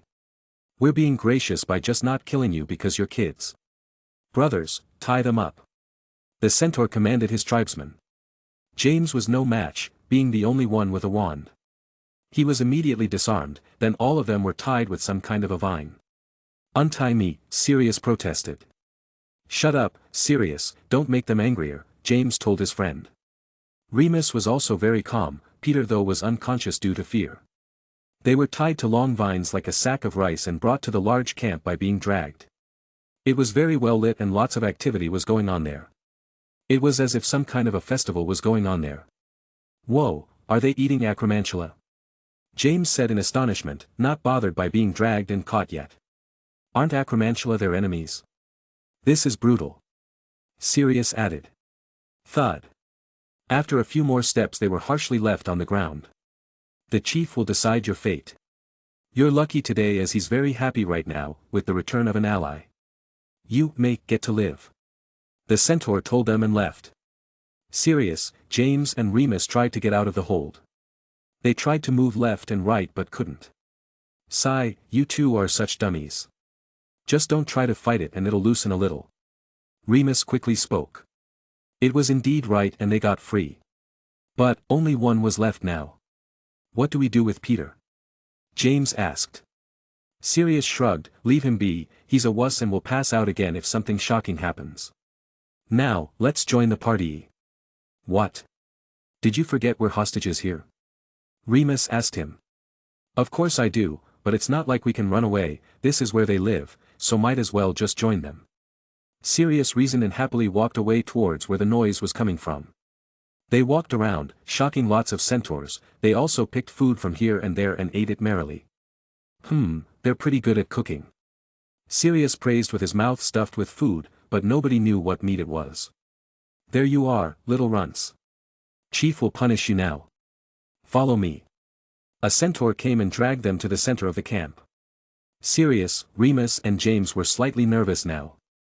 Their wands were confiscated and they were as good as any muggle. They were brought to the biggest bonfire there, around which some old centaurs were resting. The oldest and the biggest one was the chief. Wizards, what brought you to our territories? The old chief asked. It was Remus, he wanted to learn about plants and astrology from you. James quickly threw Remus under the bus. Oh, really? Do you think you can make us teach you our precious knowledge just like that? Do you think we are subservient to you wizards? Do you think we're your servants? Like what you did with the ELFS, the old centaurs sounded very angry at this point. Sirius, Remus and James lost color from their faces. Till now, they thought that Hogwarts and most of the beings in the Forbidden Forest were most likely in an understanding that they'd not harm each other. But, now they were having doubts that they might not be able to stay alive for long here. We made a mistake, we'll go back, Remus tried to persuade.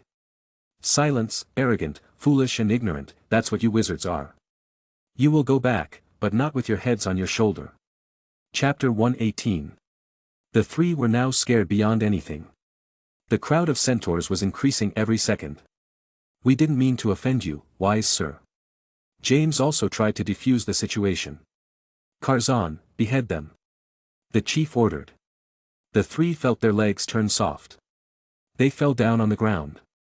But immediately 3 centaurs came and dragged them and put their heads on a chopped tree trunk where they not long ago chopped vegetables.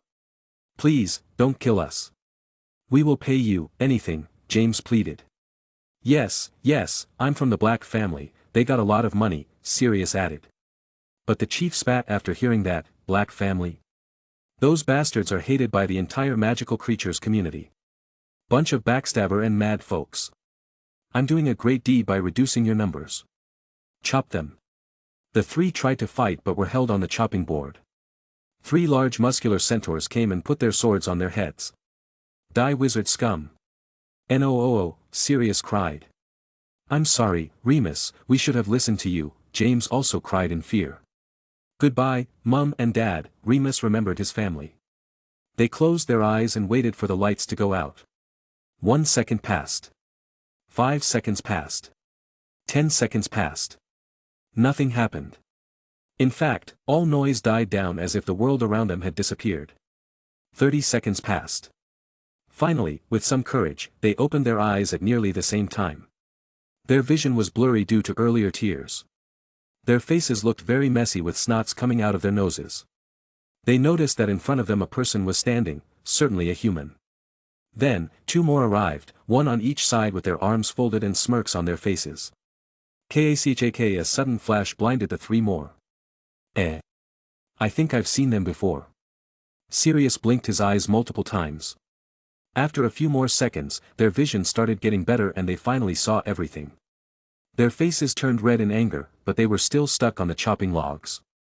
Bastard, it was you all along. Sirius shouted. Arg, how? James grunted in annoyance. While Remus closed his eyes, Mum, Dad, I'm not dead. Wahaha, Magnus roared in laughter. It triggered each centaur there to also laugh together, embarrassing the 3 to no limit. Hee, I got their pictures too, their crying faces were worth all the work. Ragnar voiced. Their cries were music to my ears, Severus added in his mocking tone. Release us. Sirius raged. Magnus chuckled and took a seat beside the centaur chief. Hee, this is your punishment for sneaking out of school so late.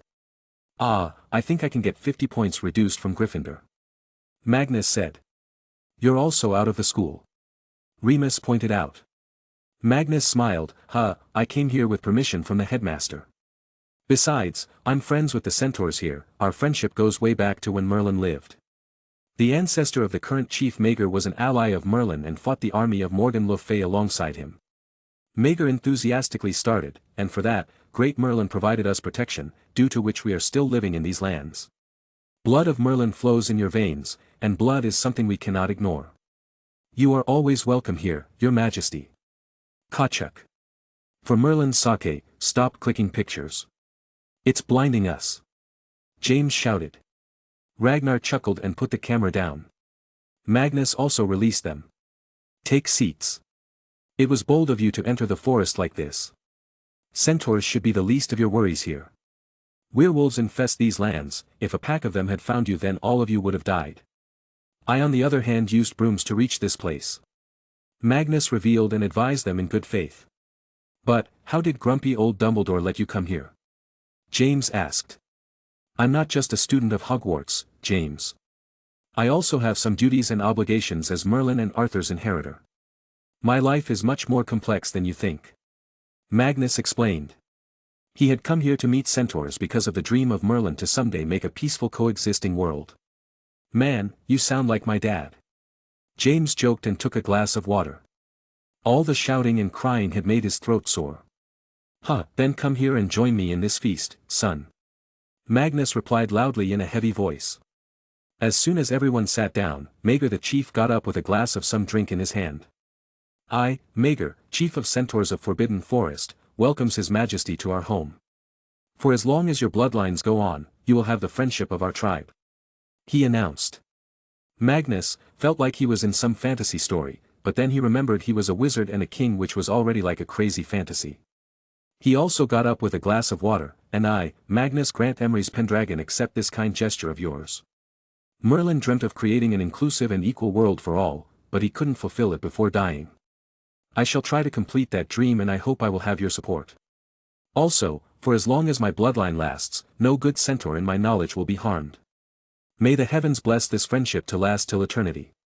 With that, he lifted his glass in a gesture and drank it. He knew by the words of Merlin that heaven does exist, but he still didn't know about God, so he used the word heaven instead. Till eternity. Till eternity. Till eternity. Wizard King.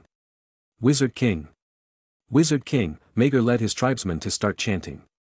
Severus, Ragnar, Remus, Sirius and James felt goosebumps as they saw the scene. So many of the intimidating centaurs were pledging their support to the future king of Britain. Is he raising an army? Ragnar and Severus wondered, knowing that their round table would certainly need one. Unknowingly, they all spent the whole night in the forest, unknown that detention was waiting for them back in school. Nearly at the same time, in New York, Bobby had arrived to participate in CES, Consumer Electronics Show, 1972. As his guardian and legal advisor, Ted had come. Ted knew that Bobby was a highly intelligent boy who had a bright future ahead, and by being Magnus' best friend, possibilities were endless. Also, Bobby now had so many safety charms on his body that if someone tries something funny with him, then that person may die. He was here to stop that from happening too. Ah, nothing beats the smell of New York. Money and gutter make a strange combination. Ted commented as soon as they came out of the airport. Yawn. I think I have jet lag. I felt like vomiting. It was like apparition light. Hail a taxi please. Bobby was close to crawling. He had eaten some greasy chicken before boarding the flight, and the whole way he did not feel good. Auntie Grace and Mum make the best chicken. I should avoid outdoor food, Bobby told himself. Ted chuckled seeing his plight. I have booked a car from the American branch of my law firm. Bobby looked at Ted's face in surprise. You go a branch here? Since when? Since I realized that Americans love suing each other. Business is booming here, and with my firm's success rate we are gaining lots of reputation in a short time. His Majesty has even bought a whole building on Lexington Avenue. Also a residential building with a nice view of Brooklyn Bridge. Ted revealed. Whoa, you're moving up too fast, but investing in real estate is never bad. Bobby agreed with Magnus' decisions. In a few seconds, a nice Rolls-Royce Silver Shadow stopped in front of them. The driver quickly came out and opened the doors. Bobby let the man put his luggage in the trunk and took a seat. The computer he was going to show was already in the CES location, along with his team and a wizard guard keeping an eye on it. The guard was hired from Meta. The cars started to crawl through the busy streets of Manhattan. Bobby looked out at the tall buildings. I feel nothing about these after seeing that monstrously huge Camelot castle. After about half an hour of the car ride, they finally reached their destination. But as soon as the car stopped at the entrance and Bobby came out, his jaw was left hanging. He looked back at Ted with wide eyes. Even Ted had a knowing smile as Bobby exclaimed, Mag bought the Chrysler Building? Chapter 119. How? Bobby asked Ted about the building. Ted scratched his chin. Well, he made an offer they couldn't refuse. Also, we had to play a little dirty and gathered some money laundering evidence against them. Everybody fears the IRS, and hence they accepted the generous offer. He just wanted a big, pretty building. He got his own office on the top floor. The Dragon Holdings company takes the whole floor. Even Meta will bring a branch here later. This, didn't anyone try to find out who it exactly is that owns the building now? Something like this should be pretty big news. Bobby asked. Of course they did, I just had to make sure he stayed hidden. The building is at the moment registered under the Dragon Holdings company. Magnus owns it fully. Ted explained. What's he even going to do to this building? Bobby inquired. I don't know, maybe just rent other floors to businesses. This building is very iconic here and many big-name companies already have offices here. Let's talk later now, follow me. I will show you the workspaces of Tonks and Tonks. Ted showed him around. But Bobby was so tired that he just found a place to sleep and dropped dead. He only woke up the next day when the CES was supposed to start. He immediately went to the venue. The booth for his company, Future Tech Industries, was just beside Intel's. This was because Magnus was a big board member there and Bobby's new computer, Dragon 2, also used an Intel chip. When he unveiled his new computer in the brochure, everybody gawked. Because it looked elegant and attractive to possible buyers. It didn't look like a bunch of complex expensive material were pushed inside a plastic box. His new computer was, by all means, a personal computer. Because the design was smaller. He started giving his speech. This hidden machine behind me is the most powerful personal computer you can find in the market right now. Sure, Moore's law states that the number of transistors per silicon chip doubles every year. And it is mostly true. But I want us to always strive to better ourselves. So, if we want to become more advanced quicker, then we'll need to fasten our transistors and chip technology progress. That is what I did. After extensive research and work, we were able to beat Moore's law. Behold, Dragon 2. He lifted the cloth from over it. This new computer had a bigger screen. The operating system was still very basic with simple texts and a cursor, but looked fresh. It also had a dragon logo on it now. But, the CPU cabinet had gotten so much smaller than before. The keyboard and mouse also came as peripheral devices. They were less box-shaped and instead had smoother angles on places, making them look more attractive. Bobby knew that if the computer was to reach the consumer market, then it also needed to look good. The problem now was that most companies were too focused on what's inside the box rather than what the box looked like. I also want to introduce you to the preloaded games that come with the system, which includes Pong, chess, Sudoku, and puzzles. All these applications take a lot of processing power, but this system can handle them perfectly. We have specifically tried to create a good user experience by focusing on the software too. This includes a user-friendly document manager, writer application, and printing feature by attaching a printer to it. We have tried to be as innovative as possible with the best technology available at the time, but we know that computer science is a field that is advancing at an astronomical speed, and we will keep on innovation and making better and better personal computers. This is the future of our world, better get into it before you're left out. Bobby ended his speech. Although he was very young and short at the moment, it actually made people more interested in the product. There were a lot of people, enthusiasts and journalists listening to him. When he stopped talking, someone raised their hand. It was a middle-aged man with big thick glasses. Yes? Bobby asked. Ted standing behind him got alerted and intently stared at him. Yes, I am Jack Goldman. I think you forgot to tell everyone where you stole the designs from. My company, Park Research and Development Company, is the one that created the first keyboard and mouse attached computer. Goldman accused. Bobby shook his head. I did see your machine today. I commend your vision. But, you are absolutely wrong about me stealing. The older version of this computer, Dragon 1, already had a keyboard and mouse since last year. So, if anybody that should be accusing is me, as I also hold the patents for lots of technology used in my computer. But I'm not doing it because I want the tech world to advance. Kid, you're too young to advise the tech world. Study a few more years first, Goldman scoffed. Where were you 12 years ago? Bobby suddenly asked. Goldman answered, I completed my college and started working. I was born 12 years ago. Now, I have created a computer and have been scouted by Oxford University. If you keep such backward thinking that only old people can have the right knowledge, then you will become the reason for the slowing of the tech world's progress. Contrary to what you believe, young people have a talent in learning computer science. Now, I have other things to do. Anybody wants to see a demonstration? As soon as Bobby asked this, lots of young enthusiasts cheered. With that, Bobby's demonstration was a success. Not just that, because it was a partial partnership with Intel, it was good for their reputation too, as Bobby showed the true limits of the processor, even though it was a little tweaked. During the whole showcase, Bobby was constantly being invited to lunch and dinners. But, he didn't have much free time. He'd rather talk to people right there and then. When he went to take a tea break, a young man with big black glasses and a baggy suit came to him. Hello, Mr. Armstrong. I'm Bill Gates, a student at Harvard University. I was very impressed by the computer you made. I saw its software. I'm impressed, but there is still so much room for improvement. Bill Gates appreciatingly said. Bobby didn't stop drinking tea. Thank you, Mr. Gates. I'm still improving the system. The first priority was good hardware, now I will also focus on software. By the time this product comes in the market, it will be much better than now. Then I must book one in advance. I'm myself very much interested in computer programming. Hopefully, someday I will also be able to make my own company and be successful. I'm just 17 after all, still got enough time. Bill replied and got up to leave, but he gave his business card before that. If your company remains in the market and business is booming, also, if I have a company by then and it's doing good, contact me. Maybe we can collaborate someday. Thank you for talking to me, I will leave now. Bill politely left. Bobby carefully put the business card in his wallet and went back to eating biscuits. Ted soon arrived with another person. Bobby suddenly felt the urge to say something. No. Ted and the old man were left speechless. The old man voiced, I didn't even tell you who I am. I am Gibson, the Assistant Director of Admissions at Massachusetts Institute of Technology, and I want to INV. I knew it, that's why I said no. Mr. Gibson, I have decided to study in my home country.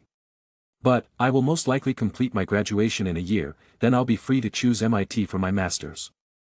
I have planned everything for my life, so there is no point in trying to convince me. Bobby explained.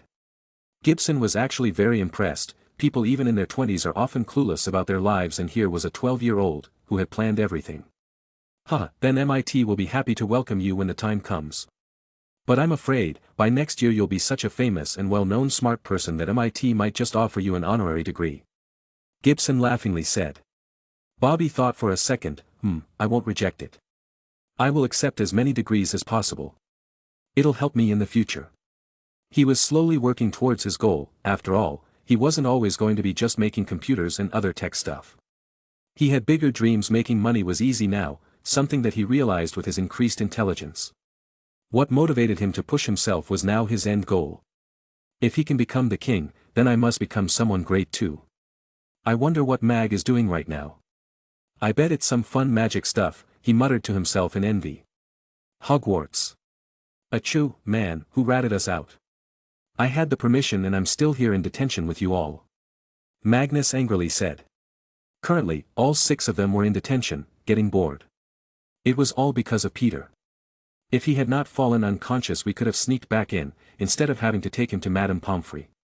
James muttered in annoyance. Magnus scratched his head in boredom. I can't believe it, I've already read all the boring books here, now I've got nothing to do here. Ragnar, entertain me. Ragnar sneered, I'm not your girlfriend, why don't you ask that Emma girl to come, she will gladly annoy the hell out of you. Just as Ragnar said that, James, Sirius and Remus had their eyes open wide as if light bulbs. They came to Ragnar and Sirius asked him nicely, Mag's got a girlfriend? Of course, Ragnar muttered. Magnus felt something ominous coming into his life and just facepalmed himself. Oh, Magnus got a girlfriend, Magnus got a girlfriend. The 3 started to jump around him. Did you kiss her yet? James asked. Why would you taste someone else's saliva? That's gross. Sirius made an ugly face. Magnus just kept his head down on the bench and tried to sleep. Chapter 120. End-term exams had arrived and Magnus was only nervous about his potions lessons. He needed full marks in that subject in order to truly ace the exams. Okay, Severus, you keep your mental shields down. While you are making your potion I will look into your mind and copy it so that at least I can make a decent potion on the first try. Magnus requested. He didn't ask Ragnar because he knew Ragnar would try something funny. Severus nodded, fine. Severus only agreed because Magnus didn't lack in theoretical knowledge. It's just that he sucked at brewing to the point where it was like a genetic fault.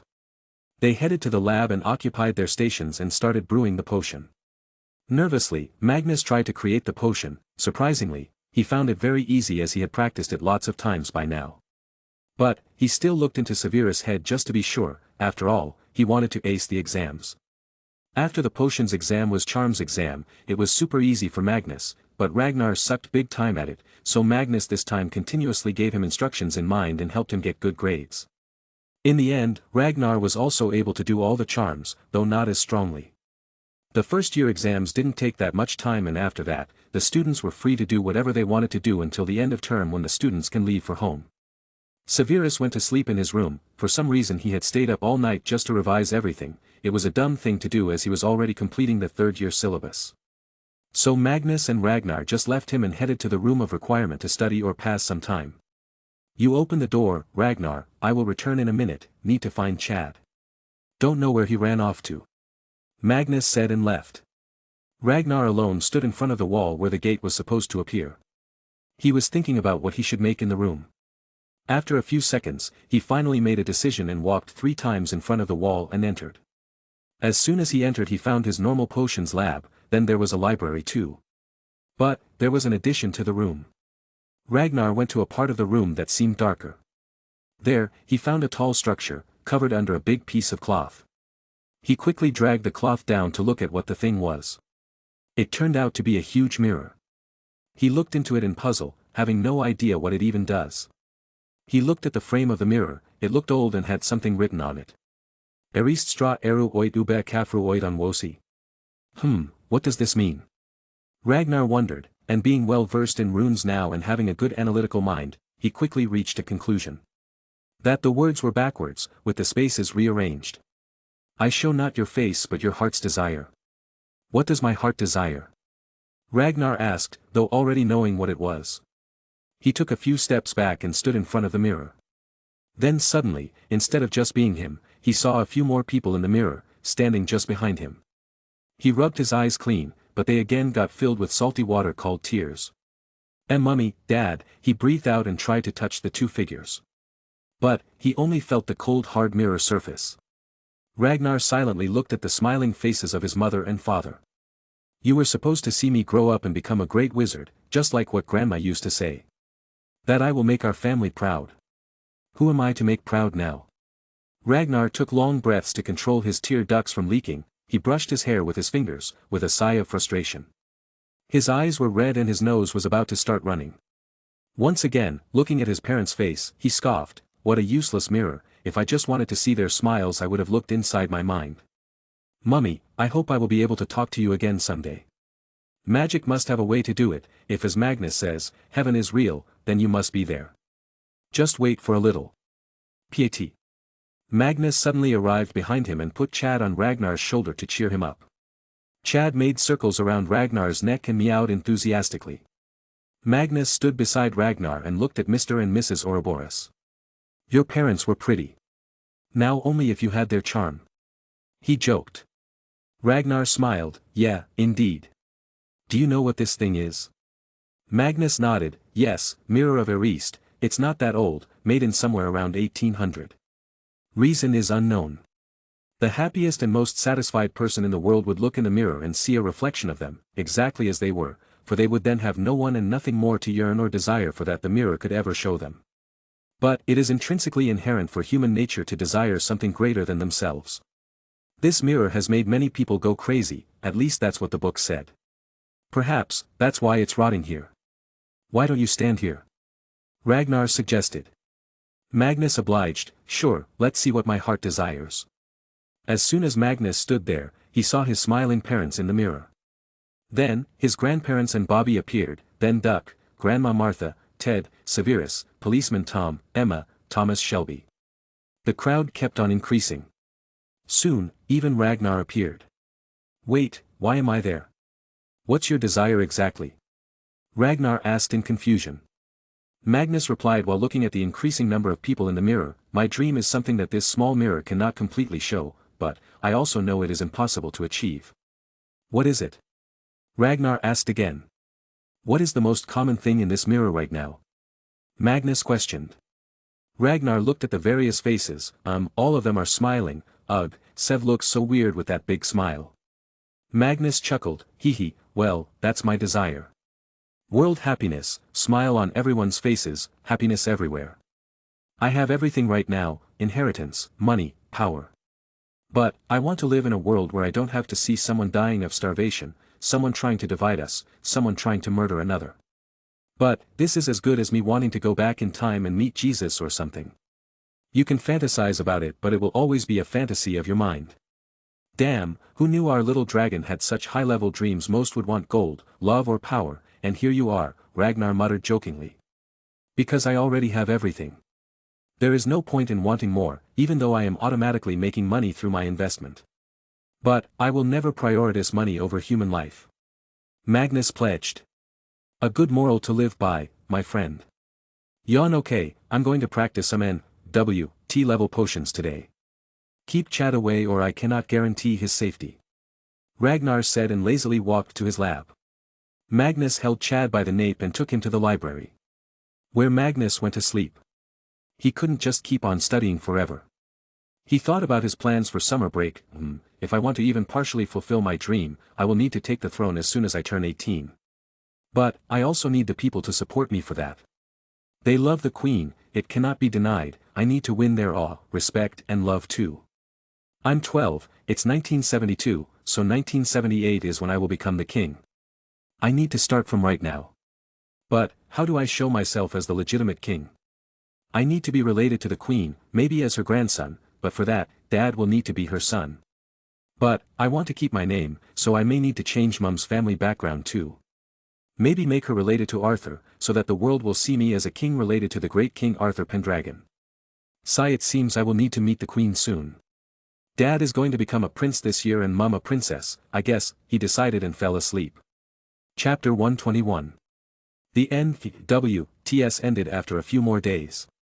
The exam results of all years except the 5th and 7th years always come before the start of summer break. Magnus got his report card and couldn't be happier, finding O beside every subject. O was the highest grade, meaning outstanding. I aced the exam. He laughed in triumph. Actually, I and Sev also aced. Ragnar suddenly spoke. Magnus looked back in shock and sorrow. He just realized that victory tastes bitter when there are other victors too besides you. And it tastes even worse when the victors are your friends. But I still scored more points than you. Magnus tried to make himself feel good. It was going to be their last day of the semester and there was to be a year-end feast, after which everyone will leave to the train station. As soon as the three reached the Slytherin table, Emma came running to Magnus with a proud smirk on her face. Hee, guess who's the new captain of Slytherin Quidditch team?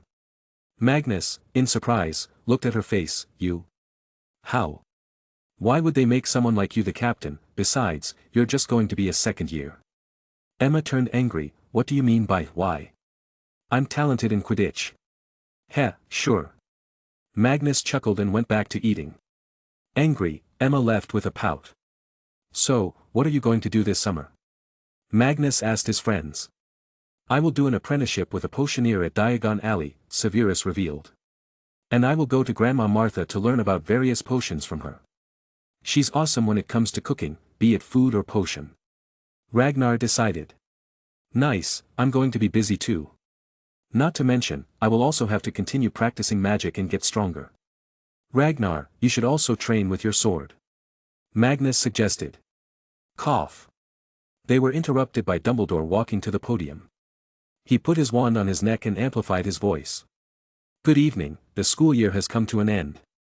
It was a journey filled with ups and downs, so much happened. 7th years will be completing their education and taking a step towards the professional world. I wish you all luck and happiness, and the mind to make the right choices whenever you have to. Now, to what everyone was waiting for. This year's House Cup. But, there is a slight change to it from this year. Along with the House Cup, a Student of the Year medal will also be awarded. It will be awarded to the students who contributed the most points to their houses. So, this year's Student of the Year award goes to Mr. Pendragon. He alone contributed 300 points to Slytherin House. Claps. The Slytherin table ushered in loud clapping and cheers. All except a few were making noise. Slughorn seemed as if he was having an orgasm. Magnus was already expecting this much. He ran to Dumbledore to receive the medal. It was made of gold, with a green strap on it. There was also a ministry seal on one side and a Hogwarts seal on the other. Dumbledore put it around his neck. Congratulations, Mr. Pendragon. Please wait here for a bit more. Dumbledore again spoke loudly, and now, for the House Cup. With 300 points, Hufflepuff is in 4th place, Gryffindor is in 3rd with 387 points. Then finally, 100 points higher than the 2nd place Ravenclaw, with 567 points, Slytherin wins. As soon as it was revealed, the various curtains in the Great Hall turned green with Slytherin insignia. It was a moment of pride for Slytherin House. This year, they won Quidditch, Student of the Year and House Cup too. Dumbledore took the House Cup trophy and gave it to Magnus. Since you have won the medal, it's better if you also take the trophy. Magnus took the cup and held it above his head and turned towards the students. Now all the students were cheering as he was one of those likable Slytherin. Magnus, on the other hand, was excited because Lucius and Avery would be leaving Hogwarts, and now he will have a mostly free reign over Slytherin House. He cheerfully returned to his seat and feasted on the various dishes. Hogwarts may not have the tastiest food, but it certainly had the most variety. After dinner, everyone headed to the train station. The luggage was already packed and ready. Hey, Mag. Will you play for the team next year too? Emma asked him as she had also followed him to where he was going to sit. No, Emma, I've got more important things to do, Magnus replied with no interest. What? Come on, you are the best seeker I've ever seen, you've got to at least reach the international level and play for the British team. She pleaded. Magnus denied, I'm busy, and what do you mean by, I've ever seen? You're just 12. Arg, why are you so stupid, Magnus? I'm telling you, if you become a Quidditch player and win the World Cup, you will be a world-famous celebrity and all wizards will respect you. We love Quidditch after all. Emma tried to convince him. And there is also so much money to be made. She added. Money? Magnus' eyes shone. Yes, a lot of money. Emma quickly said. She was slowly understanding the wire structure of Magnus' mind. Then I guess I will help you every once in a while, Magnus said with a greedy smile. Cough. Man, you're so easy to manipulate. Sometimes I fear you might just join the enemy for money. Ragnar commented. Magnus scoffed at the idea, the only thing they can pay me that would have a sway over my mind would be the head of Voldemort under my feet. Whistle. That's brutal. Sirius came to his cabin suddenly. He probably had something to talk about, otherwise, he would be accompanied by his gang. Talk about crazy. What brought you here, Sirius? Magnus asked. I wanted to talk to you about something. Can I have a minute? Sirius spoke seriously. It was a rare sight. Magnus looked back at his friends, then he walked out to the train corridor with Sirius. Sure, we've got a long journey ahead. There, Sirius started, it's about my little brother. He's manipulated very easily, especially by my parents. So, when he comes to Hogwarts in September, there are chances that he will stay away from you and avoid you. My parents are against everything you stand up for. But, I hope you will still look after him. Magnus smiled and patted his shoulder. Come on, Sirius, you are embarrassing me by saying this. I know Regulus is a sensitive kid, I will take care of him whether he likes it or not, he's like my little brother. Sirius nodded in gratefulness, then I guess I will be indebted to you. My family already has enough crazy blacks, I hope to at least have my brother join my side. It's his choice to make, we can just hope he makes the right one. Bring your brother to my new house sometime later, I got a big swimming pool and other fun things. We will relax and eat like kings. Magnus invited him. I think I will take that offers. Alright, see you later then. Sirius went back to his cabin. Magnus also entered back, but saw Chad and Emma were fighting each other. What happened? He asked. They are fighting for the last pancake left in your snack box, Severus told him. Magnus scoffed and went to his lunchbox, he picked up the last pancake and ate it in one go. You both didn't deserve it. MEOWWWW, Chad protested. You'll get fat, Chad. Pancakes aren't for you. Magnus said. Meow mo mow. What did you say?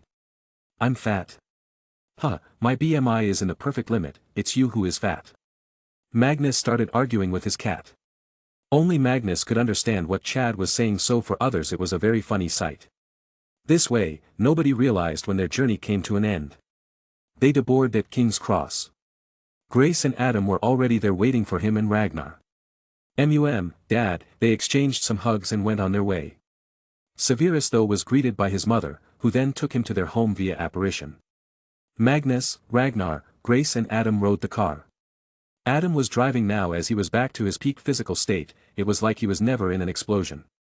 Muggle doctors could only call it a miracle. How was your semester, sweeties? Grace asked them nicely. Fun, I aced the exam, Ragnar revealed. And I also aced the exam and won the Student of the Year award. Also, Mom, Dad, I've decided to meet the Queen this summer. Magnus revealed all of a sudden. And what will you say to her? Abdicate the throne? Adam asked sarcastically. Magnus immediately answered, no, I will tell her to adopt you and make you a prince, while Mum will become a princess with blood relation going back to King Arthur. Cough cough cough. Adam and Grace coughed as they simultaneously choked on their saliva. What? Chapter 122. Yes, Mum and Dad, listen to my idea first. Magnus started explaining everything as soon as they reached home. Adam and Grace took a seat while Magnus walked back and forth in front of them. This was just day one and Magnus had already given them a shock. Okay, I am 12, right? But I want to take the throne as soon as I turn 18.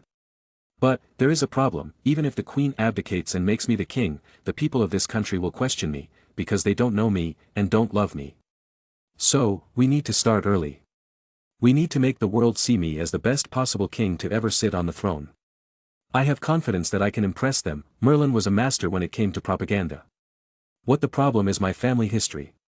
We need to heavily edit it, and for me to be a legitimate king, I need to show my relationship to the queen. For this, Dad will become Queen's eldest son, who lived his life away from the royal lifestyle, with some distant relatives of the Queen. Next will be Mummy, you will be from a noble family, that is directly related to King Arthur Pendragon. This will explain my name to the world. Magnus explained in detail. But what about my parents? They are still alive, you know. Grace spoke up. I know, but Grandpa has no other family left. We will just make him the main descendant of King Arthur, from there it will extend to you. Dad already has nobody except us, so it'll be even easier. Magnus said. Adam and Grace looked at each other's faces as if talking with eyes. Will the Queen even agree to all this? Adam asked in doubt. She will, it's not like she has a choice. Also, me taking the throne doesn't mean she was a fake queen. It's just that by the rule of blood, I'm more eligible than her. I will talk to her, don't worry. I heard she goes to Balmoral Castle in Scotland every year to spend her summer. Royals really need to find a job, Magnus planned. I will come with you, then, Grace decided. But Magnus immediately denied her. No, Mum. You shouldn't. Besides, it will be a talk between two monarchs and don't worry about my safety. I will take security with me. Ah, you did tell me about your detective agency, Adam exclaimed. They are already expanding now and have opened more branches in other countries. You too should prepare yourself though, for becoming a public figure. I can promise that the media will only trouble you at the start, after that, I will make sure they leave you alone.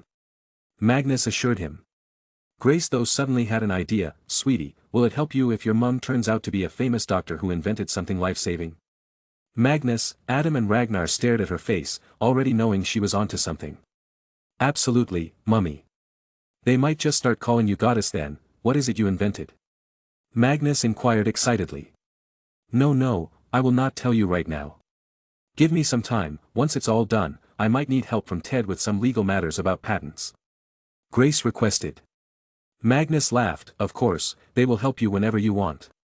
Ah, wait a second, I need to bring Arthur to ask him something. He quickly went to his room and brought a painting of Arthur and Merlin where they were lazily sitting in a garden. Ah, hello, children. Arthur greeted everyone. Magnus quickly asked, Arthur, I'm preparing for my inevitable coronation. For that, I need my parents to be royals too. So, I was thinking of making my mum take your surname too. That is if you don't have a problem. Arthur burst into laughter. No need to ask, Magnus. Ah, I always wanted a daughter, now I'm getting such a pretty and intelligent one. Grace Grant Pendragon, it'll be a good name. See, old Arthur is cool with it, Magnus said, but he noticed Merlin being silent. Why are you being sad, Merlin? He asked. Arthur chuckled. He's sad that his name is not being taken. Magnus shook his head seeing such an act from an old man. Well, all my future kids and family will have Merlin's name too. Wait. Kids. Do you have a girlfriend, Mag? Adam quickly asked. Magnus wanted to say something but noticed Ragnar's mouth slowly opening. He ran up to him at full speed and covered his mouth. No, Dad. I'm too young for all that, right? He said and started to whisper in Ragnar's ears. Fool, why are you so adamant about ruining my life? Emma is not my girlfriend, I don't see her in a romantic way, she's childish. He whispered. Ragnar smirked. I was just going to sneeze. Yeah, fool someone else, not me. Magnus was not buying his words. Okay, go and take a bath, then go to sleep. It's 3 a.m. Quick. Grace quickly pushed them. They didn't even realize how much time had passed in their talk. Magnus and Ragnar went to their own rooms. Each bedroom had its own bathroom, so it was very useful. But, before taking a bath, Magnus wrote a letter to Ted and Adrian, telling them about his upcoming trip. What did Grace and Adam do with the £2 million they received from the government as compensation? Magnus didn't know it and he felt it was unnecessary to ask. In reality, Grace had actually set up a personal research lab in half of the basement while Adam had set up his engineering workshop in the other half. They spent most of the money on these, but they were also running low on funds now. And, both of them were against taking foreign investment in their research, as then they would also have to share the patents of their inventions. Grace was currently working on a heart stent. It was actually a much improved design of the ones already in the market. She had been working on it for a while now, but only after having so much funds, she was able to make quick progress. Now, all that was left was human trials, and as long as they are successful, these new stents can be mass-produced. But, filing the patent first was the most important part. Adam, on the other hand, was working on a newer car engine. It was a concept at the time and was not in the final stages like Grace's. It was an engine that was a lot more fuel efficient, and could also run on electricity. But there were no good enough batteries in the world that could take the car too far with a single charge. So, he was forced to research batteries at the same time, and that was like a money pit of research. Sigh, if it goes like this, I'm afraid I'll have to ask Magnus for investment, he thought to himself.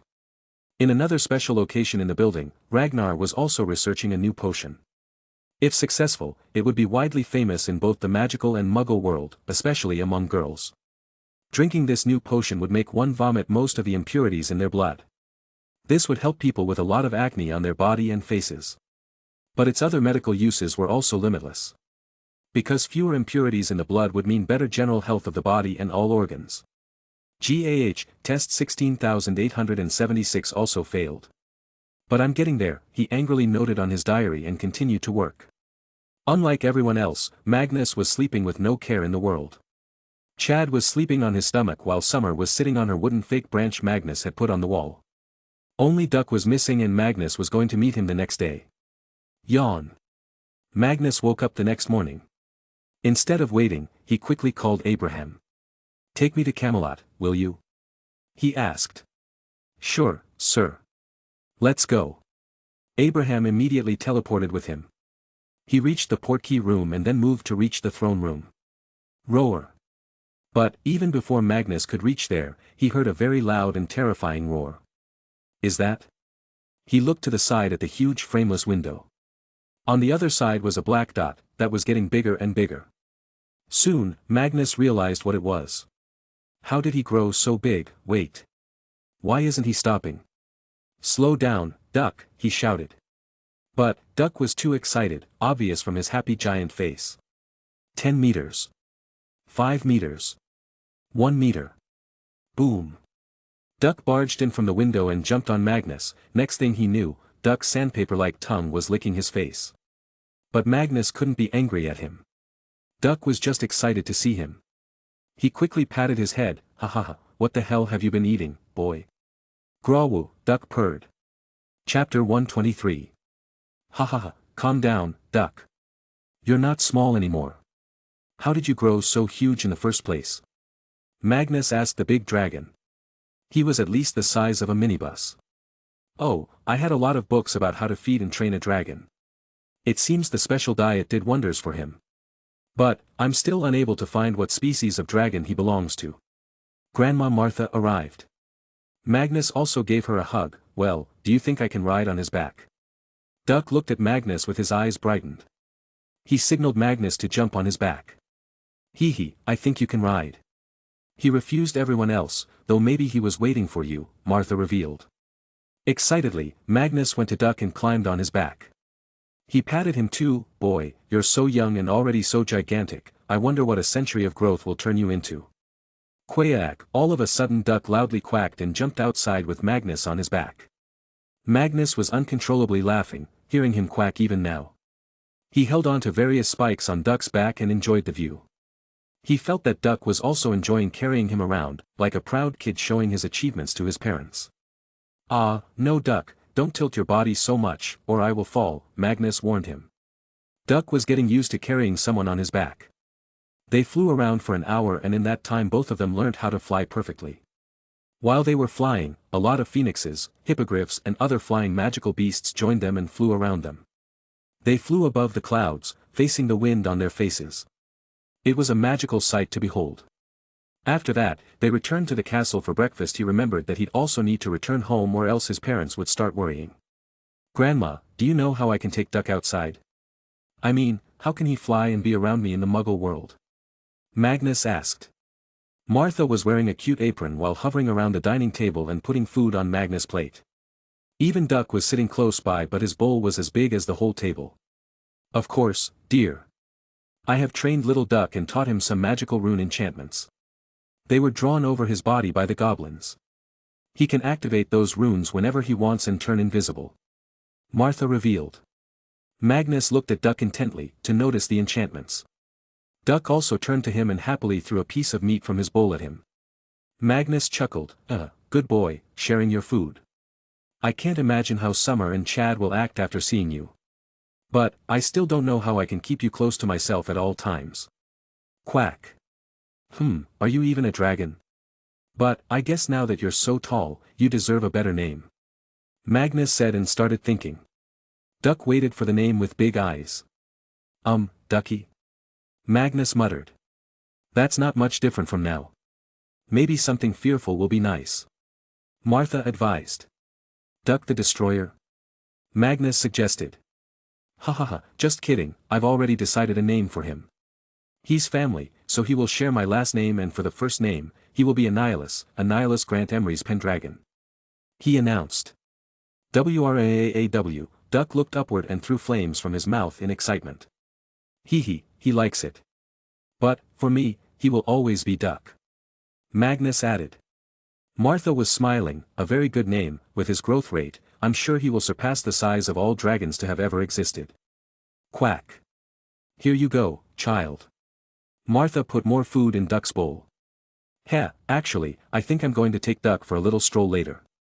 But first I need to return home and inform them. Magnus told her and quickly returned home. Magnus, breakfast is ready. As soon as he returned he heard his mother's voice. Coming.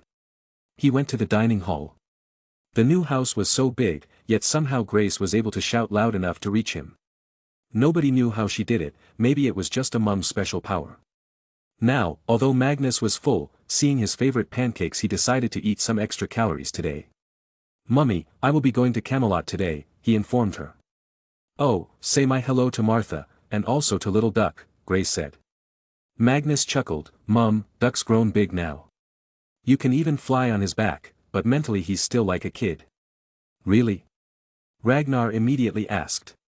He was waiting for this day, ever since he had seen Duck, he was dreaming and working towards someday being able to fly on his back. Yes, and you will be coming with me today, Magnus replied with a wink. Mum, when will your invention be completed? I mean, just give me a rough estimate.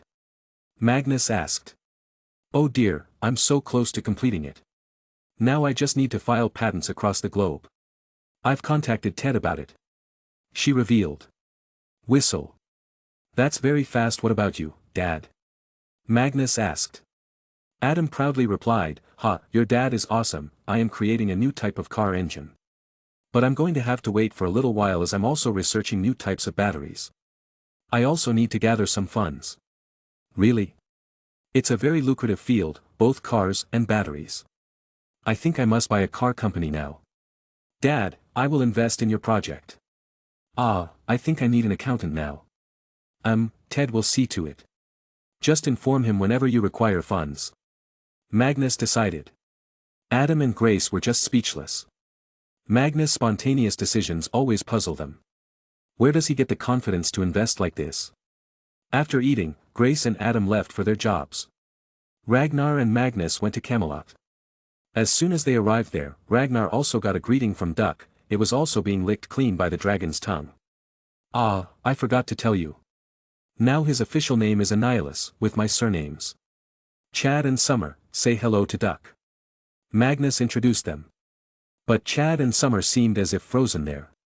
Quack. This was all it took them to recognize that this big dragon was indeed Duck.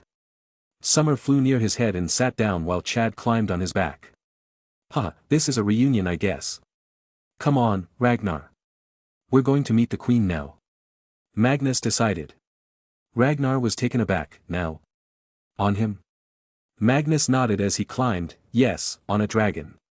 Ragnar started laughing crazily, boy. I'm gonna love the show today. Wait, what should I wear? I can't go and meet her in my pajamas. I need something intimidating. Magnus complained and tried to find clothes in his magic pouch. But, none of them looked cool. Pop. Dear, I will help you. Martha appeared out of nowhere. You're coming with us? Ragnar asked. Of course, little duck is still too wild sometimes, you need me to make sure nothing bad happens. Now, for your clothes, I just have the right dress, modern and intimidating. Some high boots will make you look tall. She muttered. Pfft, Mag, you're small. Ragnar teased him. But Magnus wasn't affected, I'm still growing, I just need some more milk, huh?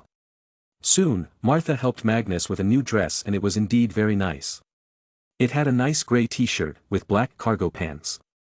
There was a knife attached to his belt and finally, a long brown leather coat. He even had leather black gloves. This is good, I'm sure the Queen will not take me lightly with this. Magnus commented. With a dragon, I think hardly anyone will take you not seriously. Martha jokingly replied. Aberdeenshire, Scotland. Balmoral Castle. It was a 165-year-old castle, surrounded by greenery. It covers an area of approximately 50,000 acres, 20,000 hectares. It was a working estate, including grouse moors, forestry, and farmland, as well as managed herds of deer, highland cattle, and ponies. The 50,000-acre estate contains a wide variety of landscapes, from the Dee River Valley to open mountains. There were 7 Munros, hills in Scotland over 3,000 feet or 914 for m, within the estate, the highest being Lochnagar at 3,789 feet, 1,155 meters. With all these luxuries and a relaxing environment, it could be understood why the Queen spends her summer here. Today, she had gone out to hunt a deer with her eldest son. It was a royal tradition to go on hunting and she loved doing it. Mum, you can do it, Prince Charles encouraged his mother who was taking a shot at the deer not far away. They had been camping here for a while now. I know, dear son. I came on this vacation for relaxing, and what better way to relax than hunting, the Queen replied and pulled the trigger. Boom. The loud shot rang in the grassy hills. There was just a jeep that they had brought with them. As it was all their estate, the security was tight around the boundaries, so there was no need for extra security. Bullseye. She cheered after seeing the deer fall. They high-five each other, but, just then. Rea. A loud ear-deafening sound came from the sky. It had a strange bass to it, which even shook their hearts. What was that?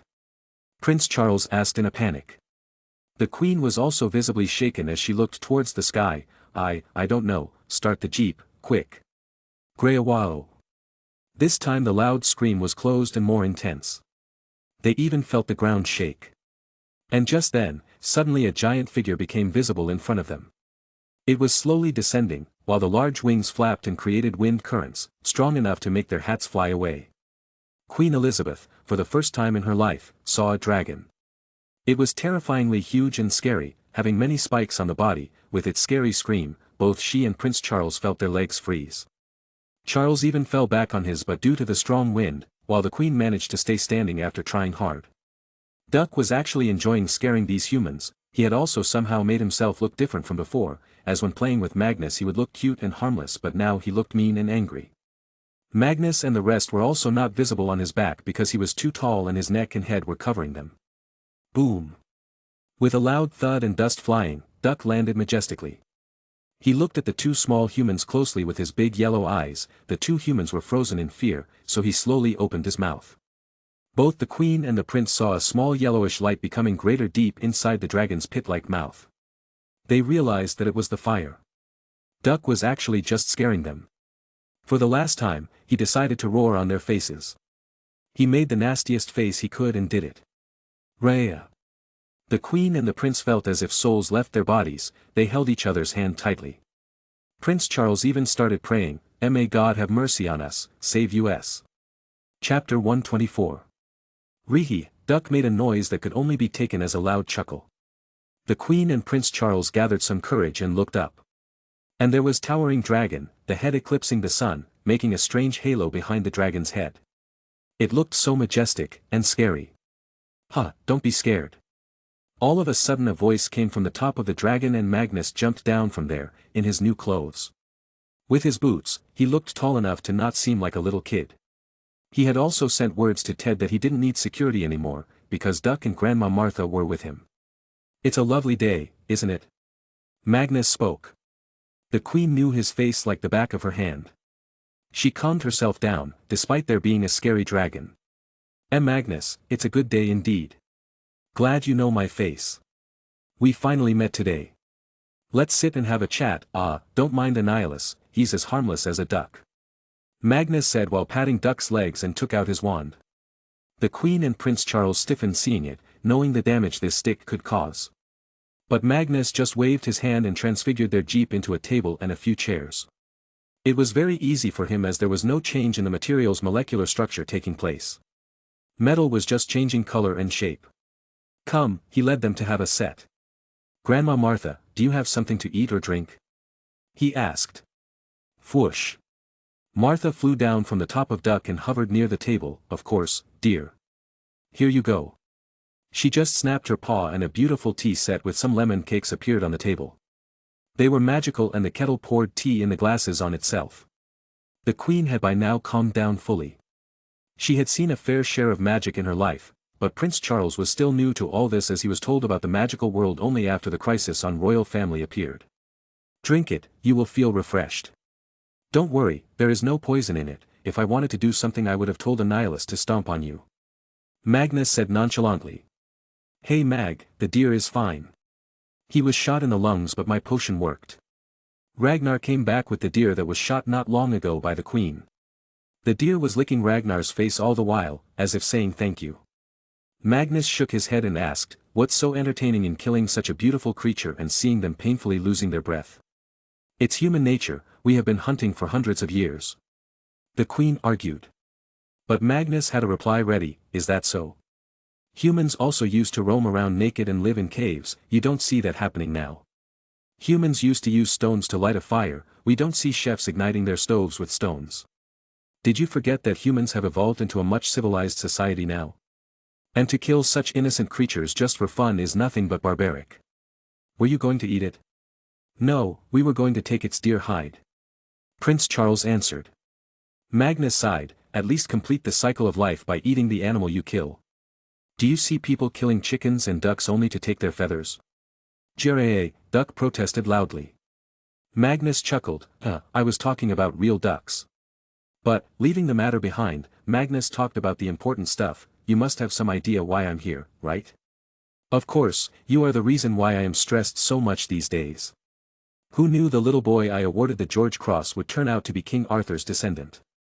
She tiredly said. I actually met you even before that, when I came to the palace for the tour with my class, you dropped your handkerchief and I was the one who gave it back. Magnus reminded her. The Queen's eyes widened as she remembered it, yes, I remember now. Did you know about your heritage at that time? No, I only found out later. Are you not angry at me? I am the reason behind what your life has become.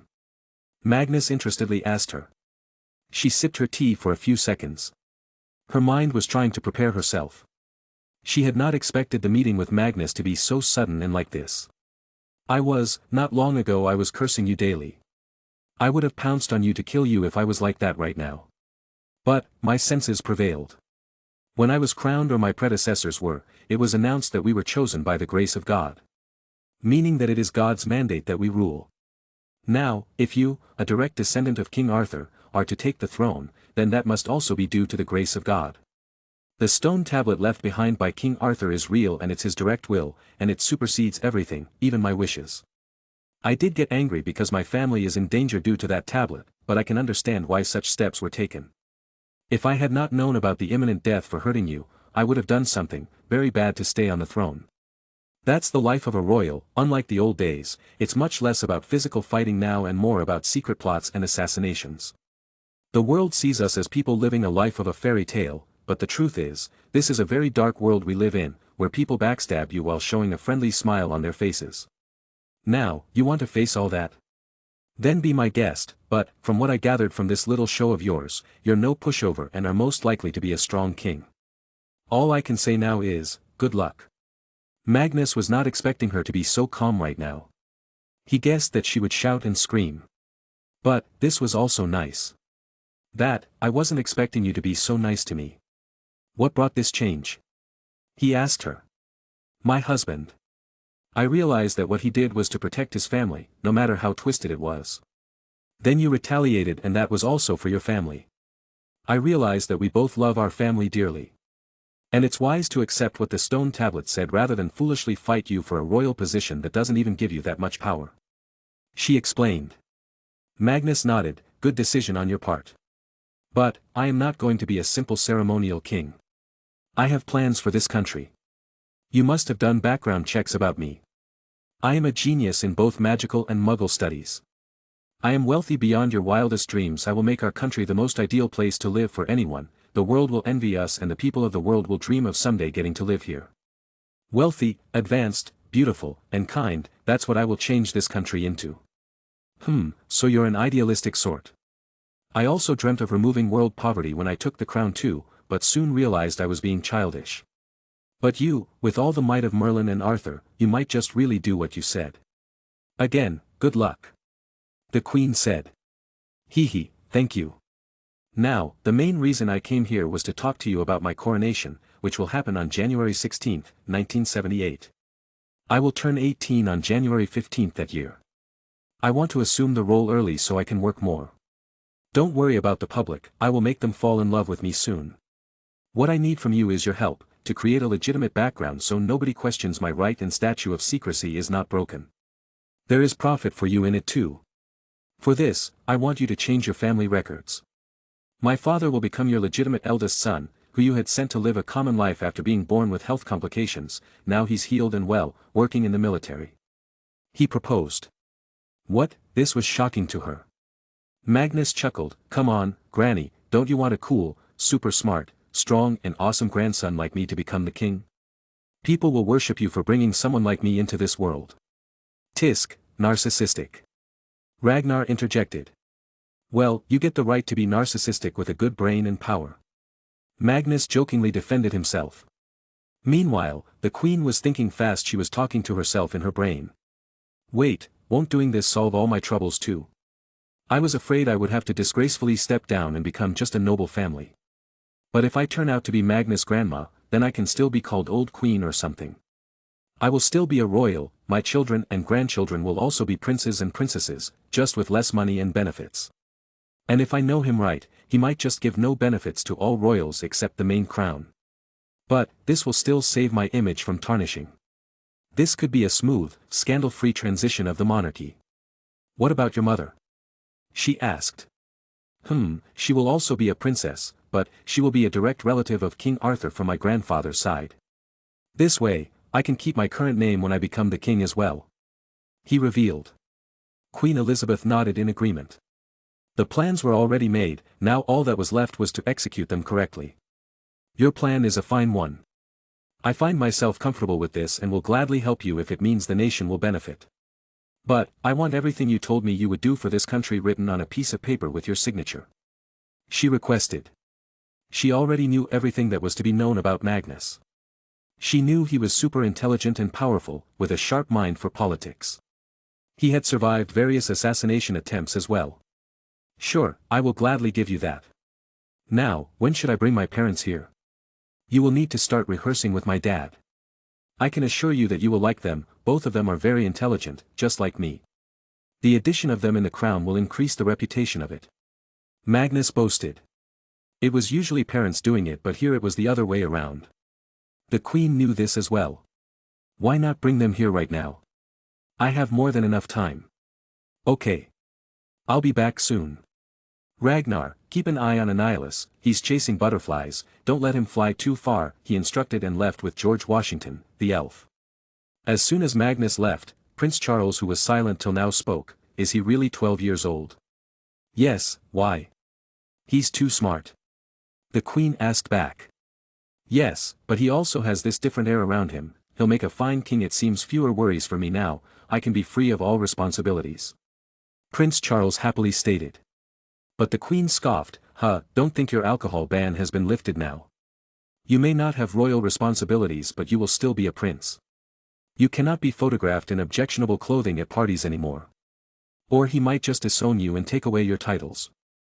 Arg, Charles was displeased but shut his mouth. knowing that it would only do more damage to his pocket money. He was just 24-year-old fun-loving youth at the time after all. Chapter 125. Pop. Dad, Magnus returned home. But, then he facepalmed himself. They must be at their offices. Abe and George, go to them secretly and catch them. He ordered. Yes, boss. The two saluted and teleported away. Just 2 seconds later, Adam and Grace were back at home. Both were in shock. Adam had a glass of water in his hand while Grace was reading a file. The two looked around themselves confusedly and in shock realized that they were back at home. Mom, Dad, the Queen wants to meet you. He informed them. Yes, wait, what? Why are we here? Grace muttered and came to the realization of what had happened. I went to meet the Queen, she agreed to everything, and she wants to meet you too. So, let's go, he nudged them to be quick. To where? Buckingham Palace? Adam asked. No, she's spending her summer in Scotland. Abe and George will take us there. Do you have important work today? Magnus inquired, not wanting to hold them forcefully. Grace shrugged, she had no surgery today. Adam also didn't have too much important work today. Let's go then. Magnus held their hands and Abe teleported them all together. While Magnus had gone to take his parents, Martha and Ragnar were making small talk with the Queen and Prince. So, you are the Muggle Queen. You look so weak. How are you the Queen? Don't you have to fight? Ragnar asked. But Martha corrected him, dear, since when did kings and queens go to the battlefield? They send their army. Queen spoke, seeing that the cute talking cat was wrong. Actually, I am the supreme commander of the armed forces, but I do not have the power to command them. You see, we are just ceremonial royals now. With no power of our own to run the country. What? How do you make money then? Ragnar asked. From rents and resources from various properties we own and tax from people. She revealed. But Ragnar scowled. So you do nothing and still take people's money? What's even the point of having a king or queen then? Sigh, Mag will have a lot of work to do. Can you tell me exactly why the monarchy even exists? We are for the moral support of the people. Prince Charles defended. Really? Tell that to a man dying of hunger and see how much he appreciates your moral support. Ragnar talked back. The discussion had turned awkward now. Martha saw this and started talking about something else. How did your family come to becoming the royal family? Well, there is no designated royal family bloodline. Let's say if my entire family ceases to exist, then our closest relative will take the throne, and that relative does not have to be a previous royal. He could even be a small noble. The Queen explained. So you do not choose your successor. That must be why the monarchy is declining. Martha commented. She knew about all kinds of kings and queens as she was also very old. Also, she had heard about various other monarchs from her ancestors. Pop. I'm back. Magnus arrived. Grace and Adam were still in their uniforms, and when they saw the Queen they were about to salute. No need for that. We'll be a family soon, not blood related but still. Magnus told them. They all took seats. Adam started talking to the Queen as he was going to be her son from now on. What will you need to change and fabricate your family tree? Magnus asked. The Queen thought for a while. It will be a big task. Charles already knows everything. My other 3 kids can also be convinced that Adam really is my son. The main problem will be the close relatives and the church. Because, no matter what we say about Adam's birth, they should always have known about it because it's their duty, so they will protest if my new son appears out of nowhere. The other documented records can be easily edited. I will deal with all these people. Just give me a list of all those who need to be dealt with. I can assure you that by the time Dad gets recognized as the prince, all of them will be coming to congratulate and not question. Magnus assured her. He had already come up with a plan to simply tell his men at Meta to find all these people and implant some memories in their heads. Only the best obliviators will do the job. What about Grace? Her family is supposed to be a noble family. Adam asked. I will do the same for that. Granny Liz will change some records and allot some land to Mum's family. They will on documents be a noble family for the past hundreds of years, but they never tried to come forward in the public eye. He suggested. But Queen Elizabeth suddenly had a funny feeling in her stomach. She didn't have any grandkids, and Magnus called her Granny Liz. This was a first for her. Perhaps, having such an active grandson isn't that bad. All nobles are blood relatives in Britain, no matter how thin the blood is. And he's a proud Pendragon. I should be proud, she thought. Ever since the incident with her husband, she had continued to think about Magnus and the future of the crown. She would constantly talk to herself in her office, trying to find a solution. But, in the end, she realized there was no solution, all she could do was accept and move on. Now, she had the option to be called the grandmother of the king, and from what she knew, he might just be the greatest king in history, just like King Arthur. Not long ago, even she used to think that King Arthur was a legend. But, the current crisis made her aware that he was real and he was a great man. So, she asked Magnus the last question, that would decide her fate: after you become the king, what will happen to me and my family? Magnus had already decided everything. But he was not going to let people's tax money be wasted. You will get a castle as your permanent residence and monthly grant for expenses, you will hold the title of Old Queen. Your children will still be called princes or princesses but with no land rights, no money grants either. They will have to earn their living like any other person. They can join the army, they can study and become businessmen. I will support them in their endeavors, but there will be no free money. The same goes for all the nobles in the country. Nobody will get a penny from the taxes. Taxes will only be used to maintain crown properties like old castles and run the crown administration. I myself will not take millions of pounds from them and instead get a small salary. I will not fill my pockets with tax money, and all of this will be publicized later. But, do not worry, before I grow old, I will start some businesses under the name of the crown so that no matter which king or queen comes after me, they will never have a lack of funds. But, you can still stay in the Buckingham Palace though, that is if you want to. But, you will have no powers. The Queen took a sigh of relief. At least she would not be thrown aside. She also liked the prospect of living in Buckingham Palace, as then she will be able to see what changes Magnus brings. After all, a wizard was going to sit on the throne for the first time. Magnus continued next, now, to what we will do this whole year. My mum will be announcing her new life-saving invention this year, and my dad is working on a new car engine and battery, he will also announce it later. Once their names are in every newspaper, he will also drop the bomb. People will start admiring Dad and Mum for their smart brains, and instantly the crown will bring in a lot more supporters, making a new statement that not all royals are useless. Cough. Yes, not all royals are useless. Queen Elizabeth repeated while glancing at her son, Charles. May I know, what is it that you are creating? The Queen asked her new daughter-in-law. She had to agree, Grace was a beauty like no other. Grace decided to tell her, as she had already filed for patents and the Queen had no reason to do anything against her now. It's a balloon expandable stent, that is also drug-eluting. It will greatly increase the recovery in patients, and the main advantage of balloon expandable stents are the higher radial stiffness and the more accurate placement. I'm talking too much, aren't I? Well, in short, it will save many lives with fewer risk. She explained awkwardly. Clap, clap, clap. Magnus only got the gist of it and started clapping. Ragnar followed suit. Adam did the same. Mummy is the best, Magnus said, embarrassing Grace as her face turned red. The Queen, although didn't understand anything, understood the meaning of save many lives. From this, she knew that this new daughter-in-law of hers was a lot more than just a pretty face. Sigh.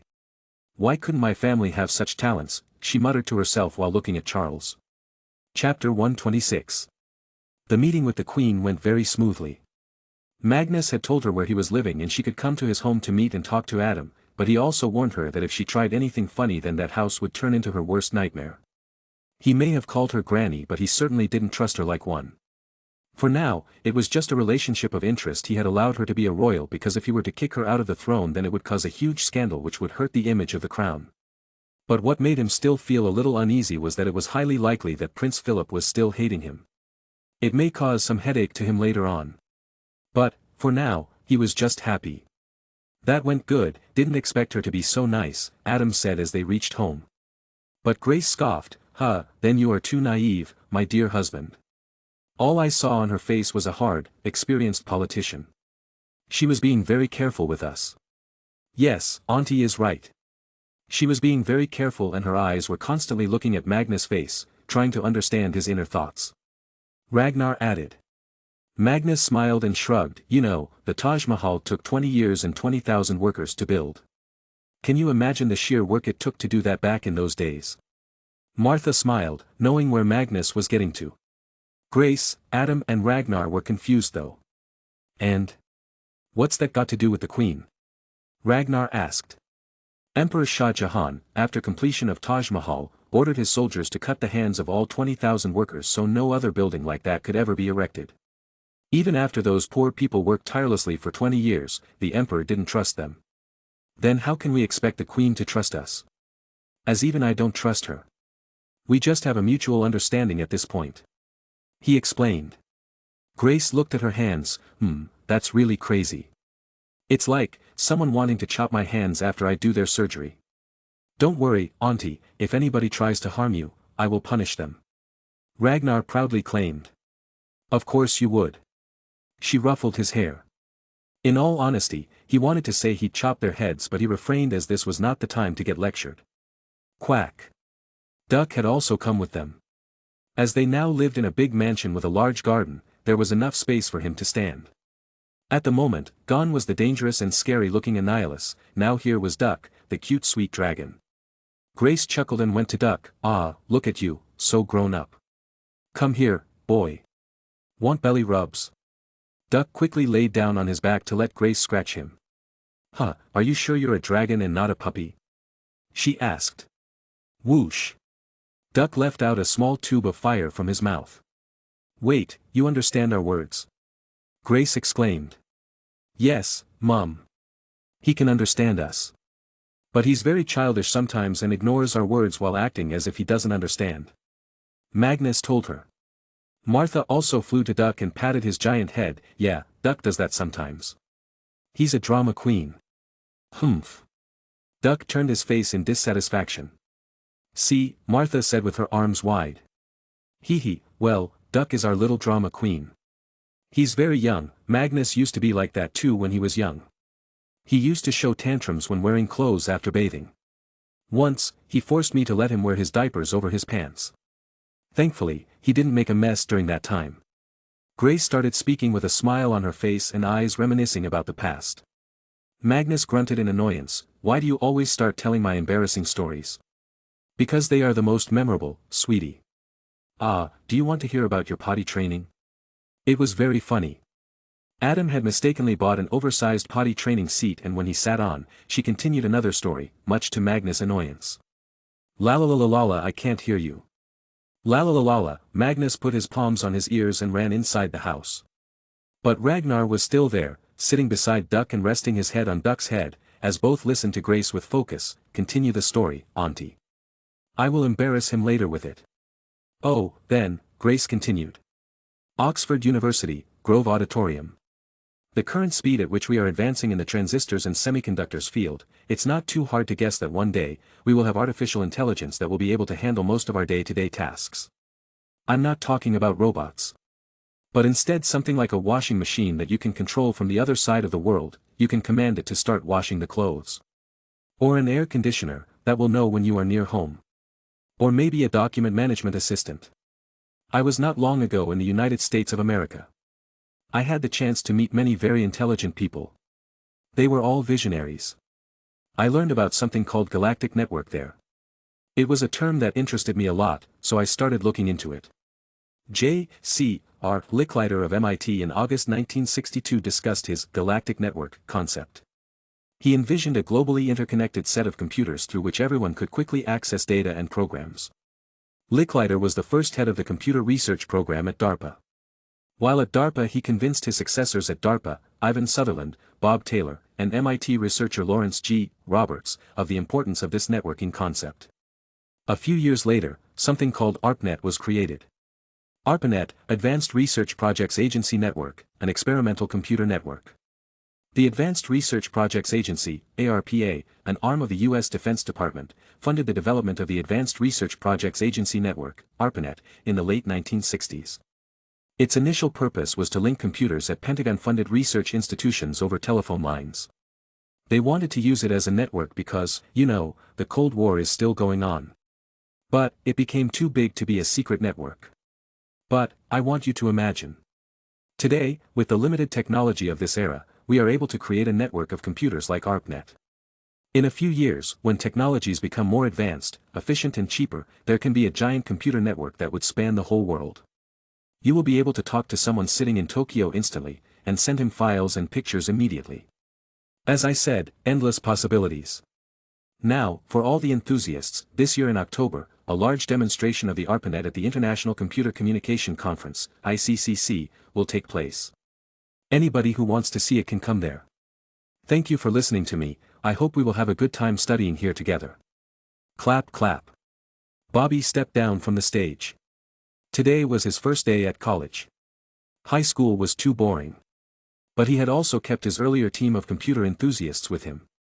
Not all of them could graduate high school in advance, but they were still talented in the ways of computers. Here, at Oxford University, Bobby was a famous boy. Because not only he owns a successful computer company, but his computer is also a hit. With Magnus funding, they were now looking to start manufacturing too, but for the most part, they were looking for manufacturers in other countries. As outsourcing was cheaper. Bobby was being hailed as a super genius of the century. Even some news outlets were asking him for interviews, but he was not ready back then. But now he was. Today he was asked to give a speech to the computer department of the university. It was a relatively new department, but the most importance was being given to it because this was the future, and if they didn't invest in it now, they would always be behind. Now, they were very happy with the addition of someone like Bobby, who was already a genius. Bobby shook hands with some faculty members and then headed to a room on the other side of the auditorium. It was a room full of reporters, from various news outlets, tech magazines. He took a seat. On his left sat the new head of computer science department and on his right sat the vice-chancellor. They were here just for the photos though. Bobby showed his normal smile. Thank you for waiting, I got a little carried away at that speech. Please ask questions orderly. Quickly a man stood up from his chair and asked. Mr. Armstrong, what do you have to say about you being named the genius of the century by various news media in the UK and the US? Bobby suddenly saw a face in his mind, remembering that if he was not given the right push towards his studies by him, then he wouldn't be such a genius as they call him. He smiled. I am flattered first of all, but this world has 8 billion people. I am sure that there is someone more intelligent than me out there, but due to being born in the wrong part of the world, they might never get to develop themselves. But I can with guarantee say that I am not the smartest kid. In fact, I know someone who is many times smarter than me.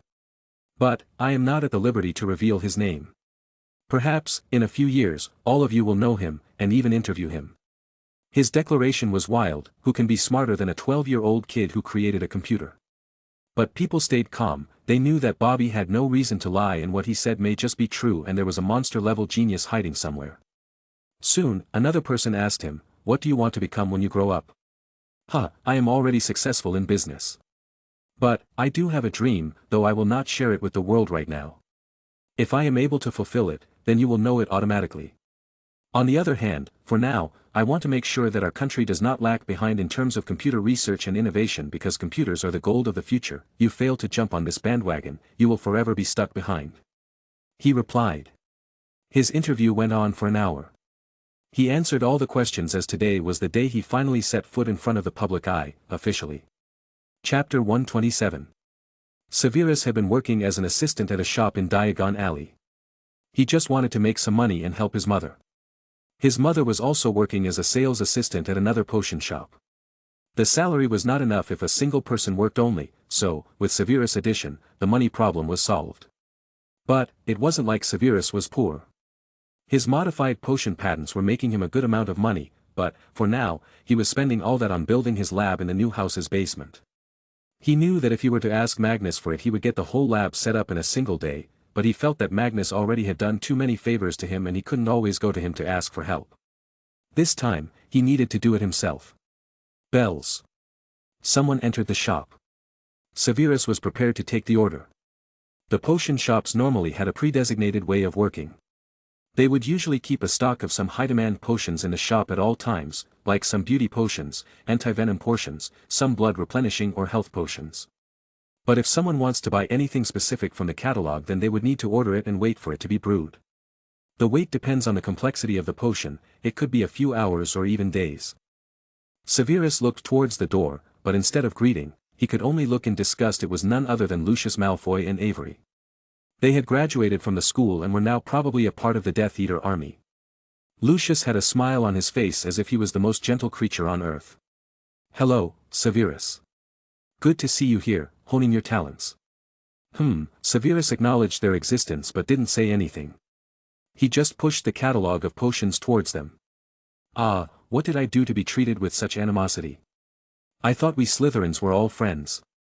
Lucius said. Severus replied in an irritated voice, but I am a half-blood, I thought I didn't deserve to be in Slytherin.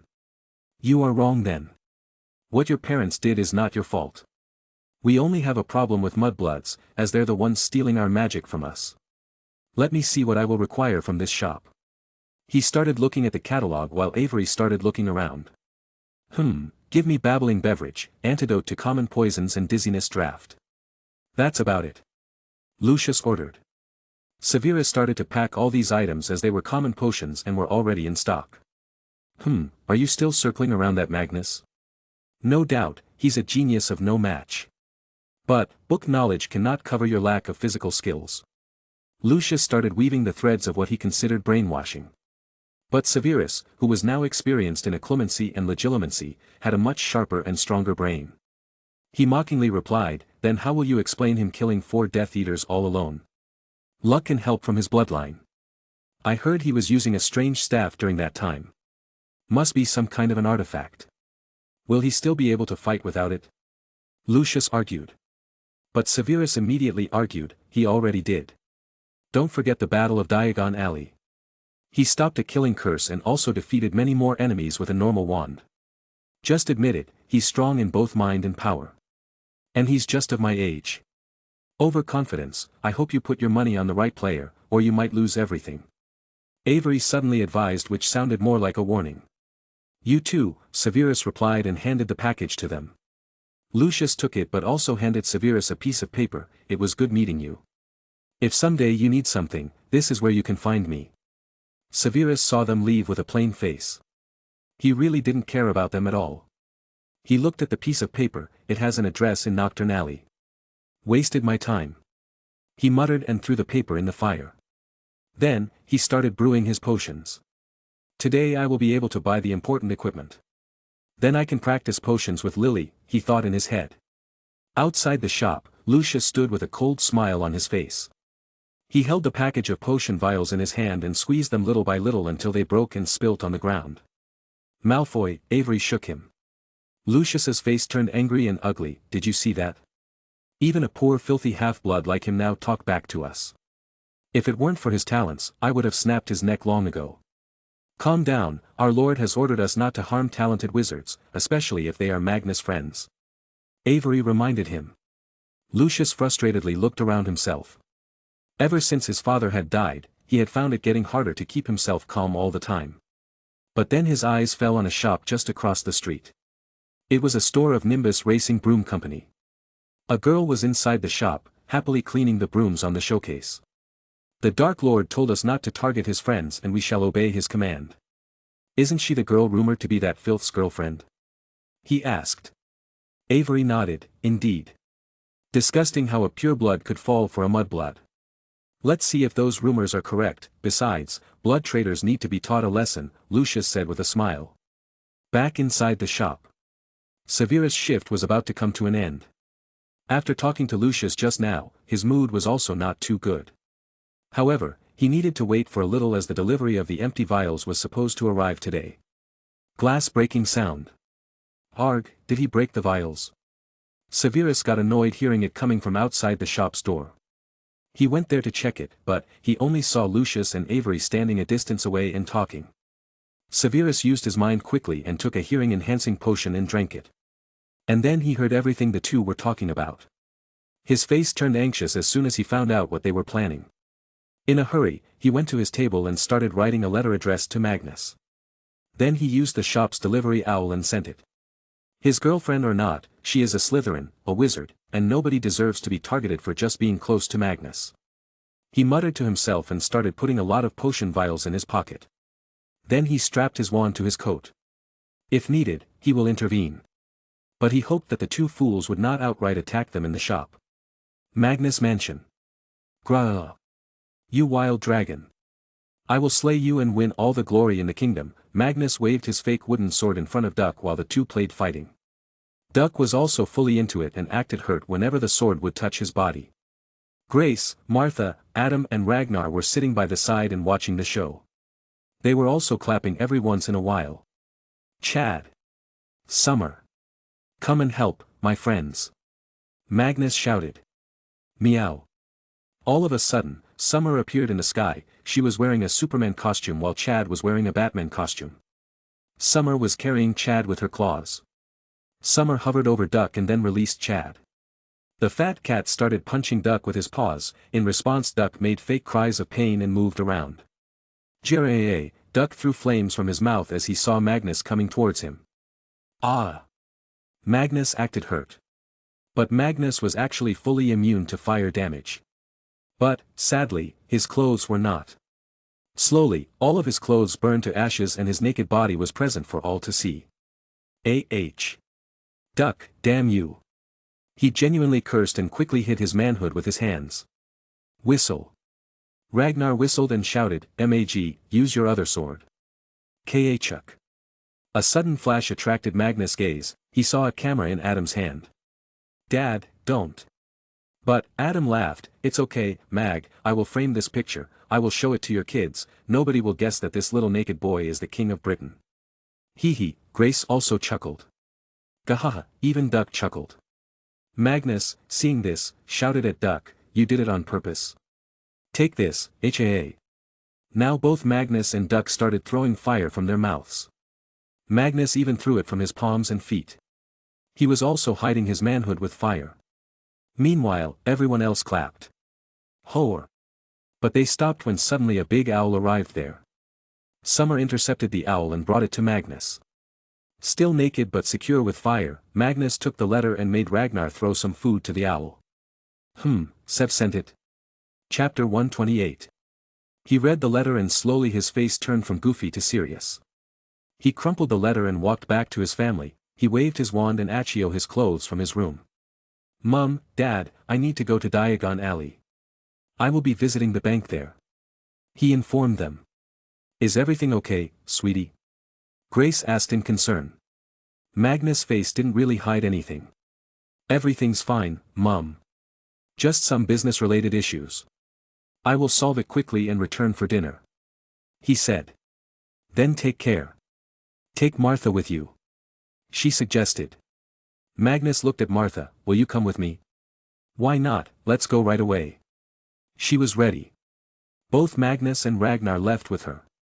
But Martha kept herself invisible all this while. It was unknown how she was doing it though. Martha operated with them to Diagon Alley. From there Magnus quickly made strides towards the Nimbus broom shop. When he reached there, luckily nothing had happened. The shop still had customers and Emma was there just having fun.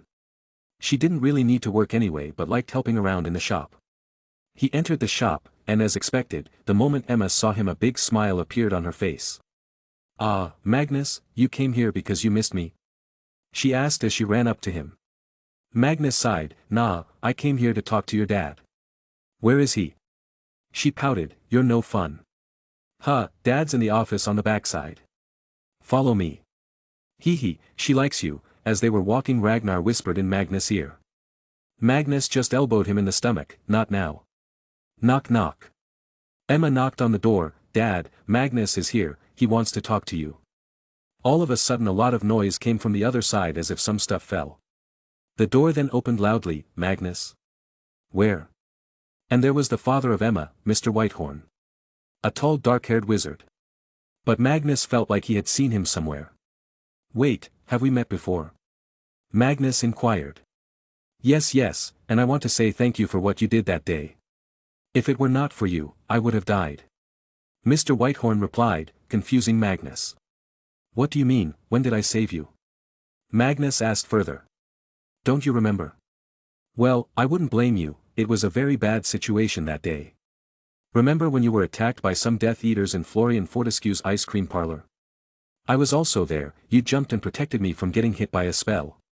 Mr. Whitehorn revealed. Magnus quickly reminded himself of that day, I remember now, you were frozen due to fear. Mr. Whitehorn embarrassingly scratched his head, well, thank you for saving me that day. Hee. Magnus turned to see Emma, she was smiling at him, so this was why she said thank you to me that day in the Great Hall. You came at the right time, Magnus. We were just going to celebrate Emma's birthday, Mr. Whitehorn said. Oh, so that's why she was so excited, Magnus realized. Don't you have friends from school coming? Ragnar asked her. I have no girlfriends in Slytherin, all of them are a pretentious bit, girls. She blurted but corrected her words midway due to her dad being there. Magnus felt bad for her and took out a gold coin from his pocket and handed it to her. She also confusedly took it while looking at Magnus' face. What is this? She inquired. Pat pat. Magnus patted her head, buy some candies with it. Happy birthday. Pfft, ha ha ha, Ragnar started laughing loudly. Emma looked at Magnus angrily and stomped on his foot, cheapsteaks. Let's go, Dad, no need to invite him. Here I thought he would love to eat Mum's special pancakes. Wait. Magnus stopped her. Quickly, he threw a pouch full of coins at her, here, 100 galleons, buy whatever you want. Now, where are the pancakes? See Dad, he worships pancakes. Emma chuckled. Let's go, Ragnar, to her birthday party. Call Sev too, he's across the street, and Martha, you can show yourself. Magnus blurted instructions. Martha immediately made herself visible, and all of a sudden Emma leapt at her and hugged her. Ah, you are so cute and soft. Martha patted her head, calm down, child. Emma in shock looked at Martha, she speaks. Magnus sighed and explained, yes, she does. She's not a simple cat. She is a very powerful wizard and is older than even Dumbledore. You can also call her Grandma Martha. Yes, Grandma Martha.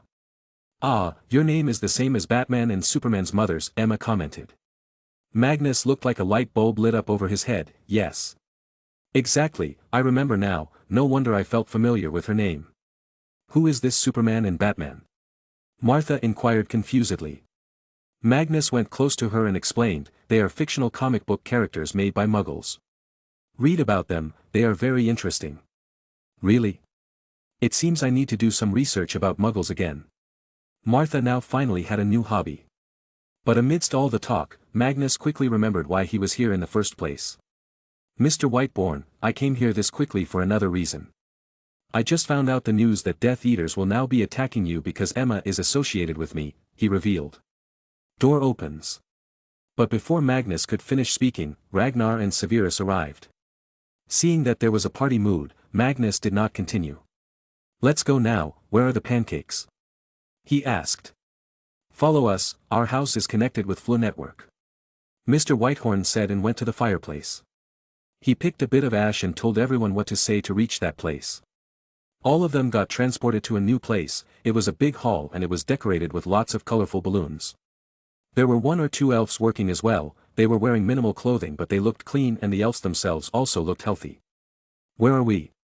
Magnus inquired. Near the west coast come, the preparations are already done. Mr. Whitehorn answered and took them to meet his wife, Mrs. Vanity. Emma took her mother's surname.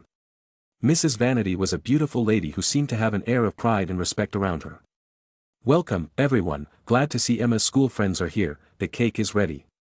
She happily greeted them. But Mr. Whitehorn quickly went close to her and whispered something, can't you recognize him?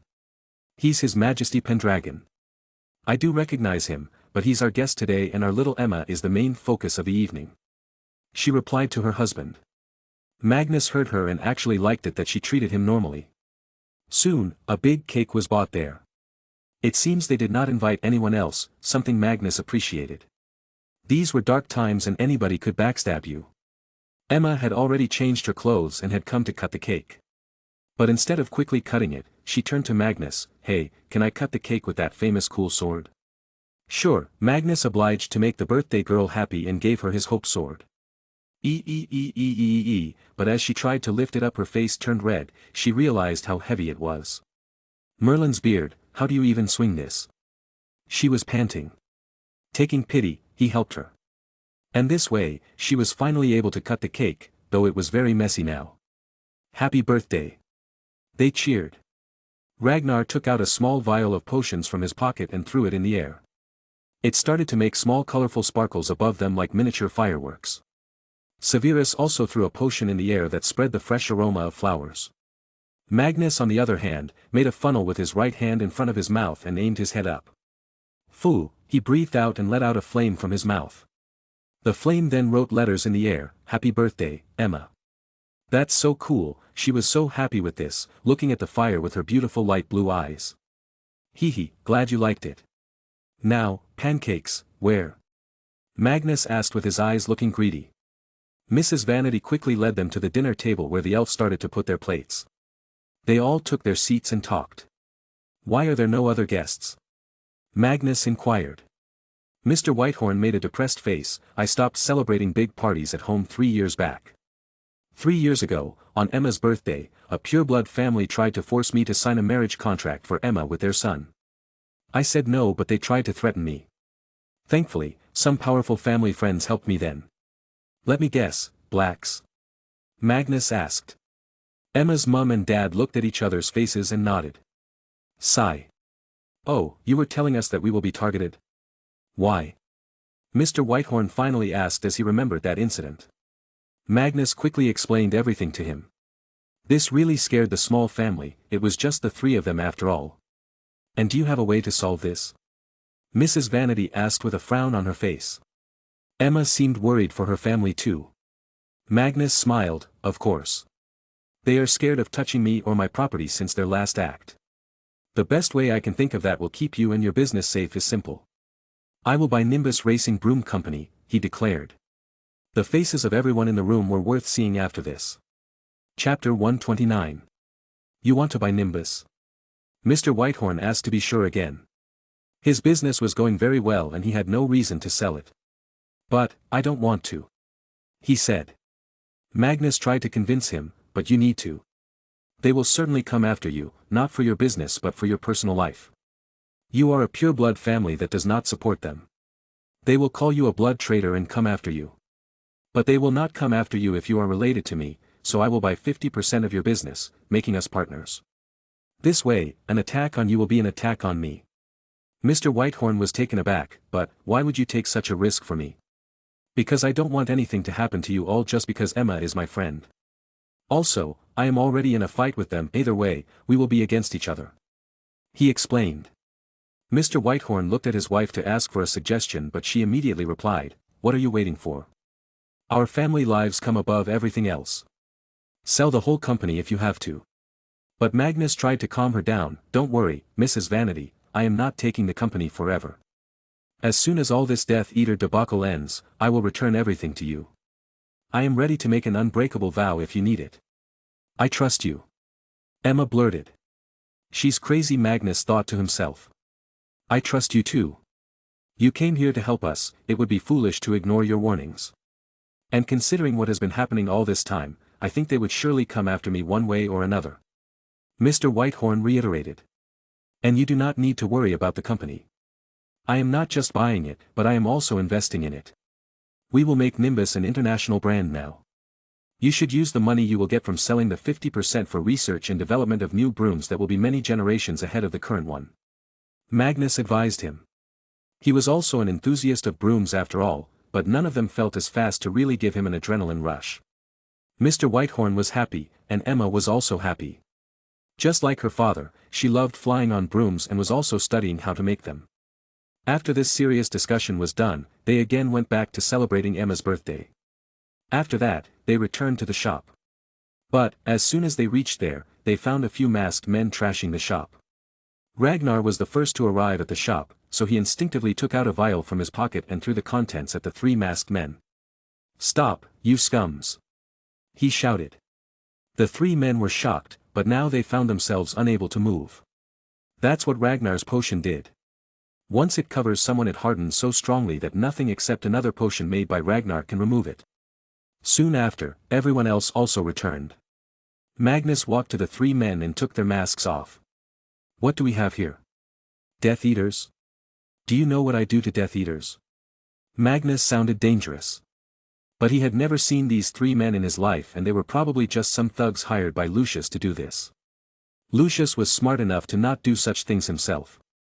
The 3 men also recognized Magnus' face as he would appear in the newspaper every week for one reason or another. Wait, we were paid to do this. We are not Death Eaters, they defended themselves. And how can I trust what you say?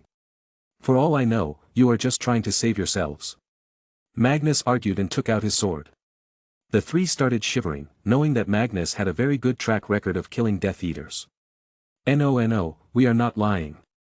We live in Nocturne Alley. A masked man gave us these masks and gave us some money to do this task. They confessed. And you took that money? That person was a Death Eater. And I own Nimbus Broom Company, should I consider this attack a personal attack on me? Magnus said, intimidating them. Silver hair, the man had silver hair, they added. Magnus nodded, sure enough, it was Lucius. But he had no place for these men. He looked at Mr. Whitehorn, call the Aurors, doesn't matter if they did it for someone else, they broke the law. Internally though Magnus took a sigh of relief, this was not a big attack and they just tried to spoil the shop which was easily reparable.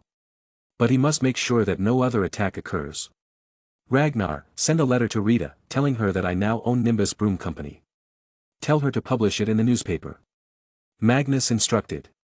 Rita was still his pawn as she tried to betray him once. Gringotts. There were different kinds of goblins living in Gringotts. On the top floor at the main building, all the goblins were more like bureaucrats, but those that lived near the forge were true warriors, the true powerhouse of the goblins. They were proficient in various kinds of martial magic and the use of weapons. They were not allowed to use wands by law, but they could turn their weapons into less powerful wands. Adding to the enchantments, they were as a collective species very powerful, which was the reason they were not turned into what elves were. The leader of the warrior and smith goblins was called Old Mace. But this was not his real name. His name was unknown.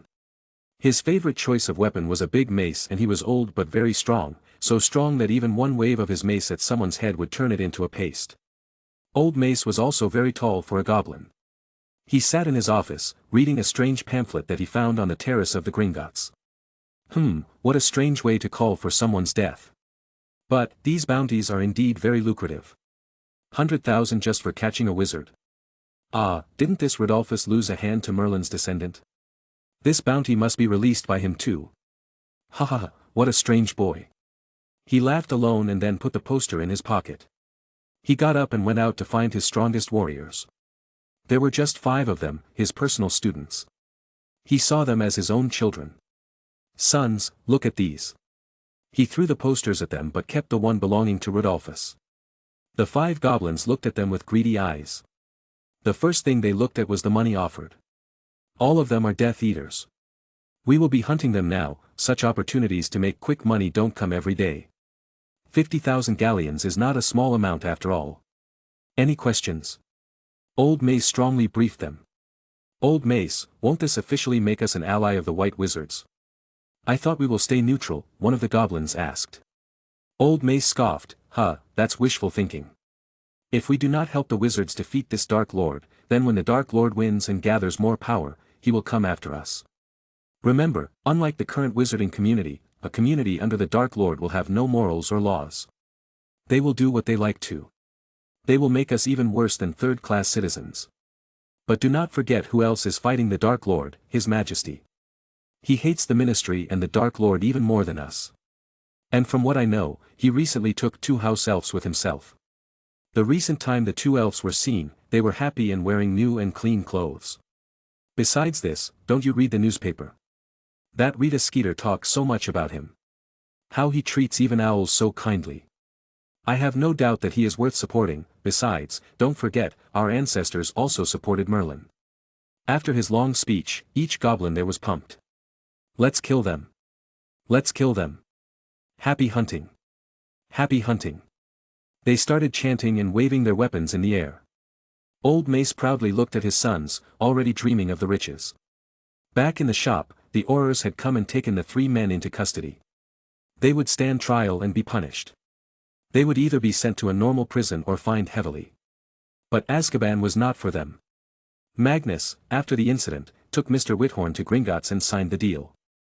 He bought 50% of Nimbus Broom Company for 130,000 galleons. It was not a big amount for Magnus.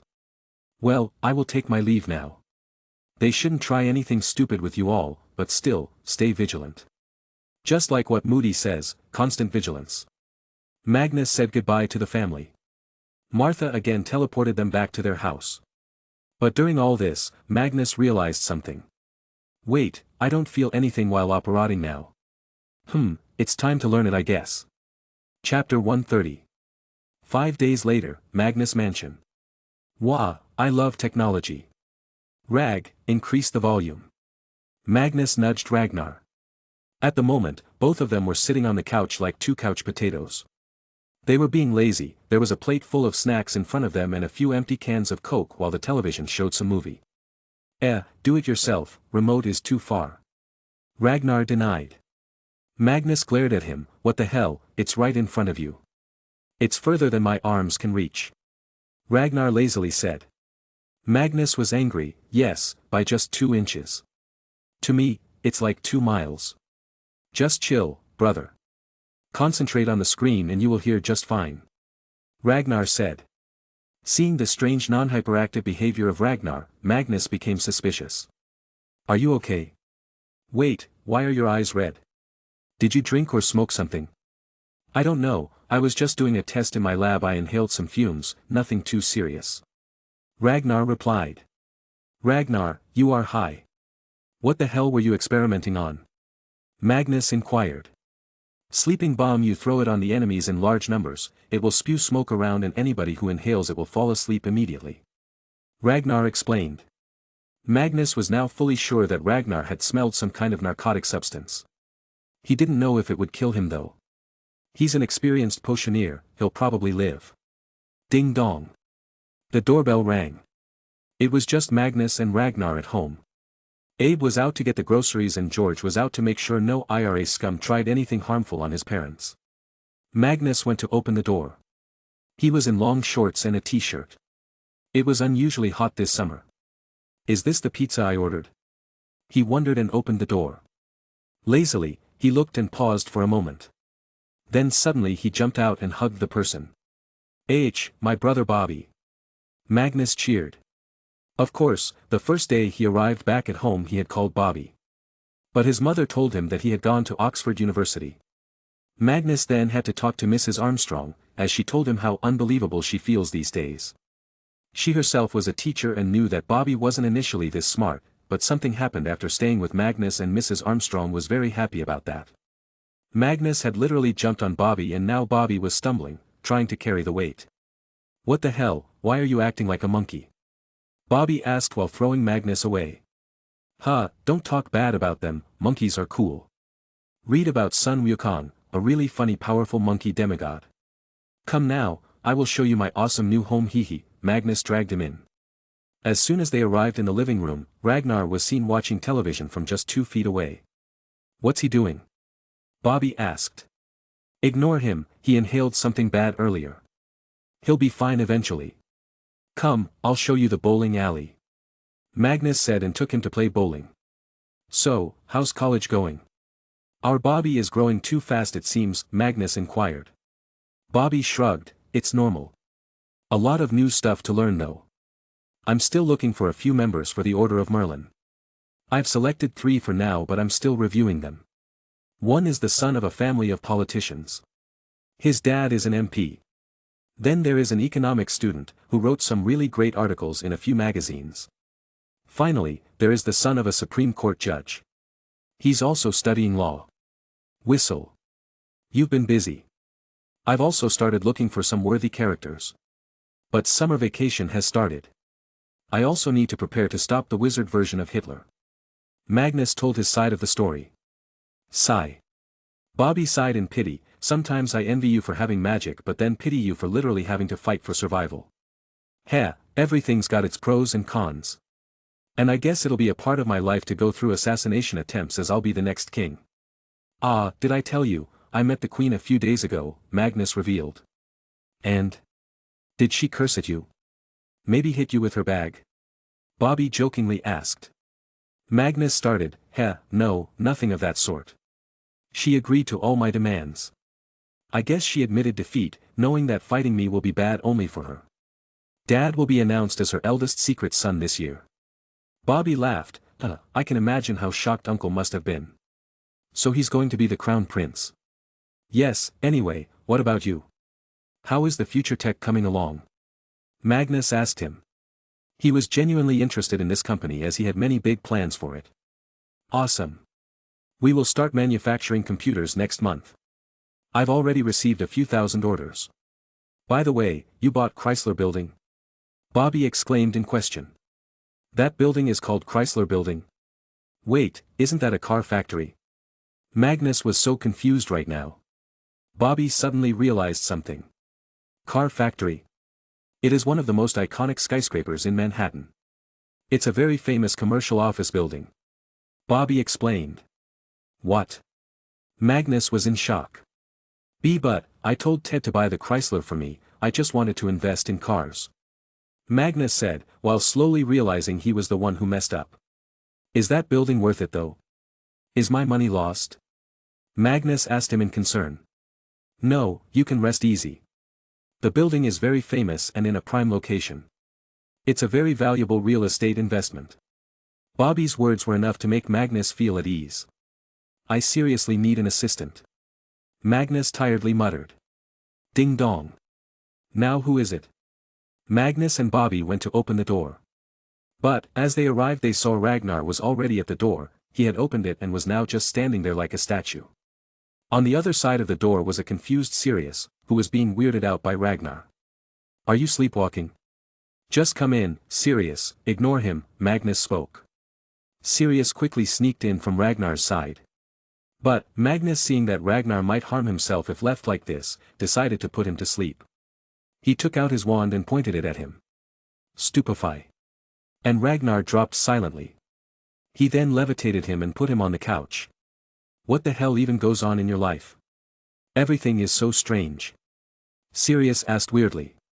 But Magnus shrugged his shoulder, to me, it has become daily life now. Come, we were playing bowling. Once in the playroom, Magnus asked Sirius, what brought you here? I ran out actually. Came here to warn you. My sister, Bellatrix, is now officially married to Rodolphus Lestrange. And I just saw Bellatrix raging about catching your little arse to impress her lord. Sirius informed him. Magnus scratched his head, is she a pedo? Why would she want my ass? And why did your family let her marry a handicapped? Besides, he will die sooner than later, there is no mercy for him in my book, especially in Ragnar's book. If you can, persuade Bellatrix to leave this path, there is still time. Huh, don't joke. My whole family supports this mess. If I protested they would lock me in the dungeons. They are a gone case. Narcissa is still somewhat sane but even she is being pushed by family now. Regulus has also changed since I left for school. He talks less to me. Sirius' face turned sad. Strike. Magnus bowled a perfect strike and cheered. Don't worry, Regulus will be impressed by my coolness. One way or another, I will befriend him. Don't forget my charm. Magnus boasted. Sure, after all, only you in our group have a girlfriend. Sirius joked. Bobby chuckled, hee, I remember now, he was very famous with girls even in elementary school. They would fight each other to hold his hand. That was because I was hot, I mean my body temperature was high, Magnus tried to clarify but he admitted defeat when Sirius and Bobby didn't stop laughing. After Magnus and the rest were gone, the living room went silent. But, there were Arthur and Merlin in the portrait, lazing and looking at Ragnar. Magnus had put many enchanted portraits for them in the house so they could move around in them. I can guarantee he inhaled the unicorn hair ash. Merlin diagnosed. I remember going through it myself. Arthur added. As they were talking, they noticed Summer and Chad coming and looking at Ragnar with interest. Chad jumped on Ragnar's chest and slapped him. Summer was pecking on his head. Chad, make a cat punch on the joint of his legs, Arthur commanded the cat. All too familiar with Arthur. Chad obeyed and went close to Ragnar's manhood. Merlin couldn't see this happening. Summer. Stop Chad. Show your power, girl. Summer quickly flew and also grabbed Chad with her claws and then threw him on the floor from some height. Arthur turned to Merlin, are you picking a fight with me? Your mumbo-jumbo won't work here, Chad is stronger. But he cannot fly, Summer, I choose you, as my champion. Beat Chad. Merlin shouted. Arthur did the same and started instructing Chad. But the end result of this fight was going to be a headache for Magnus. Chapter 131. Magnus returned to the living room. He rubbed his eyes to make sure he was not dreaming. Because it was now unrecognizable. All the lamps were broken, the sofa was scratched, the curtains were torn apart, walls were a mess. The flower pots were thrown around and dirt was spread all over the floor. And Ragnar was still on the couch, sleeping. On top of him Chad and Summer were sitting as if they were also shocked by what had happened. "Alright, who did it?" Magnus asked them. Both Summer and Chad pointed toward sleeping Ragnar. Magnus knew they were lying, but he didn't get too angry. After all, he was a wizard. He waved his wand, Reparo. Automatically all the stuff that was broken started to fix itself and all the walls returned to their original state. Woo-wah! Bobby gasped in amazement. It was one of those magic spells that always felt too unreal, even to Magnus. In just a few minutes everything sorted itself into places and the living room once again looked neat and clean. Thank God Abe and George were not here, they would have forced me not to use magic and let them clean the place themselves. They think Reparo charm does not clean the place completely. Magnus muttered. Sirius chuckled, yeah, I think all house elves have some kind of a cleaning disorder. It's called obsessive-compulsive disorder, a medical term.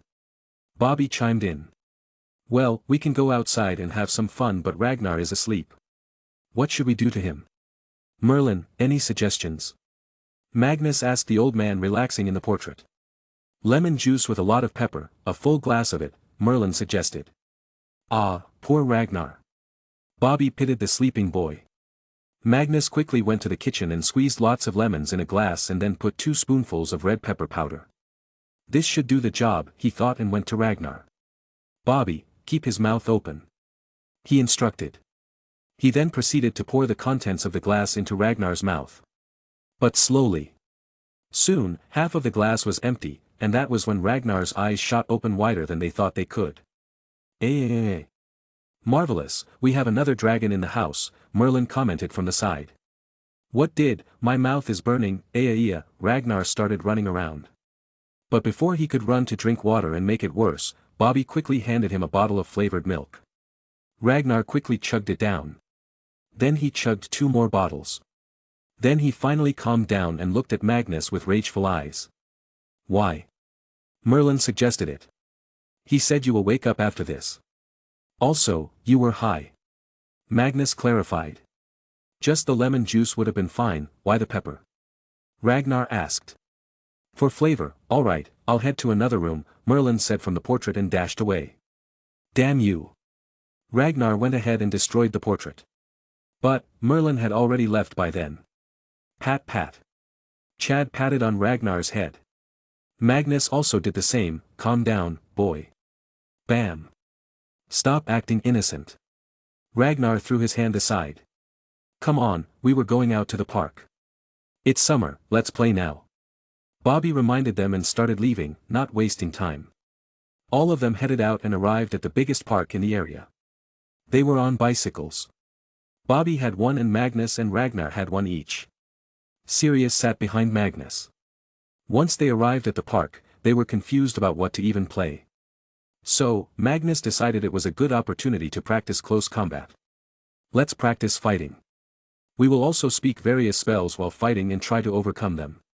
Remember, it's all a simulation. Magnus suggested and everyone agreed to it. The first to fight were Magnus and Sirius. Both of them stood a distance from each other, with sticks as wands. Hee, how will we even fight when you can't get close to me? Sirius asked. He was confident that before Magnus could even come close to him he would have cast a charm. Magnus smiled, try me. Start. Ragnar acted as the umpire. Stupef. Sirius shouted. Magnus laughingly threw his house keys at Sirius before he could complete the spell and dashed towards him at the same time. Now, even as Sirius completes the spell, it will only hit the keys, while Magnus was already very close to him. Impedimenta, Magnus cast it was a spell that prevented the victim from approaching the caster. But, Sirius didn't even know what this spell was as he had not read about it yet.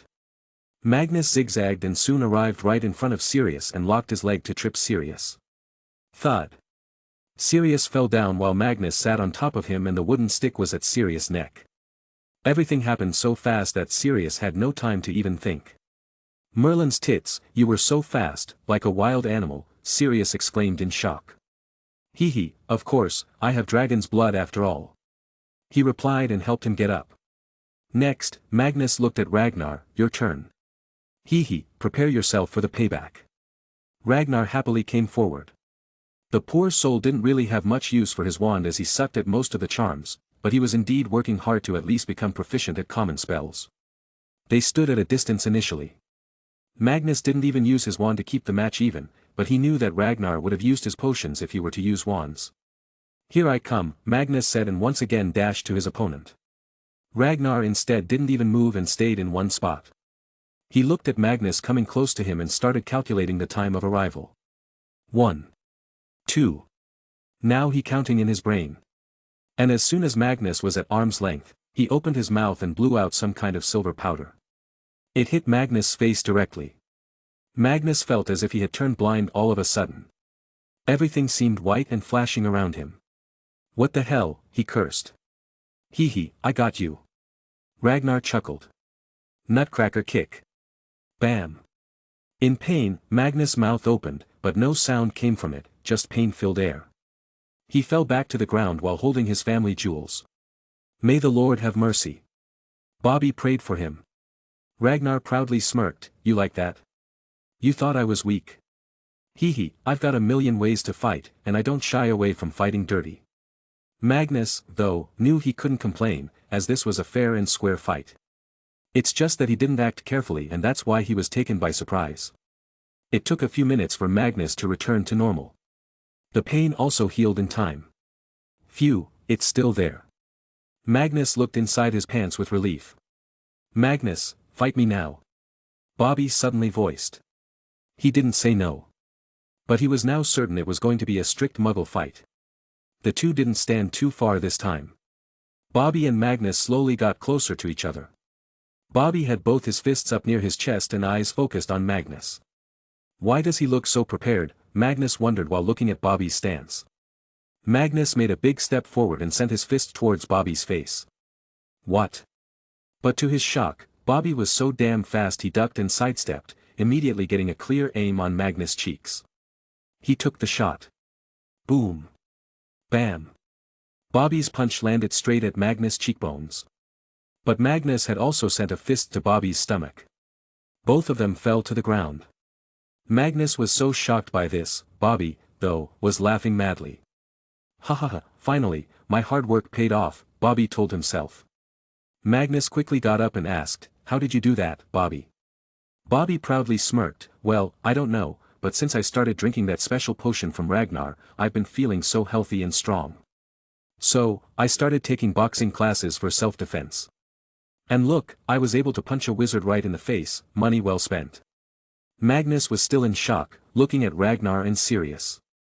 Ragnar, with a satisfied smile, went to Bobby and helped him get up. Hee hee, congrats on beating the future king of Britain and good to know my potion works. It's nothing too special, just keeps your health at its peak, but there is one thing extra it does, it increases your bone and muscle density slightly. No wonder I feel so strong, Bobby said while looking at his hand. Magnus was still standing a distance away, looking at his own hands. Even Bobby is getting so strong. Why is my strength not progressing as fast as before now? What good is my magic if I cannot keep my body safe? Pat pat. Sirius patted Magnus back, don't start crying now. Oh really? I'll make you cry. All of you versus me, let's do it. Magnus proclaimed. But, they ignored him and headed to a small shop nearby to eat something. Guys, I was joking, I will not make you cry. Just one match. He ran after them. But they were unable to realize that someone was watching them all this time, and may have gotten a wrong estimation of Magnus' strength due to him holding back his magical powers. Chapter 132. Later, they returned home. It seems Sirius knew he was gonna get his ass whooped, so he decided to first have fun and then go back. He stayed at Magnus' home that night too. There were enough rooms anyway. With the big crowd there, Grace cooked a big tasty meal for everyone. She rarely cooked these days anyway because Abe and George would get angry at her. I heard you started college. God, you're just 12. What's the rush? Enjoy your life a little. I'm sure at 12 Adam here was still eating sand. Grace talked to Bobby. Hey, I didn't eat sand at that point, I ate chalk. Adam corrected her, making everyone laugh. Thank you for worrying about me, Auntie. But I enjoy doing what I'm doing. That's why I'm still so focused. Bobby replied. What about your dad? Is he okay now? How is his cancer treatment coming along? Adam inquired. Thanks to the various health potions Severus and Ragnar gave me, he's recovering very well.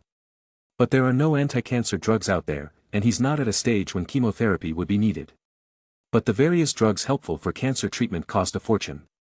We're able to afford them now since we are decently successful. I feel sad for those who are not able to afford these. Bobby sadly told them. Grace patted Bobby's head. Don't be sad, Bobby. I'm sure in the future they will cost much less. It's just that all the companies that develop these medicines pour a lot of their money into research and development. And when they finally make it, all they can think about is maximum profit to get back the research funding and more money. Magnus nodded and started, but the world is indeed changing. Generic drugs are becoming much more popular. The US, India and a few more European countries have started pushing for the production of such drugs as soon as the original patents expire. But, many companies are too greedy and they keep on renewing their patents by calling it new research with little changes. Maybe I should force them to sell me the patents. They are concerned about the research cost, right? I can offer them to pay the research price and get a co-ownership of patents. I will produce them at a cheaper rate and undercut them, taking over the whole market and making more money than them by reaching to the masses. How does his mind run so fast when it comes to making money? Bobby, Ragnar and Adam wondered. Magnus had not yet told Grace or others that he had bought Medtronic's company. Now, maybe it was time to buy a pharmaceutical company too, and he would later combine all these into the best hospital in the world he was going to build. He had even decided the name of the hospital. Grace lovingly caressed Magnus' hair. Sweetie, if you keep on going like this, I'm afraid people might start calling you God King later. Magnus shyly chuckled and thought, it does sound cool though. Okay, stop talking now and let's dig in or the food will go cold. Grace quickly ended their discussion. Meow. Chad, I gave you your food, no more for you or you will turn fat. Adam quickly reprimanded the cat. But then Chad pointed his paw toward Summer, whom Magnus was feeding every once in a while as she sat on his shoulder. Magnus noticed Chad, she flies every single day taking my letters to people, she spends a lot of energy and needs more food. What about you? You just sit and turn into a potato. Meow MWA mew, Chad muttered something angrily and went to the side. Aw, come here, Chad. Grace couldn't see him be sad and called him to her and started feeding him. Chad started eating while purposefully showing off to Magnus, as if saying, look, she cares for me more. After the sumptuous dinner, all of them gathered in the living room to play Truth and Dare. They just used an empty bottle to roll it in between. Okay, Magnus. Truth or Dare? Sirius asked him. Truth, Magnus decided. He wasn't going to choose Dare and be forced to do something embarrassing. Oh, then tell me, which girl do you like in the school?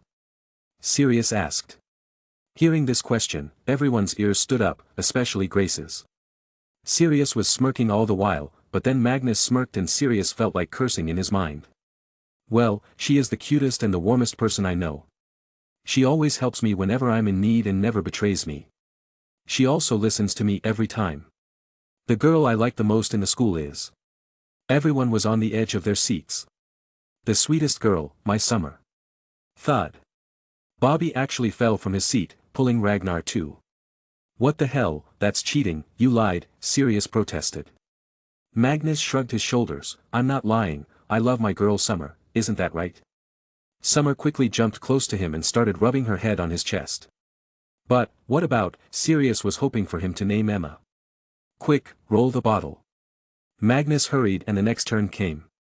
It was now Grace and Adam, with Adam having to either choose Truth or Dare. Dare. Adam replied. Grace smiled, my shoulders are hurting, now only if someone was there to massage them. Adam jumped into action and started massaging her shoulder. For a week. Grace completed what she was saying and now Adam fell back. What? 1 week? Are you sure? I can ask you the same in my turn. Adam warned her. Simple, I will not choose Dare now, Grace replied with a smile that looked very annoying to Adam. But he sighed in defeat, alright, I guess there is no harm in keeping your queen happy. They kept on playing the game for a while and then went to sleep. But not all of them decided to sleep. Only Sirius was sleeping, while Bobby was reading some physics book in his room, Ragnar was in his lab making new potions, Grace was in her lab finalizing her invention, and Adam was working on the new car engine. Magnus, though, was being trained by Merlin and Arthur. He had swords and needed to use them because he will get the staff only after getting more magically powerful. How am I supposed to fight multiple wizards with these swords? Magnus asked confusedly. This was something Arthur was proficient in. First of all, you need to get very good at sword fighting. You need to make your reaction speed inhuman. Back in my days, because I was roaming around with Merlin, we would often have to fight other wizards. How do you think a muggle like me fought them then? Easy, the hope and despair swords are very useful, especially in a wizard fight. I was so fast that each magical spell they would throw at me would get absorbed by Hope Sword, and then I would release that same spell on my enemy from the Despair Sword, all the while getting so close to them that by the end their head would be rolling under my foot. Whistle. That must look so cool. Then how do I become faster in sword handling? I think my reaction time is already very good. Magnus asked, being pumped now. Hee, but it can be faster. In my time, I had to ask Merlin to make a device for me that would throw nails at me which I needed to stop with my swords. But, you have that room of requirement, you can even practice mock battles there. However, just practicing won't be enough. To have a high speed of control over the sword, your legs and arm muscles need to be iron strong, so that they can make your sword move quickly. For this, you will have to drink a few potions and practice daily. 10 kilometers running, 1,000 weighted sit-ups, then for arms, you need to do 1,000 push-ups and 1,000 pull-ups. Do this daily if possible. Arthur advised. Magnus sucked in cold air. Isn't that too much? I thought it was 10 kilometers running and 100 of all the others. No, that was just for warm-ups. This is the real deal. Do you think I was able to defeat dragons so easily? I had to train madly for it every single day. Arthur proudly boasted. Seeing no other option, Magnus decided to start. Okay then, let's start with push-ups. Unknown location. My lord, I saw them with my own eyes. That Magnus is weak. Even a muggle was able to punch him in the face. I believe his strength is his magic. If we can somehow take away his wands and that staff, he will be helpless. A goth-looking Bellatrix talked to Voldemort. Her husband, Rhodoplus, stood beside her with clenched teeth and one less arm. Voldemort was using the Malfoy Manor for now as his headquarters. He had his own big seat here which he used as the throne. Ever since he found out about Magnus, he had come to like the idea of becoming not just the leader of wizards, but their king. He wanted to sit on the throne that would lead the wizards and enslave the muggle filths. Bellatrix, my faithful servant.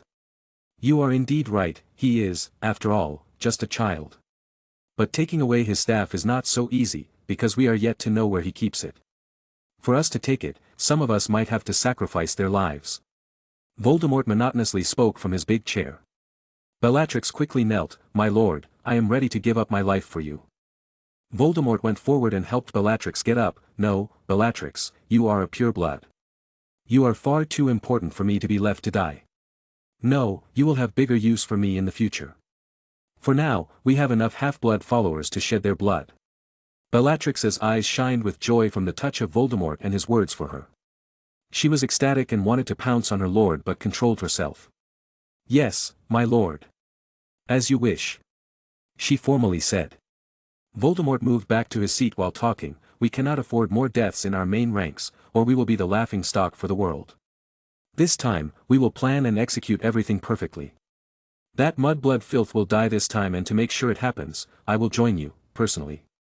Rodolphus and Bellatrix, along with more Death Eaters in the room, smiled with joy, feeling that if Voldemort goes with them, then there was no way they could not kill the boy. Chapter 133.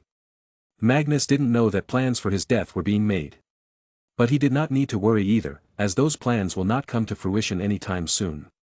He had scared all the Death Eaters too much and they needed some more time to again gain their footing. That was enough time for Magnus to get stronger by a small margin. For the next few days, he worked out at his home, every single day. Bobby returned to his life as he had things to do. Sirius also returned home for some ass whooping. Ragnar was also often dragged by Magnus to do some exercise. On the side of his businesses, everything was fine, and he was making money. Meta was a hit among many people, sometimes even some police departments would hire them as consultants, but everyone knew they hired them because they couldn't solve the cases themselves. It was a hit in the United States too, and many rich and famous used their services for various reasons. The best hit, though, was the boost from Tonks and Tonks law firm. Although Magnus only owned 5% of it, it was still enough to make Tonks create a package deal for his clients. The deal included the service of Meta for gathering proof of innocence. In some big public litigation cases against big companies, Meta was a hit. What was even a bigger cash cow was that later the same companies would come to them to hire their services. In no time, Tonks and Tonks became a big name in the law and consulting business, while Meta became a big name in the private investigator business. However, Meta was supposed to not get too famous, as such companies were better if let low-key. On the other hand, there was the big dream of Magnus. The dream of making the world's best and biggest hospital. But, slowly he realized that just making a hospital would be a waste of resources. He sat in his room that had a table for him to work on various projects and to study. He had asked his dad to pull some strings and get a secure landline connection. Now, his room had a telephone. He sat at the table, talking to Ted about the new hospital he wants to construct. Initially, he thought of buying one but realized that it would have some customization restraints. Also, he would need to buy more land to expand it, and not many hospitals had buyable land around them. Yes, Ted. I've decided. I will sell as many diamonds as I need to, but I will build it no matter what. I'm going to gift it to Mom. Yes, it won't just be a hospital, but a world-class research institute where new medicine and healing methods will be invented. The hospital will also be a world-class medical education institute that will pump out more doctors and nurses to the world. Adding to it, the Medtronic company will provide and develop various medical appliances, while the new pharma company I'm buying will produce medicine.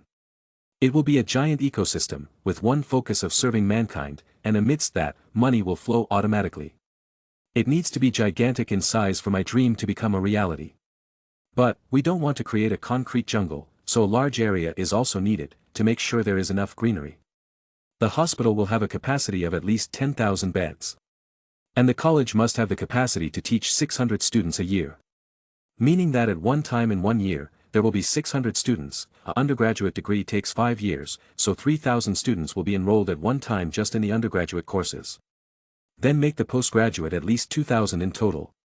So you can guess how big of a task this is going to be. I will sit on the big chair in 78. We have 6 years to make it. Magnus was so excited about this project, and Ted could feel that just from the way he was speaking, so fast and full of ideas. But, he knew this was going to be a big headache of a project.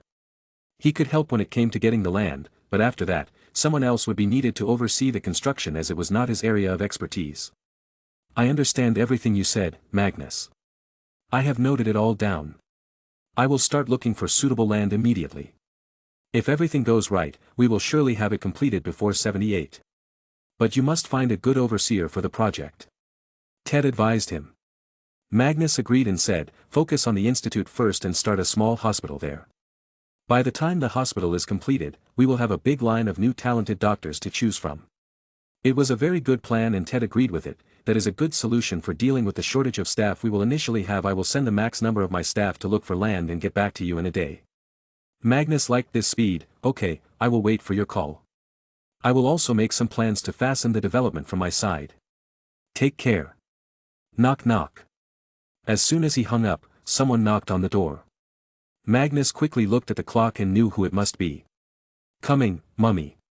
He shouted and quickly got dressed to go out. They were not very religious, but because Merlin so foolishly had told Grace that heaven and hell do exist, she had decided to go to church every Sunday. And Magnus was also dragged into this situation because he was going to be the defender of the faith when he became the king. Magnus came out of the room dressed in a white t-shirt and black baggy cargo jeans. It was summer and he was totally against wearing shoes, and hence he was wearing flip-flops. Mummy, you are a doctor who saves lives, your ticket to heaven is already secured, it's Dad who must go to church. Magnus tried to butter her. Don't think you can get out of this by sweet-talking.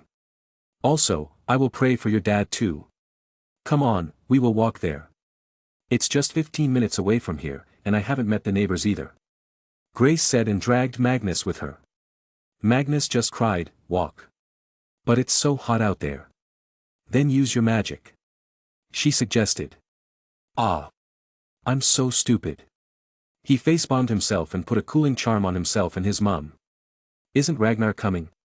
Magnus asked. "He's already waiting outside. Had to drag him out of his lab and throw him into the bathroom. He smelled so bad, I feel myself lucky I'm not a potioneer," Grace distastefully said. Soon, all of them were out on the walk.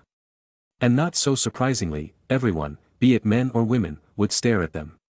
Grace was an otherworldly beauty, while Magnus and Ragnar were handsome. But what was most striking about them was that the three had similar blonde hair and looked like one close family. "I swear, the next woman who stares at me will receive a dung bomb from me," Ragnar grunted. "Be nice, Ragnar," Grace warned him. She was holding Magnus' hand in her right hand and Ragnar's on her left. She looked to be enjoying being out with her sons. After a while, they arrived at the community church. As soon as they passed the front garden leading to the entrance, Magnus saw some tents. "Oh, is there going to be food too? Cool." They lived in a pretty high-class locality and there were enough deep-pocketed people who were too religious. So, the church was well funded. It seemed they arrived a little late, so they silently entered and proceeded to take seats. But, for some reason, every single person in the big hall turned to look at them. "Wait, why is that old man praying to Mummy?" Magnus noticed an old guy suddenly putting his hands together and closing his eyes while facing them. Magnus looked at Ragnar and talked to him mentally. "Use passive legilimency and see why the hell they are staring at us." Passive legilimency lets you read the surface thoughts that are going on in someone's head. And as soon as he looked into that old man's head, he couldn't help but facepalm himself. "Oh dear Lord, you sent an angel to bless us. Oh Mother Angel, please bless my grandson to get healed from his sickness. She's so pretty. She's like an angel. Goddess. She's hot. Must get her." Initially, it was people praying to her, but then he saw the minds of some young men and got enraged. "Bastards, have fun with my tripping hex now." He turned to look at Ragnar to see what he had found, and it left his mouth open. Ragnar had his wand out but hidden behind his back while he had already rolled a potion vial towards a man. His face looked so angry. Oh why, don't use your wand, you can't even kill a mouse with it." "I'll do it," Magnus stopped Ragnar. And hence, Magnus secretly cast about 15 tripping hexes. It would make the person fall every few steps. By now, they had taken seats. Grace looked embarrassed. "I disturbed everyone." "No Mum, you're just too pretty," Magnus said internally. Yes, Ragnar agreed. "Wait, you're still hearing me? Get out of my head." Magnus banished him from his mind quickly. Chapter 134. Magnus and Ragnar were alert the whole time they sat there. But soon some kind of music started and some little kid started to sing some songs at the front. They were very good at it and sounded pleasant. "Ah, look at them, they are dressed as little angels." Grace fawned over them. Magnus nodded. "Indeed, they are looking cute."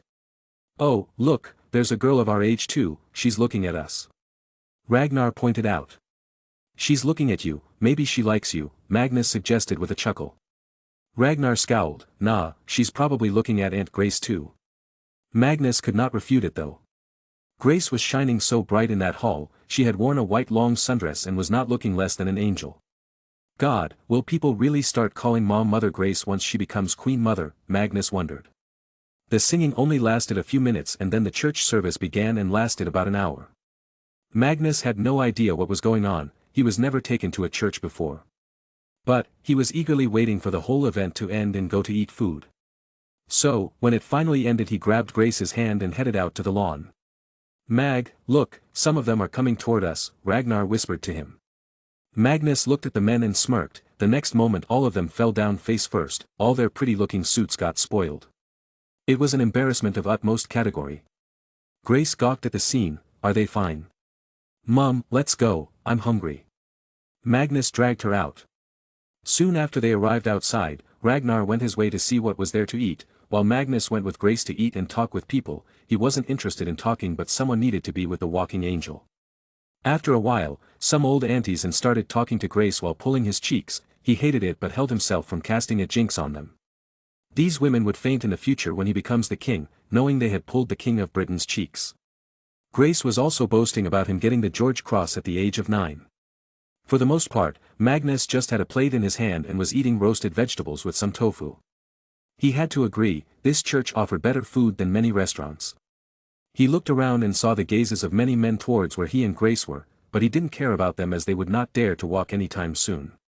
Then, his eyes fell on Ragnar, who was standing in front of what looked like a souvenir shop. There was a nun on the other side, and beside the nun were the same children who were singing in the church. Some of the small ones were playing behind her. What's Ragnar doing? Did he really fall for that girl? Magnus wondered and decided to go there. Mom, I'm going to Ragnar. He told Grace. Okay, sweetie, she replied with a smile and let him go. Magnus arrived beside Ragnar and asked, what's going on? Ragnar showed him a cookie box. They are selling biscuits to fund their orphanage. Wait, weren't orphanages being abolished? Magnus asked in confusion. No dear, not anytime soon.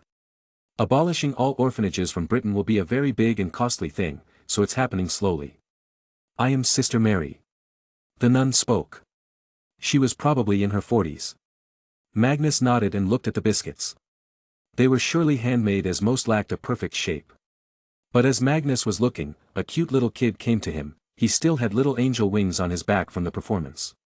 I made that one. They are very tasty, I promise. He tried to persuade Magnus. He chuckled and guessed the kid's age. It must not be more than 7 or 8. Hee, really? Then I will take it. I will take all of the biscuits. He told them. Sister Mary gasped, what? But, don't you need your parents' permission? She was a very kind person and didn't want Magnus to get scolded later on. Hearing her worries, Magnus kindly smiled, don't worry, it's all my money. I own a company that makes a lot of money for me. So don't worry. May I ask why you need to do this to gather funds? I thought the government provided aid. Sister Mary turned sad. They do provide aid, but it is never enough to realistically give all the children a good life. So, for all the past years, my elder brother used to contribute most of his earnings. But, a few months back, he passed away due to tuberculosis. Not wanting to make their lives worse, I decided to gather funds like this on every Sunday. Ah, what a saint-like family, Magnus thought. And how is it turning out? He inquired. Not too good. All these biscuits are made by the kids for fun, so they don't always look the same and very tasty. But, dear, you shouldn't worry about such things, God will surely help us in a way. She smilingly said. I think he already did, Ragnar thought internally. He looked at the various kids happily laughing, uncaring about what problems were going on. He saw them as himself. A kid with no parents, no family to take care of you. Okay, I have decided, I will donate all my savings to the orphanage, Ragnar muttered. But, the nun didn't know that Ragnar's saving was not a kid's saving. He had a lot of money from his potions. Magnus quickly stopped him, no, you don't do that. I will. I will adopt the orphanage. Sister Mary, where is the orphanage? Oh, it's a little distance away from here. We came in a bus we hired. She revealed in shock. Ragnar, we will be going with them to their orphanage. Magnus decided. Ragnar was already on board the plan. And Magnus went to tell his mother about it before Sister Mary could say anything. He made sure to take her to the side and secretly tell her everything.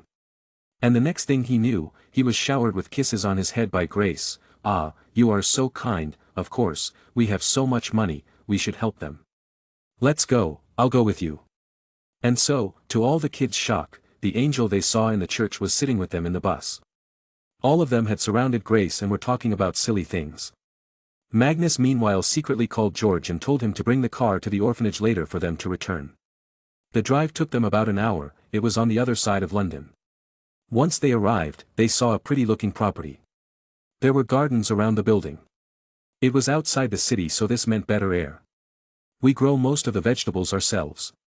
It brings down the cost of running the place. The most is spent on their education and well-being. Sister Mary told them. All the kids quickly ran inside the building to change their clothes. Only now they saw some older kids living in the orphanage. It seems they were left behind to take care of the too young to be out ones. Magnus noticed 3 older girls, many between 14 and 16. Then there were 2 boys, one 14 and one 16. Magnus and Ragnar were looking around at the building. It was a big countryside house, with a lot of flowers and greenery around it. It was surely a very good environment for kids. But when it came to the condition of the building, it didn't look very good. From outside, he could see the roof needed repairs, there were some broken windows and the walls were also chipping. Inside the house, the floor needed work too. But it was decently big to accommodate all the 51 kids living there. But, only Sister Mary was the adult there to take care of them. Some other church nuns would also come every once in a while to take care of them. Ragnar was having the same thoughts. He just wanted to help these kids, so they won't be sad like he was initially. He saw the various clothes of kids and all of them looked old. He turned to Magnus and whispered, "Tell George to also bring a bunch of clothes for the age group of 1 to 17, both boys and girls." Magnus nodded. But, he also needed to call someone else. Stepping to the side, he went to the telephone and called Ted. "Ted, can you send someone to the St. Albert orphanage? I am adopting an orphanage and it needs some work done. Tell that person to bring a construction contractor along," he requested. Ted sighed and made a quick decision. "You know what, Magnus? I am sending a new paralegal. She sucks at law but is very good at managing things, just hire her as your secretary, okay?" Magnus started laughing. Am I this annoying?" No, it's not that. I'm just so busy these days that I find it hard to focus on non-law related things. I have offices in 5 different countries to run now. And seeing your vision, I'm sure you will want many more things done. So, I'm getting you an assistant. Don't share anything about your family status though, just tell her you're rich. Test her on her loyalty. Also, you can still use my company resources with her being the point of contact in the company. You can still call me though, I am always ready to help. But, as I have just started expanding, I am very busy and don't want to do a half-hearted job when it comes to your projects." Ted tried to make Magnus understand without offending him. Magnus shrugged, "Okay, I can understand. Just send that lady fast." Magnus hung up and looked behind. There was an older boy teenage from the orphanage. Looking at Magnus with interest, "That landline costs, you know." Magnus chuckled, "I know, but don't worry. I will pay Sister Mary. I heard what you talked about." "Are you really going to adopt this orphanage?" the boy inquired.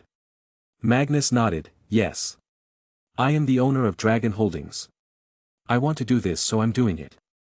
The smiles on the faces of those kids should never diminish. The boy smiled and walked to him to shake hands. "Thank you, I was worried for them since Uncle Jack passed away. I am David, by the way." Magnus shook hands with him. "Zzzzz. But, for some reason, Magnus felt an electric shock on his hand. From the reaction, David felt it too. Sorry, for some reason my body is prone to static discharge, David explained awkwardly. But, Magnus was not buying it. They were not wearing clothes that would cause this, and from David's own words, it happens a lot. Magnus felt a suspicion grow in his mind, a possibility. "When did you come to this orphanage?" Magnus asked directly. David smiled with a sad face. "Strange thing to ask. I came here on my 11th birthday, the day my parents died in a car crash and my other relatives refused to take me in." Taking that information, Magnus decided to keep an eye on him to make sure if his hypothesis was true or false. When he returned back to the hall, he saw all the kids playing around Grace, while Ragnar chased them. "Ah, what a great sight. I wonder if some of them will turn out to be wizards too, he though." Beep beep. Suddenly a loud car horn came from outside. Magnus and Ragnar quickly went out and saw the white Range Rover standing there. The kids also followed them. But, to Magnus' shock, he saw George was personally driving it. He went to the driver's side and asked, "Do your feet even reach the pedal?" George smirked, "Of course not, but I used magic." "And how did you drive? Did you crash somewhere?" Magnus asked further. But then he saw George averting his gaze and realized, he crashed it somewhere. George guiltily confessed, "I swear, sir. The cat came out of nowhere and I tried to save it and crashed into a lamppost, but I fixed everything with magic." "And the cat?" Magnus asked him. "Meow. I brought it along." George replied and handed the small ginger cat. Actually, it was a kitten. "Kitty-eye," all the little kids joyously shouted. Seeing this, Magnus chuckled while caressing the small kitten. "Well, I guess this kitten has a new home now." Chapter 135. In the back of the car were clothes, a lot of clothes. It looked as if George had robbed a store or something. But, all of them were brand new with tags on. Magnus called Sister Mary over. "These are the clothes for kids, for both summer and winter. Distribute them as you see fit. Feeling overwhelmed ever since her meeting with Magnus started, she got emotional while taking the clothes. In this day and age, finding people who do charity for no return is very rare. And here, a kid was setting the example. She wanted to shed some tears but couldn't as kids were around and seeing her sad they would get sad. Why are you doing all this? She asked, to at least know about his motivation. Magnus continued to unload the various bags of clothes, because I felt like it. You don't really wake up in the morning with the thought of helping someone. As long as a person has a good heart, kindness will spontaneously come out of them. Grace smiled and helped him. She loved how Magnus still held on to the good upbringing they gave him. He may have gotten a bit mysterious nowadays, but she and Adam still lived in peace because they knew he was a kind child. Car skids. The sudden noise alerted everyone. A car stopped right behind the Range Rover. And out of it came a well-dressed but messy black-haired lady. She was wearing a professional black blazer and skirt. She was most likely in her 20s and a fresh graduate. I'm here, Boss Ted sent me. Who is Mr. Grant? She asked all. Magnus went ahead, I am, are you my new assistant? But, her face froze with her mouth wide open. She was new to the law firm and didn't know a lot about the history of the company. She got the job because her dad was a friend of Ted, but she sucked at paralegal work. Hence, she was told she would be made an assistant of a big businessman who owns too much to manage everything alone. She knew she was good at managing stuff and was pumped for this job. Working for a super rich person was a good opportunity to make contacts and learn. But, now, she felt like her whole world came down crashing, as the big businessman turned out to be a small kid. She wondered if this was a joke or something. Why you? Mr. Grant? The super rich businessman? She asked nervously. Yes, I am. Why? Am I too handsome to be a businessman and should be an actor instead? Magnus jokingly asked. He could hear Ragnar calling him narcissistic from a distance. No, but you're too younger than I expected. She said. Ah, you heard super rich and big business and immediately guessed it would be some fat unhealthy old man. Well, do you need my bank receipt to believe me? Okay, I'll tell you something. Do you know about Meta? He asked. Of course, it's the best private investigative agency. She proudly replied. She had met the CEO of it. Yeah, I own it. Magnus dropped the bomb with that, her jaw fell. Do you know about Dragon Holdings? He asked again. Yes, they are the biggest client of Tonks and Tonks. She replied. I'm its owner. He again dropped the bomb now, her jaw fell even lower. Magnus scratched his head, what else do I own? Well, there are going to be many more companies, yes, I also own the Chrysler Building in Manhattan. Now her jaw was touching the floor. She realized that he wasn't just some super rich, this was super duper ultra rich. Grace though came forward and lightly pulled his cheek. When did you buy the building? Are you squandering your money again? Magnus acted like he was hurt. Mummy. You know me, I never waste money. It's an investment. Though he couldn't tell her he bought it by mistake. He looked back at his new assistant pitifully. I'm afraid if I tell her about my kingship anytime soon she will stop breathing. So, how can I address you? Magnus inquired. She immediately gathered herself. Yes, I am Vanessa Green. You can call me however you want. Oh, I also brought the contractor as you requested.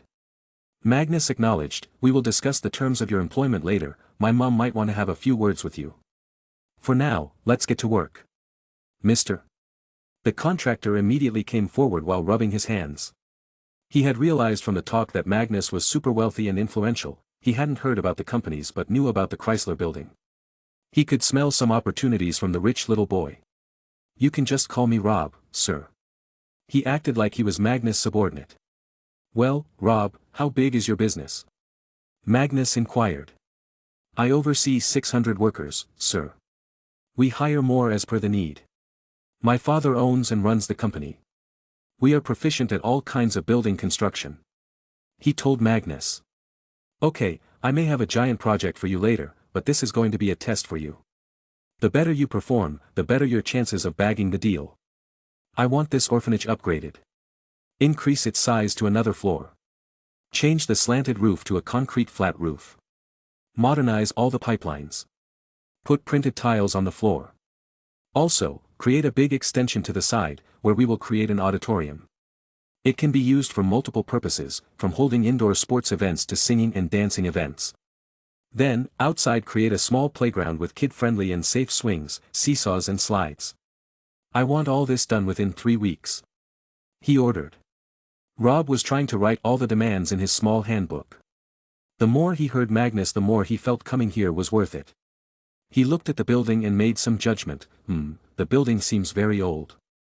We will have to strengthen the foundation and add some beam columns for a new floor. Aside from that, all upgrades can easily be done. 3 weeks is enough if I push my workers. And what do you estimate the cost will be? Magnus asked.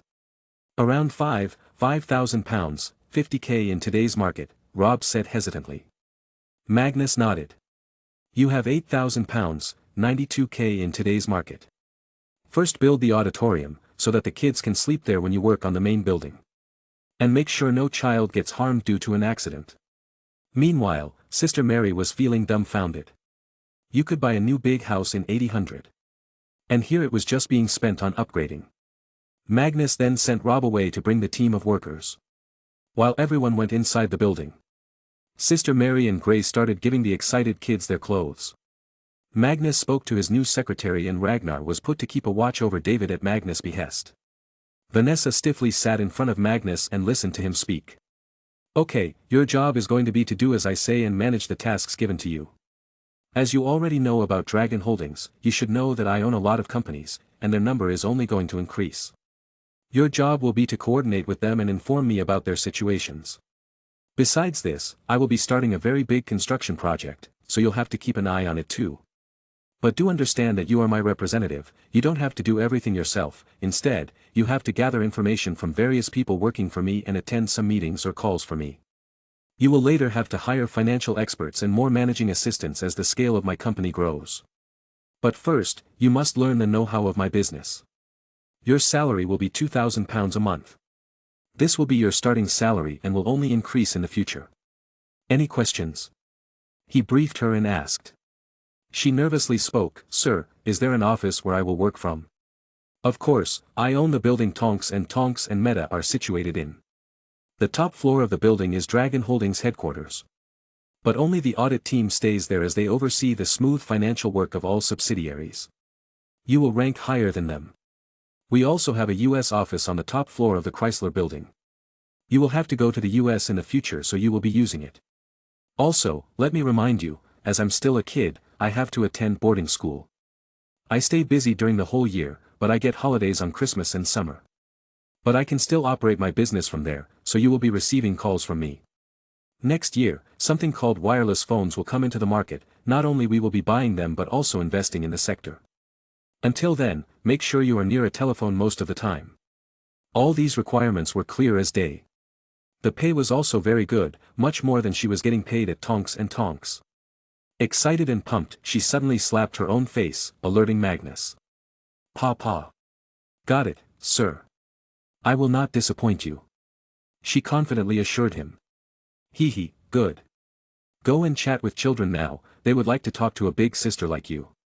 Magnus told her. Another reason for sending her was that Ragnar had contacted him mentally, telling him to silently come upstairs. Magnus quietly went upstairs and arrived outside a room. Ragnar was silently peeking inside the room. Magnus went behind him and talked to him mentally. What's going on? Magnus asked. That boy you told me about, something is very weird about it. He was just talking to another boy and mistakenly burned the other guy's clothes. Ragnar revealed. Why were they playing with matchsticks? Confused, Magnus asked. That's the thing. They were not playing with matchsticks. Fire came out of his hands spontaneously. I think he is a wizard, but why is his magic bursting out like that? Ragnar hypothesized but was uncertain. Knowing this, Magnus quickly had a thought in his mind, a reason why such a thing was happening. Chapter 136. Freak, stop these tricks of yours. They are not funny anymore. The boy David was talking to burst in anger and headed out. Magnus and Ragnar quickly hid and let him leave inside. David sat alone looking at his own hands in sadness, not knowing why all these things were happening to him since childhood. His magic seems unstable. Ragnar, keep an eye on him, I need to contact Dumbledore quickly. If anybody, he should know the most about unstable magic. Magnus said and quickly called George and handed him a letter. Take this to Dumbledore, he's probably at his school. If you can't find him then tell Fawkes to deliver it, he will know where the old man is. Magnus instructed him.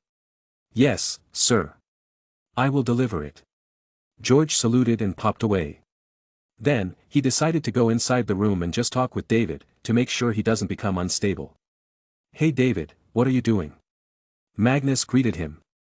David looked at Magnus and smiled, nothing. What about you? Just looking around. By the way, do you want to see a magic trick? Magnus asked. Seeing David's silence, Magnus showed it anyway. He took a small piece of paper and put it in one hand. Then he closed it and showed both his hands. Guess which hand has the paper? He asked. David didn't know if this was really magic or some joke. Magnus had done nothing to hide where he hid it. He pointed at the hand Magnus had hidden the paper. Magnus sighed, ah, you guessed right. But if you can see the paper then there was none. He opened his fist and out of nowhere his palm caught fire and burned the paper. It turned to ashes in seconds. David, shocked, alternatively looked at Magnus and his burning palm. Why, you are just like me. David finally gasped. Hogwarts. George could have teleported inside Hogwarts, but he didn't. He didn't want to spoil this secret method or transportation for Magnus. So, he arrived at its gates. From there, he talked to the gatekeeper Hagrid. George liked this big man, he was kind and respectful to him. And when he heard about Magnus, he immediately helped him. But, Dumbledore was not in the school. So, he talked to Deputy Headmistress, Professor McGonagall. George didn't like this woman, she had prejudice in her eyes, even though she tried to not bring it to her mouth. I'm sorry, but Headmaster has gone to the Ministry for important work. You can leave the letter here, I will give it to him later. She told him. But George had clear instructions, I cannot, I was specifically instructed to make sure it reaches Headmaster Dumbledore as soon as possible. I was told to give it to Fawkes in case I couldn't deliver it. McGonagall wasn't convinced, why would Fawkes obey you? What a stubborn human, George was unsatisfied with her behavior. You will know when you take me to him. Quick. He forced her. With a sigh of defeat, she led him to the headmaster's chambers. There, Fawkes was resting on his perch. As soon as George walked towards him, he opened his eyes. George admired the legendary bird. Fawkes, my master, Magnus has sent me. Fawkes straightened up as soon as he heard this name. He wants you to bring this letter to Headmaster Dumbledore as soon as possible. He has also told me to tell you to come to him tomorrow, he will take you to meet some ladies. George reiterated what Magnus had told him. Ree, it sounds like a victory cry of Fawkes. He enthusiastically took the letter and vanished in flames. George chuckled seeing him so excited. He then turned back at McGonagall, my work is finished here. I will take my leave now. Thank you. He left the school grounds and then popped away. Ministry of Magic. Eugenia, you of all people are underestimating his powers. Magnus is the future of the magical world. The only person I can think of who will reach a higher level of magic than me. His mind is quick, his magic is strong and his swords are sharp. He does not lack in anything, be it magical knowledge or its practical use, on top of that, his understanding of the Muggle world is much better than both of us. So tell me, are you still not going to take his side? Dumbledore was talking to Eugenia Jenkins. He had seen that Magnus was very dissatisfied with the ministry and the minister. He now considered Eugenia no better than Death Eaters, which was wrong, because she was against them but due to her position, she has no option but to deal with the purebloods daily. Dumbledore wanted to persuade her to show some support to Magnus. She held her forehead, Headmaster, to me, on one side is a well and on the other is a cliff. If I take the side of those purebloods, then I will be his enemy, and my conscience will kill me first, if I take his side, then the purebloods will remove me from office, by political means or by death. I'm trying my best to stay moderate. But do not forget, Magnus has the necks of all pureblood families in his hand, he has made them sign a contract to keep the money in Gringotts. And I will never believe that he has truly given up his control over the bank. With one move, he can make all of them go bankrupt. Ree. Dumbledore stopped speaking as he saw Fawkes flying towards him. It must be an emergency or else Fawkes never does this, so he signaled the Phoenix to come to him. Fawkes landed on the table and gave him the blank envelope letter.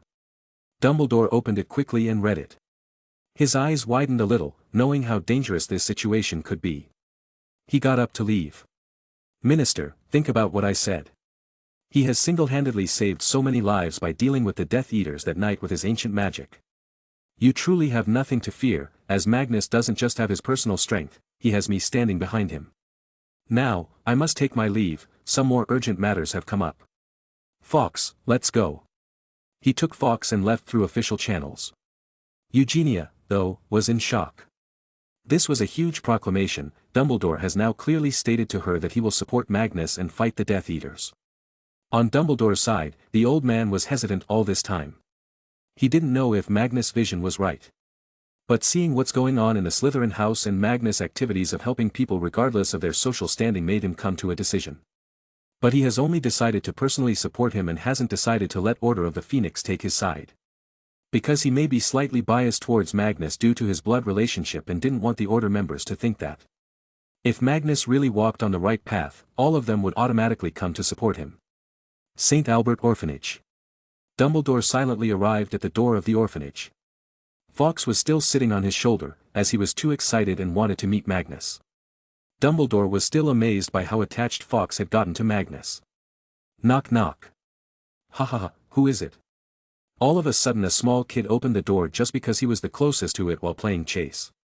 But, as he opened the door, he saw the overwhelmingly tall figure of Dumbledore. The old man was 6 feet 4 inches. With his robes and Fawkes on his shoulder, he looked like an old wise wizard from a fairy tale that any kid would imagine. The little kid tilted his head up slowly. Whoa, who are you, mister? Dumbledore kindly smiled as his long beard fluttered from the wind. I am Professor Dumbledore. Is Magnus here? Oh, big brother Magnus is upstairs. He replied and was about to invite him in when Grace came running. She was also playing with the kids. Noticing Dumbledore, she stopped. The old man was distant family now, so Grace didn't act too formally. Oh, headmaster. What brought you here? She asked him. Magnus called me, he said there's something important, Dumbledore replied with his tilted gaze from between his glasses. Grace took the gesture that it was something serious. Come, he is upstairs. Sister Mary was shocked seeing the tall old man but didn't say anything after seeing Grace leading him. She felt that the old man had the aura of a wise man. Upstairs, when they arrived in front of the room, Dumbledore first looked at what was happening. Inside, Magnus was actually showing David some small magic, and when David tried to do it too, it would mostly result in a small burst of uncontrolled magic. Dumbledore turned to Grace, make sure nobody comes here, this is something related to magic and important for that kid's survival. She had not expected it to be something so serious. Okay, I will keep them there. But what exactly is the problem? Dumbledore tried to explain to her in the simplest words, what happens when you keep blowing air in a balloon? It bursts, Grace blurted. Yes. Now imagine that the body of a wizard is a balloon and the magic is air. Wizards who train from a young age grow with magic, hence their capacity to hold magic grows. But some unfortunate kids, who couldn't learn magic, but were wizards, try to hold back their magic. Soon, the magic grows but their body does not get accustomed to it. And when it gets too much, something much worse than a balloon burst happens. He explained. Grace's face went pale. For one last time, she looked at David in pity and ran downstairs. Dumbledore then took a long breath and entered the room. Magnus had already noticed him when he was standing outside. David, this is the headmaster of the old magical school I told you about. Magnus reveled. David, for the first time, knowing that he was not a freak and in fact, something cooler, had hope in his eyes. He looked at Dumbledore as his way to learn magic officially. Dumbledore patted his shoulder, child, I saw you perform magic. Although you are too old, you can still start to control your powers. But not at school. Son, you are in a special circumstance. Most children who try to suppress their magic don't survive more than 10 years. However, the fact that you are 16 and still fine is unique. Only once I met another person like you. But, sadly, those were tough times of World War and he was enticed by some bad people. What will happen if I don't learn magic, sir? David worriedly asked. You will turn into an obscurus. Obscurus is created when the child in question consciously attempts to repress their magical abilities or were forced to do so through physical or psychological abuse. This energy can manifest itself as a separate entity that can erupt in violent, destructive fury. But you do not need to worry as you have not reached that stage yet. And, to your luck, I have a very good friend who can help you not just learn magic, but also avoid turning into an Obscurus. On the plus point, he has many pets you can play with, so you are going to enjoy staying with him. Dumbledore informed him. He had already made the decision, he was not going to let this kid face the same fate as that boy in the past. I will go too. As soon as Magnus heard Dumbledore talking about this friend of his, he realized who it was. Fawkes reminded him of the previously planned appointment with Phoenix ladies. Yes, Fawkes, I will take you to meet the ladies tomorrow. But first, let's go with the old man here. Okay. Magnus persuaded him. He was very excited about this, but Ragnar was confused. What are you guys talking about? Ragnar asked. Magnus looked at Ragnar with sparkling eyes. We're going to meet a legend, Rag. A legend. Chapter 137. Dumbledore nodded. But first, they needed to talk to the legal guardian of David, or else Sister Mary might get jailed if a child went missing. Well, the standard protocol says you need to inform the guardian. The same goes for orphan children. But, in this case, she's a firm believer in God.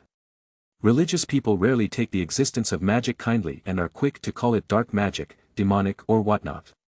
Dumbledore told them, indirectly asking what they should do. She knows, David spoke up. They all turned to him in surprise. Magnus quickly asked, and what did she say? Well, since I came here, weird things were constantly happening to me or around me. She noticed once, when we had run out of water in the orphanage due to some pipeline problem, I was somehow able to create water in a jar. I didn't know how I did it, but I was just thirsty. She started praying to God at that moment, calling it a miracle and that I was loved by God. I think she will appreciate getting some answers about why I am able to do all this, because even now she sees me doing strange things. Magnus and Dumbledore looked at each other's faces. Professor, let's try telling her. We can always obliviate her if things go left. This kid, Dumbledore was shocked by how cool Magnus was with this. But he knew that the ministry obliviates people on a daily basis in thousands. I will go and ask her to come here. Aunt Grace can keep the kids downstairs. Ragnar got up. He went downstairs and told Sister Mary to come upstairs. Grace already knew everything, so she handled the kids. George also helped her while making himself look like a human old man. Sister Mary was confused as she arrived upstairs. There, she saw David and the old man. What's the matter? She asked. Please take a seat, sister. Magnus helped her to a chair. She smiled towards Magnus and took a seat. In her eyes, Magnus was like an angel now. Dumbledore started, Sister Mary, do you know about the strange things that have been happening around David? Ever since you met him?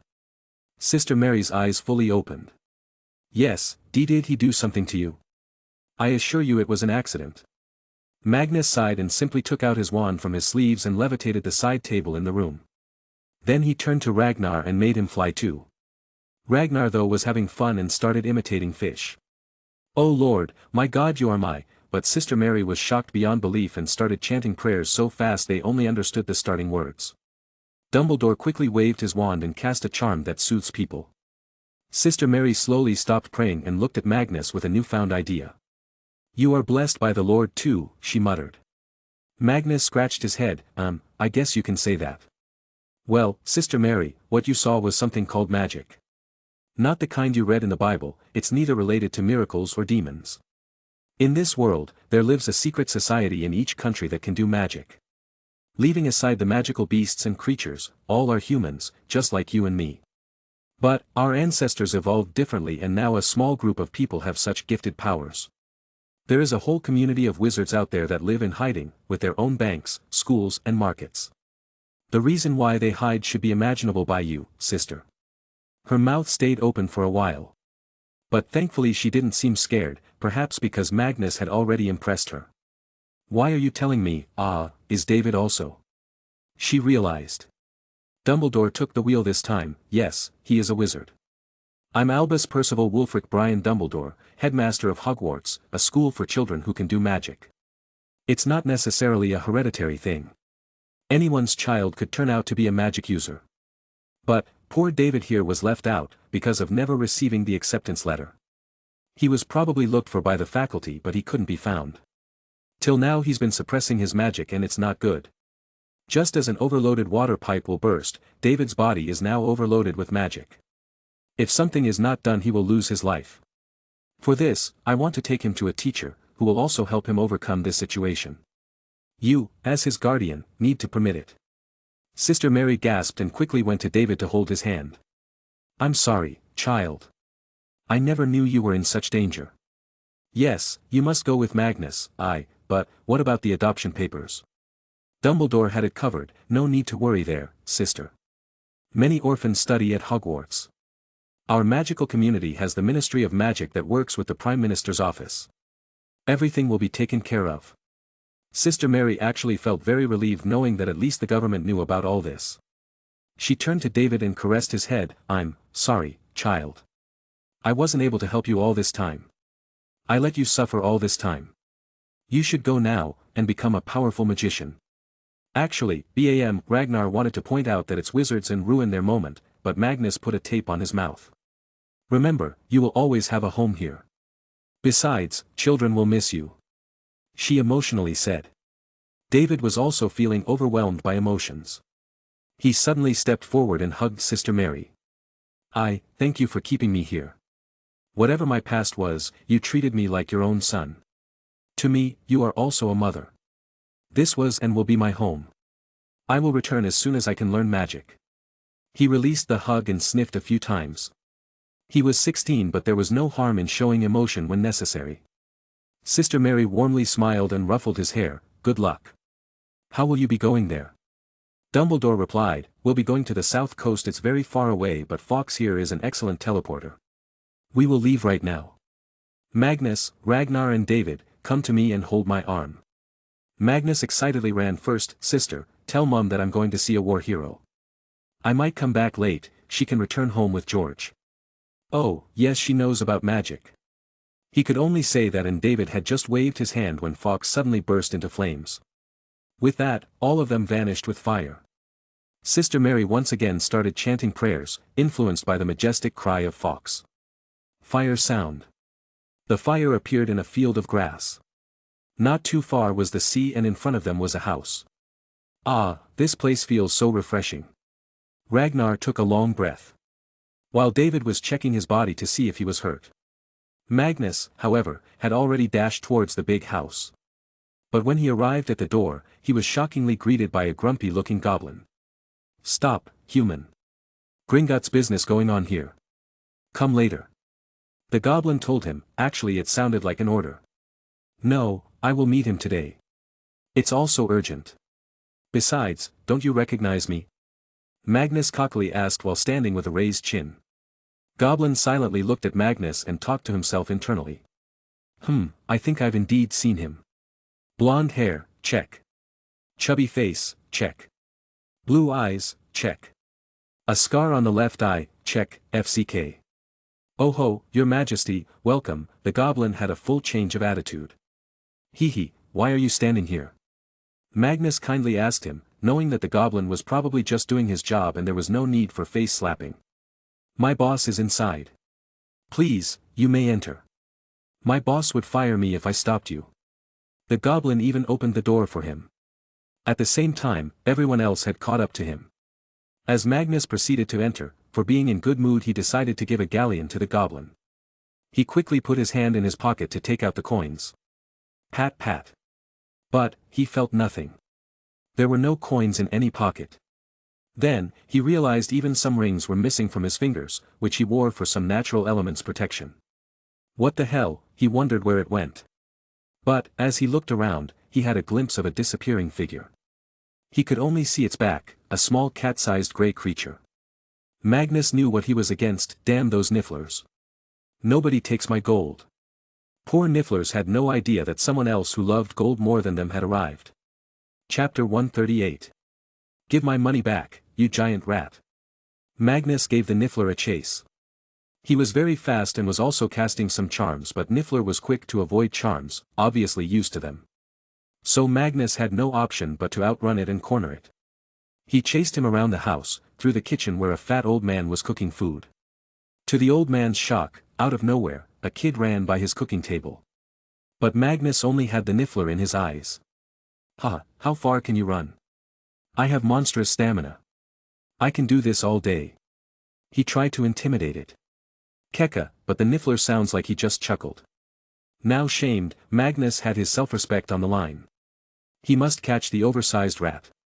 He followed it for a few more minutes and finally was able to corner it in a large room. It was empty for the most part, so there was no furniture to hide it. The niffler desperately stood in the corner, facing Magnus as if a thief caught red-handed. But it was so shameless that even now it was squeezing the last remaining coin from Magnus' pouch into his invisible pocket. "Ha, where will you run now? I'm going to take back my gold and also the interest for the work you made me do. Come here, you oversized greedy rat." With a full scoop of his hand, Magnus caught the niffler's feet and held it upside down. And then came the shaking. One by one, Magnus' stuff started to fall from the secret pocket of the creatures. But, even after all of Magnus' stuff, he didn't stop. Soon, gold-plated spoons, pendants and whatnot fell from the niffler. Magnus was in shock. "Where the hell do you store all this? Are you Dormon or something?" Clank.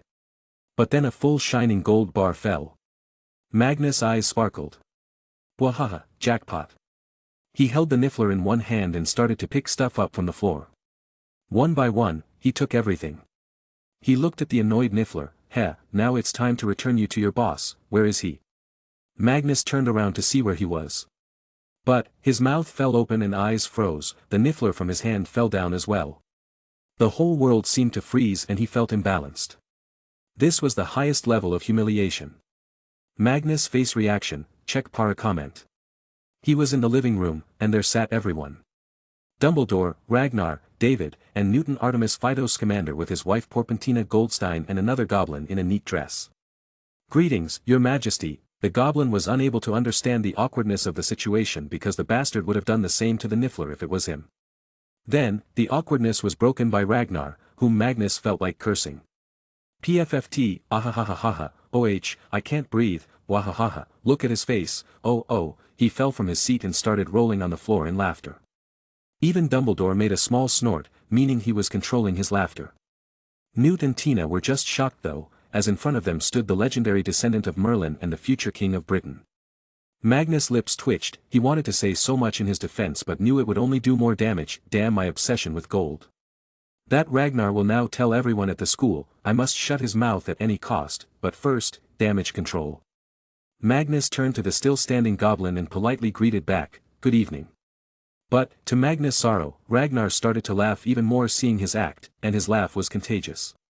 "Hahaha, do you think we'll forget everything that just happened? Oh, I need to find a pensieve.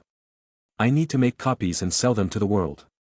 This is the descendant of Merlin and Arthur, ahahaha," Ragnar non-stop blurted. Magnus kept his fist tight. "I need to silence him." Meanwhile, Dumbledore for some reason was feeling nervous. "They must never know of the pensieve in my office. Oh, Professor Dumbledore has one in his office." Those words silenced everyone. The atmosphere turned tense. Dumbledore felt like he was being stared down at by two hungry predators. He couldn't bring himself to look to his left or right. He could only look at Newt's old face, with a sense of betrayal and sorrow. "Professor, I have a few business propositions for you. I will come to your office later." Magnus spoke. "Ah, good to see you again, Newt." Dumbledore ignored him and talked to Newton. "This old man. He was trying to hide it from me. Now we'll see where you hide it," Magnus thought. But, a scary smile leaked on his face. Dumbledore took a glance and turned back. That was the smile of a greedy capitalist. He knew he needed to hide his treasure now. But, to his relief, both Newt and Tina immediately stood up. Then stiffly proceed to bow to Magnus. Magnus stopped acting goofy and scratched his head. What are you doing?" Greeting the king, Tina tried to speak but Magnus interrupted. "Oh don't do that. I'm not a king yet, and my mom taught me well not to make old people strain their backs. It can lead to injury, so sit." He jokingly said, making Tina start laughing. She chuckled while looking at her husband and said, "I like him, happy to know he's not like those obnoxious young lords of pure-blood families. What's going on? Why are Gringotts representatives here?" Magnus asked them. Tina suddenly folded her arms. We're late on payments for this farm. So, they came here to remind us. But, how do you not have the money? Magical Beasts and Where to Find Them is a world-famous book. Magnus asked in confusion. Newt averted his gaze in what could be taken as shame. Tina scoffed. He said he wanted to spread the knowledge about magical beasts and made the copyright of the book open for all. Now, the book is present in every magical book shop but he gets not a canute from it. Magnus laughed after seeing the guilty face of Newt. That's exactly what I expected Mr. Scamander to be like. He then turned to the goblin. Tell the head goblin, Navgar, consider the payment settled. No. I can't let you do that. It's our responsibility to pay, Tina wanted to protest. But Magnus didn't allow it. How can my idol be troubled over such small things?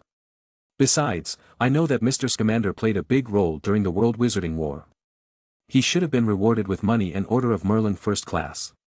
But it seems the ministry is very cheap when it comes to treating their heroes. But I thought your idol was Nicholas Flamel. Ragnar voiced. Magnus smirked. I've got 100 idols, Rag. When it comes to alchemy and living a long life, Nicholas is my idol. When it comes to making friends with magical beasts, Mr. Scamander is my idol. Ragnar then turned to Dumbledore. What about Professor? He's a legendary wizard too. Magnus silently stared at Dumbledore. He seemed to be thinking hard. Why such silence, Dumbledore wondered. Yes. Beard, he's my idol for beard growing. Magnus claimed. It feels like a consolation prize, Dumbledore muttered to himself. By now, the atmosphere had turned so friendly, the goblin had also decided to leave now as Magnus had paid off the money. Newt stutteringly started, You shouldn't have paid them. I was about to sell some precious beast hairs that they shed. Ragnar's eyes shined, Can I have them? I will buy them all. Just name the price. Yeah, I think Ragnar will use them to the fullest. He's the best potioneer I know. Also, don't worry about the payment. Consider it my tuition fee for when I will come to you to learn about magical beasts. Magnus told the couple. It took them a second to realize what Magnus had said. The descendant of Merlin was going to learn to care for magical beasts. What could be more exciting to Newt than this? Why, you are welcome any time, Your Majesty, Newt said, with happiness in his heart. Just call me Magnus. And, oh, this is David, by the way. The main reason we came here today is for him. We need your help, Mr. Scamander. Magnus quickly told Newt everything about David. As Dumbledore had said, it was very rare for kids to survive for so long while suppressing their magic. It was strange he didn't turn into an obscurus yet. Maybe it was due to his calm nature and support of gentle people like Sister Mary. Dumbledore also tried to convince Newt. Newt, I know your relationship with your son hasn't been great, but David is a very good child. And he needs your help, he has nowhere else to go, no family to care for him. David also spoke with a heavy heart, Sir, I will be good, I swear. I will even help you with your work. I just want to learn magic and not turn into this, obscurus, I want to live, sir. Well, by now, even if Newt wouldn't take him in, Tina would as she was looking emotional. The memories of her past remerged in her mind. She had met another boy like David in the past, and she knew the pain he went through. Now old, and like a grandma, she walked to David and patted his shoulder. Don't worry, David. We will help you. Newt will help you too. Newt silently thought about something. His bitter experience with his son refreshed in his mind. His son was disappointed in him, for being so successful and yet not making a fortune off the rare beasts he raises. In the end, his son left them behind to venture out there and make riches. But, seeing the look on David's face, he saw a familiar desperation from long ago. He was unsuccessful back then, but this time he wanted to find a cure to not turn into an obscurus. Maybe there was a beast in his huge living space that could help David. I will help you, he announced. Magnus and Ragnar high-fived. Yes. Seeing an opportunity, Magnus decided to ask a very important question to Newt. Mr. Scamander. I have a very important question to ask. How do I make a phoenix cry? He asked. Fox protested, thinking Magnus was planning something scheming on him. Chapter 139. This is it, the place where all the beasts live. Much bigger and more comfortable than my suitcase. Newt showed everyone around the huge underground space he had created. It had an undetectable extension charm. Magnus was looking around at the various doors. Each had a tag on it, telling what kind of region was on the other side. How did you even make this place? Magnus inquired. Handmade, creating the undetectable extension charm is one thing, but creating their habitat is another. I have to work on them personally. Newt explained and took them inside one of the doors. This mountain region is made to imitate the mountains of Europe. A few animals live here, some bird types and the most dangerous ones, grabhorn. Poor creatures are the last of their species. I was able to raise a couple and from them, I now have 5. But, I'm afraid, once I'm gone, they will once again be vulnerable. Newt sounded sad. But Magnus blurted, what are you saying? There are probably a few tens of them back at my place. Nothing, ignore anything I said. He forgot that Dumbledore was still here, and he was not going to tell the old man about Camelot yet. Maybe someday in the future, but not now. He knew that Dumbledore was caring towards him, but Magnus also sometimes wondered if he could be trusted with absolute faith. That he will not betray him for something greater. I want to meet this family of grabhorn. Can you call them? Magnus asked. Whistle. Newt became very enthusiastic when it came to all these beasts. Just after hearing his whistle, soon loud thumps started coming from a distance, and after a while, 5 grabhorn arrived, 4 adults and 1 young. Grabhorns were large and humpbacked creatures, with grayish-purple skin tougher than that of dragons. It could repel most spells, had 2 golden horns and walked on large 4-thumbed feet. Its mouth was made of tentacle-like appendages, that were used to grab food and put it in its mouth. Magnus, without any care, walked towards them. Although they were supposed to be dangerous and aggressive magical beasts, he found them cute. Come here, yes, I will give you food if you let me pat you. Magnus kindly said. The small family of grabhorn seemed alert and silently looked at Magnus for a while first, but, suddenly they started running away as if frightened by him. In defeat, he sighed, most animals do this to me. They get scared away from me. Only a unicorn came to me once. See, this is why I will come to learn from you. Meanwhile, Dumbledore, Ragnar and Newt were just plainly shocked. This was not how these creatures behaved normally. Why are they so afraid of you? Newt inquired. I don't know. Maybe I'm just too handsome to be a human and they think I'm an imposter trying to look human. Magnus joked and changed the subject. Will you teach me how to make a suitcase? Someday, maybe I'll also start saving magical beasts and give them a new home. Maybe an animal sanctuary for magical beasts somewhere.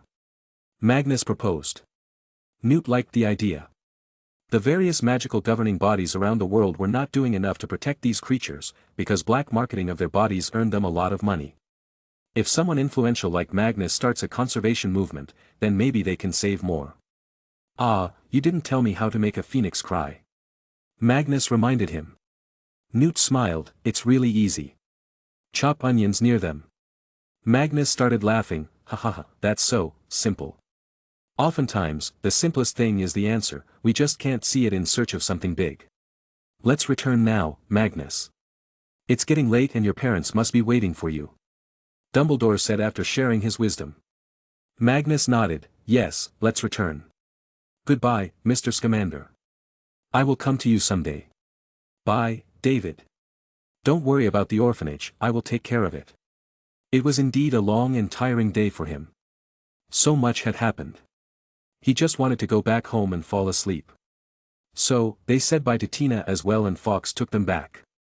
First, they arrived at the orphanage, where Magnus told Sister Mary that David will be fine now.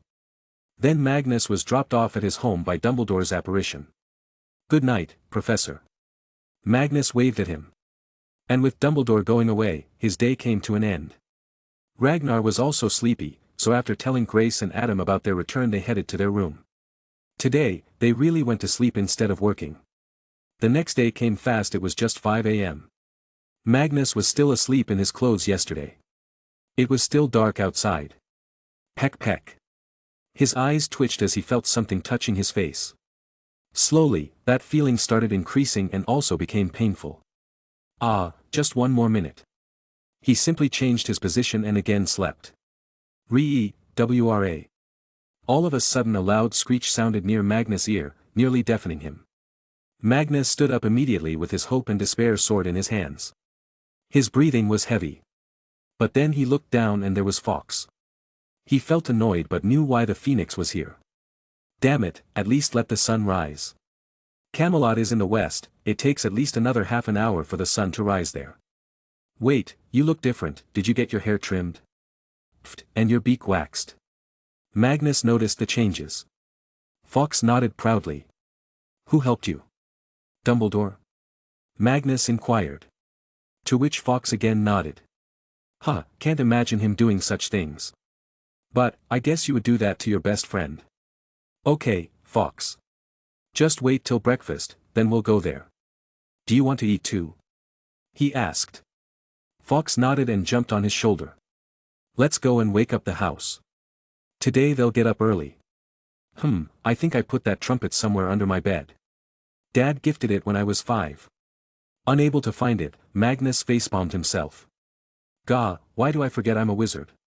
Accio, trumpet. Soon, a small instrument came out of the cupboard. Magnus held it with a smirk and took a loud breath in. Here it goes. He blew in it. Pa-ya-ya. Just 10 seconds later, Adam appeared on Magnus' door, panting. Oh, good morning, Dad. You woke up early today. He greeted. What happened? Why are you playing the trumpet so early? Adam asked him, thinking it was some danger. Then he focused on the large bird on Magnus' shoulder. Magnus pointed to Fawkes, my friend here wanted to hear it. He has a date today in Camelot. Sorry if I disturbed you. But, now that you're up. Let's prepare breakfast. Adam looked at the wall clock, it's time to go for a jog. Abe and George will cook today. You take a bath. So Magnus went for a bath, but Fawkes headed to sit on Summer's perch. Both of them seemed to be talking and anybody who saw them would feel like Fawkes was acting like her big brother. Chad wasn't in the room though. He had different favorite places to sleep every week. This week, he liked sleeping on the face of Ragnar, suffocating the poor boy. Slowly, it turned 8. Grace had dressed up in her military attire and was in the kitchen, setting up the table. Abe and George had now given up stopping her and let her do whatever she liked. Oh, who's this gentle bird here today? She asked when she saw Fawkes with Magnus. Fawkes, sensing his praise, flew to Grace to receive some head pats. He's Fawkes, he used to think he was the only phoenix in the world. I'm taking him to Camelot today to maybe make him match with one lady phoenix. He's horny these days. Magnus carelessly explained. But he received well-deserved pecking soon enough for calling Fawkes horny. Well, say my hello to Grandma Martha and Duck. I got an important surgery today and might also get the final patent. So I will be very busy. She revealed. What about you, Dad? Aren't you busy these days? Magnus asked. Adam shook his head and answered, since the blast, they transferred me to a new division. Although my powers and authority are the same, now I'm allowed to make whatever I want in the workshop. So, we're developing a new assault rifle with the Ministry of Defense. I even heard they are planning on giving me another medal. It seems she has started to work. She's trying to make Dad look fabulous so nobody questions when he turns out to be a prince, Magnus thought. That's nice for you. Okay then. I will leave Ragnar, you wanna come? He asked. Yup, I want to learn from Grandma Martha. Ragnar stuffed food in his mouth and got up. A minute later, Abe teleported them. Chapter 140. When Magnus arrived at the top of Camelot Castle and showed Fawkes around, the phoenix made happy and exciting noises. The whole island was nothing less than a mythical land, where all lived in harmony. Calm down, Fawkes. You need to act cool and good to impress a good phoenix lady. Don't run behind each phoenix lady you see, or you might offend someone's husband and get beaten up. Magnus warned the excited phoenix. Pop. Welcome, my child. Is this the one you were talking about? Martha arrived. Yes, this is the desperate phoenix I told you about. Do you know any single phoenixes around here? Magnus asked her. Hee, of course. Phoenixes are extinct around the world and only here are they thriving, so I manage their population well, all males will someday find a female. If Fawkes want one, I got one. Martha explained. Ragnar chuckled and joked, so you are also Grandma Pimp? Bonk. That hurt. On Ragnar's head, a stone fell out of nowhere, obviously a punishment from Martha. They then followed her and arrived at the jungle. Though they were still not outside the castle, there was a freaking jungle in an open space of one of the castle's giant balconies. The place was full of so many amazing and beautiful birds, making different sounds. "This place sounds like the summer we imagine in our dreams," Magnus commented. He didn't really like the real summer though, as it was too hot. But, now being a wizard and his blood properties, he was nice with high temperatures most of the time. It's just that he still sweats a lot. "Just let Fox fly around now and someone will eventually be interested in him," Martha advised. Magnus turned his head to Fox on his shoulder. "Go, boy, you can do it."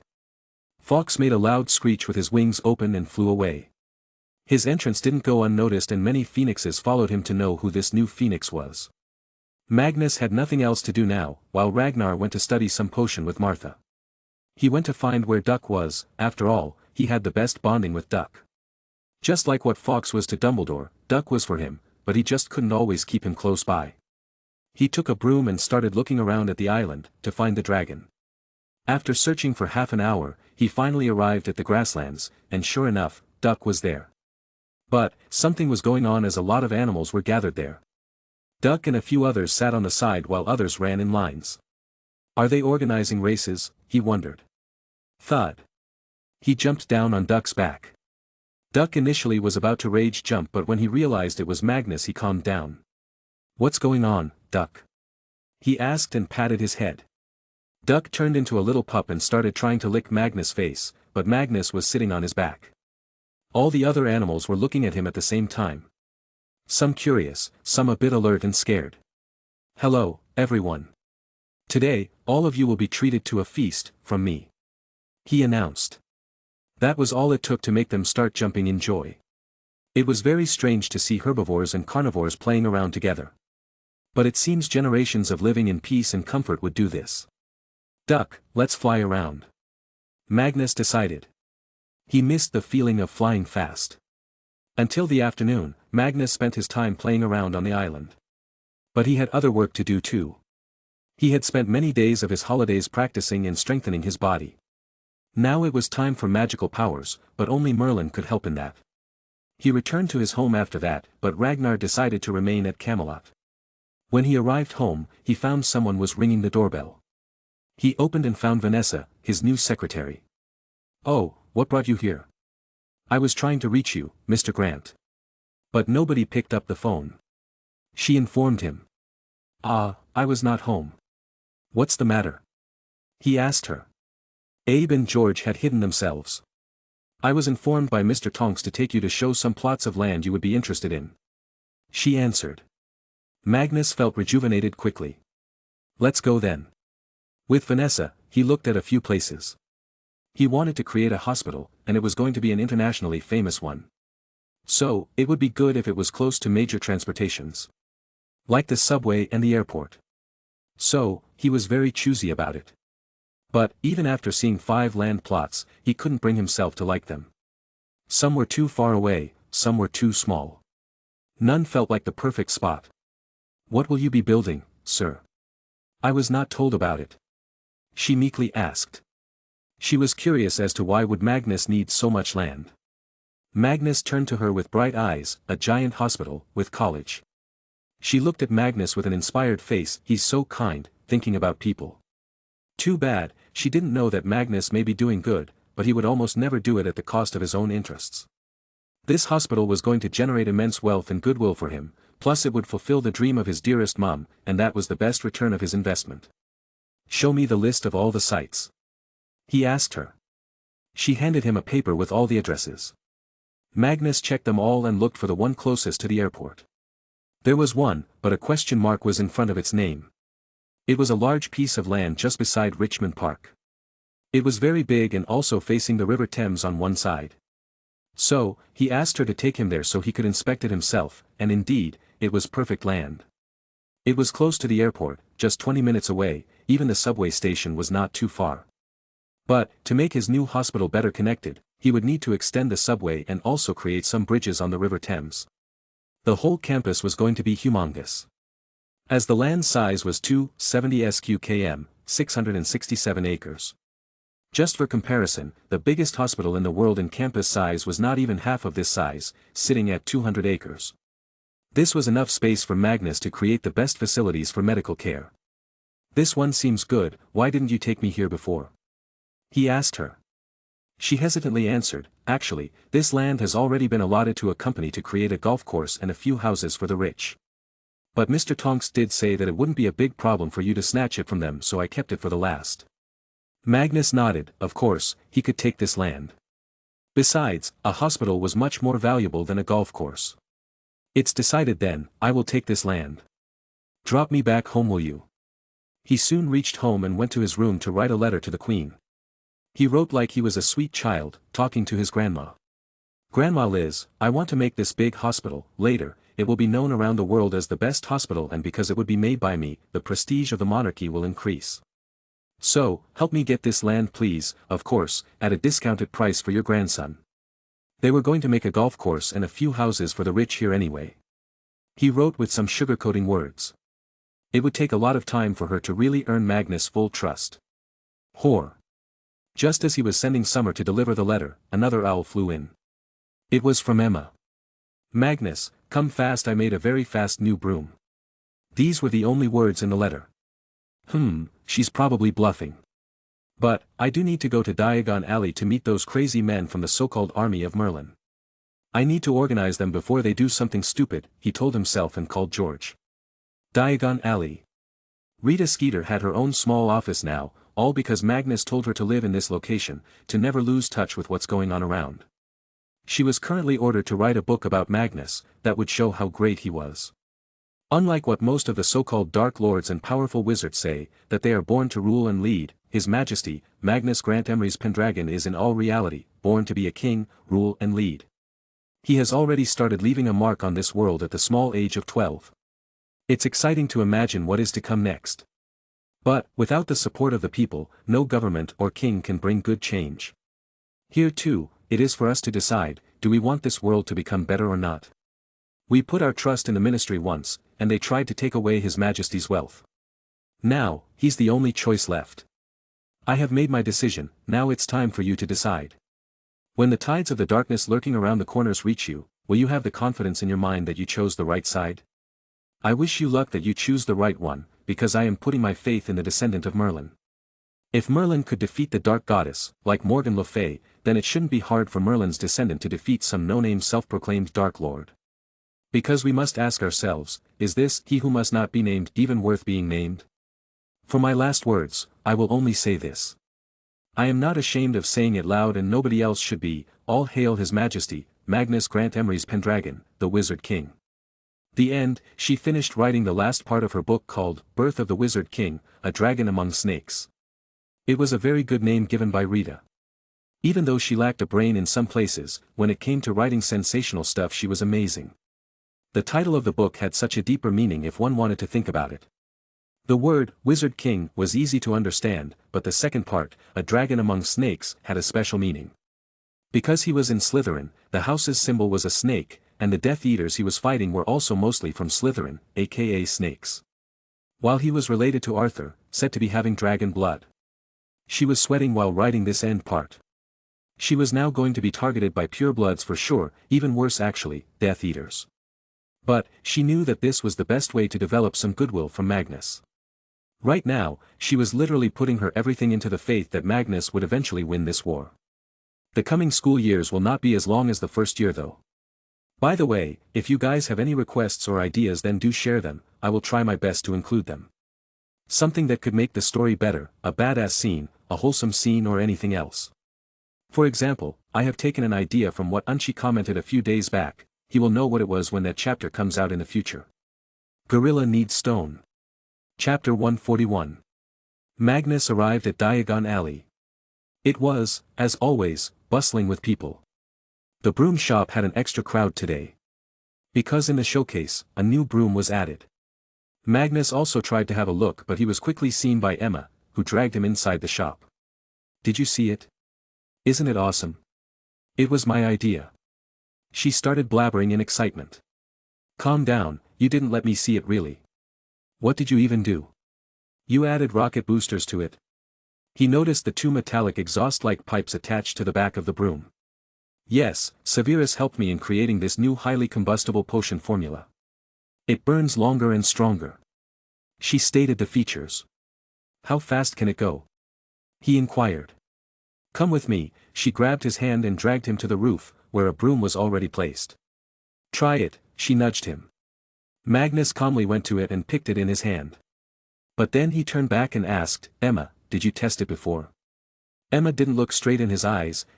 I did test the broom, before the boosters. Bam. He threw the broom on the floor, so I was your test dummy. Come on, Magnus. Don't fret about it. Didn't you say you wanted a faster broom? She shameless said. Magnus again looked at it and did get the urge to ride it, at least once. And what if I fall? He asked. You are the best enchanter I know. Use a charm or something. She replied. Magnus' brows rose. I find your abundance of faith in me too suspecting. Well, I'll try. He got on the broom and made sure he was properly seated. You should have added a seatbelt. Then you wouldn't have been able to get away if it exploded. She replied almost immediately, earning a death stare from Magnus. I was kidding. It won't blast, I'm sure, 60%. She said the last part lightly. She was taking his help because he had told her he's immune to most fire damage. Here I go. Magnus lightly pushed his feet off of the ground.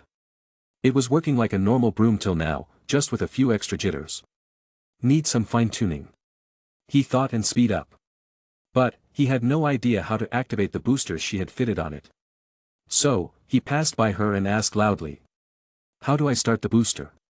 There's a dial on the tip of the broom, twist it, Emma shouted back.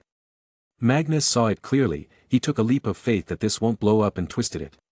He heard some small noises from behind him, as if an engine was starting up. Response time is pretty bad, Magnus complained. He still waited for the speed to increase. I hope it won't blow up on my BA. Boom. No, it was not an explosion, but just the sound. God knows what kind of potion Severus created. This was a crazy fuel. Magnus didn't even get a chance to react and he was above the clouds. His mouth was wide open, lips and cheeks fluttering due to the air striking his face. This is awesome, he rejoiced in excitement. Finally, he felt a rush in his mind. Slowly, he adjusted to the speed and started maneuvering around. I wonder if I can reach Camelot. So, he set his direction and lowered his body to gain maximum speed. Reaching the maximum speed didn't take much time. It was a magical feeling. The speed was much more than an ordinary broom. But, then he thought, why not go faster? So, he positioned his feet correctly and started blasting fire from his feet. His shoes got burned in an instant but he gained a significant extra speed. Yeah baby, he enjoyed. It took him just a few minutes to cross the whole of the United Kingdom mainland and arrive at Camelot. There, he zoomed by Duck, who was flying around with a bunch of phoenixes. Fox was nowhere to be seen though. He was so fast that he didn't even allow any of them to follow him. He turned around and headed back to Diagon Alley. A while later he landed back on the roof. The boosters were exhausted long ago. If Magnus hadn't used his fire then he'd not have arrived back today. He looked at the broom with satisfaction. What a beauty.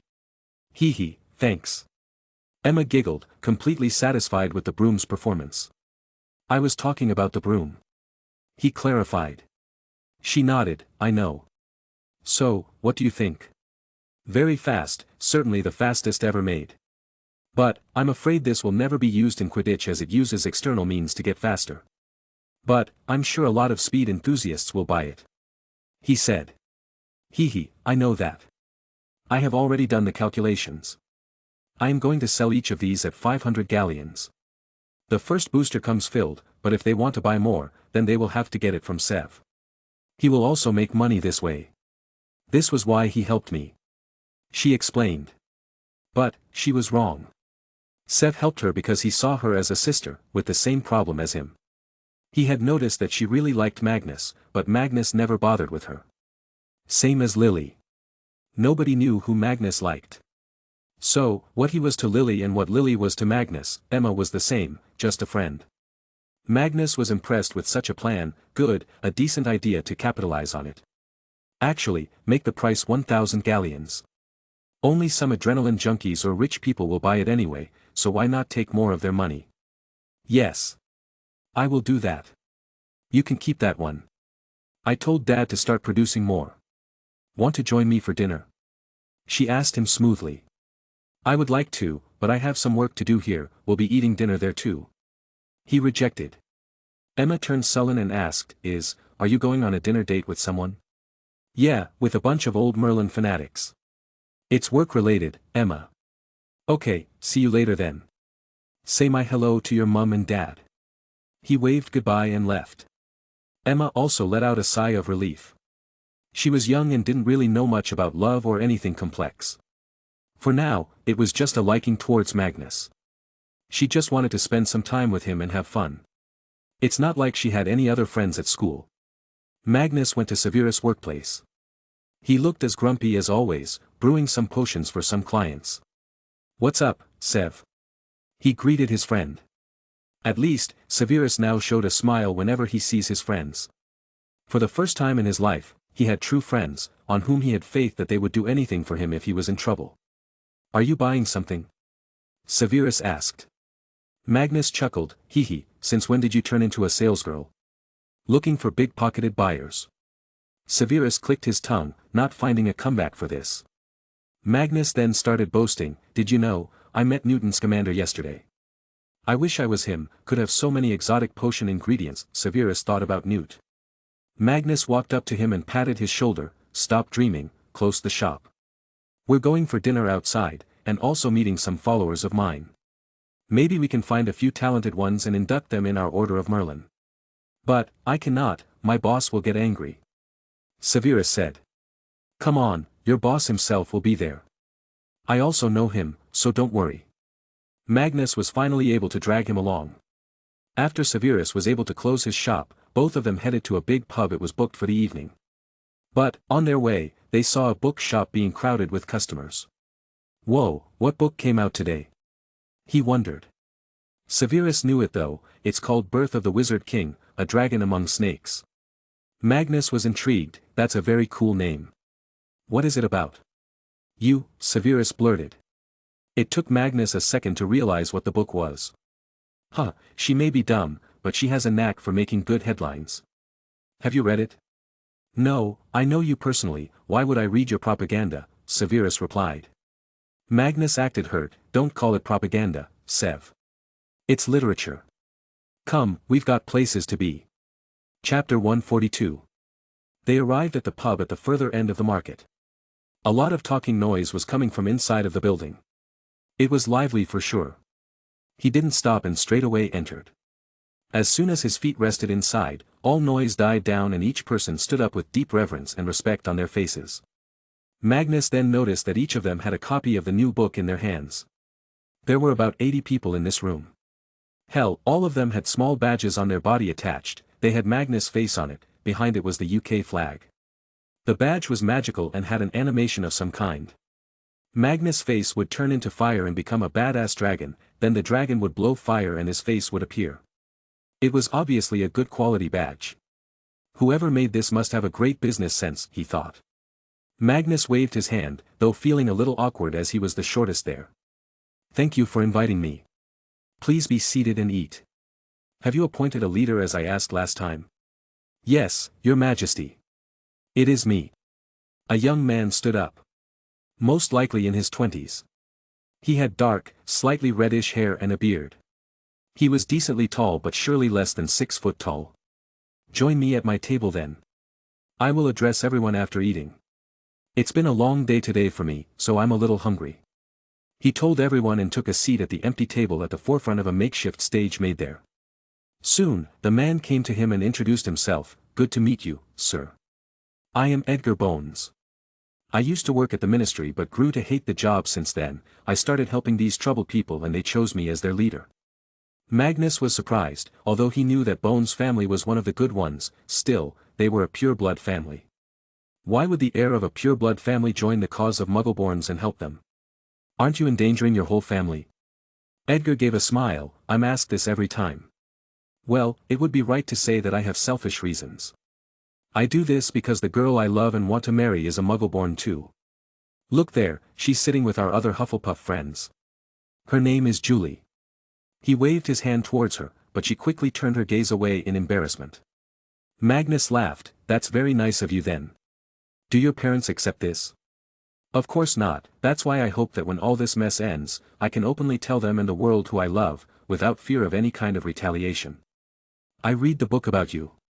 Your words have really inspired us all here. But I know how important secrecy is, so I made that badge for them. It's also a truth detector. If someone is lying, it would turn fully red. It reads heartbeats to catch lies. All people here are your followers. They are also slightly nationalistic now, I guess. Many of them live in fear for their and their families' lives. You are their hope, so I hope you will show them a path. Otherwise, they will be left broken. Edgar said at length. Magnus looked at all the people. Old, young, men and women, there were wizards and witches from all walks of life, united by their helplessness. But he knew that he could not really include all of them into his order. He only needed a select few people. But there was no problem in making them his followers. Bam! Amidst his deep thoughts, a loud sound resounded, and someone fell from the first floor, breaking the wooden guard rail. Surely he was too drunk. Some people cursed him and helped him. Then, another one took out his wand and repaired the broken part furniture. Seeing all this, Magnus' eyes opened wide, as if a light bulb lit up in his head. He had an amazing idea, that could not only generate employment for all of these people but also help him in the long run. He looked towards the door, where Adrian stood and nodded. Adrian had brought in some trusted wizards from Meta to secure the area when Magnus talks. Magnus chatted more with Edgar and finished his dinner. Then he took to the stage, to talk to all of them. How many of you are from Hufflepuff? He asked suddenly. About 32 people raised their hands. Then he repeated the question for other houses. 33 were from Ravenclaw, 15 were from Gryffindor. How many from Slytherin? He asked. This time, Magnus also raised his hand. Other than him, Severus was the only one. We're all from different houses, yet we're standing here together. Because we are being threatened. They say we are stealing their magic. Nonsense, they don't understand how magic works at all, or maybe closing eyes is easier than seeing the truth. To be honest, I put all the blame for what's happening on Hogwarts. He said, shocking many with the statement. Shocked, right? Let me tell you why. As you all know, I was sorted into Slytherin, even though I had the qualities of all houses. In the end, the Talking Hat chose Slytherin because Merlin was from there. Do you see the problem here? In Hogwarts, kids are separated into houses on the basis of not just their traits, but also their blood. That's the reason why we see all the brainwashed children inside Slytherin with no Muggle-born sorted into it. Tell me, how will the child, who came from a family of racist purebloods, who was brainwashed from a young age, get a chance to change his thinking if he again gets sorted with people who think just like him? Is it not possible that the brainwashed child could have become a fine young man if he was sorted in Gryffindor? With good friends, who could show him that there is no difference in them. This is going to be my agenda in the future, because to change society, we need to start from the bottom. Someday, all this mess of Death Eaters will come to pass, but then we cannot sit and wait for another mess to arise. He gave the speech, which everyone silently listened to. All of them slowly came to agree with what Magnus said. Because they have seen this happen many times when they were in their schools. Each of them knew at least one Slytherin person who acted badly towards them. Magnus once again started after he took a sip of water. You came to me that day, to ask me to lead you. But, I cannot. He didn't wait for them to start shouting and clarified, not yet. I am too young, too weak, too inexperienced. Yes, I can defeat a few wizards, but that's because I use my brain while I fight. I am very busy too, because I am not just a wizard, but also going to be the king of the muggles of this nation. And I want happiness not just for my fellow magical folks, but also the muggles. I want no man, woman or child to be discriminated against, bullied or starved in this country, if possible the whole world. Remember, as long as both the wizarding and muggle world advances together, we can stay in harmony and be prosperous. I will take my throne in 1978. Until then, I will be working to gather the support of all the people in the country, and also across the globe. You want a leader, I will be the leader, not just for you, but for the whole country. Now, I ask you. Will you walk alongside me? On this journey of building a great nation? He asked them all. A second later, a chair-dragging noise came. It was Edgar. He stood up, holding his right fist over his left chest as if it was a salute. I will follow His Majesty. He shouted. Boom. Every single person got up there, imitating Edgar's salute. Magnus felt awkward with this, he was not hoping to turn them into an army. But what's done is done. We will follow His Majesty. Magnus responded with a similar salute, then I promise you, a bright future awaits us all. I am going to be creating a Muggle company, named Emery's Constructions. Named after the great Merlin, who visioned a peaceful world but couldn't fulfill it. The work of this company will be simple, to create the world's best infrastructure in this country. From huge buildings to long tunnels to bridges. We will create the most successful construction company in the world. How will we do it? Of course, with magic. With magic, we can use various spells to build something that takes Muggle years. There are just 80 of you right now, and in the future, there will be hundreds. All of you will be employed by me, will get a good salary. Not just that, I also own another magical yet Muggle company, that does private detective work. There will be many more companies in the future, and lots of job opportunities. All of you must be wondering, how will this help you fight the evil and create a better world? Well, for the first part, you will be developing this country into a great nation with your own magic. Second, all of you will make money, get rich, and that will lessen the economic gap between the purebloods and Muggleborns. The purebloods will not be able to use their money to do everything then. And for the final part, all of you will be receiving special martial magic training. Some promising ones from you will be given extra training, to lead teams of wizards to protect ourselves when they attack us. Remember, together, we are strong. But, let me warn you for one thing. I am a very compassionate person to my friends and allies, but merciless to enemies and betrayers. So, let's make a toast, for our vision, of prosperity. He lifted a glass of water. Others picked their alcoholic drinks. Cheers. He said and drank it. He was gloating inside. All these people are going to make him the most beloved king/person in the world. But he was also going to treat them amazingly. So they don't quit or betray. Edgar will remain your leader. A few more sub-leaders will be chosen by you. The first thing we are going to make is the world's biggest hospital. Because we are not really construction workers, we can only erect structures with magic and dig tunnels. The finer work will still be done by Muggles, for example, electrification, plumbing, gardening and others. For this, I have opportunities for your families, who know the existence of magic. If you have parents, brothers or sisters in the construction business, then tell them to come to me. I will give them contracts so that in the end, your families may become economically strong. He offered them. This was very enticing for them. A quick way to get rich. Many of their immediate family members were factory worker, construction worker, plumbers, some even doctors. All kinds of Muggles who knew will be coming to Magnus for jobs soon. With this, I shall end this meeting today. Remember, don't let outsiders know too much about what happens in our groups. May we prosper. He gave them this greeting. From now on, whenever they would meet each other, they would greet each other this way. With this, Magnus had officially capitalized on the overpoweredness of magic in the world of Muggles. A perfect balance of work will be made, a company that consists of Muggles who knew and wizards will rise, making their name famous around the world. Magnus was satisfied. He went to Edgar, come to my home tomorrow, we will talk about the finer details. Choose 5 sub-leaders, bring them too.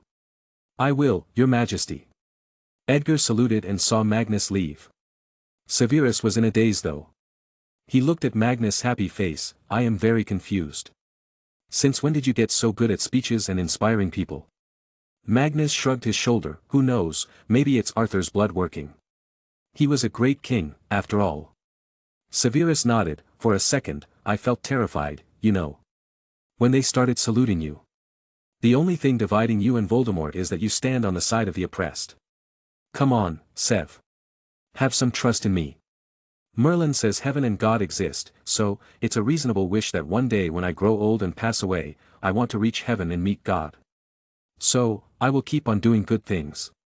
Magnus assured him and called both Abe and George to send him and Severus home.